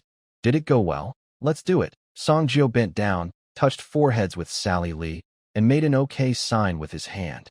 The two looked like little mice about to sneak a treat, rubbing their hands and trembling with excitement. They secretly smiled on their faces. Then they called Sally Lily to invite Liuxu and Xiangya. The four of them got into a camping truck and headed deep into the woods. Hai Tianqing saw someone riding a train, then realized it was Song Jio's car, and reminded him, don't go too far. Remember to come back. Liuxu and Xiangya sat in the back, on Sally Lily's dog bed. The two of them were a bit close to each other. This was their first time observing each other so closely. Both of them smiled politely. Liuxu looked more relaxed and confident, while Xiangya seemed a bit shy. Song Jio was driving, and Sally Lily looked eager and excited. Soon, the truck stopped. Song Jio didn't plan to go far. This spot was good enough. He drove the car to the edge of the fruit trees. Song Jio briefly explained that the fruits here were edible and made of flour. Liuxu and Xiangya were very happy and quickly joined the fruit-picking team. The sound of heavy fruit falling to the ground kept coming. Thuds of yellowish, head-sized fruits, like small bombs, being knocked down from the trees with sticks or 3-meter-long knives. People should stand farther away to avoid getting hit on the head. Ha ha ha, these are ours. All ours. Clearly, this was Sally Lily. Song Jio, what kind of fruit is this? It can be eaten directly as food. Liuxu had a happy, harvest-like smile, constantly moving the fruits into the truck bed. I don't know either. I gave some to Dongzi yesterday, and after a night, they were still fine. They must be edible. Maybe we should call them flower fruits, Sally Lily said. I think we should call them breadfruits. You can make bread with them, or maybe steamed bun fruits. The trees grow steamed buns. What do you think? Liuxu, the chef, suggested. I remember steamed bun fruits are pretty good. They're food from the trees, so it makes sense. Xiangya held a fruit, her pretty face bright like a beautiful flower, agreeing with Liuxu's idea. Then let's call them steamed bun fruits. They're edible anyway. Let's keep going. There are a few more steamed bun trees over there. This is our territory. Xiangya and Liuxu exchanged glances, and at this moment, their smiles seemed even more genuine. The four people were very busy, filling the entire truck bed with breadfruit. This was the first time since upgrading the truck that the bed was completely full. I think the truck must be very happy now. Then, they moved the remaining breadfruits to the top of the tent. It was rare to have such an easy chance to gather food. Usually, searching for supplies isn't so simple, so they had to cherish it. They also picked up some fallen seeds from the ground, like nutshells. Whether useful or not, Songjio liked to stockpile them first. They even opened many breadfruits and poured a lot of breadfruit powder into the fuel tank, making sure the tank was well prepared today. Xiangya was amazed by the idea of the fuel tank pests. The camping truck, loaded with supplies, left deep tire marks in the mud as it returned to the camp, attracting everyone's attention. They stopped at the previous spot. Liuxu and Xiangya carried large snakeskin bags, each bigger than a person, which was too heavy for one person. So, 3 of them worked together to carry one bag onto Vehicle 6. Songjio went to Hai Tianqing's tent. Soon after, Hai Tianqing's little loudspeaker suddenly blared. Everyone gather. Drop what you're doing and come together now. The fruit on the trees behind the camp is edible. That's breadfruit. It's full of starch, safe and non-toxic, even fresher than starch. Today, everyone, don't do anything else. Go pick those breadfruits. Hearing Hai Tianqing's announcement, everyone finally realized what Liuxu and the others had been carrying. They all dropped what they had and hurriedly grabbed their tools, rushing toward the trees. The breadfruit forest. Hai Tianqing stood on the truck roof. Pick the fruit, but don't go too far. Count everything when you come back at noon. Yes, this collective harvest was organized by the convoy. As soon as he finished speaking, Shendong was the first to rush out. He ran a few steps, and in the blink of an eye, a huge wild boar appeared at the edge of the forest, with long tusks, a tough hide, and bristly hair, stomping loudly on the ground. Get out of the way. Move. Shendong shouted hoarsely. Shendong kicked off the ground with his 4 legs and charged toward the nearest tree. Bang! A loud thud sounded as a tree trunk about half a meter thick shook violently. The breadfruits fell with a cracking noise, like hail, hitting the ground and bouncing everywhere. Wow! A middle-aged man was hit on the shoulder by a fruit, staggered a few steps, and squatted down to rub it. Several people nearby started laughing. Why are you just standing there? Pick them up. The crowd dispersed. The forest became lively. Shendong transformed into a wild boar, crashing into trees one after another. He was excited, snorting loudly, and rubbing against the trees to scratch himself, making cracking sounds on the bark. Look at this. So many fruits on this tree, someone shouted. Shendong turned around and rushed over. Bam! Another shower of fruits fell. He was followed by 5 or 6 people, all desperately picking up fruits from the ground. When their arms were full, they ran back to the car, dumped the fruits into baskets, then went back for more. Throw them here. People ran over with their baskets, pouring the fruits inside. The fruits rolled together, forming a bright yellow pile that looked very pleasing. The Ironhead family was picking fruits on the other side. The family of 3 was busy, repeatedly filling their baskets.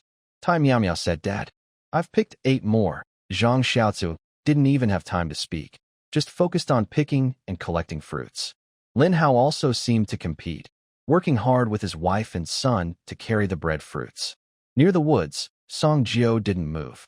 He leaned against a tree, watching the busy people. Occasionally, a fruit rolled to his feet, and he would bend down, pick it up, and casually toss it into a nearby basket.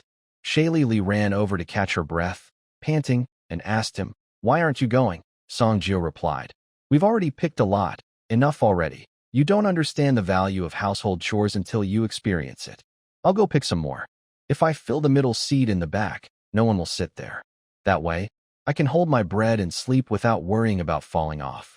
Ha! Silly donkey tilted his head back, hands on his hips, and chuckled foolishly. The sun rose higher and higher. The shadows in the forest grew shorter, and it got hotter. After crashing into a tree, Shendong stopped to catch his breath. He shook his head and turned back into a wild boar, heading toward the next tree. At this moment, Liuxu brought a lunchbox over to Songjio. Song Jio, come try this. It's steamed bread made from breadfruits. Hee, it smells so good. It's like a gift from nature. Bored and restless, Song Jio was suddenly energized by the smell of steamed buns. She grabbed one and stuffed it into her mouth. The bun was neatly shaped into a half circle, round and plump, with a smooth surface. It was firm but not too soft, given their limited conditions. She thoughtfully added a bit of Lao Gan Ma sauce into her lunchbox. That was Song Jio's stock. Her mouth was full, with sauce on her lips, while Liuxu watched her with a happy smile. She wiped Song Jio's mouth and started eating her own bun. Then, night fell. A pig's head suddenly broke the peaceful scene. Chin Dong, the wild boar, sniffed loudly, his pig eyes fixed on the buns in the lunchbox, refusing to move. Liuxu looked at him and couldn't help but laugh. She glanced at Song Jio, then took a bun from the box, dipped it in Lao Gan Ma sauce, and handed it to Chin Dong. Chin Dong transformed back into a human, took the bright red and white bun, sniffed it carefully, then started eating happily. Even after turning back into a human, he finished the bun in a few bites. Liuxu, it's really you. Since the end of the world, I haven't had a bun like this, and with Lao Gan Ma too. It's so nostalgic, Chin Dong praised enthusiastically. But this taste is similar to the flour in that bowl of noodles I ate, he added. But that makes sense. Buns are made of flour. Liuxu, knowing the inside story, covered her mouth and laughed. As long as it's tasty, that's enough. For a while now, our convoy won't be short of food. Chin Dong then remembered something. We just started picking them, and you already ate? Liuxu, you're so quick. Song Jio didn't say anything. At noon, a pile of wood had grown into a small hill. Hai Tianqing stood beside the hill, with steward Lao Wang holding a small notebook, counting. A group of people gathered around, craning their necks to look. Over there on the east side, about 300. On the west side, another 200. And the ones on the roof of the vehicle too. The crowd occasionally burst into laughter. Finally, Hai Tianqing closed his notebook, cleared his throat, and announced, in total, about 1,500. The crowd was silent for a second. Then, they cheered loudly. Hai Tianqing picked up a bun and weighed it in his hand. 1,500. Each one weighs about 4 to 5 jin. Our convoy has over 100 people. If we eat carefully, we can last more than a month, and the food is stored inside fruit shells, so there's no need to worry about it getting damp. Haha, this place is truly a blessing for our team. This was discovered by Mr. Song. Let's all thank Mr. Song together. Hai Tianqing also knows how to show gratitude. Everyone in the convoy loudly expressed their thanks to Song Jio. Thank you, Mr. Song. Thanks, Lord Jio. Among them, Tai Tu's family and Lin Hao's family cheered especially loudly. No matter what happened before, now everyone sincerely thanks Song Jio from their hearts. It's no longer just respect or fear. Then everyone loaded the supplies onto the vehicles to be transported back. We won't have to go hungry often from now on. Someone else smiled and said, yeah, seeing these breadfruits really makes me feel at ease. It would be even better if we had more. Dream on. Eating sparingly for a month or two is good enough. A month or two is fine. Better than going hungry. Laughter grew louder. As the sun was about to set, the camp vehicles were full, the mesh bags were filled, and the tops of the cars were piled high. Liuxu stood next to vehicle number 6, looking at the piles of breadfruits with bright eyes. Her own breadfruit had already been packed away, and Xiang Yu's was under her vehicle's seat. These belonged to them personally, and no one dared to take them. It was completely dark outside. The campfire was rekindled, and tonight's smoky aroma carried a strong scent of bread, richer than before. The convoy had left the breadfruit forest several days ago. The road was still as bad as ever. The breadfruits were packed tightly, some on the roof, some hanging on the sides, and others stuffed into the trunk. Hai Tianqing held an old map in the front passenger seat, sensing and confirming the direction. Chin Dong was lying in his private room with windows, swaying with the vehicle, looking alluringly to the side. Fang Yi was in the off-road vehicle's passenger seat, resting with his eyes closed, playing with a Lubon lock in his hand. Song Jio was driving, while Shaili Li leaned on the window, staring at the endless wild grass outside. The sun slowly rose, and the light shone in, hurting their eyes. We drove all morning, and the road ahead turned a corner, passing over a low dirt hill. Song Jiao turned the steering wheel, and suddenly the view opened up. In the distance on the horizon, something was moving. It wasn't a vehicle. It was cattle and horses. A few cows and horses, pulling 7 or 8 carts, moving at a steady pace. The carts were the type with trailers, filled with goods and tightly tied with ropes. Lily's eyes widened. What are those? Song Jiao slowed down the car. The cars behind also started to slow. The 7 or 8 carts on the opposite side stopped. They were about 50 meters apart, both sides standing still. 3 people jumped down from the opposite vehicle. Leading was a man in his 40s, thin and weathered, with signs of wind and frost on his face. He wore an old military uniform, clean, with the collar folded down. He stood there, not moving forward, just watching this side. Next to him was a sturdy man in his 30s, with dark skin and a tough face, carrying a whip at his waist. As soon as he got out of the car, he looked around with a proud expression. Behind them was a woman. She stood by the vehicle, one hand on the side, the other hand tucked into her sleeve. She looked down, observing the convoy with dark eyes, standing still and silent. They looked quite respectable. Hai Tianqing's voice came through the walkie-talkie. Let's get out and take a look. We've encountered another convoy. Qin Dong's sleepy voice responded. I'm fine with whatever. Follow your lead, Song Jiao. Okay, let's go over and make contact. Dongzi, Fang Yi, get out of the car. The 3 of them moved out. 4 people stepped forward from the car.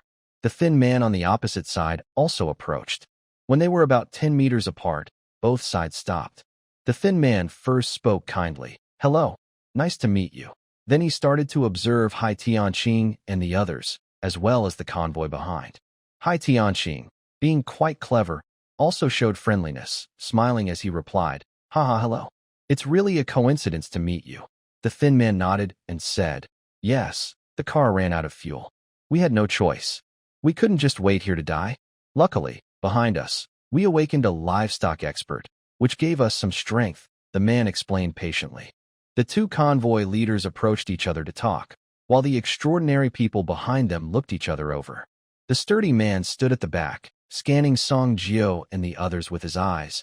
Then he curled his lips. Just these few? He muttered loudly. I thought they'd be more impressive. The fat one looks like a pig, the thin one looks shriveled, and there's another who isn't as handsome as me. The thin man turned to glare at him. Niu Zhuang. The man called Niu Zhuang didn't shut up. Instead, he took a step forward, standing next to the thin man, and looked up and down at Song Jiao and the others. Having fuel is nothing special, he sneered. My cattle and horses run just as fast as you. Song Jiao squinted at him, but said nothing. Seeing no reaction, Niu Zhuang got more excited. What? Speechless, he took another step forward, only 2 or 3 steps away from Qin Dong. The woman still stood by the car, secretly watching everything. When Niu Zhuang moved forward, her hand in her sleeve twitched, then she stopped moving. Song Jiao looked at Qin Dong. Dongzi, your adoptive father can't hold back anymore. Hurry up and teach him some manners. Qin Dong was stunned. What? Adoptive father? Song Jiao. Beat him. Qin Dong scratched his head, exhaling a puff of white air, energized. Got it. He took a step forward. With a loud thud, the ground shook. A huge wild boar appeared out of nowhere, its shadow covering him. The pig's nose pressed against Niu Zhuang's face. Niu Zhuang's face instantly turned pale, and he took a step back. Qin Dong didn't move. He just stood there watching him. Niu Zhuang steadied himself, saw that the wild boar didn't move, and puffed out his chest. Just turning into a pig? Qin Dong didn't tolerate him anymore. He pushed forward, knocking Niu Zhuang into the air. Fang Yi raised his hand. Several black chains fell from the sky, each forming a half rectangle, pinning Niu Zhuang to the ground and creating a set of shackles. This time, Niu Zhuang was completely panicked and couldn't move at all. The wild boar's hooves got closer and closer, about to step on him. Qin Dong transformed back into a human and squatted down to look at him. Who did you just call a pig? Niu Zhuang's lips trembled. Qin Dong punched him in the face. Bang! Niu Zhuang's head tilted to the side, and his head was knocked sideways. Qin Dong turned his head back and looked at him with a clenched fist. I'm asking you a question. Niu Zhuang looked up, his left eye already swelling. He opened his mouth, but didn't speak. Qin Dong punched him again, hitting his right cheek. Bang! Niu Zhuang leaned back, hitting the back of his head on the shackles, then bounced back and fell to the ground. Qindong lifted his head and helped him up. Who is the pig? Niu Zhuang's eyes were swollen shut on both sides, his left eye barely open, and his right eye almost closed. Blood dripped from his nose, and his lips were cut.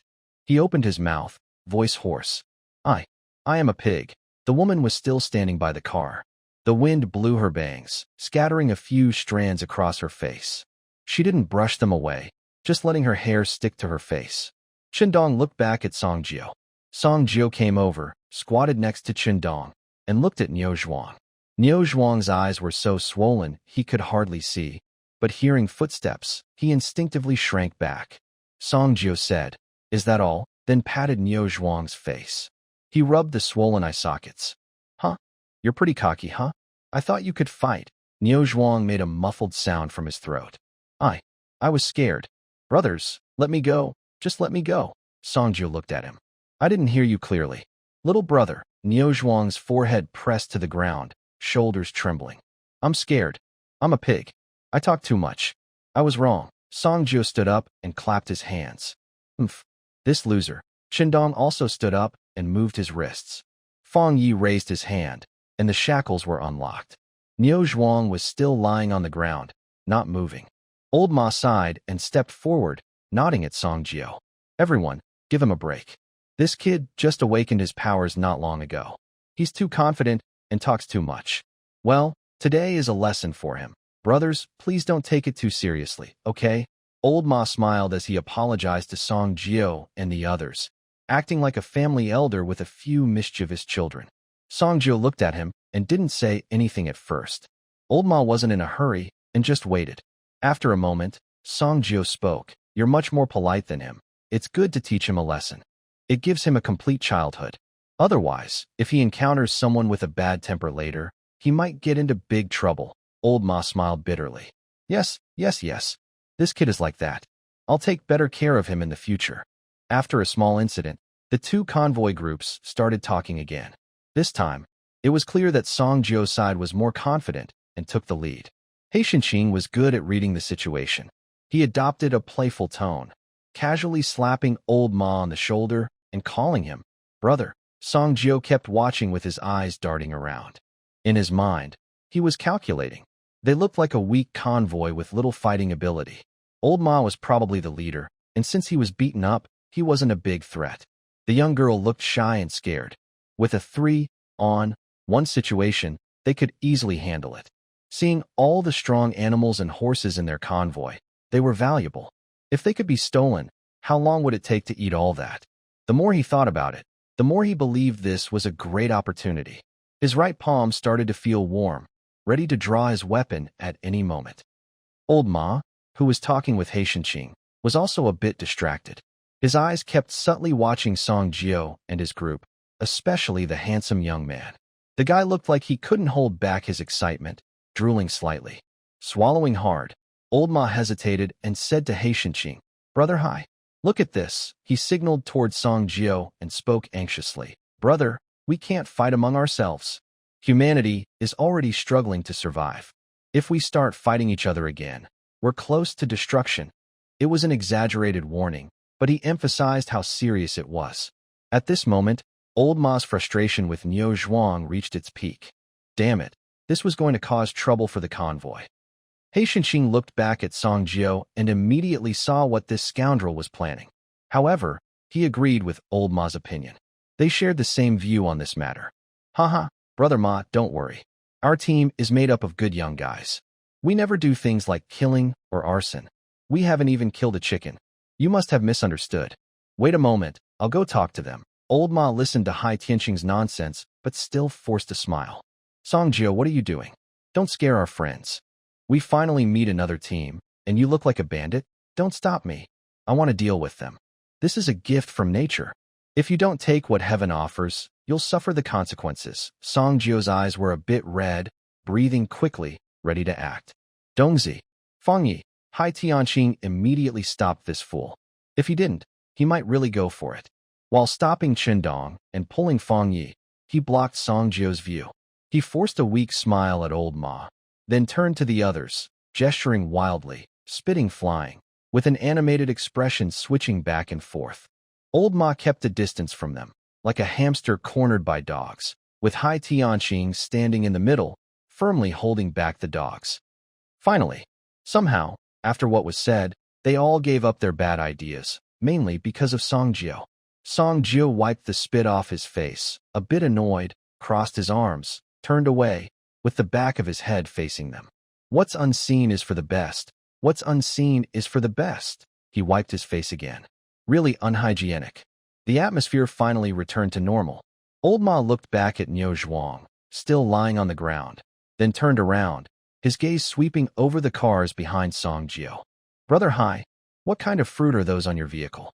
You're carrying so many. Are they for eating? Hai Tianqing, following Old Ma's gaze, explained to the team. Yes, those are called manta fruits. Inside, they are full of solid starch, like coconuts, big ones. Each weighs about 4 to 5 jin, used for making bread, noodles, and so on. Very fragrant. That's food grain. He smiled proudly, then glanced at their supplies. Brother Ma, do you have any good stuff? I think we could have a trade between our teams, exchanging what we have. What do you think? I actually think so too, Brother Hai Ha. Old Ma. To be honest, our supplies are running out quickly. We have food, but our speed is limited, so we can't spend too much time searching for supplies. Our animals also need to eat. He pointed behind him. Over there is a girl named Qingha. You saw her. The girl heard her name, blushed shyly, and then looked down. Old Ma. She is a plant specialist. She can grow crops that adapt to the environment. We've already cultivated a type of forage called wheat grass, which can feed the animals. It can also be ground into flour for making bread, which people can eat, though it's not very tasty. He pointed at Niu Zhuang. That's Niu Zhuang, a livestock expert. Our team's cattle and horses are thanks to him. We also have a few chickens, and sometimes we find eggs. Because of these skills, our team is called the Ox and Horse Team. Old Ma said this proudly, because they can produce their own supplies. Although their fighting strength isn't high, as long as they don't waste resources, they can live well. Haitian King's eyes lit up when she heard about the Ox and Horse Team's special skills. She quickly hugged Old Ma warmly. Oh, my old horse buddy, why didn't you say earlier? And chickens and eggs too. Our team doesn't have many special products, but our supplies are quite good. So, let's go back and prepare. Then we can visit and trade together. The bald man was already eager. No wonder Song Jiao said this was a gift from nature. He even wanted to keep it all for himself. Old Ma. Okay then. See you later. We'll bring the horses over. He turned around and took a few steps back, then stopped and looked at Chun Dong and Song Jiao. What did they call themselves? Haitian Qing, eager to trade, casually introduced. That pig is Chun Dong. The bandit is Song Jiao. The homebody is Fong Yi. Old Ma's mouth twitched. He nodded, and then left. He went to Niu Zhuang and kicked him. Get up. You bastard. Now you're pretending to be dead. Niu Zhuang shivered and slowly got up, following him. Old Ma went to the cart and said something to the girl. She nodded, took her hand out of her sleeve, and slowly climbed onto the cart along the side.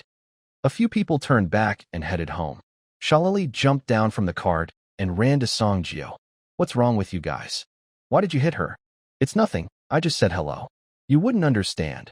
That's how men greet each other. Sally Lee rolled her eyes, looking like she thought I was a fool. She pouted and decided to change the subject since she wasn't interested in gossip. She went over to Chin Dong and asked, Brother Dong, did you just have a fight? Chin Dong scratched his head. Something like that. Sally Lee's eyes lit up. How did it go? Chin Dong pointed to his face. I got hit like this, Sally Lee asked. What do you mean? Chin Dong made a gesture. My eye socket is swollen, my nose is bleeding, and my face is deformed, Sally Lee exclaimed. Wow. I want to see. Song Jiao shouted. Let's go. Stupid donkey, are you getting in the car or not? Sally Lee responded quickly. Coming. Coming. She hurriedly ran back and jumped into the front passenger seat of the pickup. The convoy drove onto a grassy field. The grass was short, just above the ankles, soft to step on. There were a few scattered trees nearby, enough to block the wind but not obstruct the view. You could see far in all directions. If something happened, you could run in any direction in time. The people with the cattle and horses drove them to the other side of the field. The cattle chewed grass with their heads down. Horses snorted and flicked their tails. Old Ma got off a two-horse carriage at the front of the convoy, and Hai Tianqing went to greet him. Old Ma took a small cloth bag from his pocket and handed it over. Just a little something. As a token of apology, Hai Tianqing didn't take it. He stepped back half a step. "Brother Ma, what are you doing?" "No, no," he said politely, waving his hands. Although this kind of exchange was a bit old-fashioned, it was practical.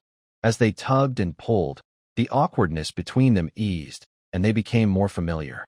Seeing their leader's attitude, the others understood how to interact and approached each other with curiosity, kindness, and smiles. In these end times, everyone outside is like a fellow villager. Our ancestors left us things that are both interesting and useful. The two of them continued to playfully argue. Old Ma pushed the cloth bag into Hai Tianqing's hand. "Brother Hai, are you looking down on me? You must accept this small gift." Hai Tianqing pushed forward. "Oh, Brother Ma, you're too polite. We just met, and I can't accept such a heavy gift from you." Old Ma pushed it back. "No big deal. Just some dried meat, smoked at home. If you don't take it, you're looking down on me." Hai Tianqing tried again. "No, no, really, I can't." Suddenly, a hand reached out and took the cloth bag. Smooth and natural, like flowing water. Old Ma's hand was empty, and he paused, surprised. Hai Tianqing's hand was still in the air, holding back. Song Jiao had already put the bag into his riding coat pocket, patted it, and looked sincerely at Old Ma. "Hey, Captain Ma, you're being too formal. And Hai, you're too polite too." He patted his pocket and spoke naturally. "It's all from the heart. It's not good to keep pushing it away. I'll take it for Hai, and from now on, we'll be friends. You know, no fight, no friendship." Old Ma opened his mouth, looked at Song Jiao's pocket, then at Hai Tianqing, and twitched his lips, forcing a smile. Yes, friends, friends." Hai Tianqing glared at Song Jiao. Song Jiao pretended not to see and turned to walk away. A few steps later, the cloth bag in his pocket pressed uncomfortably. He reached in and felt it. Hard, definitely dried meat, and it smelled pretty good. A slight smile appeared on his face, and his steps became lighter. "Ha ha ha, Brother Song, you're quite interesting," Old Ma said with a smile. Hai Tianqing's face was still a bit dark. He leaned closer to Old Ma and lowered his voice. "That rascal's hands are very dirty." Old Ma's eyes lit up. "Oh? What do you mean? He's basically a troublemaker for our convoy. That kid has stolen quite a bit of tea from me, and Shindong, that pig, he often takes a few snacks. Fang Ye's dried radish is also mysteriously missing every time he visits. Whenever he comes, I have to hide my stuff now. Listen, you should be careful with your things too, especially cows and horses. If something goes missing, I definitely won't admit it." He crossed his arms, looking like he was leaving it up to them. Old Ma's face stiffened, and he instinctively looked back at his convoy's supplies. Song Jiao leaned against the side of the vehicle, reaching into his pocket to pull out a bag of dried meat. He opened the bag, pinched out a piece, and took a bite. Salalai leaned over. "What is that?" "Dried meat. Let me try some." "Call me Dad." Salalai hesitated. "I'd rather starve than do that." She turned and walked away. 2 minutes later, Salalai was chewing on the dried meat. Her cheeks puffed out like a hamster. 2 convoy groups were camped nearby. The cattle and horse team felt confident because the other group was skilled in fighting. They felt safe living close by. Song Jiao's team hadn't seen many strangers in a long time, so it was all new to them. Old Ma led a few people on a tour. He pointed to some distant cattle carts. "The ones behind are our regular carts, each pulled by 2 oxen. These oxen are specially trained with strong abilities. They have better endurance, strength, and speed, so they can handle the tough movements needed in this world." The 2 oxen were black water buffalo, tall and sturdy, with a white ring around their necks. They stood there chewing cud, their mouths moving constantly. The front 2 carts are different. One is for planting, managed by Qinghe, and the other is for raising animals, managed by Niuzhuang. These carts are pulled by 2 horses. They've been trained with special abilities, making them much stronger and faster than normal horses. When needed, they can run quickly for a long time, at speeds comparable to cars, helping us stay safe from danger. Everyone paused for a moment after hearing this. They didn't ask questions about how many of those ordinary carts could survive, knowing this was the best solution for their convoy system. They looked in the direction he pointed. The first cart was an old-fashioned cargo truck, rusted with red-brown metal. Some remnants of a logistics logo were still visible. It had a few skylights on top, and a small patch of green leaves peeked out from the door crack, pushed out by two strong horses pulling it. The horse is tall, with a dark leather-like skin around its hooves, resembling durable rubber. Its nostrils are large, and its red mane is thick and shiny. There is a white stripe around its neck. The second vehicle is a camper with chipped white paint. Soft sounds come from inside, chirping like little chicks. Hai Tianxing looks away and says, "Your convoy has one farm vehicle, one livestock vehicle, and you as the guide. That's a good setup." Old Ma grins and says, "As long as we can survive." He waves his hand behind him. A woman from the distant vehicle gets off and walks over with her head lowered. When she passes by the camper, she gently presses her hand on a ventilation hole. The chirping inside stops for a moment, then continues. She stops next to Old Ma and looks down at her feet. Old Ma says, "Qinghe, introduce yourself to them." Qinghe looks up, speaking softly and gently. "I'm good at growing plants. I've cultivated two types of adaptable crops. One is forage wheatgrass, and the other is gray beans. Forage wheatgrass is mainly for our cattle and horses, but sometimes people eat it too. It helps keep them healthy and energetic. Gray beans can be used as food, cooked as rice or porridge, or made into bean cakes and sprouts. After the apocalypse, I picked about 10 beans from a pile of rotten ones, planted them many times, and finally succeeded after many failures. When I have crops, I can harvest about once every 10 days. Old Ma coughs softly, interrupting her, and gives her a slight look of reproach. Haha, yes, this is a crop Qinghe worked hard to develop. It's an adaptable plant that can migrate with the convoy in the post-apocalyptic environment. Hai Tianxing isn't easily fooled and steps aside to continue watching Qinghe. He asks, "What if you're not with us?" Qinghe moves her fingers inside her sleeve, her face slightly red. She lowers her head and speaks even softer. "About 30 to 40 days, maybe. Not every bean can be used as seed, only the ones I give you. I don't have many because it's probabilistic. When harvesting, we have to pick carefully. Some can be saved for planting, others can't. Sometimes, if luck is on our side, we get a few extra, but not always." She finished speaking, her head almost lowered to her chest. Old Ma had once told her that if no one asked, she shouldn't say anything, so he could set a better price. Haitianxing nodded and said to Old Ma, "This girl is a treasure. With her here, you won't go hungry, but Brother Ma, you're a bit dishonest. If I hadn't asked, would you have kept quiet?" He smiled and patted Old Ma's shoulder. Old Ma smiled bitterly. "Brother Hai, you're joking. Qinghe is truly our treasure." Old Ma pointed behind him. In that breeding wagon, there were originally about 10 chickens. 2 died on the way, and 1 was taken by something. Now, there are still 9. He called out to Niu Zhuang. "Niu Zhuang, open the door." Niu Zhuang opened the caravan door. His face was still swollen, with dark circles under his eyes, and he stood honestly to the side. As soon as the door opened, sounds came rushing out, chirping, cooing, and clucking, very lively. Most of the furniture inside was taken out, leaving only 2 single beds and a small partitioned room. The side near the window was separated with wooden planks, with hay on the ground and a few sticks arranged randomly. It's the chicken coop. 7 or 8 chickens were wandering inside. Some sat on the sticks, their heads tucked into their wings, napping. Some walked around on the ground, pecking at the hay, curious about the people opening the door, tilting their heads. One was lying in the nest, motionless, eyes half closed. These chickens looked different from ordinary chickens, round and fluffy, like balls moving around. They had a ring of white feathers around their necks, thick like a small scarf, in gray, yellow, brown, and multicolored, with a full range of colors. Old Ma pointed to the one lying in the nest. "That one is brooding. Don't disturb it." He also pointed to 2 chickens sitting on the sticks. "Those are roosters. The rest are hens." He turned to the 2 middle-aged men on the wagon and said, "Let the chickens out. It's safe here. Let them move outside, eat some bugs, and lay eggs. Take good care of them, and don't lose them," Old Ma ordered seriously. "Yes, Captain."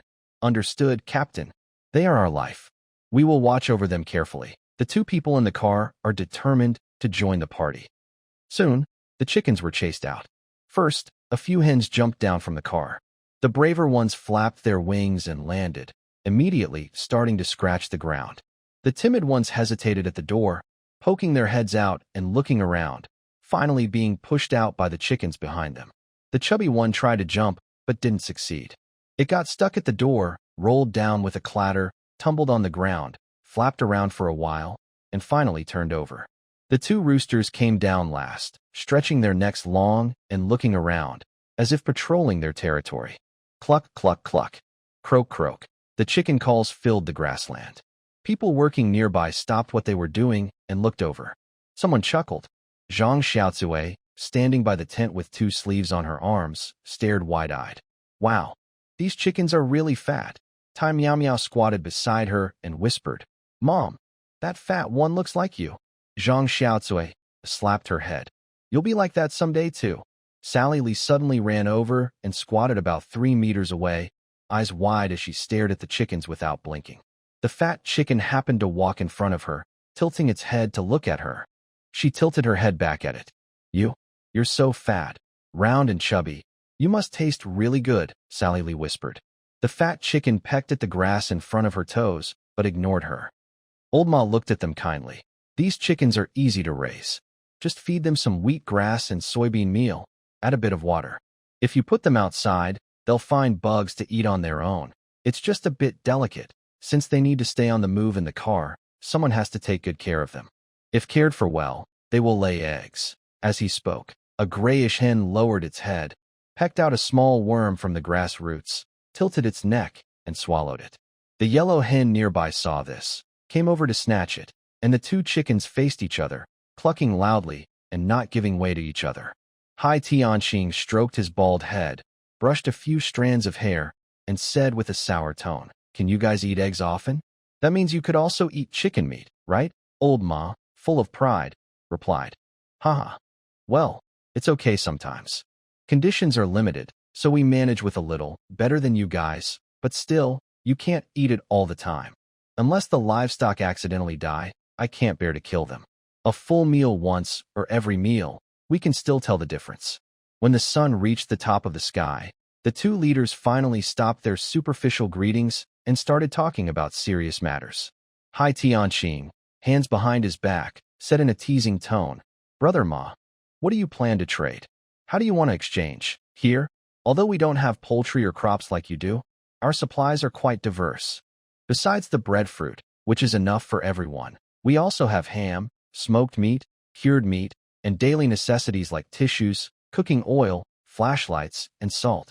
Old Ma didn't beat around the bush. He pointed to a bag of seeds on the ground. This bag of seeds, that girl Qinghe started messing with just a few days after awakening. There were about a dozen beans, 3 harvests failed, and only a few survived. Now it's finally stable, and we can plant. He then pointed to 2 hens. These 2 are egg layers. Hai Tianxing listened and nodded but didn't speak. He was waiting for the other side to show their hand. Old Ma took a step forward, glancing over the convoy. Are all the things on your truck breadfruit? Hai Tianxing looked back briefly, then smiled as he turned back. Yes, breadfruit. Each weighs about 4 or 5 gene, full of starch, no moisture at all. Truly genuine and valuable. Old Ma swallowed hard. That means you can eat for quite a while. Yes, if we ration it, 2 or 3 months. Old Ma's eyes brightened, but he suppressed it. He rubbed his hands and made his offer clear. Are you willing to trade?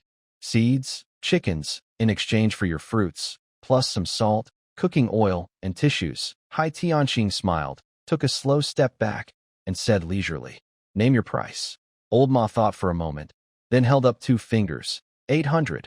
Hai Tianxing shook his head, a slight smile fading from his face. Old Ma's eyes widened. 780. Hai Tianxing still shook his head, no longer smiling. Old Ma steadied himself. How much do you want? If it's less, we can't trade our seeds and chickens. Hai Tianxing slowly held up 2 fingers. 200. Old Ma's face twitched. 200? Brother, do you think I just started out? Hai Tianxing didn't respond directly. Instead, he pointed at Qinghe. That girl is here, and her seeds are valuable. Without her, my hundreds of seeds are worth just a handful of bad beans. Think about it. 3 or 4 weeks per crop. What use is that? Old Ma was about to speak, But Haitian pointed at the 2 chickens on the ground. These 2 chickens, you say they can lay eggs, but what if they die after leaving? I'm trading my food for 2 dead chickens. Hearing Haitian insult his beloved chickens, Old Ma's chest rose and fell, and he stepped forward, glaring at him. Stop talking nonsense. Our seeds and chickens are good. There's no problem. He raised his hand and pointed at the steamed bun fruit on the cart, voice sharp. And your steamed bun fruit, weighing 4 or 5 gene. Maybe it's just the shell that's heavy? I buy 10 gene of hairy crabs, and they only weigh 8.5 gene. The 2 team leaders faced each other, trading sharp words. One moment, they were friendly, calling each other brother and little brother. The next, their weapons clashed fiercely. They fought fiercely, not giving an inch, and the atmosphere turned from friendly alliance to a scene of bloodshed. After all, they had dozens or hundreds of people behind them, relying on these supplies. Every bit mattered. At this moment, face and pride didn't matter. Getting enough food was the real goal. 680. Old Ma gritted his teeth and named his price. Haitian stared at him, his cheeks clenched tightly. After a moment, he spoke. Besides meat and daily necessities, add 20 more steamed bun fruit kernels. Try planting them. You might be able to grow them. Old Ma was about to nod, but Haitian added, but you need 3 hens. Also, if you have extra eggs or fertilized eggs, share some with us. These things we exchange for ordinary grain and supplies. We can't spend everything. With so many of us, we can't empty our homes. Old Ma paused, then smiled. He extended his hand. All right. Haitian grabbed it firmly. Deal. There was no other choice. The ox and horse team valued their crops. They were treasures. The chickens were also precious, a future food source. Old Ma refused to back down. If it weren't for fearing Song Jio and others might rush to snatch it, he wouldn't even bother to bargain. If they wanted to buy, they could buy. If not, they could leave. Sally Lee didn't know when she moved to stand next to another chicken, crouching down and staring at the gray-feathered hen with wide eyes. The gray hen tilted its head to look at her. She also tilted her head to look at the chicken. Are you hungry? She whispered. The chicken ignored her. She stared at the chicken for a while, swallowed hard, and said, I think I'm hungry. Near noon, Lao Ma arrived with some people. He brought Niu Zhuang and his team, followed by a truck with 2 oxen, Qing He and Niu Zhuang. Lao Ma walked over and nodded to Haitian Qing. The supplies are here. Let's do the handover. Haitian Qing nodded. Over there. Follow me. He had already arranged everything. Lao Ma looked at the breadfruit on the ground, counted with his fingers, then tasted a few steamed breadfruits, weighed them, and nodded. Good. Now we have some grain food. No need to eat beans all the time. Ha ha. He patted his stomach and added, this stuff gives me gas. Qing He blushed and looked down, slowly walking over to hand the bag to Haitian Qing. Niu Zhuang carried a chicken cage with 3 plump hens inside, placed it on the ground, and then went to help with the breadfruit. He held one in each hand, his face swollen and purple from the sun, but his mouth was stretched into a simple smile. He held each breadfruit like he was holding his wife. Haitian Qing took out a small cloth bag and handed it to Qing He. Miss Qing He, 20 of the biggest pits. Only these will be useful in your hands. I hope they help you. Qing He opened it and looked inside. Her shy face suddenly lit up with a smile, and she nodded eagerly. Yes, yes. I love planting these things. The people from both teams were very happy. One side finally had crops to plant and chickens that could lay eggs. The other side greatly increased their food supplies and daily necessities. The sun was high overhead, scorching everyone, but no one felt hot. Everyone worked diligently. In the future, things didn't seem so bleak anymore. Just as the sun was about to set, Lao Ma came again. Old brother Hai, he called from afar, his voice echoing through the camp. What are the plans for tonight? Haitian walked over with his hands behind his back and asked, How is it, brother Ma? Do you have any ideas? Old Ma rubbed his hands and smiled. His smile was a bit shy, but also hopeful. It's about time for the new year. Better early than late. Why don't we join our teams and celebrate the new year together? Haitian was surprised for a moment, then laughed. Haha. Old Ma, you remember the dates so well. You even remember this day. What year is it now? Year of the horse. Old Ma patted his thigh. It has to be that, right? Year of the horse is great. Haitian's eyes lit up. Your team is the ox-horse team. And with you, old ma. Plus it's the year of the horse. Good luck. Ha! Oh, I didn't even notice that. Old ma also laughed. It's our team's zodiac year. They both smiled, their laughter echoing through the camp. The crackling fire sounded like music just for them. The camp started to get busy. They cleared a large open space in the middle of the team, big enough for a couple of hundred people. The sounds of pots and pans, shouting helpers, and busy footsteps filled the air, clinking, banging, and clattering, creating a lively scene. Over at the ox-horse team, old Zhang carried a big wooden basin filled with gray bean flour, grown from green millet. Qinghe followed behind, holding several metal boxes. Steward Liu carried a bundle of firewood, walking quickly, the branches dragging on the ground with a rustling sound. Niu Zhuang was behind, looking much better, clutching a cloth bag. Inside were some dried chili peppers he had hidden, never daring to eat them. Over at the sunflower team, Liuxu led the work crew, including Aunt Li and Xiao Chuizhang, pouring steamed bun flour into a big basin. The white, fine flour made a puffing sound as it fell, stirring up a small cloud of dust.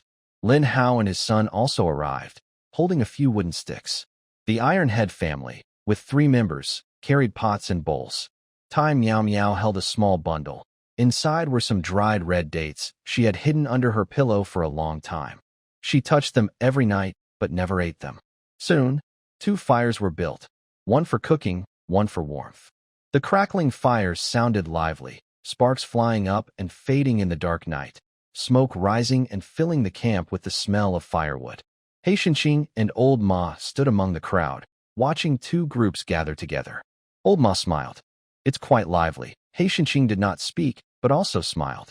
Southern a rice ball case Willow Fluff found a flat spot and poured the flour made from steamed rice balls into a large basin. This is flour made from steamed rice balls, she said softly to Qinghe, with a gentle southern accent. What about your bean flour? Qinghe hesitated for a moment, then brought over a wooden basin. Her voice was quiet. This. Willow Fluff looked down and saw grayish-white powder, a bit coarser than rice ball flour, with a faint bean aroma. She nodded.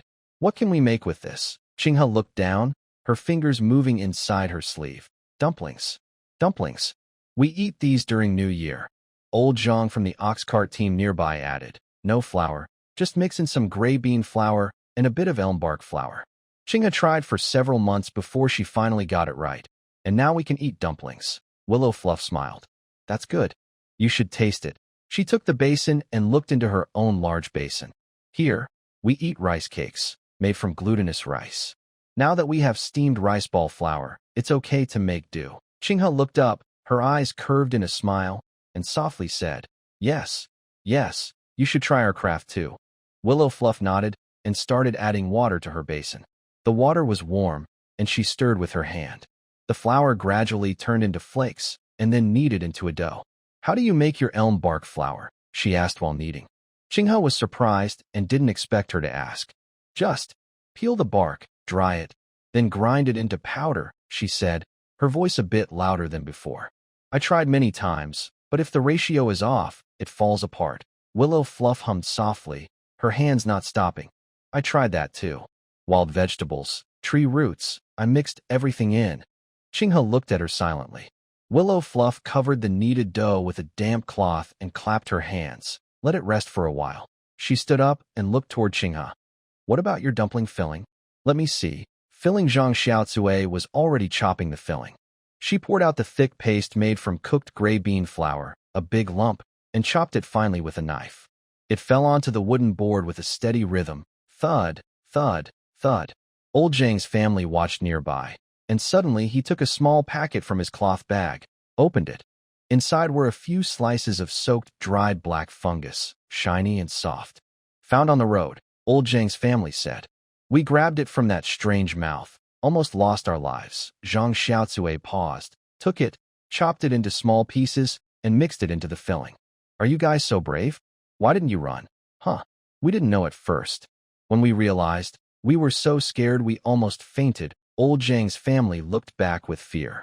Also, Xianya came over and handed her a small handful of dried scallion leaves. The leaves were yellowed but still fragrant. Zhang Xiaozue hesitated. Where did you get this? Xiangya didn't answer directly, just pointed to her medical box. Inside, not only medicine, but also the small items she had collected along the way. Zhang Xiaozue smiled. Your box is like a treasure chest. Xiangya's lips moved slightly, but she said nothing and turned to help elsewhere. Rolling the dough skin, Liuxu took out the rested dough and started rolling it out. She made her rolling pin from a wooden stick she carved herself, just the right thickness, smooth to hold.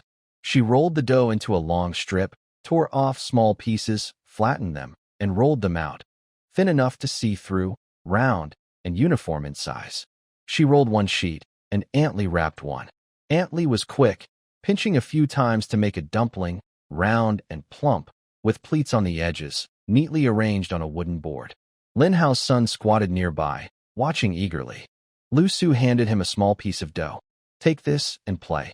The child took it, cupped it in his hands, and kneaded for a while, shaping it into a funny-looking thing. Aunt Li looked over. What is that?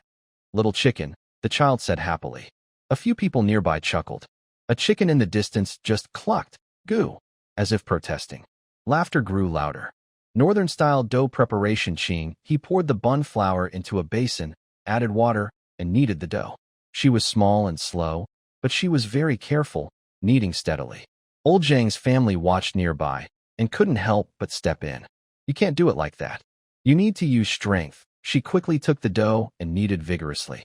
The dough rolled and turned in her hands, soon becoming smooth. Qing he stood beside her, watching her hands, and softly said, Thank you, Aunt Zhang. Old Zhang's family didn't look up. No need to thank me. It's New Year. Qing he smiled shyly. Her shy smile was actually very pretty. Gathering firewood, Lin Hao took his son and Big Lu to the edge of the forest to gather firewood. Lu didn't talk much and worked quickly. Lin Hao chopped branches, and Lu picked them up behind him, carrying bundles to the camp. His small shoulders were strong. Lin Hao's son followed behind, holding a big bundle and gasping for breath. Dad, is that enough? Lin Hao looked toward the campfire. It was already burning, and the pot was on the fire, with smoke drifting up into the sky. Almost there, Lu muttered quietly, I'll go pick some more. Lin Hao watched his back and nodded. His son whispered, Dad, why doesn't he talk? Lin Hao patted his head. He's lost someone too. His son didn't ask again, just looked at Lu, who had already walked away, his figure disappearing into the dark woods, bending down repeatedly to pick up firewood, then standing up again.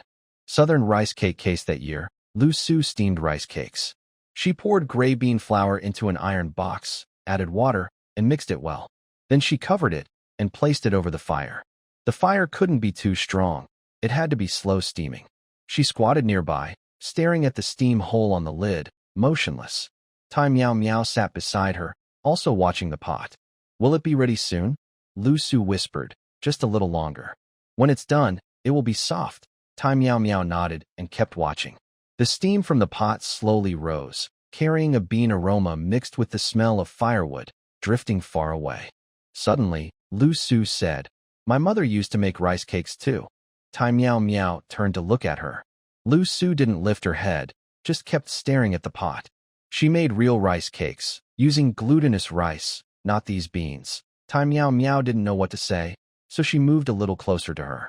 Liuxu continued, During the new year, she would make a big one. She'd cut it into slices and fry them. Both sides would turn golden and crispy outside, soft inside. Her voice grew softer and softer until she couldn't be heard. Tai Miao Miao took out a few dried red dates from her pocket and handed them to her. Liuxu paused for a moment. Put them in, Tai Miao Miao said. If your mother saw, she'd be happy too. Liuxu looked at the red dates, playing with them in her palm for a long time. Finally, she carefully chopped the dates into small pieces and sprinkled them on the rice cake surface. The red bits looked like tiny suns embedded in the yellow cake. Bean porridge over at Old Zhang's house. There was also a pot on the fire. Inside, they were cooking gray beans, thick and bubbling. She stirred them with a wooden spoon, the beans boiling and turning soft, revealing the yellowish meat inside. She added a few dried vegetable leaves and a pinch of salt. Zhang Xiaozue watched nearby and sniffed. Is this bean porridge? Old Zhang nodded. A bowl in the morning can last half the day. My husband used to drink this before going to work.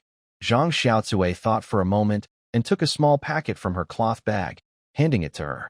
Old Zhang opened it and saw a few dried mushrooms, wrinkled but still fragrant. She paused for a moment, then looked up at Zhang Xiaocui. Zhang Xiaocui waved her hand. It's the new year. Old Zhang didn't say anything and put the mushrooms into the pot. They soaked and expanded in the soup, blooming like little flowers. She stirred again, her eyes moistening, and suddenly said, "My husband loved to drink this."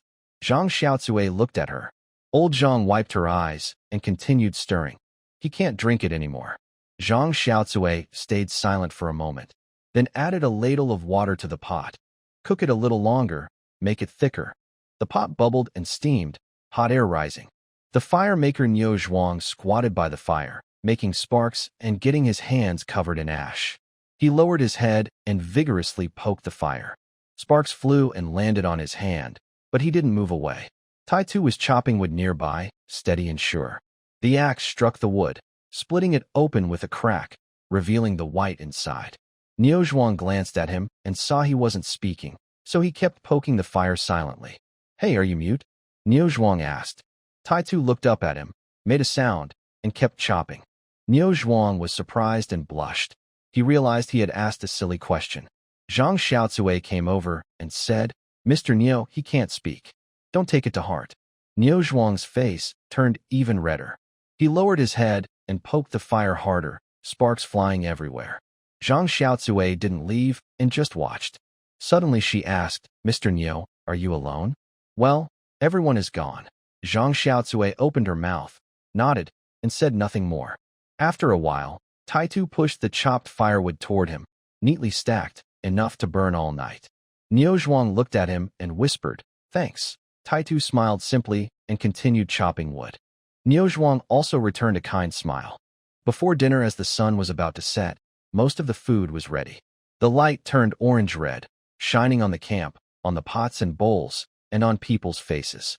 Near the fire, there was a row of dishes. From the south, Liuxu's rice cakes, bright yellow, cut into pieces, with a sprinkle of crushed red dates on top. This was Taimiomio's special stash, hidden for half a month, touched every night. Her mother, Zhang Xiaocui, looked over and recognized it as her daughter's supply, but said nothing, knowing today was a good day. Next to it was a pot of sweet soup, made with gray beans, red dates, and hawthorn, thick and sweet. Aunt Lee secretly broke off a small piece of brown sugar. She kept it in an iron box buried at the bottom of the cart, never daring to use it. But today she put it all in. Xiangya fried eggs, bright yellow, sprinkled with a little salt. These eggs were provided by the ox and horse team. Very good. A lucky find, finally able to taste fresh eggs. There was also Aunt Lee's rice cake, made with steamed bun flour and gray bean flour, mixed together, steamed into white and yellow pieces. It didn't look very good, but smelled fragrant. The steamed bun flour was picked from the abandoned farm last time, with Chun Dong carrying the load in front and Fong Yi managing the rear, and Song Jiu chopping it into pieces. From the north, Qing He's dumplings, white and tender, with thin wrappers showing the filling inside, arranged neatly in 3 rows. She learned to make them from old Zhang's family, after a whole afternoon of wrapping, with delicate pleats. The filling was gray bean powder and dried vegetables, plus some meat from Songjiu's team. She tasted one and said, "Really delicious." The dried vegetables were gathered from an abandoned farm, where a few people had died later. Zhang Xiaocui steamed buns, plump and white, steaming hot, with layers visible when broken open. She had been kneading dough all afternoon before it finally rose. Aunt Lee's pancakes are golden on both sides, cooked on a stone slab. When she bites into one, it's crispy and crunchy. She keeps saying, "My child loved eating these." Her child passed away last year, and before leaving, he kept saying he wanted to taste her pancakes again. Old Zhang's bean porridge is so thick that you can't stab a chopstick into it. It smells like mushrooms and steams hot. Old Ma takes out half a piece of smoked meat from the wagon. He's not sure if it's beef or horse meat. It's black and red, shiny with oil. He grills it over the fire, sizzling and oily. The smoky smell mixes with the meat aroma, filling the camp. He Shinxing walks over carrying something. He pulls out a few glass bottles of wine. The labels are worn out, but once opened, the wine's aroma surpasses Old Ma's jar. Brother, you. Old Ma's eyes widen. Haitian, proud of his bald head, says, it's the new year. I can't just drink yours. This is the team's reserve for special occasions. Shindong scratches his head and pulls out a bunch of snacks from his pocket. Spicy strips, konjac snacks, small dried fish, and dumps them on the wooden board. I've got some too. For the new year, everyone share. Shalili's eyes light up. She reaches out to grab some, but Song Jio slaps her hand away. I want to eat first. Shalili pulls back her hand, muttering, you big fool. Dinner is served. Old Ma lifts a small clay jar, shakes it, and a gurgling sound comes from inside. This is aged wine. Everyone's eyes brighten. Old Ma uncorks it, and a rich aroma of wine wafts out, mixing with the smell of firewood, meat, and beans, filling the whole camp with the scent of New Year. Housekeeper Lao Wang helps pour drinks for everyone. Haitian lifts his wooden bowl, but doesn't drink right away. He raises it, looks at the fire, and pauses for 2 seconds. This first sip, he says, is for those still alive. He takes a small sip, squints, and doesn't speak for a moment. He exhales slowly. Good wine. Old Ma also raises his cup. For those still alive. The clay jar is passed around. Each person takes a sip and pauses. Some drink silently. Some whisper a name softly, so quietly, it's hard to hear. Some take a sip, hold it for a long time, then pass it to the next person. Child's candy little Meow Meow sat by the campfire, holding a few small items in her hand.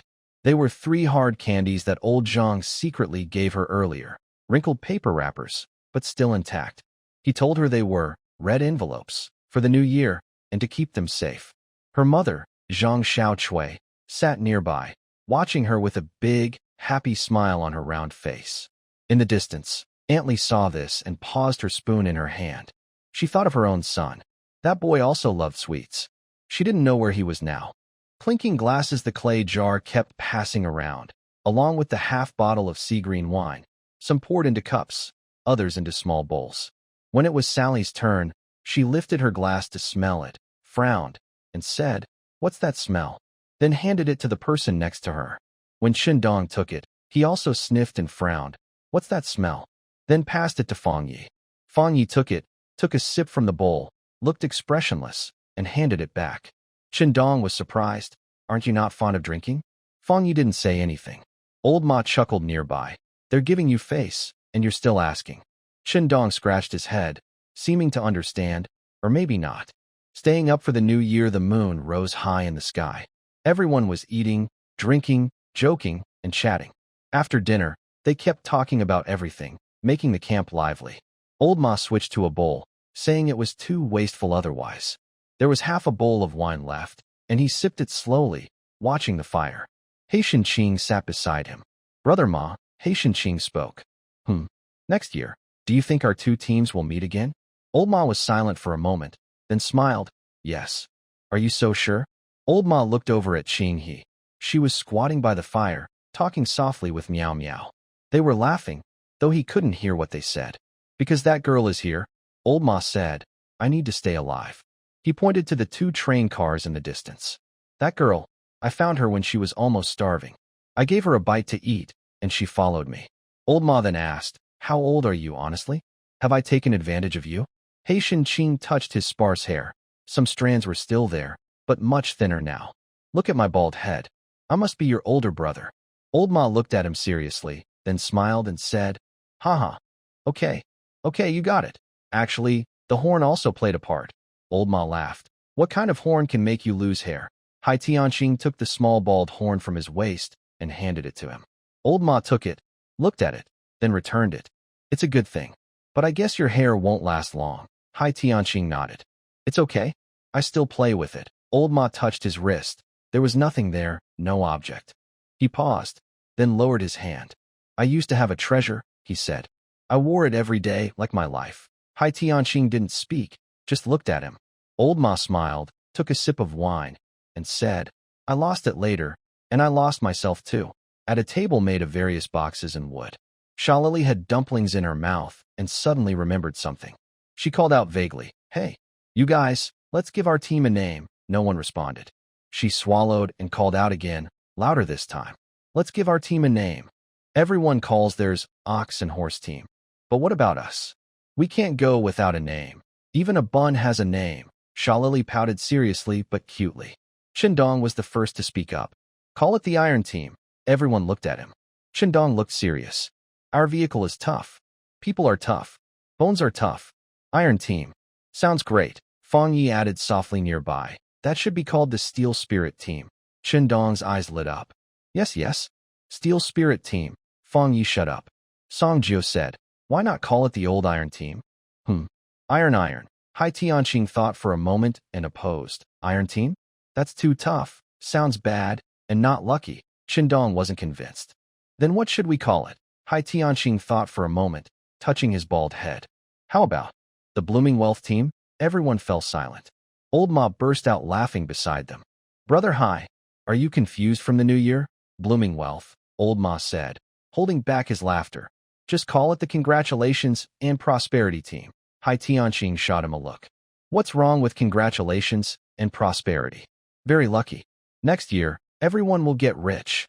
Old Ma waved his hand and said, I don't dare to think about getting rich. Just being able to live is enough. Qindong suddenly chimed in. That's the Brave Men Car Team. Our group is so tough, we can't be defeated. We won't give up. Fang Yi quietly added that it's better to die standing firm. Qindong's eyes lit up. Yes. The Never Give Up Car Team. Fang Yi fell silent. These people started arguing about names. Everyone was just throwing out ideas, and they couldn't come up with a proper name. Shaylili got anxious and shouted, let's call it the Little Chick Fast Run Team. What do you think? Isn't that great? Qindong made a face. Little Chick Fast Run? Can we fight with that? Shaylili glared at him. Little chicks are cute. Can cuteness feed us? Yes. Shaylili pointed at a chicken in the distance. It lays eggs. Everyone burst out laughing. Behind them, Zhang Xiaotsue was holding a bowl and quietly said, let's call it the Survival Team. Really? Housekeeper Lao Wang shook his head. Survival sounds too serious. How about the Wanderers Team? What do you think? Old Ma also joined in. If you ask me, let's call it the Ox and Horse Family. Our two teams, closer than family. Hai Shinqing shot him a sidelong glance. That's your team. Don't lump us in. Everyone started talking excitedly, sharing ideas, making it lively. Song Jiu secretly kept eating. Today was a rare feast, so he ate a few more bites. He happily used his chopsticks, and Shaylili noticed his actions and quickly picked up her bowl. Both of them ate in sync. Near the camp, a few chickens hadn't been locked up yet. Someone was behind them, holding a bowl, eating and chatting as they walked. The chickens wandered among the grass, pecking at something with their heads down. Next to them was a small patch of wildflowers, unknown name, white and tiny, looking a bit gray under the blood moon's red glow. Song Jiu finished his food, stretched happily, and let out a breath. He rubbed his stomach to digest, then looked at the chicken for a while, then at the wildflowers. A scene flashed in his mind. It was the same kind of wasteland. A field of bright yellow rapeseed flowers, completely different from the dull gray surroundings. He squatted down and dug out 2 flowers, packed them in a bag with dirt. One he put in his pocket, the other he kept. The one meant for Liuxu. Later, he didn't know where the 2 flowers went. Probably dropped during the escape. He looked over at Liuxu. Willow sat beside him, feeling Song Jiu looking at her, and she looked back. Song Jiu, Shaylili's voice pulled him back. Say something. What's your name? Shaylili, with food bits on her face, was both clumsy and playful. He took the food bits off her mouth and put them back into her mouth. He looked into the distance. The wildflowers were still there, and the chickens too. He thought of rapeseed flowers, and those 2 flowers he hadn't given away yet. Then, for some reason, a word popped into his mind. Sunflower. There are no sunflowers here, but he thought of it now. Sunflower, he said. Shaylili was momentarily stunned. Huh. Name of the convoy. Sunflower. Qindong scratched his head. Sunflower? Isn't that what Shaylili just said? She said, little chick runs fast. Fang Yi corrected expressionlessly. Oh, right. Qindong nodded. Sunflower is pretty good too. What can a sunflower do? Hai Shinqing chewed on the name and then slowly spoke. Sunflower, he repeated twice. This flower is interesting. No matter where the sun is, it keeps turning toward it. On cloudy days, when the sun isn't visible, it still faces that way. Old Ma nodded. Back home, I have a whole field of them, all facing east. Zhang Xiaotsue thought for a moment. I heard that the meaning of sunflowers. Might be loyalty and silent love, Antley added softly. Willow's eyes fixed on Song Jio, her expression strange. Hei Xinqing looked up quickly, glancing at the blood moon in the sky, then at the barren land beneath his feet. We're living on the edge now, running around everywhere, but we still have to live. We need a direction. We need to believe in something. Old Ma patted his thigh. That's right. As long as we're alive, we need hope. Shaylili raised her hand. Then Sunflower is our hope. Qindong scratched his head. What's hope? Feng Yi said. A direction. Qindong suddenly understood. Oh, so we're a convoy chasing the sun. Everyone laughed. Hei Xinqing raised his bowl. Then let's call ourselves the Sunflower Team. Old Ma also raised his bowl. Sunflower Team. Good name. People slowly followed, raising their bowls. Some shouted, Sunflower. Others said, good, and some said nothing, just stuffing food into their mouths. Shirley shouted the loudest. Sunflower Convoy. After shouting, she sat down quickly and started eating dumplings again. The crowd gradually dispersed. Song Jio was taking a walk nearby. Liuxu carried her bowl and came over, standing beside him. She didn't speak, just stood there quietly. After a while, she softly asked, why Sunflower? Song Jio didn't look at her. He simply said, I don't know. I just thought of it. Liuxu looked at him. Her gaze was direct, without hiding or avoiding. Do you know what sunflowers symbolize? She asked. Song Jio was momentarily surprised and turned to look at her. Liuxu's lips moved slightly. Then she suddenly remembered something. One day, I remember passing by a place with a field of rapeseed flowers. Song Jio didn't reply. Liuxu didn't ask again. They just stood there, watching the campfire and the small groups of people. After a while, Liuxu said, that's a nice name. Song Jio responded with facing the sun, she said. Our convoy has been moving around, not sure where to go. Having a direction is better than none. That's hope. Song Jio looked at her. She didn't look at him, just gazed into the distance. But the slight smile on her lips remained. Liuxu, do you know? I was actually thinking about that rapeseed field just now. I escaped from a dangerous situation covered in blood. That was the most beautiful rapeseed flower I've ever seen. Golden and shining under the sun, so healing. Actually, I picked 2 flowers that day, one for you and one for myself. Liuxu turned around, her eyes bright with joy, and a sweet smile appeared on her lips. And then I don't know where they went.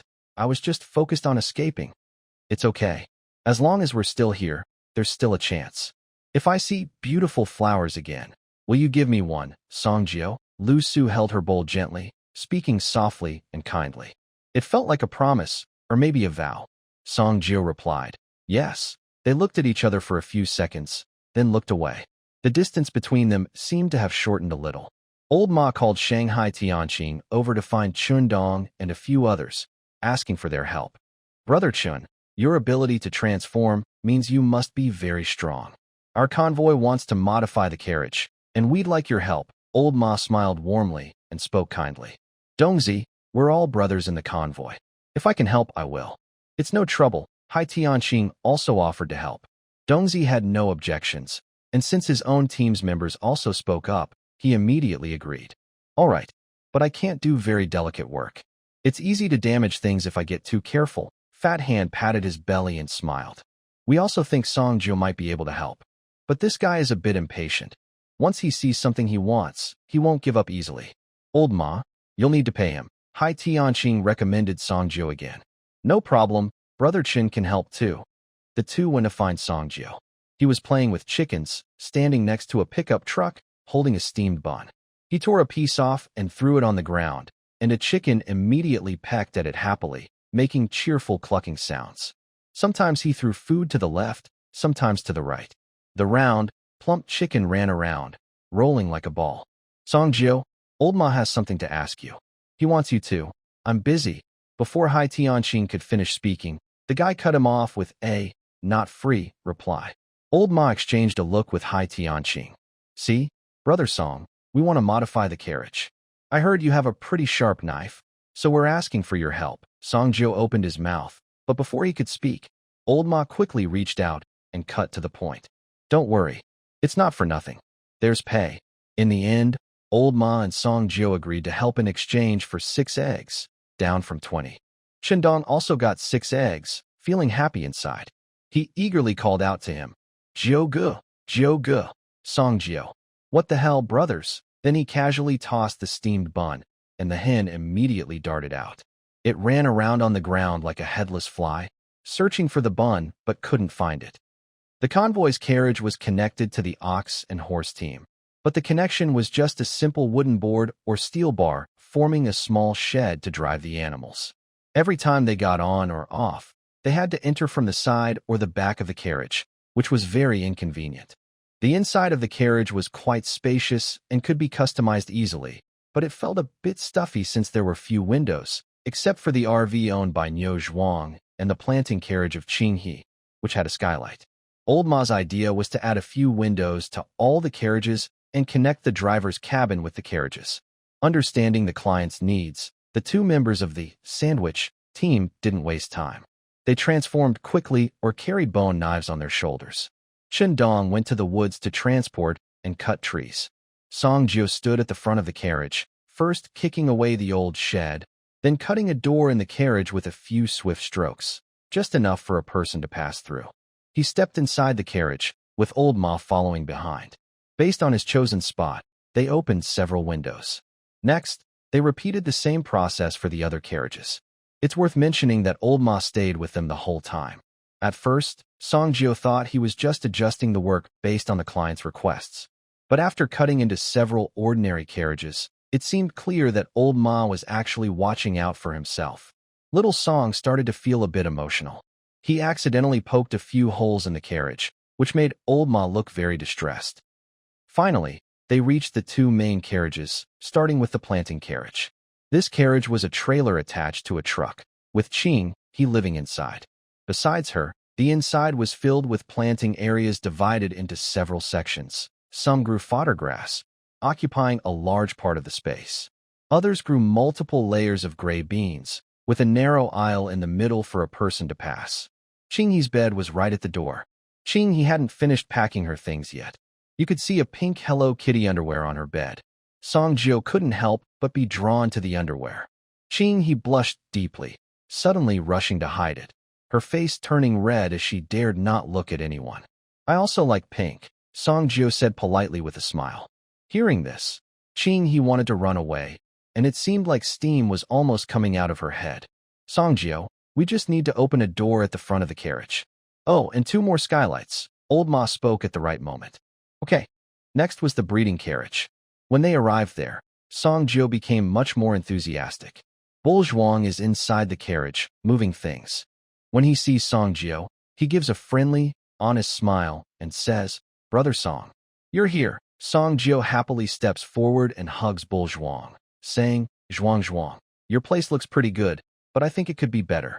You're from the livestock family. After all, would you be interested in joining our convoy? I have fuel tank parasites that don't cause fuel worries, and I can fix cars and pump air. Plus, my brothers and I are all pretty tough fighters. It's a real sense of security.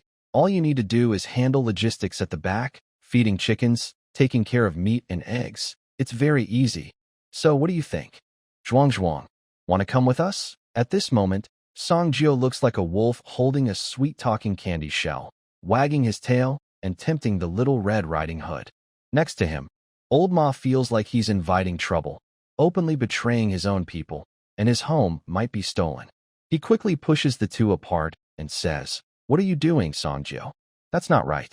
You're undermining our bull and horse convoy. We're doing fine. We have no other plans. Don't spread rumors here to trick Bull Zhuang. He's still a kid. Bull Zhuang, you go outside first. Song Jio immediately puffs out his cheeks and responds, Little troublemaker, huh? Old Ma glares at Song Jio, then turns around and urges Bull Zhuang to get off the vehicle. This RV doesn't need much cutting. Just remove the interior decorations that are hard to take apart, and then open a door at the front of the trailer. Song Jio quickly handles it. Both of them look at the several carriages in front of them and are very satisfied. The people inside these carriages don't have to be blind. They can breathe fresh air. Old Ma hands over the agreed payment to Song Jio. Old Ma, I see that even if you open the windows and doors, your vehicle operation is still pretty rough. Do you just block the original door with a piece of wood and call it a door? No way. We have limited conditions. Song Jio smiles brightly and says, Old Ma, Our convoy passed by an abandoned parking lot and collected a lot of spare parts. You can go ask the C team for some. I also have a car repair and air pump that can help you fix all the vehicles, connecting them smoothly so you won't have to tie everything up with ropes anymore. Really? That's great news. Old Ma was very happy. Anyone would be willing to stay in a better place. Hey, Old Ma, let's not talk about feelings, someone said. Let's talk about payment, Song Jio replied with a businesslike tone. Old Ma's face darkened again. Finally, Old Ma paid the price of 6 eggs and asked Song Jio to repair all the carriages. Now, all the doors and windows could open and close.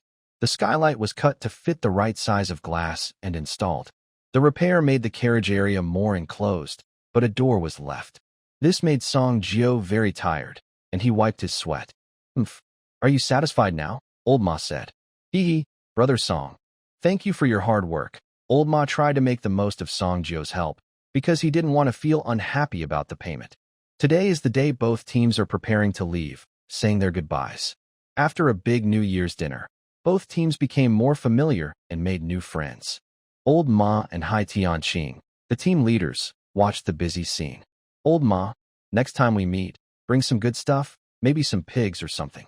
I want to eat pig dishes like boiled pig head, pig knuckles, fermented beans with large intestines, and bandit pig liver. Stop. No more bandit pig liver. Just hearing bandit makes me angry. Ha! You've probably lost a lot of blood this time, right? Hai Tianqing asked curiously. No worries. Your Old Ma family is big enough. We can raise all that stuff. I really envy your team. You don't have to worry about food or drink. You'll definitely survive well. Hai Tianqing then became serious, showing genuine envy. I also envy you.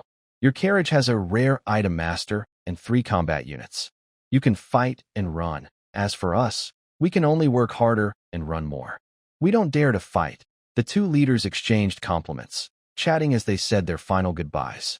Suddenly, they saw a handsome young man planting near the carriage. He pressed Qing He against the carriage, and they were very close, looking very intimate. My little Qing, I have a seat in the front passenger area, just for you. As long as you come here, you farm the land, I support the family. We are truly a perfect match, little Qing. Plus, we both like pink, so we share the same taste. Song Jio pressed one hand against the car wall in a wall slam, holding Qing He's chin with the other. Qing He's face was now very red, her feet close together, and her hands clenched tightly, trembling. The shy girl looked down, afraid to meet his eyes. Isn't your front seat already taken by Sally? She's just a stubborn donkey. You don't need to worry about her. She's clinging to my car and refuses to leave, no matter what.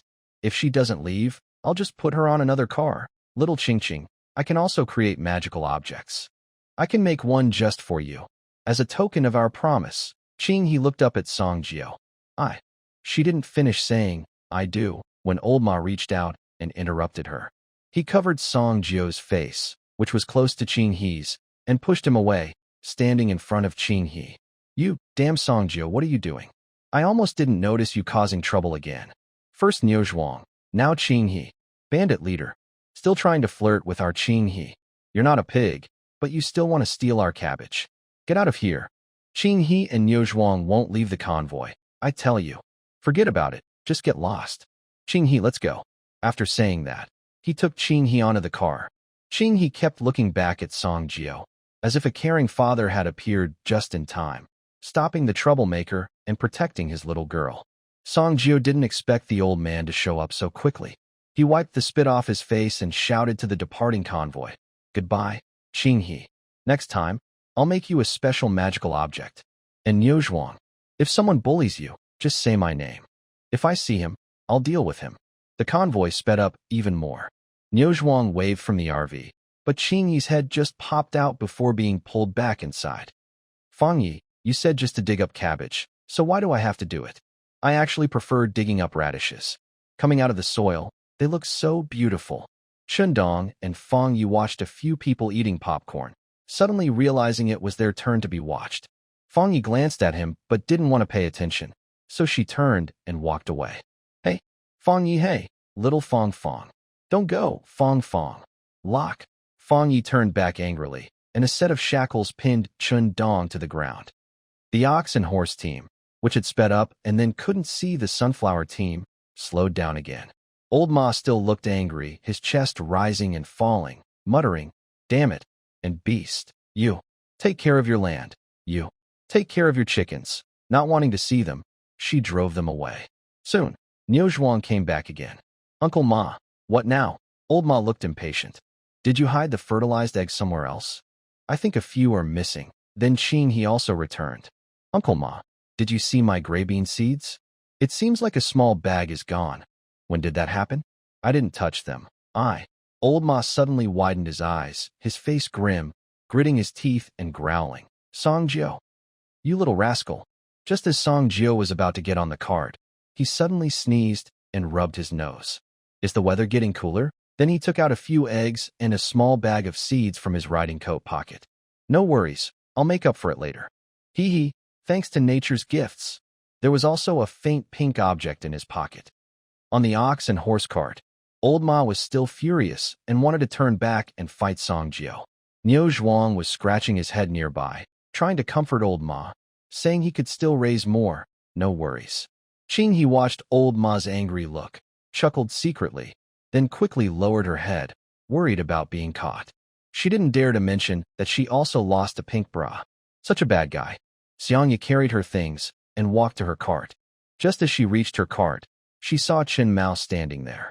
Chen Mao had that uncomfortable smile on his face, and two people were standing beside him. "Dr. Xiangya, someone reported that you are hiding items and stealing from the team's public storage. We need to check." His voice was loud, and some people around had already looked over. Chen Mao took a step forward and smiled even more broadly. "We are just following the rules. Don't take it the wrong way. Why don't you open the medical kit so we can check it right here?" Xiangya looked at him calmly. She didn't hide, retreat, or panic. "Are you sure?" Chen Mao paused, surprised. Xiangya had already placed the medical kit and her package on the car's edge, looking at him steadily. Her voice was quiet but clear enough for everyone nearby to hear. "There's only my own stuff inside, not your so-called public property."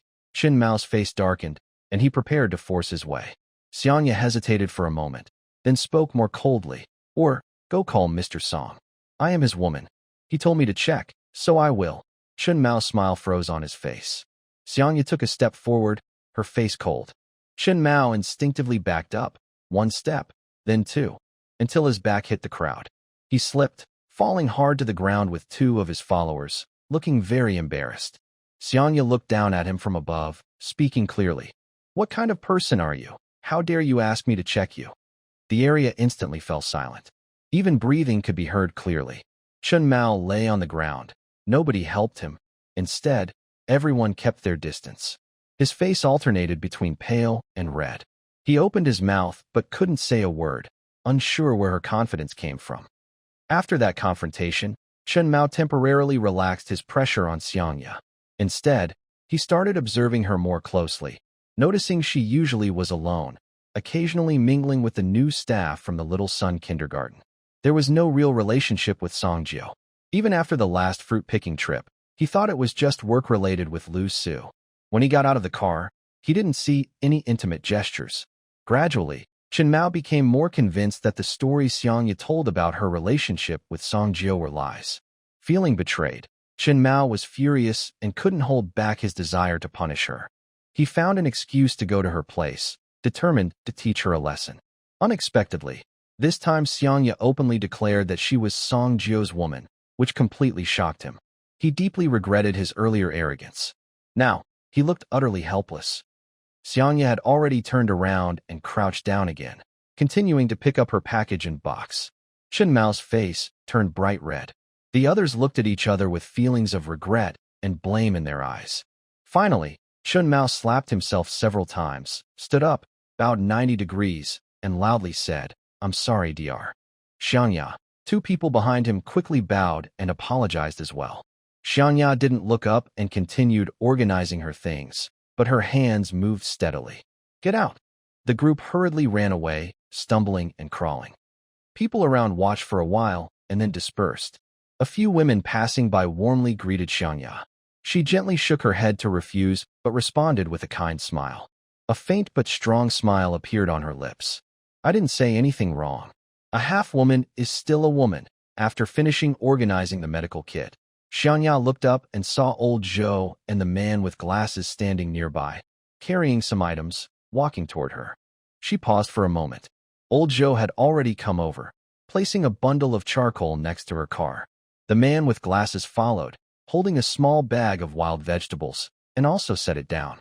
Dr. Xiangya, these are what we cut yesterday. Please take them. Xiangya didn't accept them. Uncle Zhou, I told you not to bother. Why are you helping me again? Old Zhou rubbed his hands and clapped them together. It's nothing, Dr. Xiangya. We're rough people. These chores suit us. You're a doctor. You can't do this kind of work. We just helped a little more. The man with glasses stepped forward. Yes, Dr. Xiangya, we just did a bit more. It's nothing. Please take it. We previously offended Mr. Song, and no one in the convoy wanted to talk to us. You talk to us, even share food with us. We're not very capable, but we have strength. If there's any rough work in the future, just tell us. The woman standing behind them had red eyes, but hadn't cried. Xiangya looked at them silently for a few seconds. Then she nodded. Put me in my place. Old Zhou was surprised for a moment, then smiled and nodded repeatedly. Yes, yes. The woman also helped carry Xiangya's things. The three of them quickly organized everything neatly.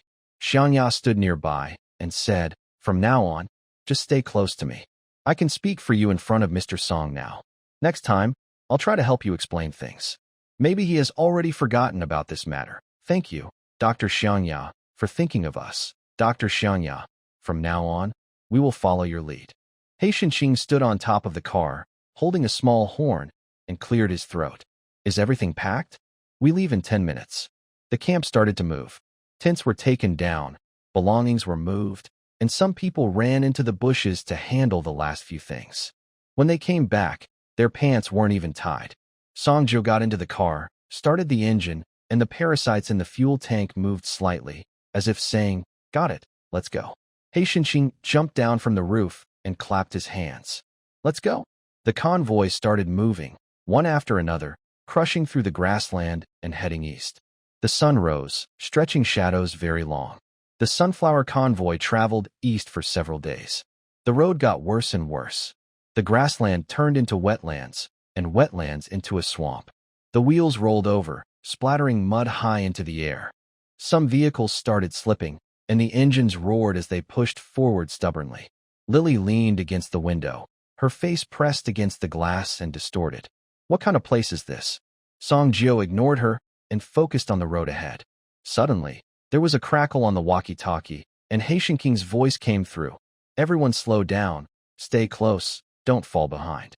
Song Jio picked up the walkie-talkie. Haitian team, this place is pretty tough.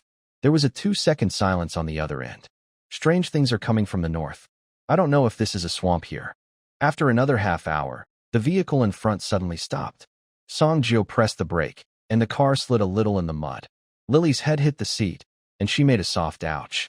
Song Jio got out of the car, stepping into the mud, which stuck to his shoes and made them heavier. In front, Haishanqing was standing on top of his car, bald head floating, looking into the distance. Song Jio walked over. What's wrong? Haishanqing pointed ahead. The road was gone. In front was a swamp, with rust-colored water, floating dead grass and rotten wood. Occasionally, bubbles popped on the surface, making a pop sound as they burst. Can we go around? Haishanqing shook his head. Both sides are water. Qindong came from behind and looked at the swamp. Can we get through here? Fang Yi bent down, picked up a stone, and threw it into the swamp. Plop. The stone sank without a splash. Everyone stayed silent. Haishanqing jumped down from the car roof, took a few steps forward, and squatted to look at the water. He reached out and scooped some mud, stirring it with his fingers. It's not very deep, but the bottom is soft mud, and the car might get stuck or slip. Qindong asked, what should we do? Haishanqing stood up and looked at him. Qindong hesitated, then realized. Is it me again? Fang Yi added. You're strong. Qindong cursed softly, started to take off his clothes, threw his jacket to Song Jio, his pants to Fang Yi, and was left only in his big underwear, shirtless. He had a chubby face, a round belly, a waist like a swimming ring, and a sexy, plump backside. Ugh, it's really hard on the eyes. Sally wiped her eyes, feeling a bit disturbed. Qindong took a deep breath, his body blurred. His bones cracked, his skin thickened and darkened, his head pushed forward, and 2 tusks protruded from his mouth. A huge wild boar stood at the edge of the swamp, its mane bristling, and its 4 hooves sinking into the mud. Heishinqing grabbed a bundle of rope from the car and threw it to Fang Yi. Tie it around his waist. The rope was looped twice around his waist and tied to the front of the first car. Heishinqing picked up a small megaphone. Listen up. If the car gets stuck, wait for Qindong to pull. Anyone who tries to break the car on their own will have to push it themselves. Qindong turned back and roared, like a pig, but probably meaning, hurry up. Heishinqing waved his hand. All right, let's go. Qindong turned around, stomped his hooves, and stepped into the swamp. The water reached his legs, then his belly. The rope tightened as the car behind him was pulled forward, inch by inch. The first car reached the other side. The rope was untied and tied to the second car. Qindong stood on the bank, shook off the mud, and turned back. The second, third, and fourth cars followed. When it was Songjio's turn, the wheels sank into a mud pit, and pulling hard could cause a rollover. Qindong stood in front, stomping his hooves, and the rope stretched tight with a creaking sound. Songjio got out of the car, walked to the back, bent down, and pressed his shoulders against the rear of the car. Let's go. Qindong let out a loud roar and kicked his hooves hard. The cart moved. Gradually, it crawled out of the mud pit and moved forward. Songjio followed behind, covered in mud, pushing step by step. Finally, the last cart reached the shore. Qindong stood on the hard ground, took a few deep breaths, shook off the mud from his body, and returned to human form. Red marks appeared on his shoulders and neck. Fang Yi walked over and picked up the rope. Qindong rubbed his waist and scolded. I don't care. I want to eat 2 more steamed buns tonight. Heishinqing came over and said, Okay, 3 in the morning, 4 at night. Qindong replied, No way. I want 4 in the morning and 3 at night. Fang Yi didn't say anything this time, just looked at him silently while tidying up the rope. Sally Lily jumped down from the cart, holding a chicken, and stepped onto the hard ground, sighing in relief. She moved a few steps to the side, looking for a clean place to sit. She stepped on a stone, which slipped. Ah. She leaned back, flailing her arms in the air. The chicken flew away, clucking loudly as it flapped to the side. She tumbled down, half of her body slipping into the water, grabbing a piece of dry grass on the bank, her face turning pale. Songjio turned around and saw that half of her body was already in the water. He cursed and hurried over, grabbing her wrist and pulling her up. Sally Lily was still sliding down. The dry grass in her hand broke, and she sank into the water, which rose past her waist and chest. Songjio forcefully lifted her out of the water with a quick pull. Sally Lily fell onto the bank, covered in mud and water, coughing hard, tears in her eyes. Songjio squatted beside her, watching her. What are you doing? Sally Lily coughed for a while, then looked up, her face full of mud, eyes red. I won't do it. Songjio helped her up and scolded. You refuse to learn, but keep doing bad things. If you run around again, I'll throw you into the swamp to feed the fish. A plump hen clucked happily, following Songjio like a little shadow. Sally Lily muttered and prepared to go back and change her clothes. Liuxu came over, holding a towel to wipe her face. Look at you. Don't run around anymore, little kitten. Salalai smiled and said, Liuxu Jia, your dress is falling off. I wonder how many people are secretly watching you. After all, you have such a good figure, she added, secretly touching Liuxu, then ran away. Liuxu had a handprint on her chest. She blushed and scolded Salalai with a smile. Turning around, she saw Songjio holding a chicken and peeking at her from behind the car. His gaze was fixed on the handprint, so she quickly covered it with a towel and went back to her car. Heishinqing appeared sneakily behind Songjio. This side is very big. No, this side is very safe. Captain Hai, I'll go see somewhere else, Songjio said seriously, holding the chicken and walking away. This chicken was originally one of the 3 hens in the convoy. Later, Songjio thought that his tent was full of steamed bread fruits and felt uncomfortable sleeping, so he traded the bread fruits with the convoy. He paid a premium for the trade. Heishinqing was eager to get back at Songjio and didn't miss any chance. He held a grudge over a tear-related matter, but Song Jio was okay with it because he still had some fertilized eggs. Maybe if he incubated the eggs, a few chicks might hatch. And he wanted the biggest, fattest, roundest chicken, the one that stuck to him the most. After changing clothes on the car, Salalai got out to stretch. Song Jio, look at that. Song Jio turned around. Salalai pointed at a patch of grass near the swamp. There were some broken grass stalks, with something sticky on the leaves, slimy, transparent with a hint of light green, glowing faintly in the sunlight. Song Jio walked over and squatted down to look. He used a stick to poke at it. It was sticky and could be pulled into threads. Chen Dong came over. What is this? Song Jio didn't answer. He stood up and looked along the broken grass stalks into the swamp. There were traces of dragging in the grass. Something had crawled into the swamp from here. It was small but left a long trail, breaking some grass. He Shinxing stood behind, staring at the slimy substance with a very serious expression. Are we not leaving tonight, Captain Hai? Song Jio asked. He Shinxing nodded. The creature has traveled far enough. We'll camp here tonight. Everyone stay away from the swamp. No closer than 50 meters. The camp came alive, with vehicles forming a circle around the tents, which were set up inside the circle. A campfire burned beside the tents. Willow Fluff started a fire and began cooking. The pot was placed on a stand, water poured in, and the actions were quick and smooth. The Sunflower Convoy added 2 types of adaptable crops. Old Wong, the convoy manager, led a few people to clear a large area on his vehicle for planting. There were also 2 chickens on that vehicle. This was a truck. The back compartment, originally used for living, was now used for growing gray beans. Several layers of wooden racks were built with soil on top. The roof of the compartment had a skylight that let sunlight in, with glass installed, which Song Jio cut and repaired using an air pump. They also grew some feed wheat grass mainly for the chickens. After these adjustments, the convoy vehicles became a bit crowded. Old Wong drove the 2 chickens off the truck to let them get some fresh air, which would help them lay more eggs. Old Wong, the convoy manager, wandered nearby and then approached He Tonking. Team Haidan, I think we can collect some mud from the swamp here. It can be used as planting soil. Mud? We can't plant with that, can we? Our convoy doesn't have a plant sequence. If we ruin it, it's irreversible. He Tonking looked serious and didn't agree. It's not for direct planting, but after drying, mixing it with regular soil and adding some wood ash, it becomes very good planting soil. The bottom mud of rivers and swamps naturally gathers water, soil, and nutrients. It's both a lost land and a rare resource for improving soil. The organic matter inside is high, with lots of humic acids, nitrogen, phosphorus, and potassium. Although the world has changed now, I'm not sure if the old methods still work. But even in the end-of-world conditions, these things are treasures.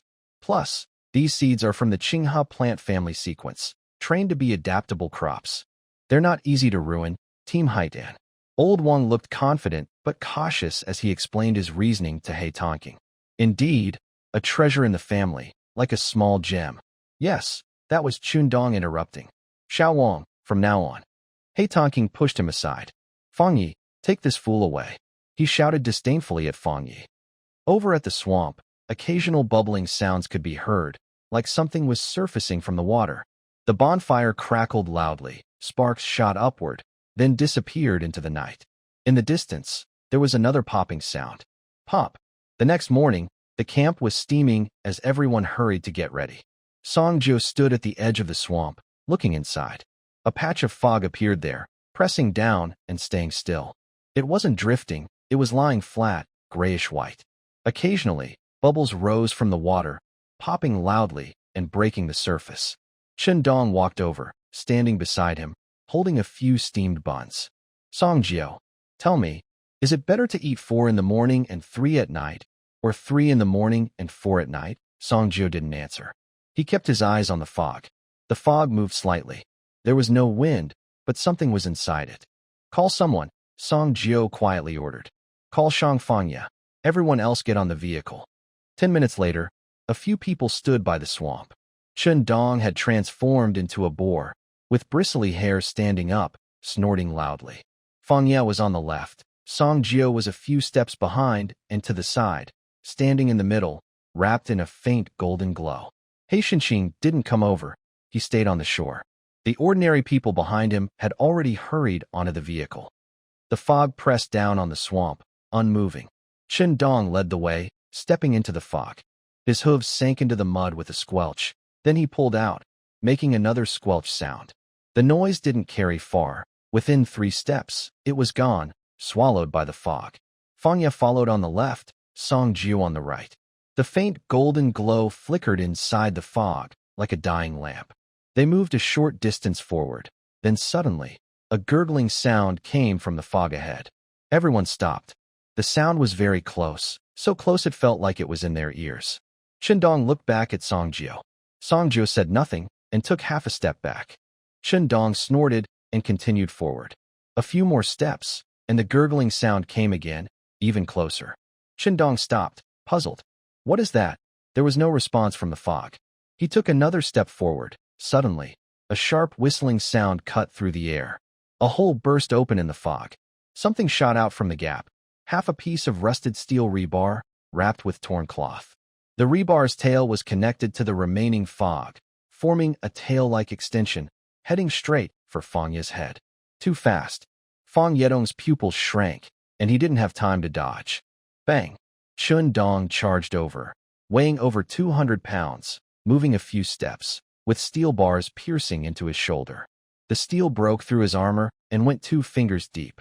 Chen Dong looked down at the steel bar in his shoulder and cursed. You're pretty strong. He shook his body, causing the steel bar to fall into the mud, and swung his torn cloth. Whoosh! Another chunk of cement, about the size of a basin, shot out from the fog, this time aiming at Song Jiu. Chen Dong moved quickly again. Bang! The cement hit his back, breaking into pieces. Chen Dong staggered forward, half of his body numb from the impact. He steadied himself and shouted back, Come at me if you dare. Song Jiu immediately hid behind the wild boar, whose golden glow flickered like it was breathing. There was a moment of silence in the fog. Then, it started shooting. Old tires, broken glass, rusty metal sheets, half a car door, broken bricks, rotten wood, plastic pipes. Everything was blocked, dense like a machine gun fire, pressing down so hard it was hard to lift the head.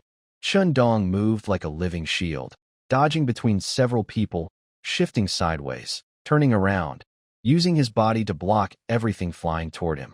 Then both of them used Chen Dong as cover, carefully hiding behind him.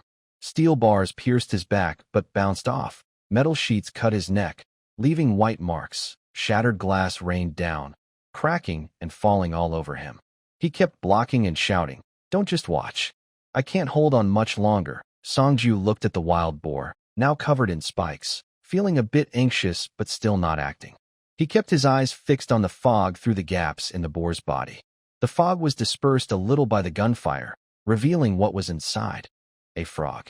A frog slightly larger than a potted plant, gray-green, covered in bumps, with bulging eyes, sitting cutely on a rotten piece of wood. It looked harmless, but its belly, it was swollen, so stretched that the skin was transparent, showing things moving inside. A jumble of objects, steel bars, cement, tires, metal sheets. How could so many things fit into such a small belly?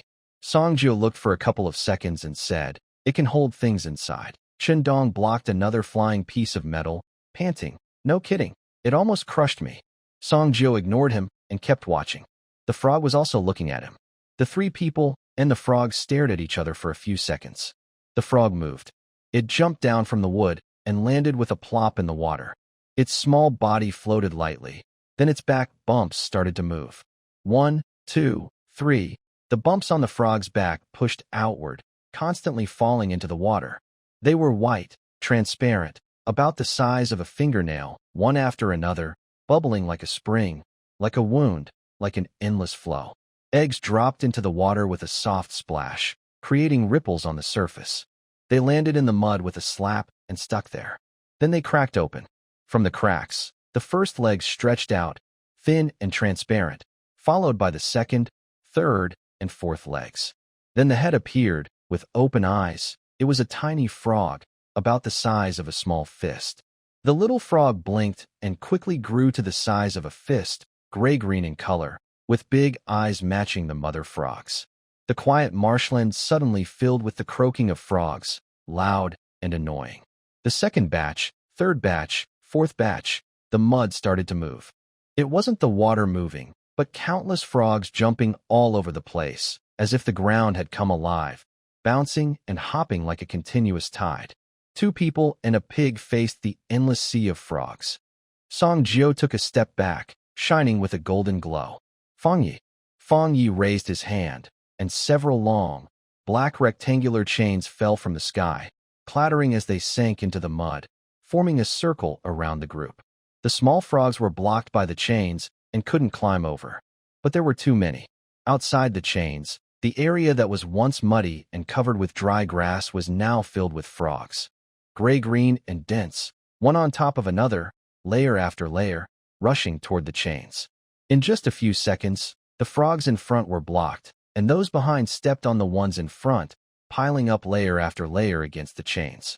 The first group of frogs that managed to jump over lunged at the group. Qindong stepped forward, raising his big pig hoof to stomp, trying to crush the tiny gray frogs. But they were too small, too many, and the effort was ineffective. Soon, they were surrounded by the small frogs. The second group jumped over, bypassing the pig Qindong and heading straight for Song Jiao and the others. The first frog landed inside the circle, kicked off the ground, and rushed toward Song Jiao.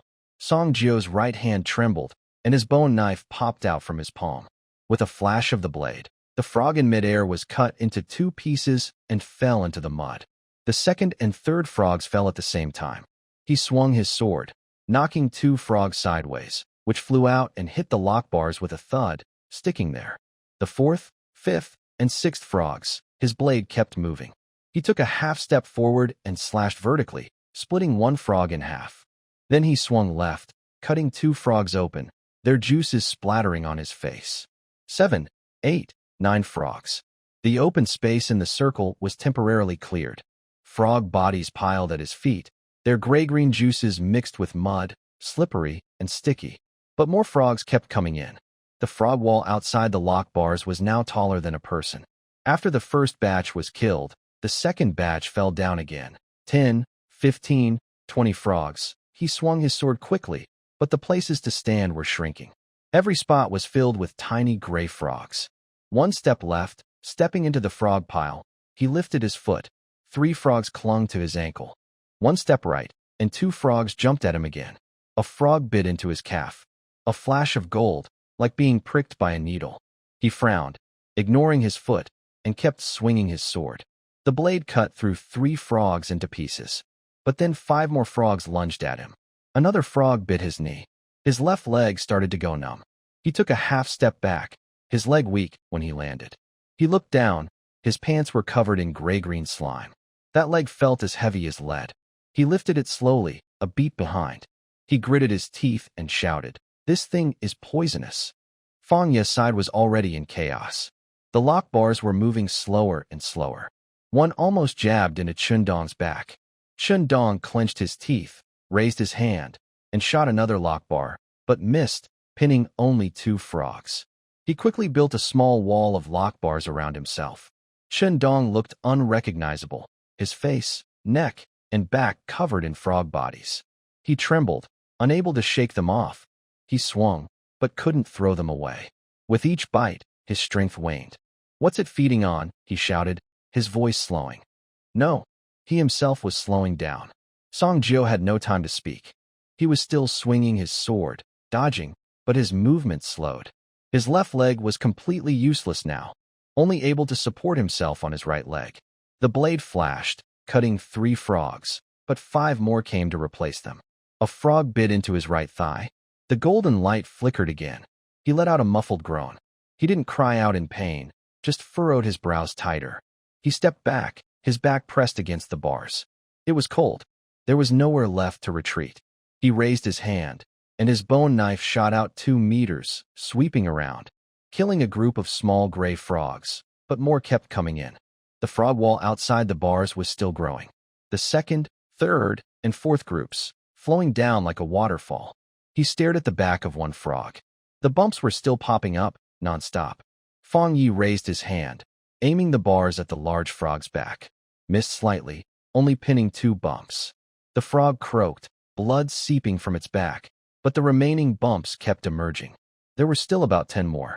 Over with Chen Dong. The frogs were almost forming a ball. He opened his mouth to shout, but a frog jumped inside. Spit. He spat it out. The frog landed on the ground, rolled twice, then crawled back onto him. Fang Ye's hand trembled, his face turning pale. Song Jio's right leg also started to go numb. He couldn't move his knife anymore. He propped himself up with the tip of the blade on the ground. The small frogs climbed onto him, biting his waist, back, and neck. The golden light was slowly fading. He kept his eyes on the frog's back. The bumps were still popping up. There were about 10 more.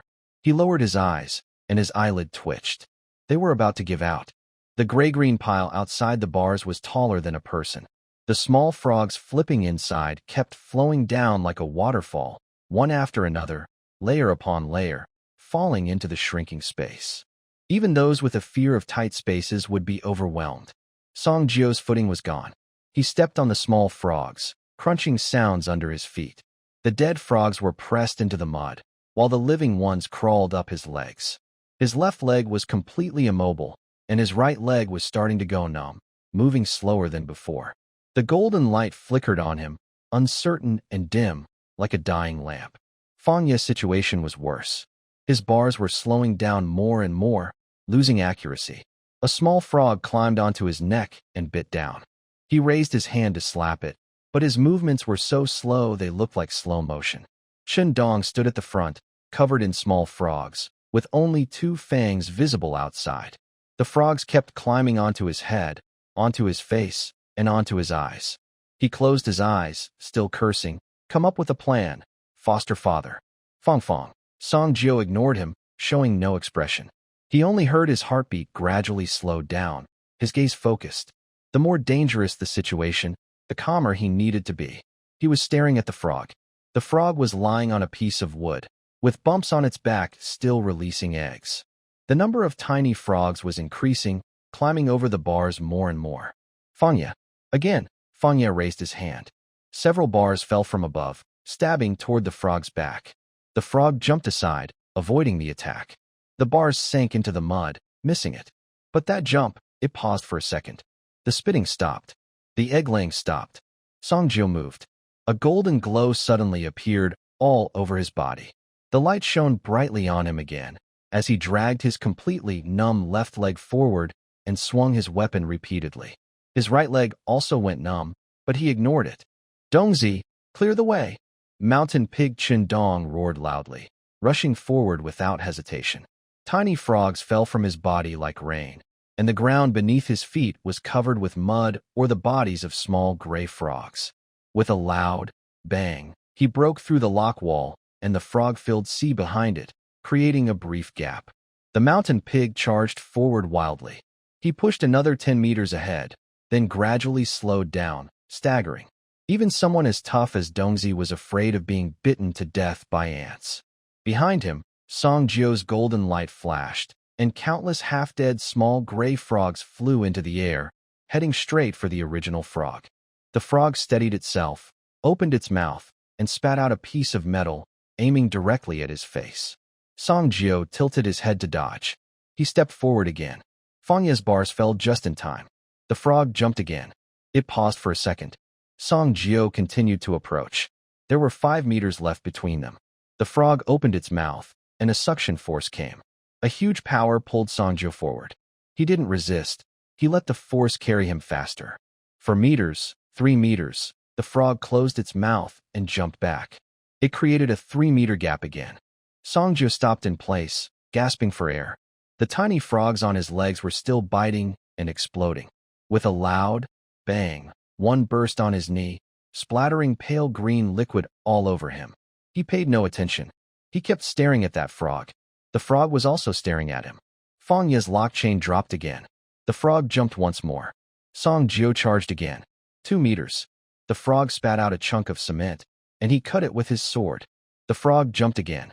Now 3 meters apart. Song Jio kept moving closer. 1 meter.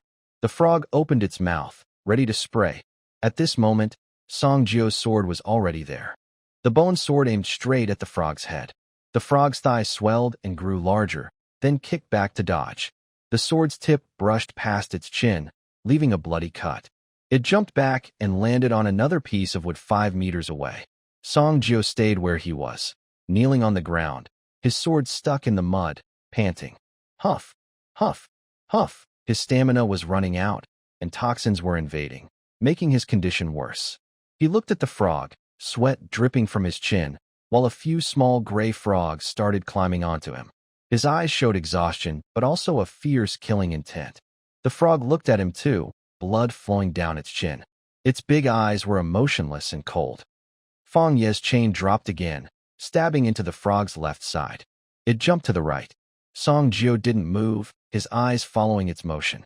The frog landed on a rotten piece of wood. He charged. Dragging his injured leg, he took 1 step, then 2, then 3, rushing to within 6 meters of it.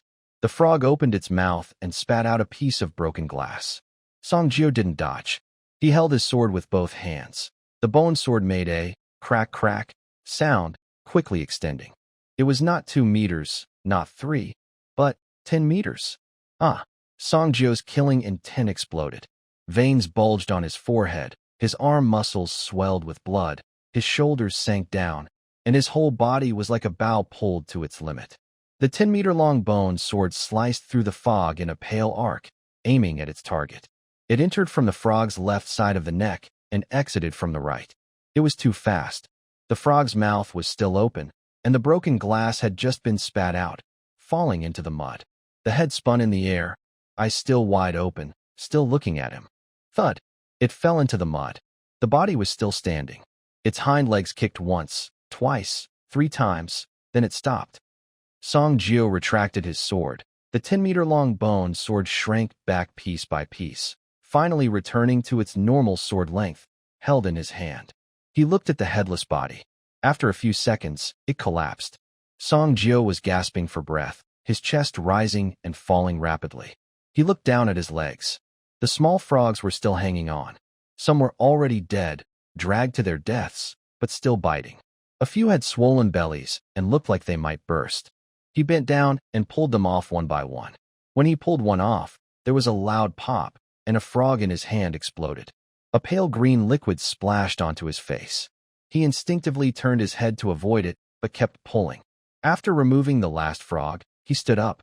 He walked over to the frog's body, squatted down, and made a small cut on its belly with a knife tip. It was a gentle cut, just breaking the skin. The belly split open, and things started pouring out. Tires, rags, bones, backpacks, steel bars, cement blocks, tin sheets, car doors, broken glass, rotten wood, plastic pipes, half a bicycle frame. Everything spilled out in a messy pile, forming a small mountain. Song Jio took a step back and watched the pile drain. Finally, what came out was a sticky, grayish-white liquid, soft and limp, sliding out from inside and landing on top of the pile. It was a stomach sack. The frog's head and body had already turned to ash. He bent down and picked up the stomach sack. It was larger than a fist, soft and limp, with some sticky liquid on it. He looked at it against the light. Inside was empty, nothing inside. He put it in his pocket. Then he squatted down again and rummaged through the pile. He found 3 eggs. They were gray, soft yet firm, about the size of a fingernail. He put them in his pocket. He stood up. Chen Dong had already turned back into a human shape, lying face down on the ground nearby, gasping for breath. His body was covered in pale green liquid, on his face, neck, and hands. Fang Yi was half lying in a tree, also breathing hard. His pants had several holes burned in them, and his calves were covered in blisters. Song Jio walked over to Chen Dong and squatted down. "Dongzi, are you still sleeping? Get up and take a shower." Chen Dong looked up at him. "I'm fine like this. Don't bother me. All right. After a fight, I'm starving. I need to grab some Weilong spicy strips and pickled chicken feet to boost my energy." After saying that, Song Jio stood up and was about to leave. Chen Dong quickly rolled over, tried to get up a few times, but couldn't. Song Jio helped him up again. "You know I still have Weilong spicy strips and pickled pepper chicken feet. These 2 are very strong in flavor, so I hide them to keep them as supplies. I'm just afraid you'll ask for them. Come on." "How do you know?" "Of course, it was Captain Hai who told me. He even used a bag of chicken feet to cover my mouth. But what is our relationship? We're just buddies. Could I really do that?"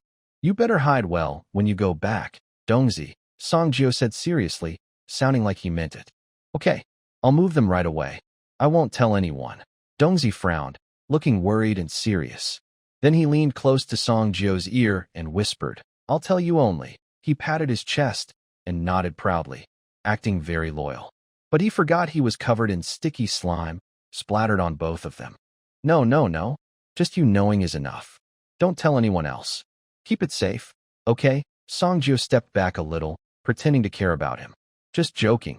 If only he knew, it would be obvious it was me. If no one knew, everyone might suspect each other.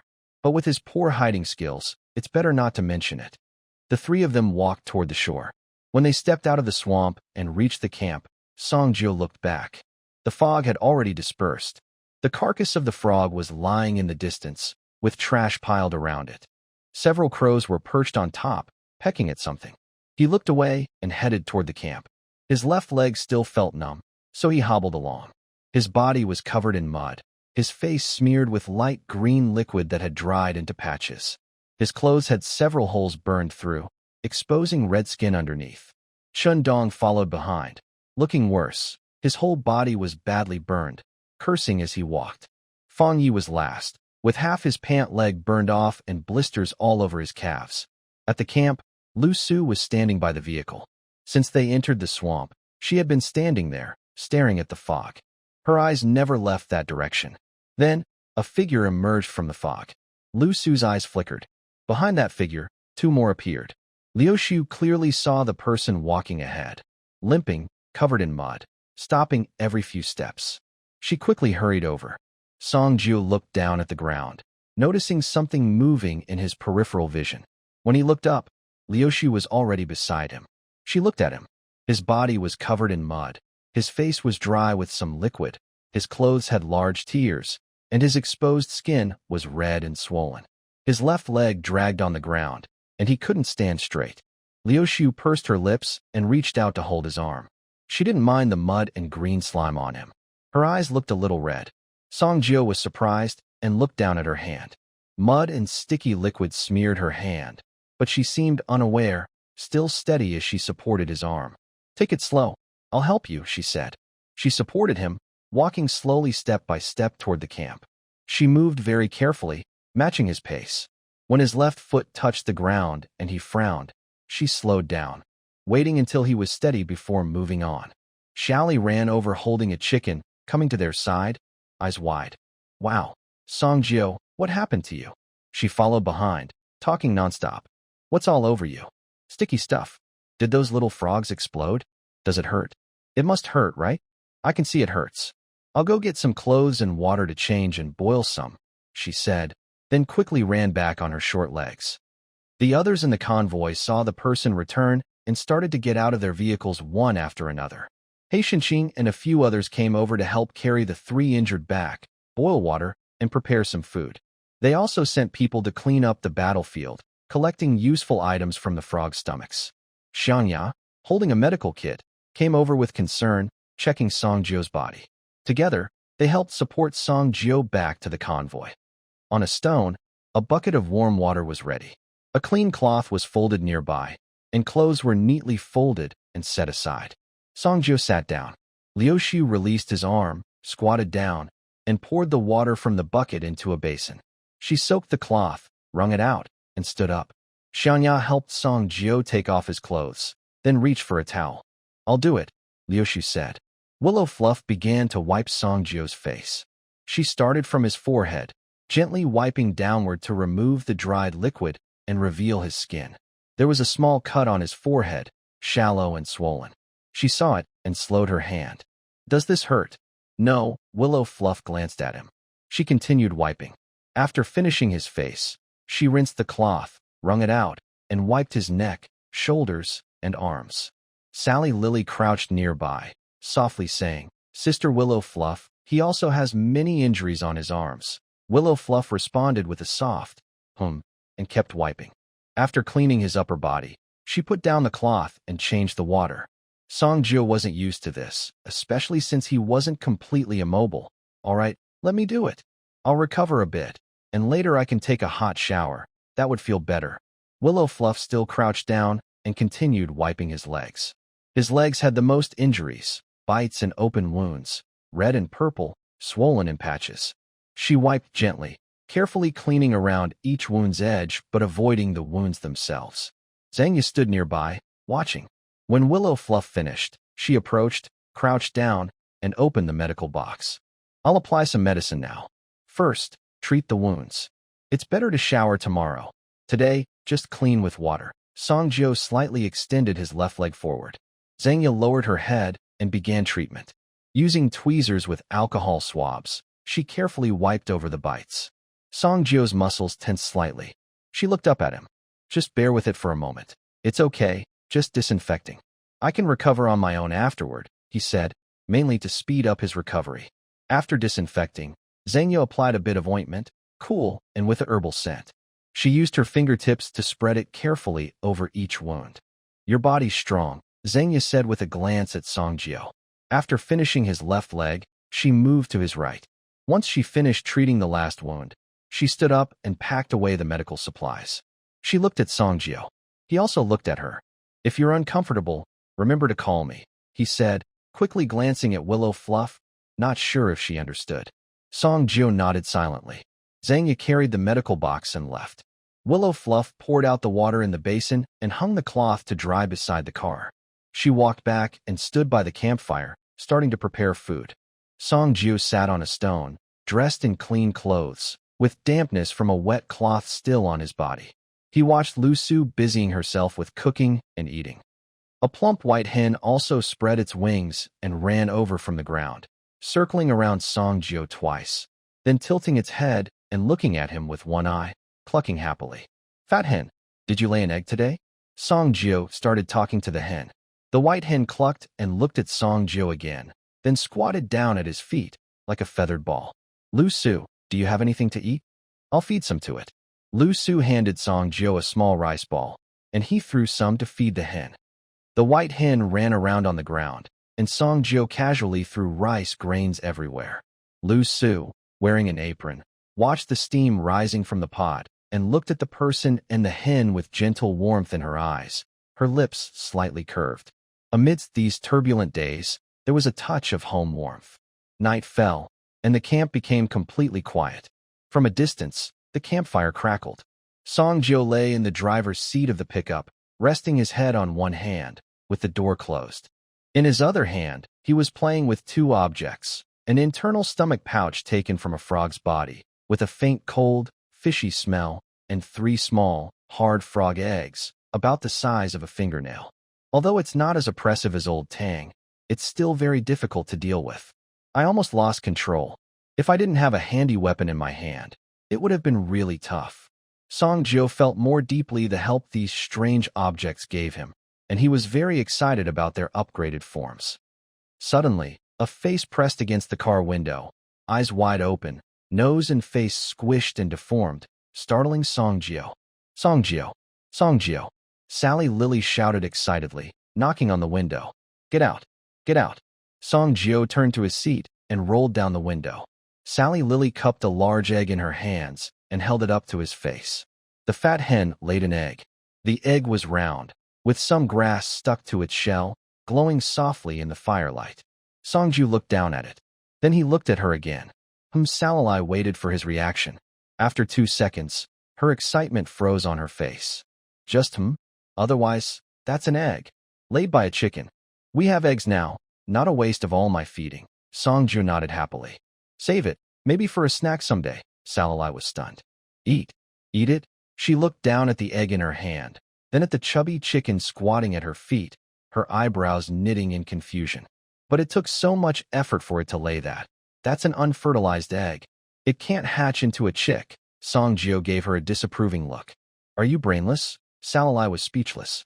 She looked down at the egg, then at the chicken, then at Songjio. Finally, she shoved the egg into her pocket, squatted down, and patted the chicken's head. Did you hear that? The egg you laid can't hatch a chick. It's only for eating. The chicken tilted its head and clucked. Foolish donkey, Songjio suddenly said. Salali looked up. Here, I give you a title. What kind of title? Chicken manager. Songjio leaned on the car window and nodded at the chicken. This one, and any future ones, all belong to you. Feeding, collecting eggs, cleaning, it's all your job. Salalai's eyes lit up instantly. What's that called? Sun Wukong managed horses called Baima 1. What do I call managing chickens? Songjio thought for a moment and casually said, Chicken Commander. Chicken Commander, Salalai repeated twice, then jumped up and spun around, hopping happily. Very impressive. Better than Baima 1. At least I'm a commander. She turned and ran off, shouting as she went. Chicken. Now you have a commander. We have a code name. The chicken was startled and flapped its wings twice, then started running after her. One person in front, one chicken behind, circling around the camp. From afar, the chicken's clucking sounded like a reply. Songjio's mouth twitched. By the campfire, Liuxu was washing clothes. They were dirty from Songjio's fighting. Not only his upper and lower garments, but also his underwear, which she was washing now. Salalai ran over and squatted beside Liuxu, her face flushed and her eyes bright as she shared something excitedly. Liuxu, I'm now a kind of officer too. Haha. Liuxu was rubbing the underwear, then turned to look at Salalai with a smile. Really? What kind of officer? It's the commander. The chicken commander. He's probably just a lone soldier. Liuxu laughed at Sally Lily. No. Even though I only have one now, there will be more in the future. Next time I go out, I'll have a group of followers behind me. Anyone who dares to bother me, I'll wave my hand and send the whole army of chickens. Sally Lily stood up, crossed her arms, tilted her head back, and laughed loudly, feeling very proud. All right, our chicken commander. Liuxu remained gentle and tried to comfort her. After all, comforting one is the same as comforting two. Big sister Liuxu, you're the driver, and I'm the chicken commander. We both have bright futures. The small flames flickered, and the smoke drifted up into the sky. On the other side of the camp, Shundong squatted by the fire, holding a bag of spicy pickled chicken feet, eating happily. He thought it was best to eat a little now, or he might not get to eat it all later. Someone had taken all the good stuff. Fang Yi sat nearby, playing with a wooden puzzle. That frog today was really hard to deal with, Shundong said. It kept stabbing me like a hedgehog and even tried to crawl into my mouth. He spat on the ground, but then remembered he was still eating, so he spat the chicken foot into the fire. Shundong's face scrunched up in pain. Then he closed his mouth. Fang Yi responded with a simple, Did you see that last strike from Songjio? 10 meters. Swish. His head just fell off. Yeah, I even heard you call him father-in-law. Shundong choked. What's wrong with calling him that? We're all buddies. Fang Yi didn't reply, just kept playing with the puzzle. Shundong chewed on the chicken foot, mumbling vaguely, but a pump is pretty useful too. If the car breaks down, no worries. I have a pump. Things are made to be used. Use them up and then replace. Fang Yi was silent for a couple of seconds. That's called being prepared. Shundong's eyes lit up. Exactly. Being prepared means no worries. If everything's ready, trouble won't dare come. Trouble isn't human. Shundong froze. What is it then? Fang Yi opened his mouth, but finally said, Pretend I didn't say anything. He stood up and walked away, casually tucking the bag of chicken feet that was sticking out of Shundong's pocket into his own pocket along with his puzzle. Shundong shouted after him, You always act like I didn't say anything. Come on, say something. No one paid attention to him. He scratched his head. Since he couldn't figure it out, he decided not to think about it anymore. He casually tossed the empty bag aside and reached into his pocket again, planning to grab another pack to end today's indulgent meal. His pockets were completely empty. Shundong suddenly froze. He quickly stood up and turned all his pockets inside out, but found nothing. In the next second, a chubby man with wide eyes and spinning around by the campfire appeared, looking confused. Inside the tent, Tonking sat for a long time. In front of him were several maps, their corners worn and torn, with creases almost splitting the paper in two. The maps were covered with markings, red for traveled roads, blue for planned routes, black for strange places where weird things had appeared. The markings were dense, some areas overwritten repeatedly until the paper was almost punctured. He held a pen and traced over his route again today. Actually, he didn't recognize many of the places. The road signs from before the apocalypse were gone, and the towns all looked the same, ruins piled on top of ruins. Still, he tried to draw and remember as much as he could, just in case. Maybe someday, It will be useful. The strong tea beside him had cooled down. He didn't drink it, just stared at a point on the map. There was a mark for a small town. He sensed something there, but it didn't seem strange. He couldn't quite explain what it was. Next to him, an open notebook showed a few crooked lines of writing. 06.28 rested. Encountered a bag frog, which can hide and avoid guides in the fog with strange sensing abilities. Appearance: a swamp frog about the size of a flower pot, gray-green, with many small bumps on its back. Ability: can hide objects inside its belly that are much larger than its body. Steel bars, concrete, bicycles, blades, iron sheets, etc. The bumps on its back can also split into small frogs, forming a frog swarm to attack. Very tricky. Danger level: high. Difficult to kill even for 3 fighters. He stared at the last line for a few seconds, then pursed his lips. Outside the tent, a flickering light from the campfire shone in. Fat chicken. Fat chicken. In the back of the pickup truck, Sally Lily crouched beside the chicken coop, talking to a plump white hen. Maybe Commander Song should give you a name. That guy always calls you Fat Chicken. So annoying. Let me give you a good name, okay? What name should I choose? Call. Call. The brain cells responsible for naming are dying quickly. Gurgle gurgle at dawn. The sunlight warms the swamp camp. Behind the pickup truck bed are 2 small stoves, boiling 2 pots. One for breakfast, the other for hot water to wash up. Water here is not in short supply. Steam rises from the pots, curling into wisps of smoke, while the fire crackles. Liuxu, wearing an apron and arm sleeves, has her hair tied up, looking neat and capable, like a post-apocalyptic little chef. Auntie? Why don't you call her Aunt? Songjio, with bubbles in her mouth from brushing her teeth, is rinsing her mouth. The toothpaste was sponsored by Fong Yi, and her toothbrush was borrowed from Hai Tianqing. Not Auntie, it's Gugu. Liuxu wipes the foam off her face and explains with her mouth full. Her toothbrush was borrowed from Qing, he after some teasing. Who cares if she's Auntie or not? It doesn't matter. Isn't that messing up the family hierarchy? Songjio flips her dog face, rinses her mouth, and spits out the water, finishing her brushing. Also, save some toothpaste. Songjio glances at her. We 3 use it up quickly. Next time, maybe use charcoal instead. Shailili pouts her lips, about to argue. All right, come eat, Liuxu says softly, holding a bowl and standing by the table with a gentle smile. Songjio sits by the car, next to a small foldable table. No nails used, indicating there are quite a few skilled people in the vehicle. Liuxu lifts the lid of the pot. The hot steam hits her face as she stirs the porridge with a spoon and serves 3 bowls of rice porridge. The 3 sit around the small table, flames flickering, warm light on their faces. They are close enough to smell each other's breath. Intimate, peaceful, and steady. Is today better? Liuxu asks while drinking her porridge, glancing up at Songjio. Yes, much better. Nothing serious now. Liuxu nods and adds a piece of dried radish to Songjio's bowl. They all eat quietly, no one speaking. The fire crackles, and smoke drifts upward. After finishing their meal, Liuxu and Sally Lee tidied up the dishes. Songjio casually scattered some rice grains. In the next moment, a white shadow swiftly darted over. It was that fat chicken. The fat chicken quickly reached the rice, then suddenly stopped, lowered its head, and pecked quickly, with its tail held high. Foolish donkey. Songjio threw a few rice grains towards Sally Lee, who was cleaning up. What's wrong? Sally Lee was scrubbing the pot. Take the fat chicken to Old Wang's place, so the 3 sisters can get together. Songjio brushed the rice crumbs off his hand and said naturally, they're all in the same convoy, so don't let them be lonely. Sally Lee paused, then responded with an "oh," showing a look of disdain. She knew very well. Songjio was just worried about his supplies and wanted the fat chicken to join the convoy's food. The fat chicken was happily pecking when she grabbed it, flapping its wings and clucking twice.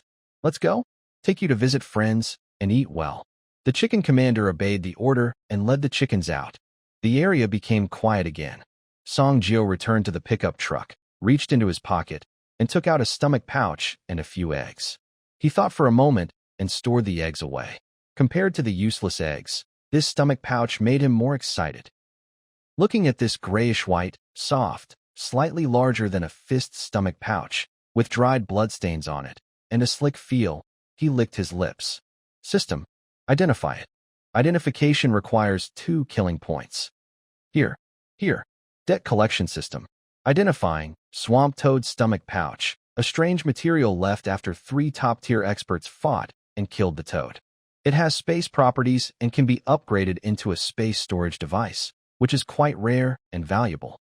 Songjio stared at the words space storage device, his eyes gradually brightening. Space storage device. What is that? Could it be like a storage bag?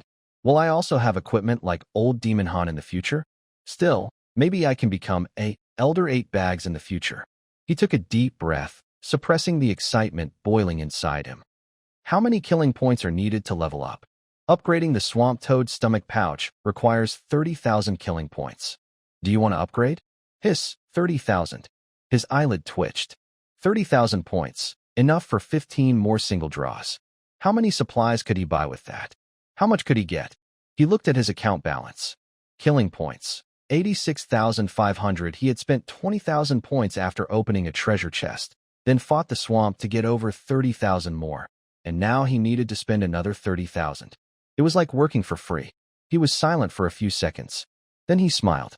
It's worth it. 30,000 points for a space gear. That's a great deal.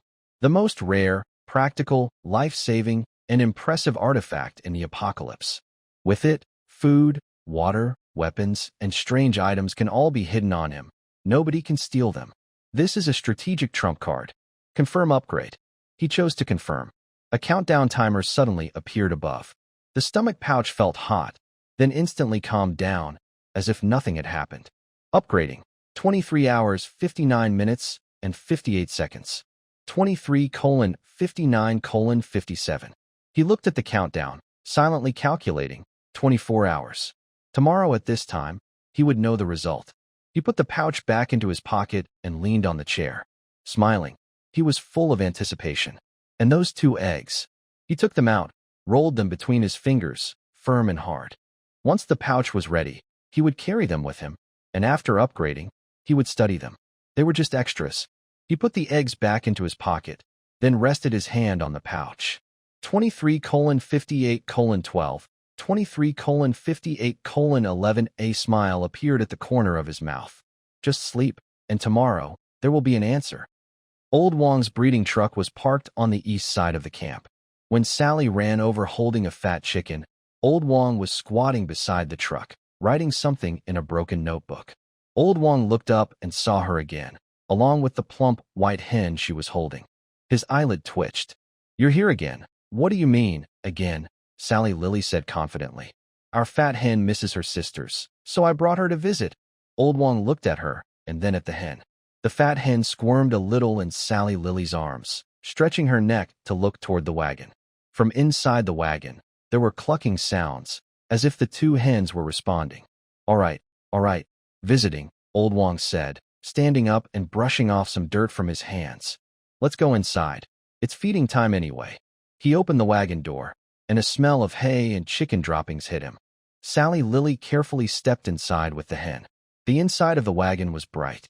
On the left, there were 2 wooden shelves stacked with gray beans, lush and green. On the right, there was a mix of gray beans and wheat grass, which was growing quickly, almost as tall as a finger. Near the door, there was a large cage with 2 chickens, one gray and black, and one yellowish-brown, sitting in the corner, tilting their heads to watch them. Sally Lily put the fat hen down. The hen landed, shook her feathers, and clucked twice. The 2 chickens in the cage responded with their own calls. The 3 chickens looked at each other through the bars, stretching their necks as if they were talking. Old Wong reached into a corner and grabbed a bag, scooping some feed into his hand and sprinkling it into the trough. The feed was made from bean pulp left over from New Year's dinner, mixed with soft shells from bread and fruit peels, ground into fine bits. He then scooped some water and mixed it in. Eat up, everyone. Don't be shy. The 3 chickens immediately started pecking at the food, their clucking blending into a chorus. Sally Lily crouched nearby, muttering to herself, Eat more, don't spend money on Songjio. No, don't save money for me. Old Wong glanced at her. Did Mr. Song send you here? Yes, Sally Lily nodded.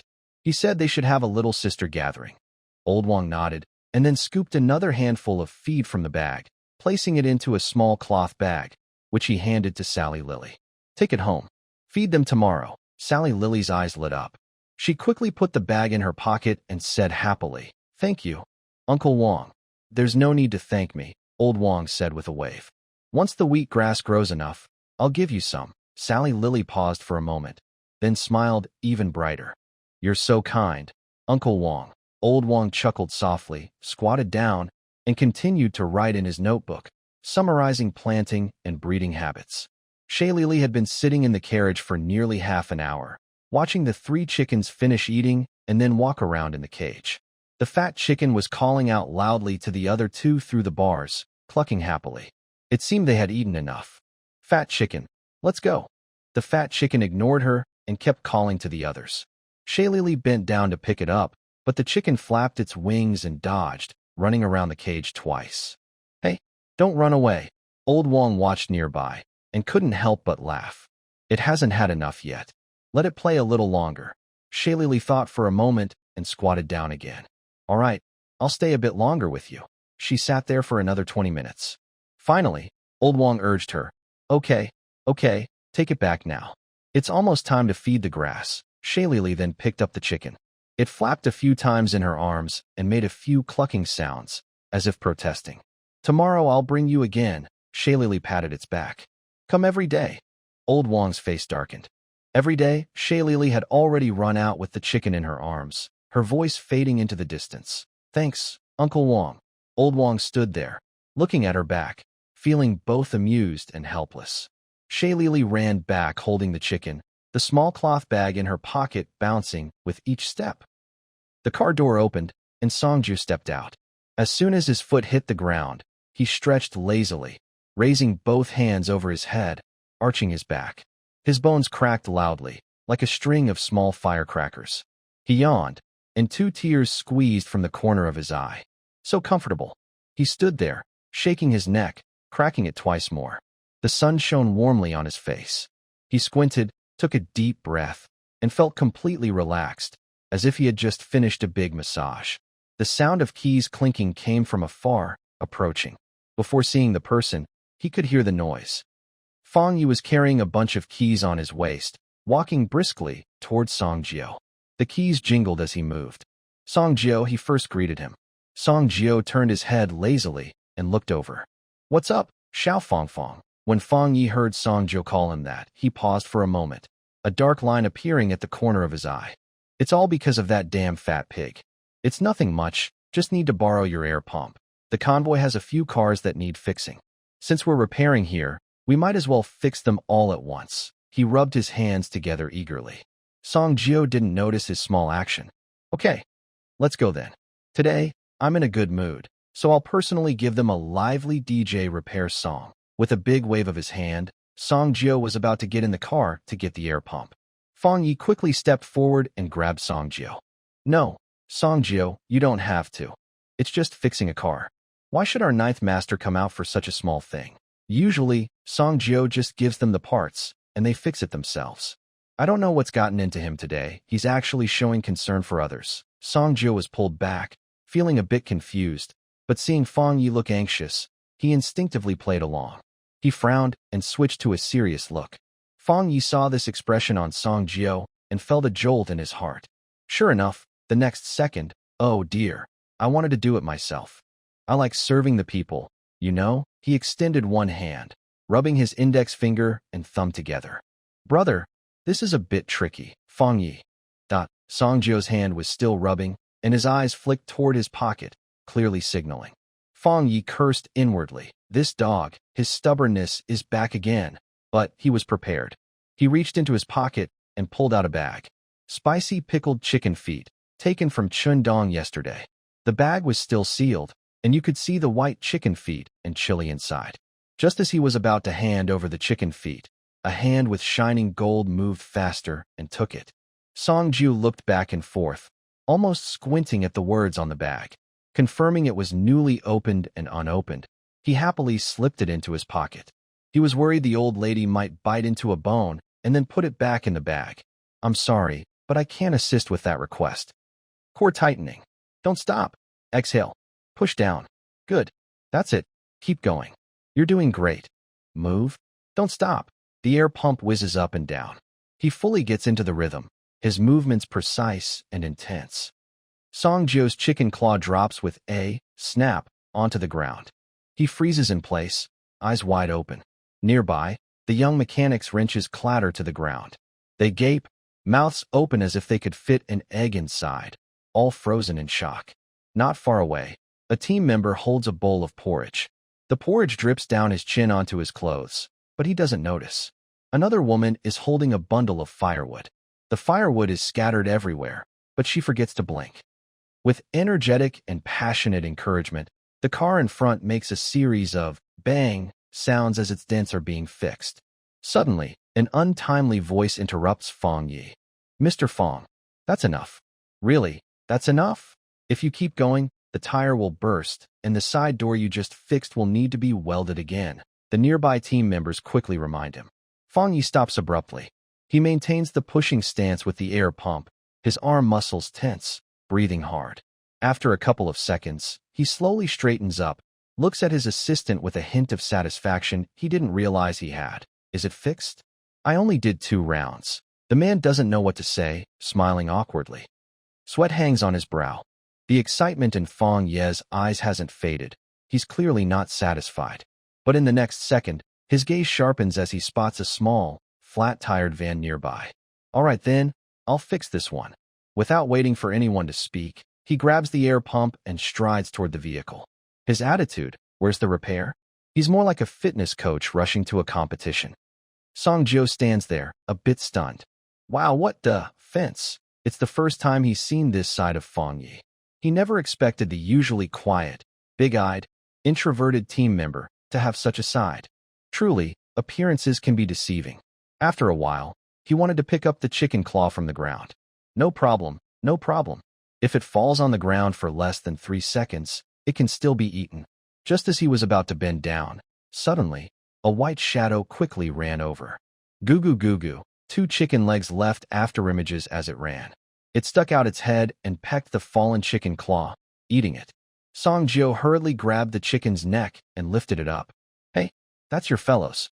How can you eat your own kind? Spit it out now. He shook the plump chicken a few times, trying to make it spit out the claw, but once something is inside the stomach, it can't be just poured out. He then turned the chicken upside down and shook it, but still no luck. He turned the chicken back around, glaring at it angrily.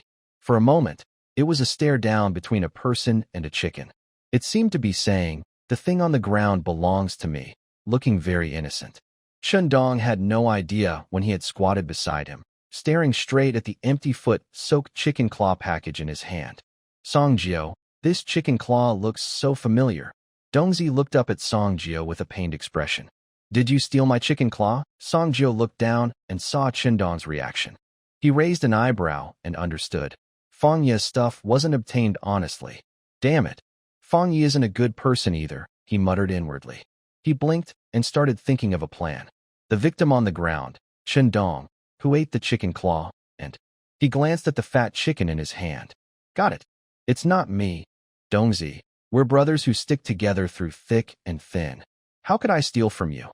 It's this one. He held out the fat chicken, pointing at it, and said, I just arrived and saw the fat chicken eating something. When I tried to catch it, it was almost done eating. Look, there are still residue and chicken claw bits in its mouth. He brought the fat chicken in front of Chen Dong. Chen Dong leaned in for a look. Sure enough, there were some chicken claw remnants near its mouth. The fat chicken even made a goo-goo sound at Chen Dong, smelling the spicy chicken claw flavor. I wonder where that bag of chicken claws from yesterday went. I clearly put it in my pocket, so it was snatched away by the chicken. Seeing Chen Dong believed him, Song Jio felt relieved. Turning around, with the back of his head facing Chen Dong. Brother Dong, we are brothers. You really don't trust me. I'm so upset right now. His tone was full of sadness and frustration. His shoulders trembled a few times, looking from behind like he was convulsing and crying. Chen Dong was a bit confused by Song Jio's reaction. It shouldn't be like this. He had never seen him act this way even when fighting fiercely. Song Jio, I misunderstood you. It's my fault. I apologize to you. Chen Dong stepped forward to apologize, but Song Jio turned around to avoid him. Every time Qin Dong tried to face him directly, he would turn his head and change direction, afraid Qin Dong would smell the scent of chicken feet. Song Jio, I'll give you a pack of spicy chicken feet as an apology. Is that okay? Qin Dong, who was usually naive, didn't know how to deal with the tricky girl and was being controlled tightly. He then took out his stock to show sincerity.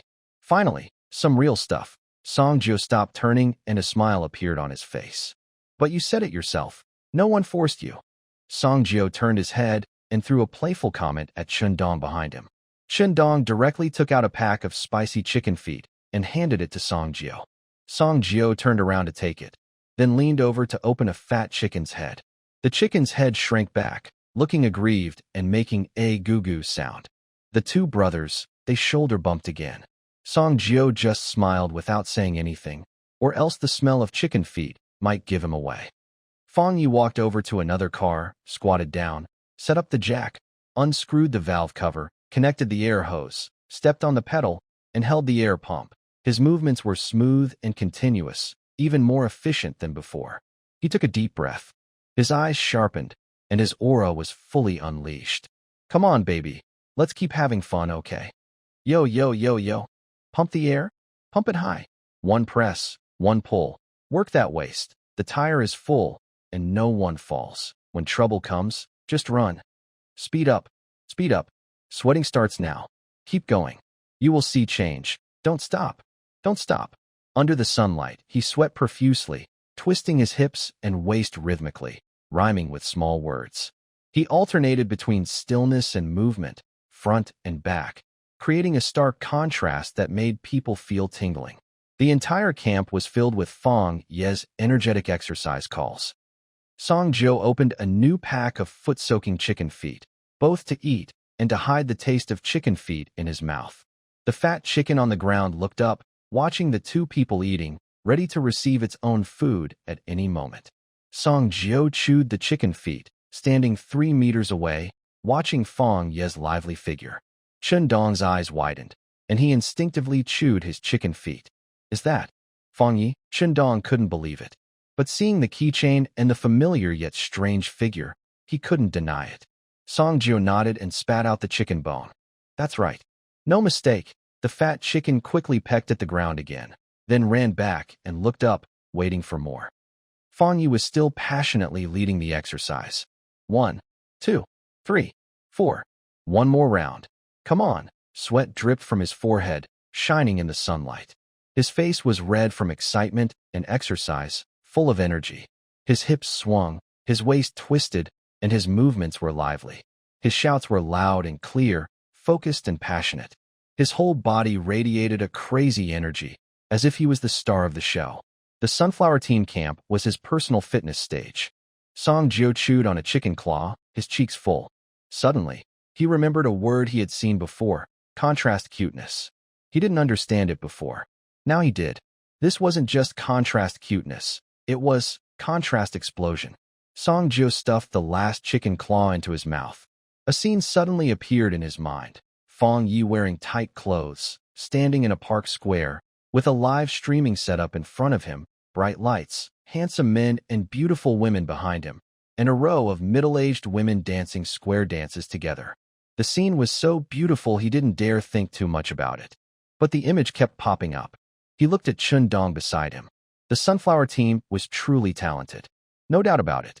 Each vehicle looks like it has been refurbished. Even the best repair shops can't quickly rebuild several cars with different parts like this. Finding the right parts is hard. At first, they just forced the parts together, using whatever worked to get the cars running. Unfortunately, the air pump can't fully restore the cars. They haven't been painted or polished, so they still look old.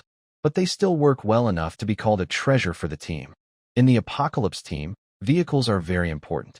If the apocalypse is like a fog-covered Dead Sea, then the team is like a boat crossing the sea. The captain leads, the sails and cannons are the special equipment, and ordinary people are the sailors. The air pump is like the ship's carpenter, making sure there are no leaks or sinking. Right now, the team depends on it. Thanks to the air pump, the Sunflower Team has no worries about their vehicles. Fong Yi finished work, took down the air pump, and walked over to Song Jio and Qin Dong, wiping sweat from his forehead. Fang Yi, I didn't expect you to know how to do this. Qindong couldn't wait to speak first, walking around him a few times. TSK, Fong. Honestly, were you a fitness trainer or a bar DJ before? Song Jiu looked at Fang Yi as if they just met, speaking with curiosity. Fang Yi shyly smiled, waving his hand. No, I just like to dance around for fun. I don't get many chances normally. At this moment, Fang Yi looked like a typical team nerd. Fang Yi, your words are pretty funny. Are you a rapper too? Not really. I just thought of some lyrics after seeing Song Jiu use it last time. I was thinking I could join in and dance behind him someday. I didn't expect to lead the dance myself, and it turned out pretty good. Fang Yi answered their questions, suddenly placing his hands on his head and scratching his face, looking a bit shy and awkward. Just now he was dancing quite freely, wasn't he? Fang Yi, I really pay close attention to you. Song Jiu. Fang Yi. Level up, 1 minute and 59 seconds. The next morning, Song Jiu and Sally Li were squatting in a corner brushing their teeth. Song Jiu was using one hand to hold a toothbrush and the other to hold a cup, brushing quickly. The remnants of the toothbrush were still visible. Sally Li didn't understand but hurried to keep up, afraid that this dog-faced man might do something bad again, like leaving her behind in the car. They brushed as if in a contest, foam flying everywhere, water splashing from their hands. Hululu, puff. Song Jiu finished first, while Sally Li was still tilting her head back, gulping water. He threw the toothbrush into the cup and turned to leave, leaving a sentence behind. Don't call me for dinner later. Just save it for me. A loud bang of the car door closing sounded. Sally Li hurriedly took the cup and toothbrush. Her mouth puffed out, water not yet spat out, making muffled sounds. Unsure of what to say, eyes wide open. Inside the truck bed, Song Jiu pulled out the stomach pouch of the swamp-tongue frog, holding it in his hand, casually finding a spot to sit. 3 seconds, 2 seconds, 1 second. The countdown ended. The stomach pouch in his hand blurred and transformed into a smaller, more compact pouch. The overall change wasn't much, just like a small bag, smooth to the touch, warm, very comfortable. It even had a faint, subtle wriggling sensation, not disgusting but strangely lively. It looked a bit like Doraemon's pocket, but the opening was much smaller, like a sachet. The surface had strange patterns, and the pouch's opening was dark and closed tight. Strange object, greedy stomach pouch, ability, a pouch with spatial properties, containing a storage space of 5 cubic meters. It cannot hold living creatures. Cost of use, needs to connect to the body, occupying the navel area. When used, it makes a gurgling or burping sound, indicating hunger, and increases food intake. It also tends to develop a hoarding obsession. Description: this pouch is infused with a greedy will.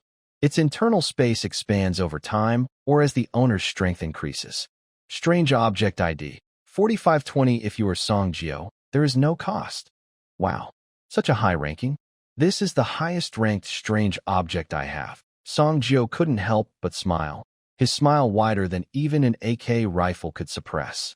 His eyes sparkled like gemstones. 5 cubic meters? It's not quite like the protagonist in a novel who instantly has an infinite space, but it's still a basic storage bag level. I'm very happy. Song Jiu looked inside the truck bed and estimated that it was about 5 cubic meters. Now, he was carrying a truck bed himself, which made him very pleased. People should learn to be content. With a happy face, Song Jiu showed his mood. He casually brought a bag of unopened rice close to his bag. The rice shrank quickly and slipped into his greedy stomach pouch. This could be done just by thinking about it. The bag even let out a burp. He mentally reached inside and saw a square-shaped internal space, surrounded by clear white walls. In the center was a bag of rice, just like the one he had just stored. He connected his mind to that rice bag, wanting to take it out. The rice flew out of the greedy stomach pouch, grew back to its original size, and landed in the truck bed. The stomach pouch made a gurgling sound, like a hungry stomach rumbling loudly, echoing clearly. It was obvious. It was hungry. Song Jiu got playful. He casually grabbed an unopened bottle of mineral water from his side, pressed his fingertip against his stomach pouch, and thought, store. The stomach pouch hiccuped. When he looked down, the mineral water bottle had disappeared. He raised an eyebrow and thought again, take out. The gurgling sound continued. The mineral water bottle fell back into his palm with a soft plop. He stared at the dull little pouch in his hand and couldn't help but laugh. Other people's space equipment was silent, but his, putting things in, hiccup, taking things out, gurgle, gurgle, gurgle, gurgle. It was continuous, addictive, almost hypnotic, like a little beast buried in his palm, busy eating. It was fun, but not very discreet. How could he secretly take others' things like this? He was still thinking about the tea cakes from the C team. He hadn't yet carried out his plan to transfer chicken claws. He also still longed for the eggs and beef jerky from the cow and horse team. And he hadn't collected all the pink outfits for little Ching Ching. Cough, cough. This is not something I should share with outsiders. Song Jio was holding a greedy stomach pouch in one hand and stroking his chin, thinking about how to solve this problem. All these strange objects of his have their own personalities. They don't match me at all. I am clearly a cautious, careful person who likes to stay in the background and act secretly. No need for loud noises. They say you are what you raise, so what kind of dog you have? Why does it seem like I only have a chicken that looks a bit like me? The bone sword is proud and confronts others directly. The oil tank parasite is a homebody, and the car repair pump is just a social butterfly. Now, Ding Dang Cat's bag even likes to make noise and expose itself. It's like tormenting someone who loves to secretly take photos, holding a camera that makes a click sound. Song Jio was very troubled. He couldn't quietly take things, which made him feel that the value of his space's strange objects was halved. He frowned, staring at the greedy stomach pouch in his hand, then suddenly remembered that this thing might be able to connect with his body. He wasn't so resistant to it, so he decided to try. He acted immediately. He lifted his clothes, revealing his navel, and placed the greedy stomach pouch on his belly button. Soon, the pouch emitted a yellow glow, shrank, and slowly sank into his stomach, specifically into his navel. Song Jio touched his navel, but nothing seemed to change. He looked a bit confused, then used his mind to connect to the pouch and took out the mineral water inside. The navel suddenly turned into a small mouth-like pocket, dark and hollow. A physical object flew out from inside, landing in his hand as a bottle of mineral water, and it didn't make the usual gurgling sound. Haha, it works. Let's try storing things now. This is the key. It's crucial for my item transfer project. Song Jio casually grabbed a pack of tissues, his face serious, lips pressed together, eyes full of anticipation. He successfully put something into the pouch without any burping sounds. Haha, I knew it. No cost needed. I love this the most. Little babies, have you hidden everything? Uncle is coming. Ha ha ha. A crazy, wild smile appeared inside the car compartment, like a madman. Next to the pickup truck, Liuxu and Sally Lily were busy making breakfast. They were startled by a creepy laugh, which made them both jump. Liuxu accidentally spilled salt on the ground, and a white ball quickly rolled over, pecking at the salt with a dodo-dodo sound. Then, the fat chicken pecked at the salt a few times, then froze, slightly tilting its head. It shook its head and turned around, spreading its wings to flap toward its food bowl, burying its head inside to drink water. On the bus, inside a single room, Chundong was puffing out his chubby bottom, hiding something. Suddenly, he heard a wild, crazy laugh. His butt clenched. He looked up. Who's laughing so weirdly? No way. I need to change seats again, or even the chickens will find me. Chundong quickly took out his snack box to hide it somewhere else. Inside the Qinghai tent. Outside, the crew members were making breakfast. One of them had just boiled water to make tea. He was relaxing, squinting happily while smelling the tea. He brought the cup to his lips to blow on it, then puckered his lips, ready to enjoy a sip of tea. Suddenly, a loud ha ha ha made him open his eyes wide. He was so startled that he spilled hot tea on his hand, burning himself. He immediately put down the cup and shook his hand, cursing. Who the heck is losing their mind so early in the morning? Are they crazy? Sally Lily, look. Sister Liuxu, since I met him, his mental state has been unstable. Now he's having another episode. Liuxu was a bit speechless when she heard Sally Lily's words. Forget about him for now. Let's keep making breakfast. She glanced back at the truck cabin.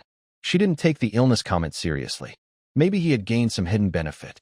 Then she continued with her own work. In the truck cabin, Song Jio stopped laughing at Zhang Yang and started looking around. He wondered what he should hide inside his belly button. He definitely needed to hide something. Otherwise, it would be a waste, and he could become a mobile resource bank. He could get whatever he wanted without going back, just take it directly. At the very least, if he got separated from the team, his quality of life wouldn't drop much. He'd still have food and drink, and could survive longer. Songjio thought for a moment, then placed some rice, ham, tissues, various foods, and water into her belly button. As she packed things away, the carriage became cleaner. Seeing that the space in the truck bed was now 1/3 empty, she felt satisfied. She patted it and thought, from now on, I won't have to carry heavy bags like someone fleeing a disaster. I won't worry about storing supplies anymore. Knock, knock, knock. Someone was knocking on the truck bed. Songjio, come out for breakfast. It was Sally Lily's voice outside. Coming. Songjio opened the door and stepped out. Sally Lily was about to turn and leave, but suddenly stopped and looked back at the truck bed. Songjio, what's going on? Why is the truck bed so empty? So many things are missing. Sally Lily rushed over, looking very surprised. She often took care of things inside and knew what was there because she and Liuxu handled everything responsibly. She didn't want Songjio to make her leave. But now, so many things inside were gone, including her favorite Iberian black pig ham. She had only secretly cut a few pieces before, and now it was all gone. Oh, those things, I put them away. Everything is here, it's fine, Songjio explained casually, ready to go eat. No, it's not fine. It's still a problem. I had a big piece of Iberian ham. Sally Lily spread her arms, pretending to hold a ham, looking very worried. It's with me, Songjio said confidently. But, Sally Lily was even more anxious. She couldn't just say she might steal some again later. She turned to Liuxu and called out, Sister Liuxu. Liuxu understood her meaning and rolled her eyes, but still helped out. Songjio, maybe you should put half back in the truck. That way, we can use it to cook when needed. What do you think? Liuxu spoke gently, coming over to discuss with Songjio. Songjio looked at Liuxu, thought for a moment, and agreed. All right, I'll put half back in the truck. You go out first. She chased Sally Lily out of the truck bed, then closed the door. She took the ham, cut it in half with a bone knife, and put one part back inside. After Songjio left with Sally Lee, she returned to the car and saw that half of the black pig ham was left. First, she made a face, then she became happy again, leaning over and sniffing the ham eagerly. Better than nothing. She wrapped the ham and went out to have breakfast. The three of them ate breakfast. Sally Lee tilted her head proudly. Songjio, I took the fat chicken to Old Wang's place for a full belly, and I even brought back a bag of chicken feed. Got it, Chicken Commander, Songjio replied while eating. Sally Lee took a few bites of rice and looked up again. Songjio, do you think that chicken will lay eggs tomorrow? I don't know. If it lays an egg every day, we won't run out of eggs. Then you should go to Old Wang's place more often to get some food. He gets annoyed when he sees me now. Liuxu listened nearby. Her eyelashes fluttered slightly. She smiled. Her eyes curved happily. Sally Lee spoke to the fat chicken squatting on the ground in a ball. Fat chicken, if you lay an egg tomorrow, I'll give you a name. Let's call you Egg Girl. Then the fat chicken clucked repeatedly. Whether in agreement or protest, no one knew. Fat chicken, ignore her. Your current name is good, okay? It seems like just an ordinary name. A chubby hen. But, Songjio said seriously, looking at the fat chicken on the ground, then started his act again. The meaning of fat chicken is actually airplane coming, symbolizing that you will grow into a chicken that flies higher than an airplane in the future. Your goal is the stars and the sea. Ambition for the vast world. After he finished, he spread his arms, looked up at the sky, resembling a motivational speaker, almost ready to say, applause, please. He kept his mouth in a ground shape, and a pair of chopsticks with a piece of dried radish was stuffed into Songjio's mouth. The atmosphere was suddenly broken. Songjio instinctively ate it, giving Liuxu a resentful look. At this moment, if she didn't turn on the lights for him, it was fine, but she also stuffed dried radish into his mouth. His aura was completely gone. Liuxu put the chopsticks away, lowered her head to continue eating, a faint smile on her face. After taking a few bites, she looked at Songjio with a playful glint in her eyes. Songjio, why do you have to trick even a chicken and talk so grandly about it? Sally Lily stood up for the overweight chicken. Do you know what? It's important to have dreams. What if they come true? Song Jio was eating dried radish, the crispy sound coming from his mouth as he enjoyed it. His enjoyment made the others start eating too. For a moment, only the crunching sounds filled the table. The overweight chicken still looked wise, tilting its head and patiently waiting on the ground. After breakfast, Song Jio stretched lazily, ready to start his supplies transfer plan. He glanced at the blue sky and sea tent, then at Shundong's travel bus, and finally at Feng Ye's tent. He stroked his chin thoughtfully. Which lucky one should I favor? Hee. It's so hard to choose. He suddenly grinned widely, eyes shining with excitement, shoulders bouncing as he chuckled mischievously. Then he appeared inside a big tent, where Hai Tianqing was busy packing things. He hurriedly gathered his belongings, first his favorite tea leaves, then a set of tea utensils he liked, followed by a military-style water bottle, a cooked egg, and a mysterious package. Song Jio sat by the tea table, legs swinging, watching Hai Tianqing pack with a blank expression. After a while, he finished, and the area around them looked more open and spacious. Ha, Song Jio, you're here. I was just about to pack up. Sorry to keep you waiting. Come, have some water, he said, pouring 2 cups of plain water and placing one in front of each of them, looking relaxed. Song Jio looked at the bald man, who was struggling to comb his sparse hair, feeling a bit speechless. He knew he was facing a tough opponent today. He opened his mouth. It's okay.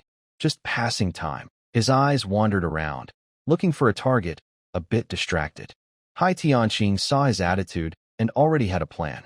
He sneered inwardly, thinking, if you can take even one strand of hair from me today, I'll consider you impressive. He pretended not to care and continued to offer Song Jio some cool plain water. Song Jio casually responded and then stood up, walking around the tent with his hands behind his back. Hai Tianqing quickly followed behind him. The two moved like jazz dancers, one turning to a new spot while the other closely followed, not giving any chance for trouble. Song Jio reached out toward a small box. Hi team, you shouldn't tire yourself out too much. You need to take care of your health, he said. Hai Tianqing quickly grabbed the box first and held it in his hand. Yes, I've been a bit tired lately. I'll be careful, he replied. Then Song Jio crouched down near a small jar of tea oil, trying to pick it up to look at it. Hai Tianqing again snatched the tea oil and held it. Song Jio looked at Hai Tianqing and didn't mind. You're the soul of the team. Without you, what would happen to us? He said. So, I came to check on you, Hai Tianqing said, walking in another direction. He rolled his eyes behind him and mumbled a few words without making a sound, then said politely, it's for everyone, for the team.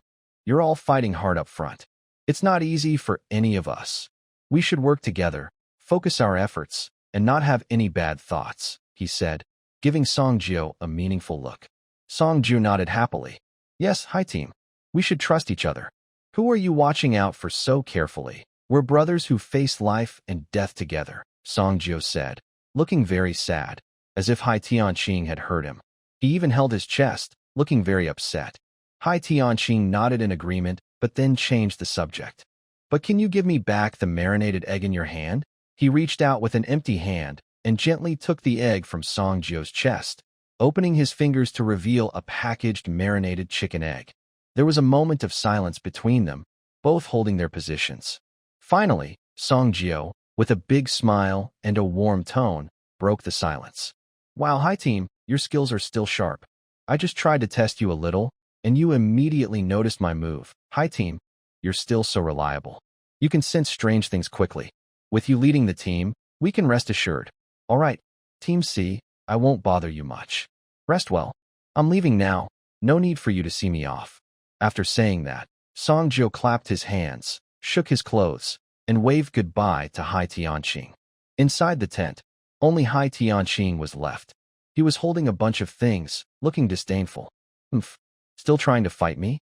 You're too inexperienced. Then he slowly put the items back in place, humming a little tune. In the battle between Hai Song and Hai Tianqing won. Song Jio came out of Hai Tianqing's tent and appeared in Chundong's private room. The two brothers leaned on each other's shoulders, whispering something. I tell you, I saw everything. Inside the tent, there was a strange smell. Really? Of course. And he hurriedly hit a pink thing. I didn't see clearly, but it was definitely a woman's underwear. Team C has this kind of hobby. People aren't always what they seem. Dongzi, some folks look decent on the outside, but are really not good inside. You're too naive. You don't see how complicated these people are. Maybe one of the women in the team is his secret lover. Why hide it? Exactly. Just be open about it. No one would judge him. The two kept chatting, joking around. All right, Dongzi. I should head back now. That's all for today. Bye. Song Jio stood up, patted Qindong's shoulder. His flesh was soft and bouncy, feeling nice. Just leaving? Not staying for a bit longer? I still want to hear some gossip, Qindong said, a little reluctant, also standing up. We're all in the same team. There's plenty of time. Let's go. Song Jio opened the door and left Qindong's room. He got off the tour bus, stretched lazily, and let out a comfortable sigh. He looked toward Feng Ye's spot, thinking whether to go and play a game there. Maybe not. Let him save up his resources first. He's almost taken everything he needs. Can't take everything at once. We need to keep a sustainable approach. He nodded, made up his mind, and left. With hands behind his head, he walks while humming a tune. La la la la la. I have a little donkey. I never ride it. Suddenly one day, feeling playful, I rode it to the market, holding a small whip, feeling proud.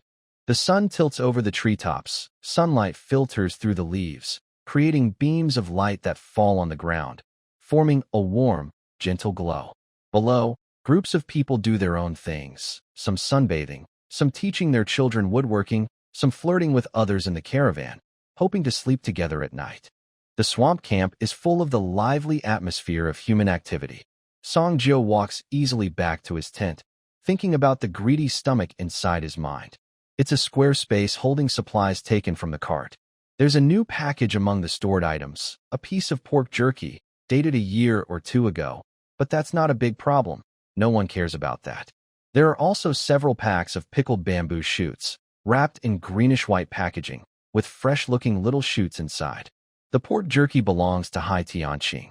In the 2 seconds Song Jio was placing things behind him, he used his ability, a flash of golden light, to casually grab a handful. Then he sat back down, looking impatient and tapping his leg. It was funny. Hai Tianqing thought he had protected his stuff well, but he didn't realize he had been broken from the start. When leaving, Song Jio proudly clapped his hands and shook his clothes to show he hadn't taken anything, walking away with a clean conscience. As for the other packs of pickled bamboo shoots, they belonged to Fatty Qindong. Song Jio was multitasking, leaning on Qindong's shoulder to block his view and distract him, secretly doing something bad. Then the two of them looked up and laughed loudly, casually shifting the stolen items into their greedy stomachs. Hai Tianqing's tent. Balding Hai Tianqing was comfortably squinting, drinking tea, humming a tune, and gently tapping his knees. The steam from the tea rose, filling the tent with a rich tea aroma. Manager Old Wang entered and said, "Hi team, I need to get some gasoline. My truck's fuel is almost gone." Hai Tianqing opened his eyes and lifted his chin.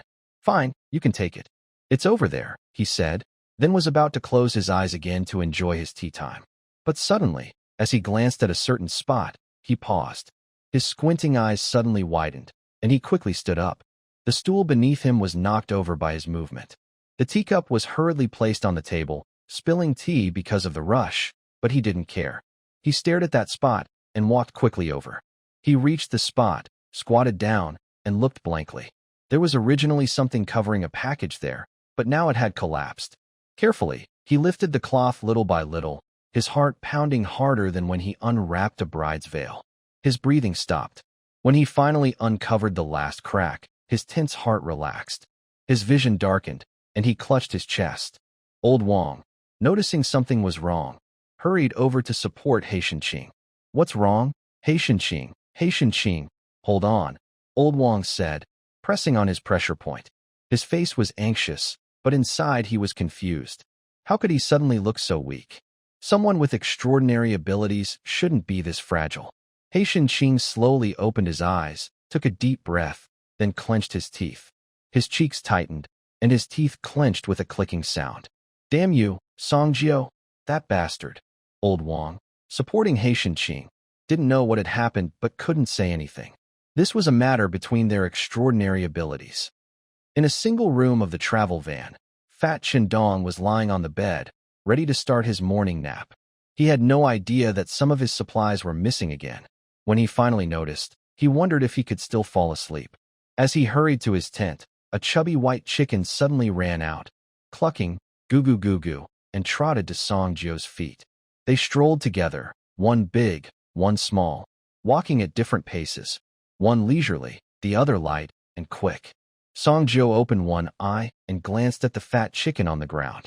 Fat chicken, did you lay an egg today? Goo goo goo goo. Looks like you didn't lay an egg, or you wouldn't be running around.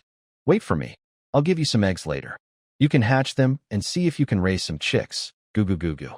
If you hatch some, I'll give you a treat. He lowered one hand from the back of his head and brushed it across his stomach. A handful of corn kernels appeared in his hand, which he then threw a few onto the ground. The fat chicken's eyes lit up. It quickly lowered its head to peck at the kernels, finishing them all in no time. Then it lifted its head and looked at him eagerly. Song Jio's mouth curved into a smile. What?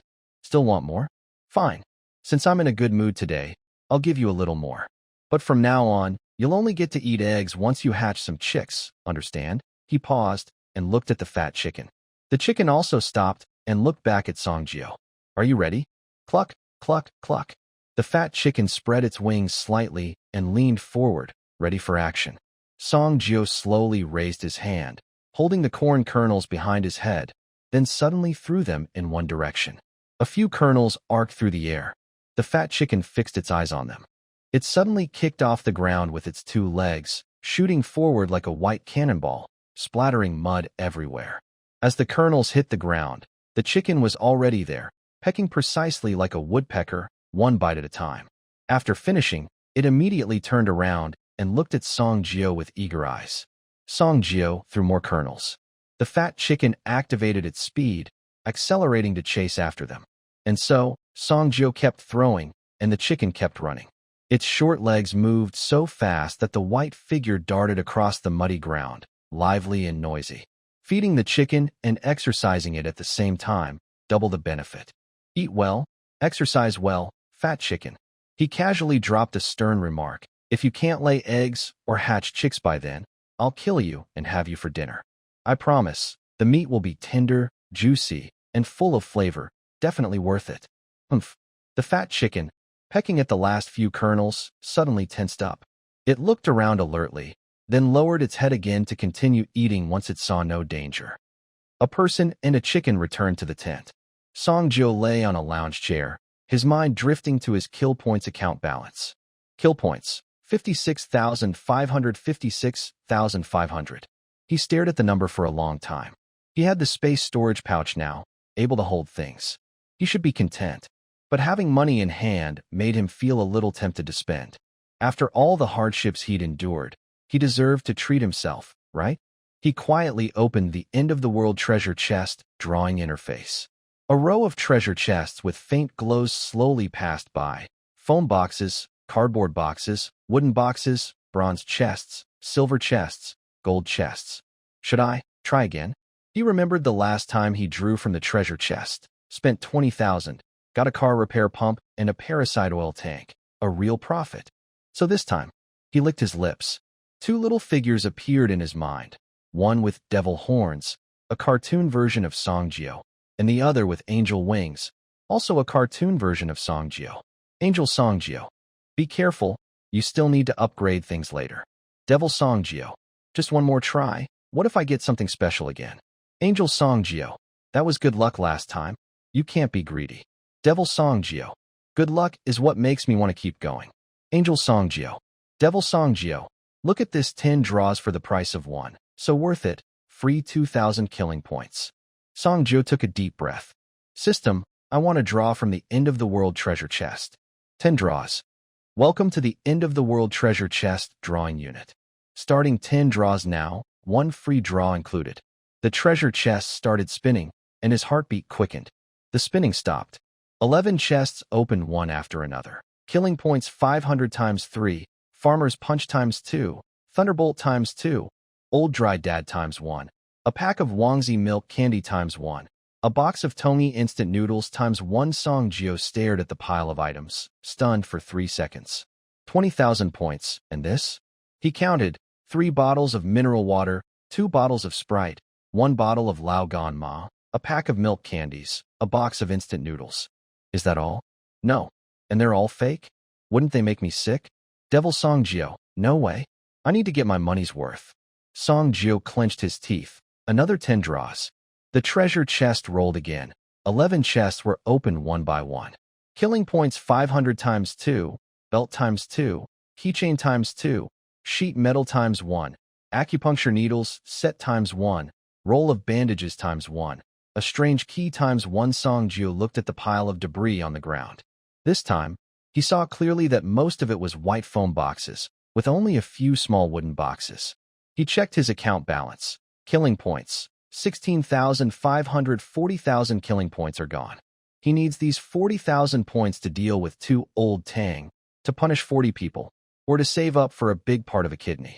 He stood up and sat on a lounge chair, motionless, with a blank expression, mouth slightly open, eyes empty. After 3 seconds, he put the debris into his greedy stomach pouch, lifted the tent flap, and walked out steadily, looking normal. There, Sally Lily looked up from sawing wood. Song Jio, where are you going? Nearby, a fat chicken was digging for worms on the ground. Song Jio ignored her. He walked to an empty spot beside the pickup truck bed. There was a small patch of ground flattened by the wheels, usually used for storing miscellaneous items. He squatted down, picked up the broken stones one by one, and pressed down the raised dirt mounds. Sally Lily tilted her head. What are you doing? Liuxu also turned around, stopping her clothes-drying action. Song Jio said nothing. He took out a clean cloth from the truck bed. This was Liuxu's usual drying cloth, folded neatly. He spread the cloth on the ground, smoothing the corners, acting as if preparing for some ritual. Then he lay down. He collapsed onto the cloth. And then, he started rolling from left to right, then right to left. After one turn, he let out a hey. After another, yeah. While rolling, he kicked his feet wildly, like a turtle flipping over. I'm so angry. Sally Lily's mouth was wide enough to fit an egg, her eyes wide in shock, and the fat chicken stopped digging. Liuxu's clothes fluttered in the wind, holding the pose. Just as Chen Dong, who had closed his eyes, peeked out from the car, rubbed his eyes. What's going on? Then he saw it. Song Jio rolling on the ground, crying out as he rolled. Chen Dong was momentarily stunned. He Shenqing heard the noise and came over to see what was happening. His face looked unhappy as he squinted at the scene. Wow, what is this kid doing now? Is he practicing martial arts? Or having a fit? Chen Dong scratched his head. It doesn't look like practicing. Look at his face, like he's lost his dear parent. Fang Yi, the homebody, had come out of the tent without anyone noticing. He frowned and thought for a moment. Song Jio usually doesn't act like this. We all know him well. When have you ever seen him rolling around like this, do you think? It could be a side effect. He looked at the others. King's eyes lit up. A side effect? Oh, right. He's dual sequence. We've never known the side effects of the second sequence. Dong asked. What kind of side effect makes someone roll on the ground? King's raised his bare foot. I'm barefoot too. His rolling makes sense. Maybe it's normal. Fang Yi was silent for a moment. It could also be him having a fit. Dong asked. A fit is a sickness, right? Fang Yi nodded. Yes. Dong said. Then it needs treatment. Fang Yi looked at him. You're going to treat it? Dong rubbed his chubby face. How would I treat it? I only know how to fight. Maybe Dr. Xiangya can try. Song Jio kept rolling on the ground, over and over, until he rolled outside the cloth, his body covered in dust, with 2 dry grass stems stuck in his hair. A group of onlookers had quietly gathered around. To avoid getting blamed later, each person was acting very naturally. The cleaner deliberately dawdled as he swept nearby. 5 or 6 people moved a small object, stopping and starting as they carried it. The laundry person carefully brought clothes close to wring and hang them. Even old Wang was feeding chickens one by one, but his eyes were fixed on the rolling Song Jio. Everyone was busy, but no one knew exactly what they were busy doing. Liuxu put down her clothes, wiped the water from her fingertips on her apron, and quickly walked over to Song Jio. Watching him kick and roll on the ground, looking extremely heartbroken, she felt pity in her heart. Without hesitation, She leaned down and gently hugged him into her arms. Their balance shifted, and they staggered together, falling onto the dirt. Dust rose up, covering her clothes with a layer of grayish dirt. Her clean dress instantly looked dusty, but she didn't mind at all. She clenched her lips tightly, steadying herself, and tightly wrapped her arms around Song Jio to prevent him from hitting the ground again. It's okay. It's all right now. Her voice was soft and gentle, like the wind brushing over wild grass, soothing and calming. I'm here. Everyone's here. It's okay now. Song Jio was buried in her warm embrace. His tense body finally relaxed a little. He stayed still, nestled in Liuxu's arms. Liuxu knelt on the cool dirt, maintaining a half-kneeling, half-hugging posture. Her palm gently pressed on his back, slowly and steadily patting him. One pat, then another. She lowered her head slightly, her warm breath softly humming a gentle, beautiful lullaby, a tune used to lull children to sleep before the end of the world. As she patted, she whispered softly near his ear, "The dark sky hangs low, bright stars follow along. Bugs are flying, bugs are flying. Who are you thinking of?" The surroundings were very quiet. The crackling of the campfire sounded, and there were distant voices, but no one else spoke here. Shaylee Lee had hands full of wood shavings. She stood quietly nearby, scratching her face and pouting. Her small face was smudged with dirt, looking like a little cat just crawling out of a pile of firewood. Fat Chicken also came over, its round body curled into a ball, unsure if it was standing or squatting. It sat close to their feet, obediently chirping cluck cluck. Although Haishanxing was annoyed with Song Jio and called him a troublemaker for the convoy, at this moment, he signaled to Lao Wang to send the others away and not let them watch nearby. Lao Wang understood immediately, waving his hand to gently disperse the onlookers. Soon, only Liuxu, Song Jio, Shaylee Lee, and the Fat Chicken remained in the scene. Xiangya also came over. She squatted beside Song Jio, carefully plucking out the weeds stuck in his hair. Then she wrapped her arms around her knees, resting her chin lightly on them, quietly staying there without saying a word. Here, Liuxu was still patting Song Jio's back. After a while, Song Jio finally moved. He got up from Liuxu, his face covered in dust, his hair messy, and his expression looked like a defeated gambler. Liuxu looked at him. "Are you feeling better?" Song Jio responded with a soft, Liuxu reached out and gently wiped a patch of dust from his face. She didn't clean at all, but she didn't mind. She softly said, "Okay, get up now." She and Xiangya each took one side, helping him up from the ground. Liuxu carefully brushed off the dirt on him, while Xiangya silently helped. They led him to a nearby wooden bench to sit down. "I'll go make you something to drink," Liuxu said, patting Song Jio's head. She exchanged a glance with Xiangya, then turned to brush off the dust on herself and went to busy herself.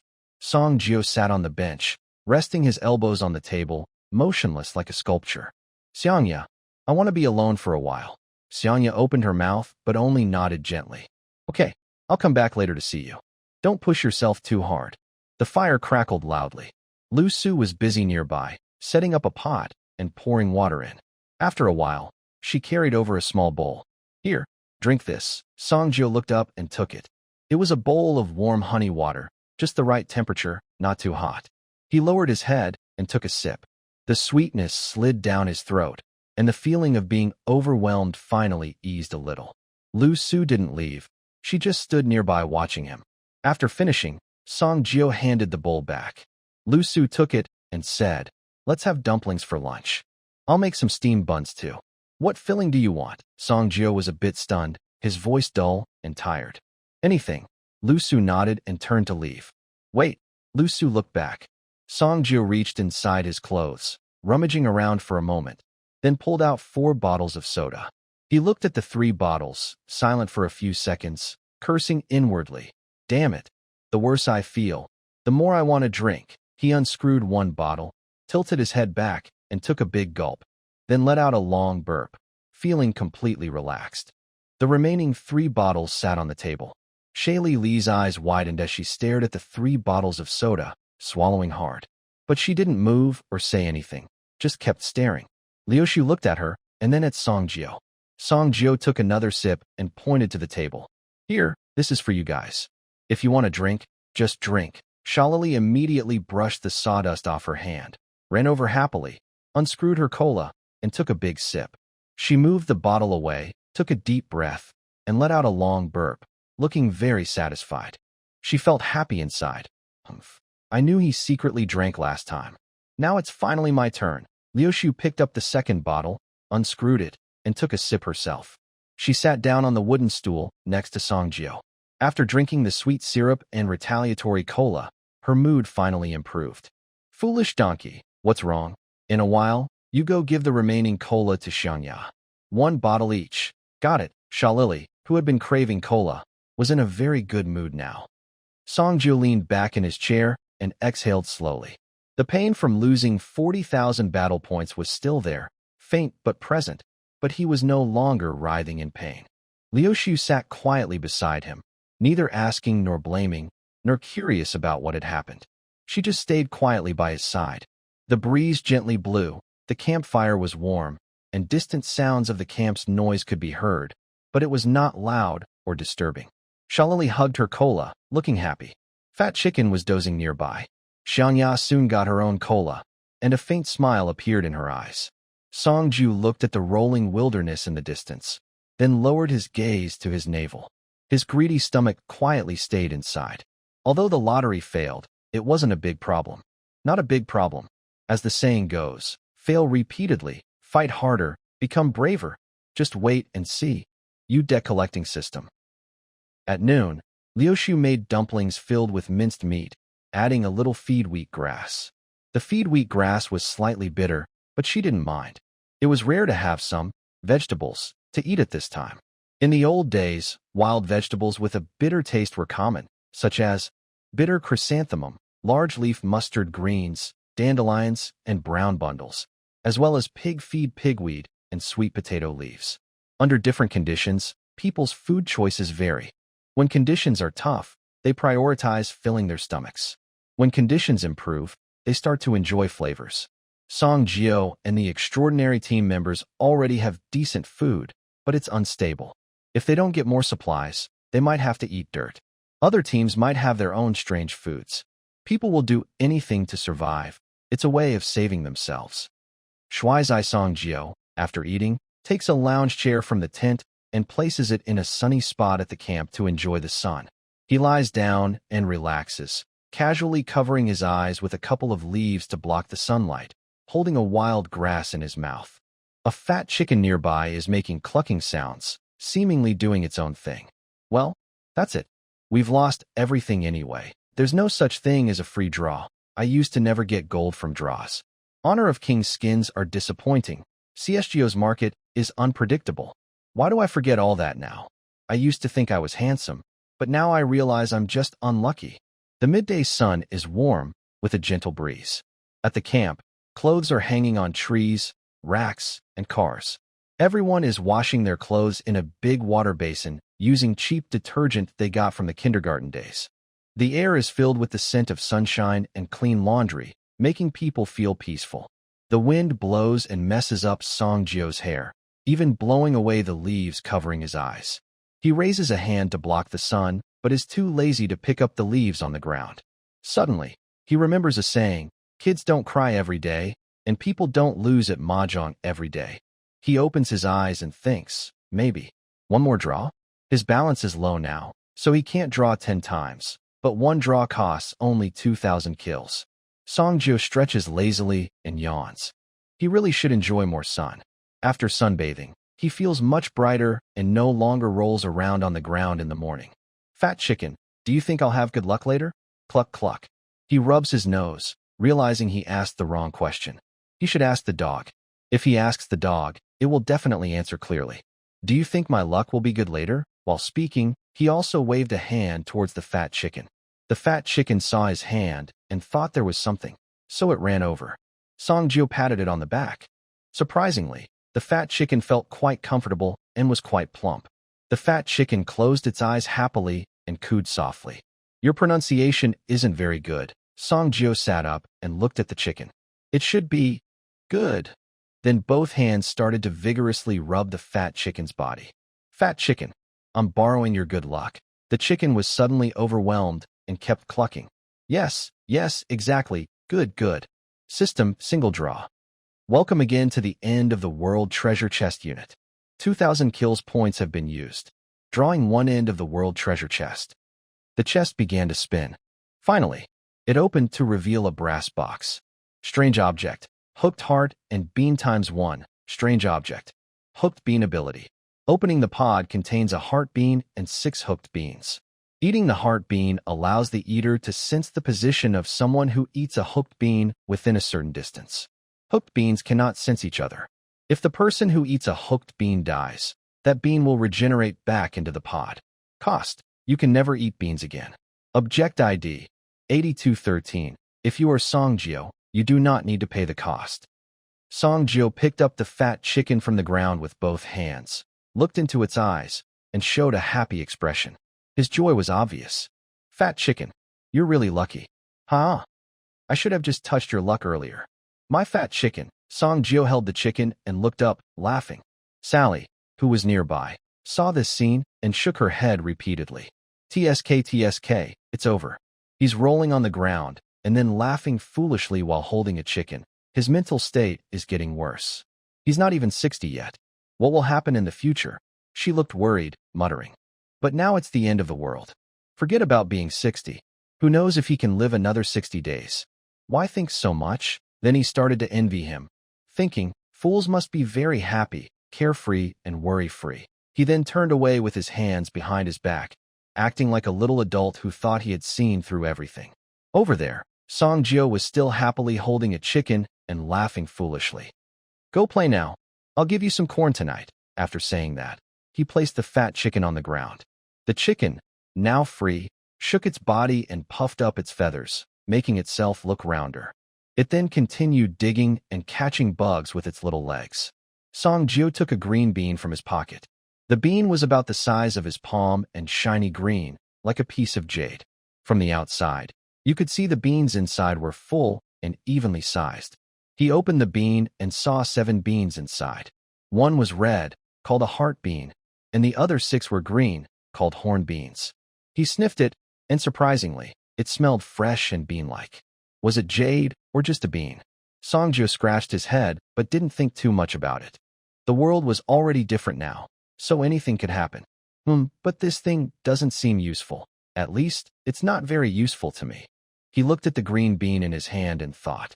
Clearly, this strange object wasn't for fighting and didn't give him any extra powers.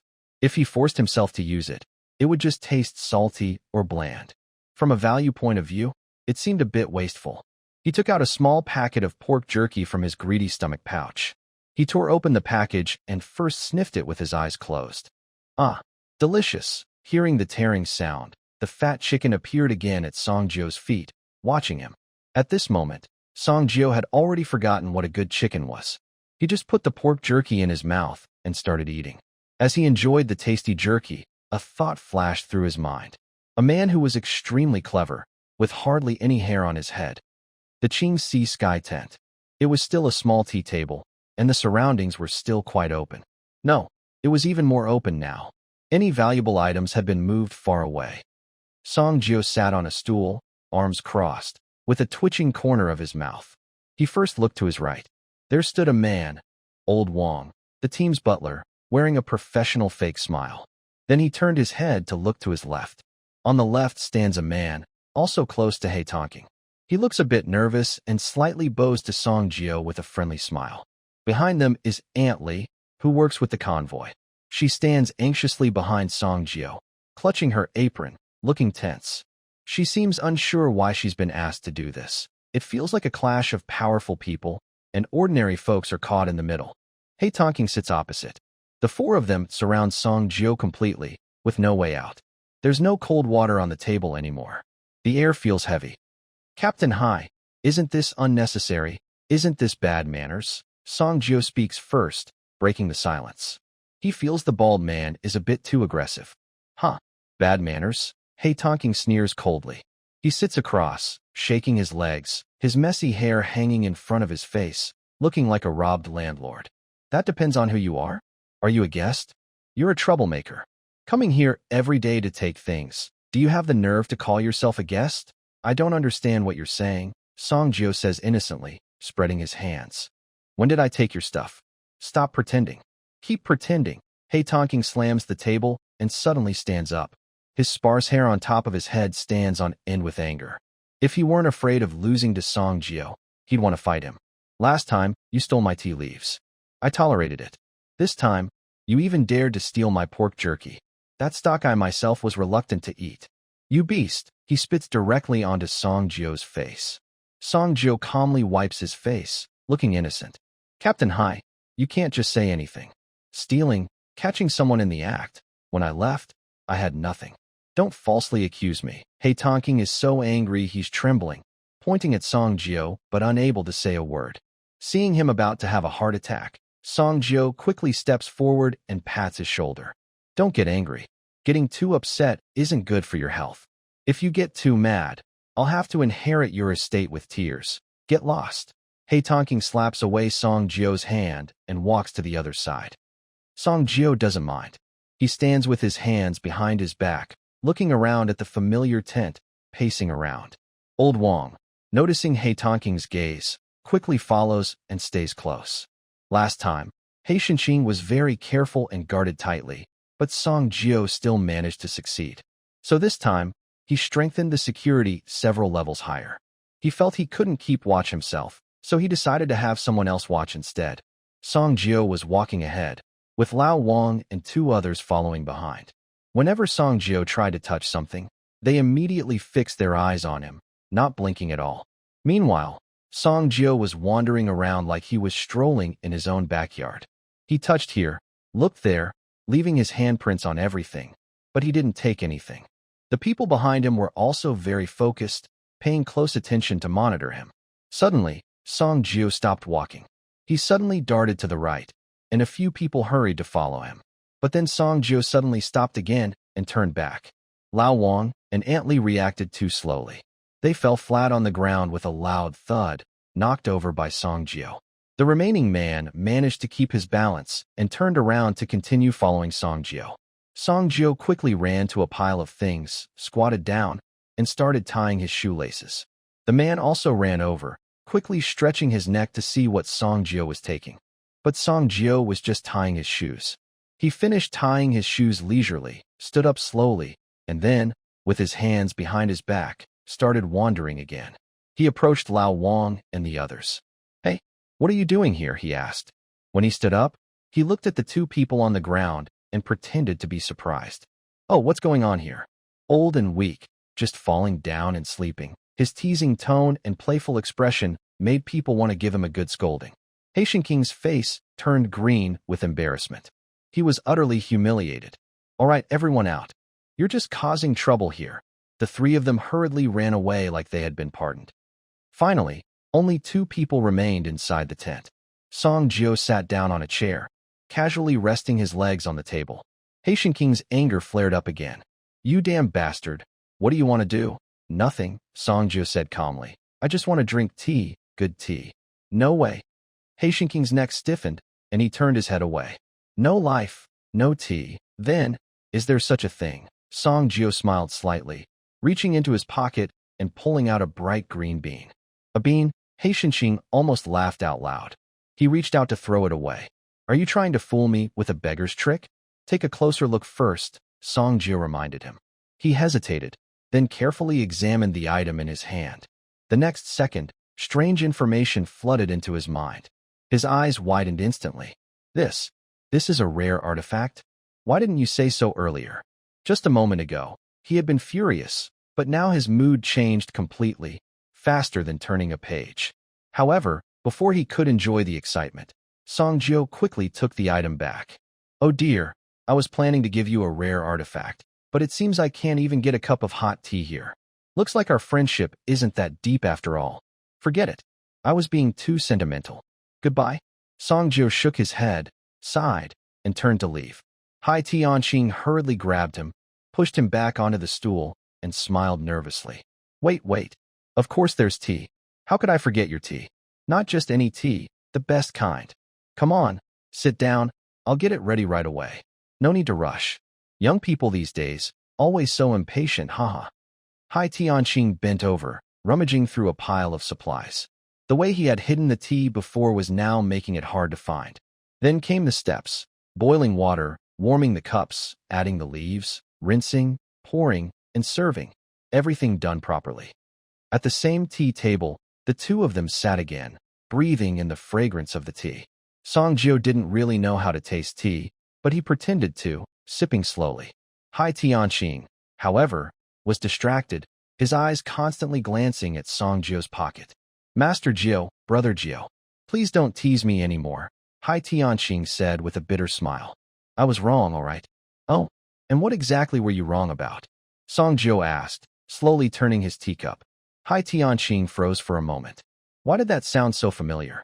Then he blurted out, I was wrong about everything. I did promise before that if the chance came, I'd get you all a rare artifact, Songjio said. And today I brought one. But still, it's a rare item. I can't just hand it over for nothing, right? I worked hard to find it. It wouldn't feel right to make it seem cheap. Don't you agree, Xiaohai? Songjio's tone carried the weight of seniority as he slowly turned his teacup. It turns out that this was really a side effect of that guy. I was wondering why he suddenly changed so much. All right. Ninth Lord, what do you like? As long as I have it, I'll get it for you. Xiaohai, with a cheeky smile, refilled Songjio's tea. Not too much, Songjio smiled harmlessly. Just a few packs of pork jerky or canned food. Maybe a few boxes. Or some bags of eggs. I don't mind at all. I'm not picky. Relax, everyone. Just be casual, he said casually. Hey Shinqing. He really wanted to hit someone now, but he couldn't. After a tense bargaining session, Songjio finally left the tent happily. Of course, not with those ridiculous demands he mentioned earlier. No negotiations, just high prices and paying back what was owed. He Shinqing's face twisted with pain, but he forced a smile and saw him off at the door. Songjio, with one hand in his pocket and a bag over his shoulder, smiled happily. Haha, this bald guy is pretty interesting. No wonder he's an old artist. Finally, he had calmed his wounded little heart. The smile wouldn't fade, it just shifted. Now he was back. La la la, la la la. I'm a little newsboy, going out to sell papers before dawn, walking and calling. Today's news is really good. Just 7 copper coins for 2 papers. In a good mood. Songjio hummed a children's song. Songjio carried a bag of supplies back to his tent. He opened it, revealing a variety of items. Gonshu brand canned fish, energy bars, chocolates, fruit cans. This hide-in team really isn't honest. They actually have so many secret supplies. As expected, people are driven to do things, he muttered. He counted the supplies, still complaining about others. He also thought about how the older experts had already awakened their sequences before him. It's normal to have some stock, and with this batch, they might have already uncovered their core assets. He separated the more valuable canned food and snacks first. Then, using his mind, he communicated with his greedy stomach pouch. As the items approached his navel, they shrank and were stored inside. Keeping good things close to his body was the safest way. Currently, the stomach pouch can hold about 1 cubic meter of supplies. These are valuable items. I don't know why, but whenever I add something inside, I feel more satisfied. I feel like a hoarder, always wanting to stock up more. It's like buying a new house. I keep thinking about when to decorate, whether the kitchen should be open or closed, how to design the bathroom. Should I build a big wall to make a large bathroom with a bathtub, dry and wet areas? Should I turn the study into an esports room with 2 top gaming computers, 32-inch 4K screens, 360 Hz refresh rate, RTX 5060 graphics card, a high-end CPU, and ambient lighting? Maybe add a gaming mouse and mechanical keyboard. Sorry, I got carried away. Indeed, hoarding makes people happy. Songjio happily pats his stomach. Oh, there's still something to move, he suddenly remembers. There's something he hasn't put inside yet. He quickly returns to the driver's seat of the pickup truck, opens a small box hidden under the seat, and finds a pink bra. It's a gift from Qing He, a friendly donation. He needs to store it properly. There are also a few cigarettes he found earlier, Huazi, Luzi, Kunzi, and a small dog.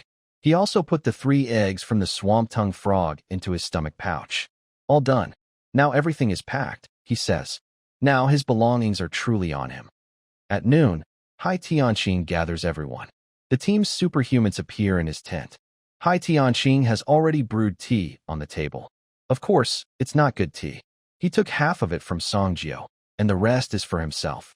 When Songjio, Qindong, and Feng Yi arrive, Hai Tianxing pulls out the scheming and deception item. This is a magical item called scheming and deception. Its simple ability is to help us not get lost. We can sense each other's positions, so we can plan tactics more flexibly and avoid risks. What's distance? What's work? Qindong tries to open his eyes wide, looking confused and innocent. Hai Tianxing glances at him silently, but doesn't bother explaining. He continues talking to himself. This contains 1 heart bean and 6 horn beans. I've already eaten the heart bean. Each of you can eat 1 horn bean, he says, placing the beans in front of them. This thing was given to him by Songjio, so he didn't hesitate to grab one and swallow it. Feng Yi was surprised to see Songjio so quick and bold because Songjio usually had a gentlemanly spirit, always putting men and women first and protecting everyone in front of him. He then picked up a piece and swallowed it as well. Qindong followed suit and ate one too. Jiaodou is already in your stomachs.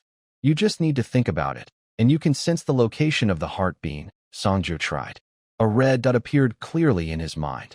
This dot was where Heishanqing was. He stood up and took a few steps, and the red dot moved with him. Meanwhile, Heishanqing's mind had 3 green dots.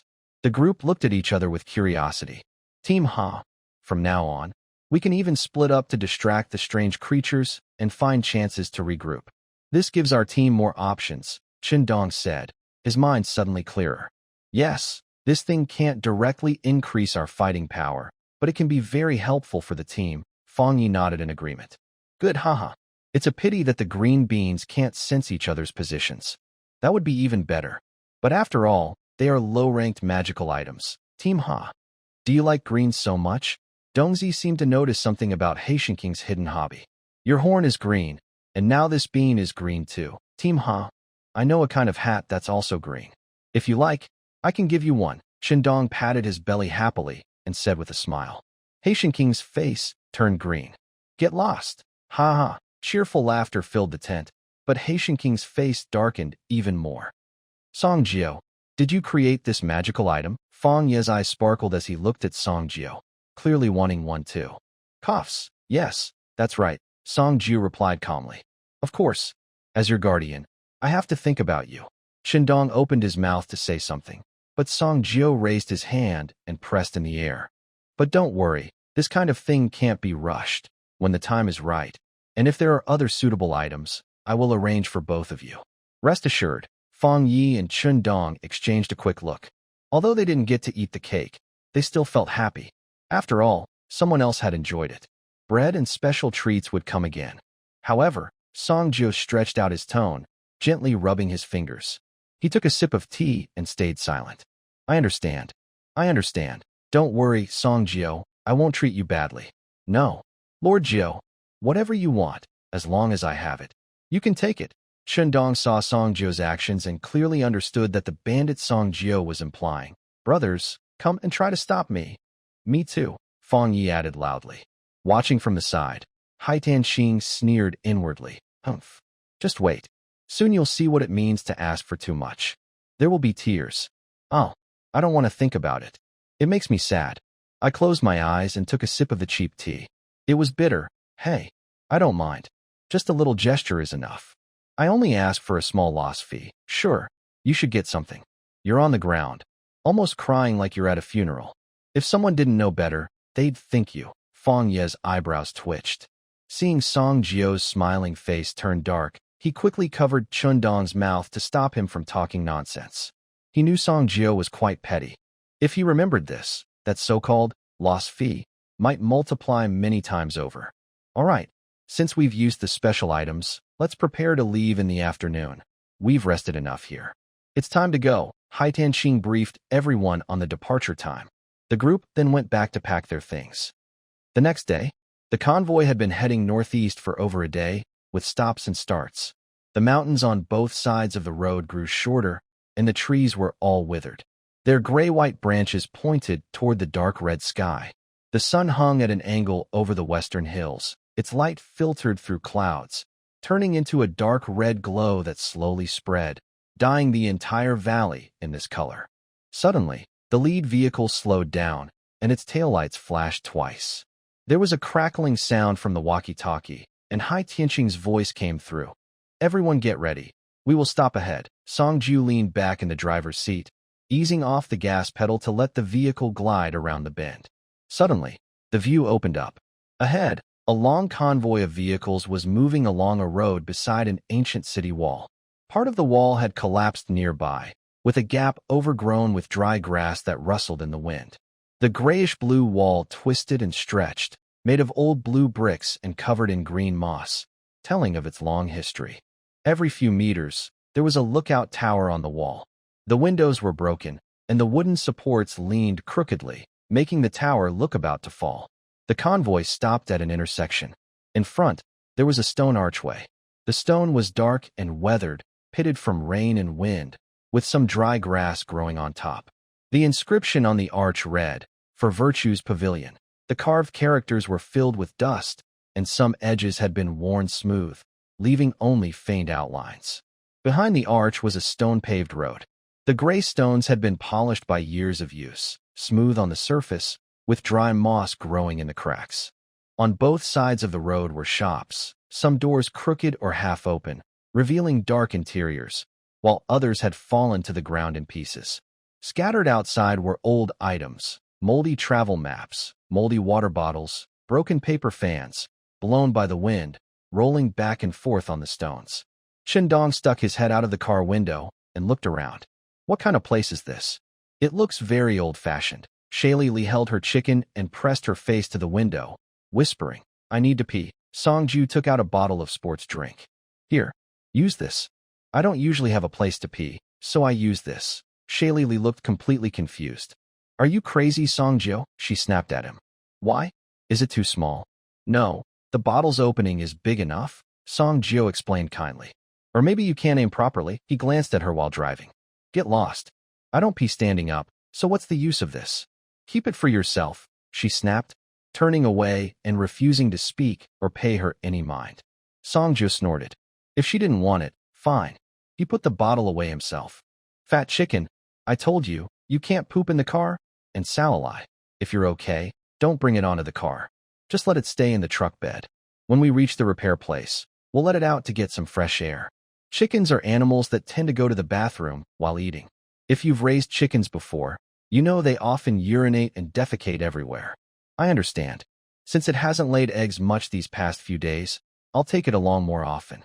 Maybe it will lay more eggs." After a while, the lead vehicle moved forward, its tires rolling over the cobblestones with a clattering sound. The other vehicles followed one after another. The convoy moved along the cobblestone road. The shops on both sides were getting more rundown. Some roofs had collapsed, exposing dark beams. Some doors and windows were missing, leaving only empty frames. There was more debris on the ground, and occasionally, a few white bones half buried in dry grass could be seen. The walls along the road showed signs of fire damage, with black and white streaks. Above, many thin strings were stretched from one eaves to a beam across the street, crisscrossing densely.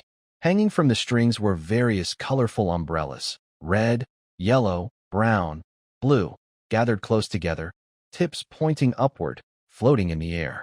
When the wind blew, the umbrellas swayed gently, bumping into each other with soft thuds. The sounds were muffled and quiet, but since the street was so still, every noise was clear. The convoy entered the cobblestone street, passing under the umbrella canopy. A road sign flashed by on the roadside, with a white background and red characters. The paint was peeling, leaving only the outline of the words, Gateku. After about 7 or 8 minutes, the road opened up. A large blue stone square appeared. The square was about half the size of a soccer field. The ground was paved with smooth, flat blue stones, with dry grass growing in the cracks. Around the edges, there were stone benches and stone tablets, some standing, some fallen, covered in dust and moss. In the corners, broken stone tablets with illegible carvings were piled up. Hai Tianqing opened the car door, took off the small green horn attached to her waist, and said, "We'll stay here tonight. We'll leave early tomorrow. Everyone get off the vehicle." The team leader gave the order. Everyone quickly got out of the cars, filling most of the open square.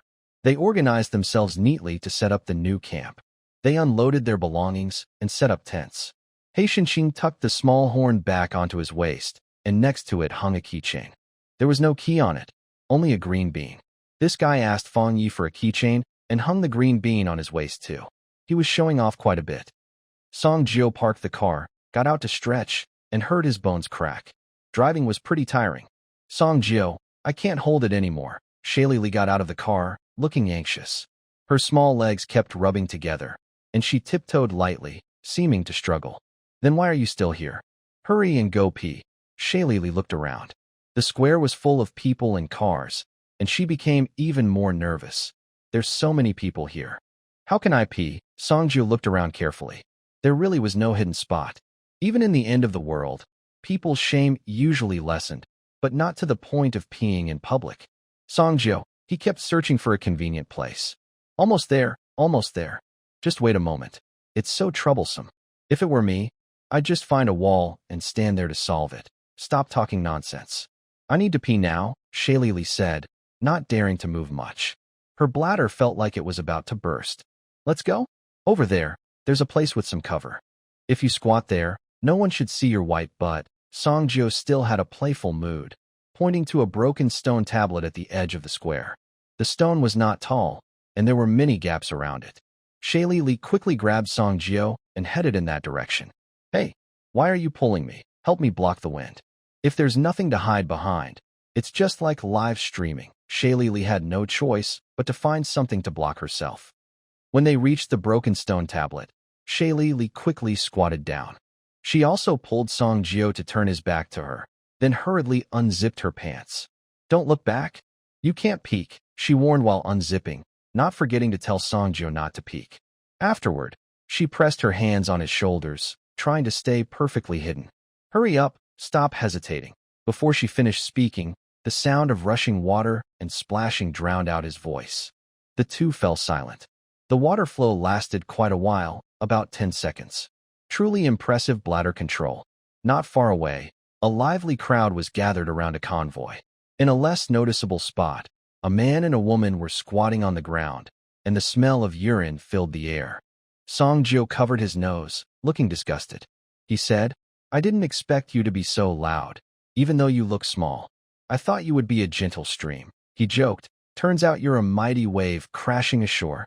Girl, get lost. Sally Lily's face turned red with anger and embarrassment. Songjio had never done something like this before and felt quite awkward. His mind involuntarily pictured the scene behind him and the water flow. Without thinking, he looked down and saw a stream of water reaching his feet. Hey, don't pee on my shoes. Sally Lily. He was about to stand up to avoid the water. Sally Lily, still bare-bottomed, was startled by his sudden move. She quickly pressed her hand on his shoulder to stop him, afraid she would be fully exposed. Don't get up. I'm almost done. Just wait a little longer. You're going to pee on my shoes. Damn it. Songjio really wanted to run away, but couldn't. Sally Lily squatted on the ground, then decisively shifted forward a few steps, wrapping her arms tightly around his waist, pressing her body against him so he couldn't escape. She had made up her mind.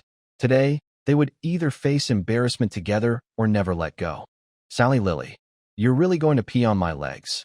Let go now. Songjio was nearly going crazy, but she held him tightly. He tried to pry her hands apart to free himself. Sally Lily clasped her fingers tightly, feeling Songjio trying to loosen her grip. She became anxious too. She pressed her face against Songjio's back, then suddenly turned and bit his shoulder. Ah! Songjio froze instantly. Both of them stopped moving. Only the sound of water flowing and their quickened breaths could be heard. They clearly felt each other's body temperature and a hint of warmth. Gradually, the water flow slowed, like a tap running out of its last drop, until everything was quiet again. I'm sorry, but I can't assist with that request. Wait a moment, and then slowly get up together. Don't get up too quickly. Got it. Enough of the chatter. Sally placed her hand gently on Songjio's waist, signaling it was okay to stand. She controlled the rhythm, and they slowly got up together. She quickly pulled her pants up to her waist, covering her cool little bottom, twisted her hips a bit, and then pushed Songjio away to leave. Songjio had already wanted to leave and walked away quickly. Before leaving, Sally mimicked a little dog, quickly scratching the ground with her back legs to hide her tracks, then hurried to catch up. Hey, wait for me. Song Jio was annoyed with Sally and walked very fast. Sally, with short legs, took quick steps and kept swinging her arms, catching up beside him. Why are you following me? Who do you think I'm following? Whether alive or dead, you're the one I care about, Sally said with a playful smile, squinting her eyes and joking with Song Jio. But Song Jio wasn't in the mood to reply. What? You want to follow me wherever I go? He asked, stopping and giving her a dismissive look. Sally looked toward where Song Jio was heading. Near the edge of the square camp, there were a few collapsed houses and a broken wall. Under the wall, a row of men stood with their hands in front of them, heads bowed. A few of them shivered and relaxed as they left the wall, leaving a large wet patch on the wall, some rubbing their feet in the dirt nearby. She knew exactly what that place was and what those people were doing. Then she turned her head away, no longer looking. Come on, follow me. Song Jio continued toward that place, grabbing her arm to pull her along. Sally leaned back, kicking her legs hard on the ground, trying to pull her arm free from Song Jio. No, I won't go. I won't go, she shouted while resisting. Song Jio kept dragging her forward. Sally, being small and weighing only a few dozen kilograms, wasn't too hard to pull. She was dragged several meters, getting closer to the wall. Sally panicked, bit Song Jio's hand suddenly. He was looking at the road and was caught off guard, releasing her instinctively. Are you a dog, or what? He raised his hand, which already bore 2 rows of teeth marks and a mouthful of saliva. He rubbed the bitten area, then looked at Sally Lee, but she had already run away in a quick, shadowy figure. Oomph. I told you not to show off. Although he was bitten, Song Jio was annoyed. He wiped the saliva off his hand on his clothes and walked toward the group of people. When he reached the wall, someone who was urinating saw him and quickly nodded in greeting. At this moment, being too enthusiastic might be awkward. It's not good to say, Mr. Song, are you also here to urinate? Or, Lord Jio, have you eaten? Song Jio responded with a nod, and then stopped about 2 meters away from the wall to unfasten his pants. The person nearby was confused. Shouldn't they take a small step forward, a big step in civility? Why stay so far away? Doesn't that seem less polite? When Song Jio was ready, he aimed, adjusted his breathing, and prepared to release. Everyone was first amazed by Song Jio's tall stature, so they kept their distance to avoid feeling inferior. Then, they were drawn in by his actions. Could it be? They wondered. Sure enough, soon, a strong jet of water hit the wall with force, splashing onto someone's pants nearby. They quickly moved away, avoiding the water. Song Jio squinted, enjoying the release of pressure, looking relaxed, and exhaling a long breath. Feeling much lighter, he took a few more steps forward, closer to the wall. The water jet kept hitting the surface, maintaining a respectful distance of civility. While Song Jio finished, others had also finished. They all simultaneously shook themselves off, ending this satisfying release of stress, leaving behind a textured, ancient wall.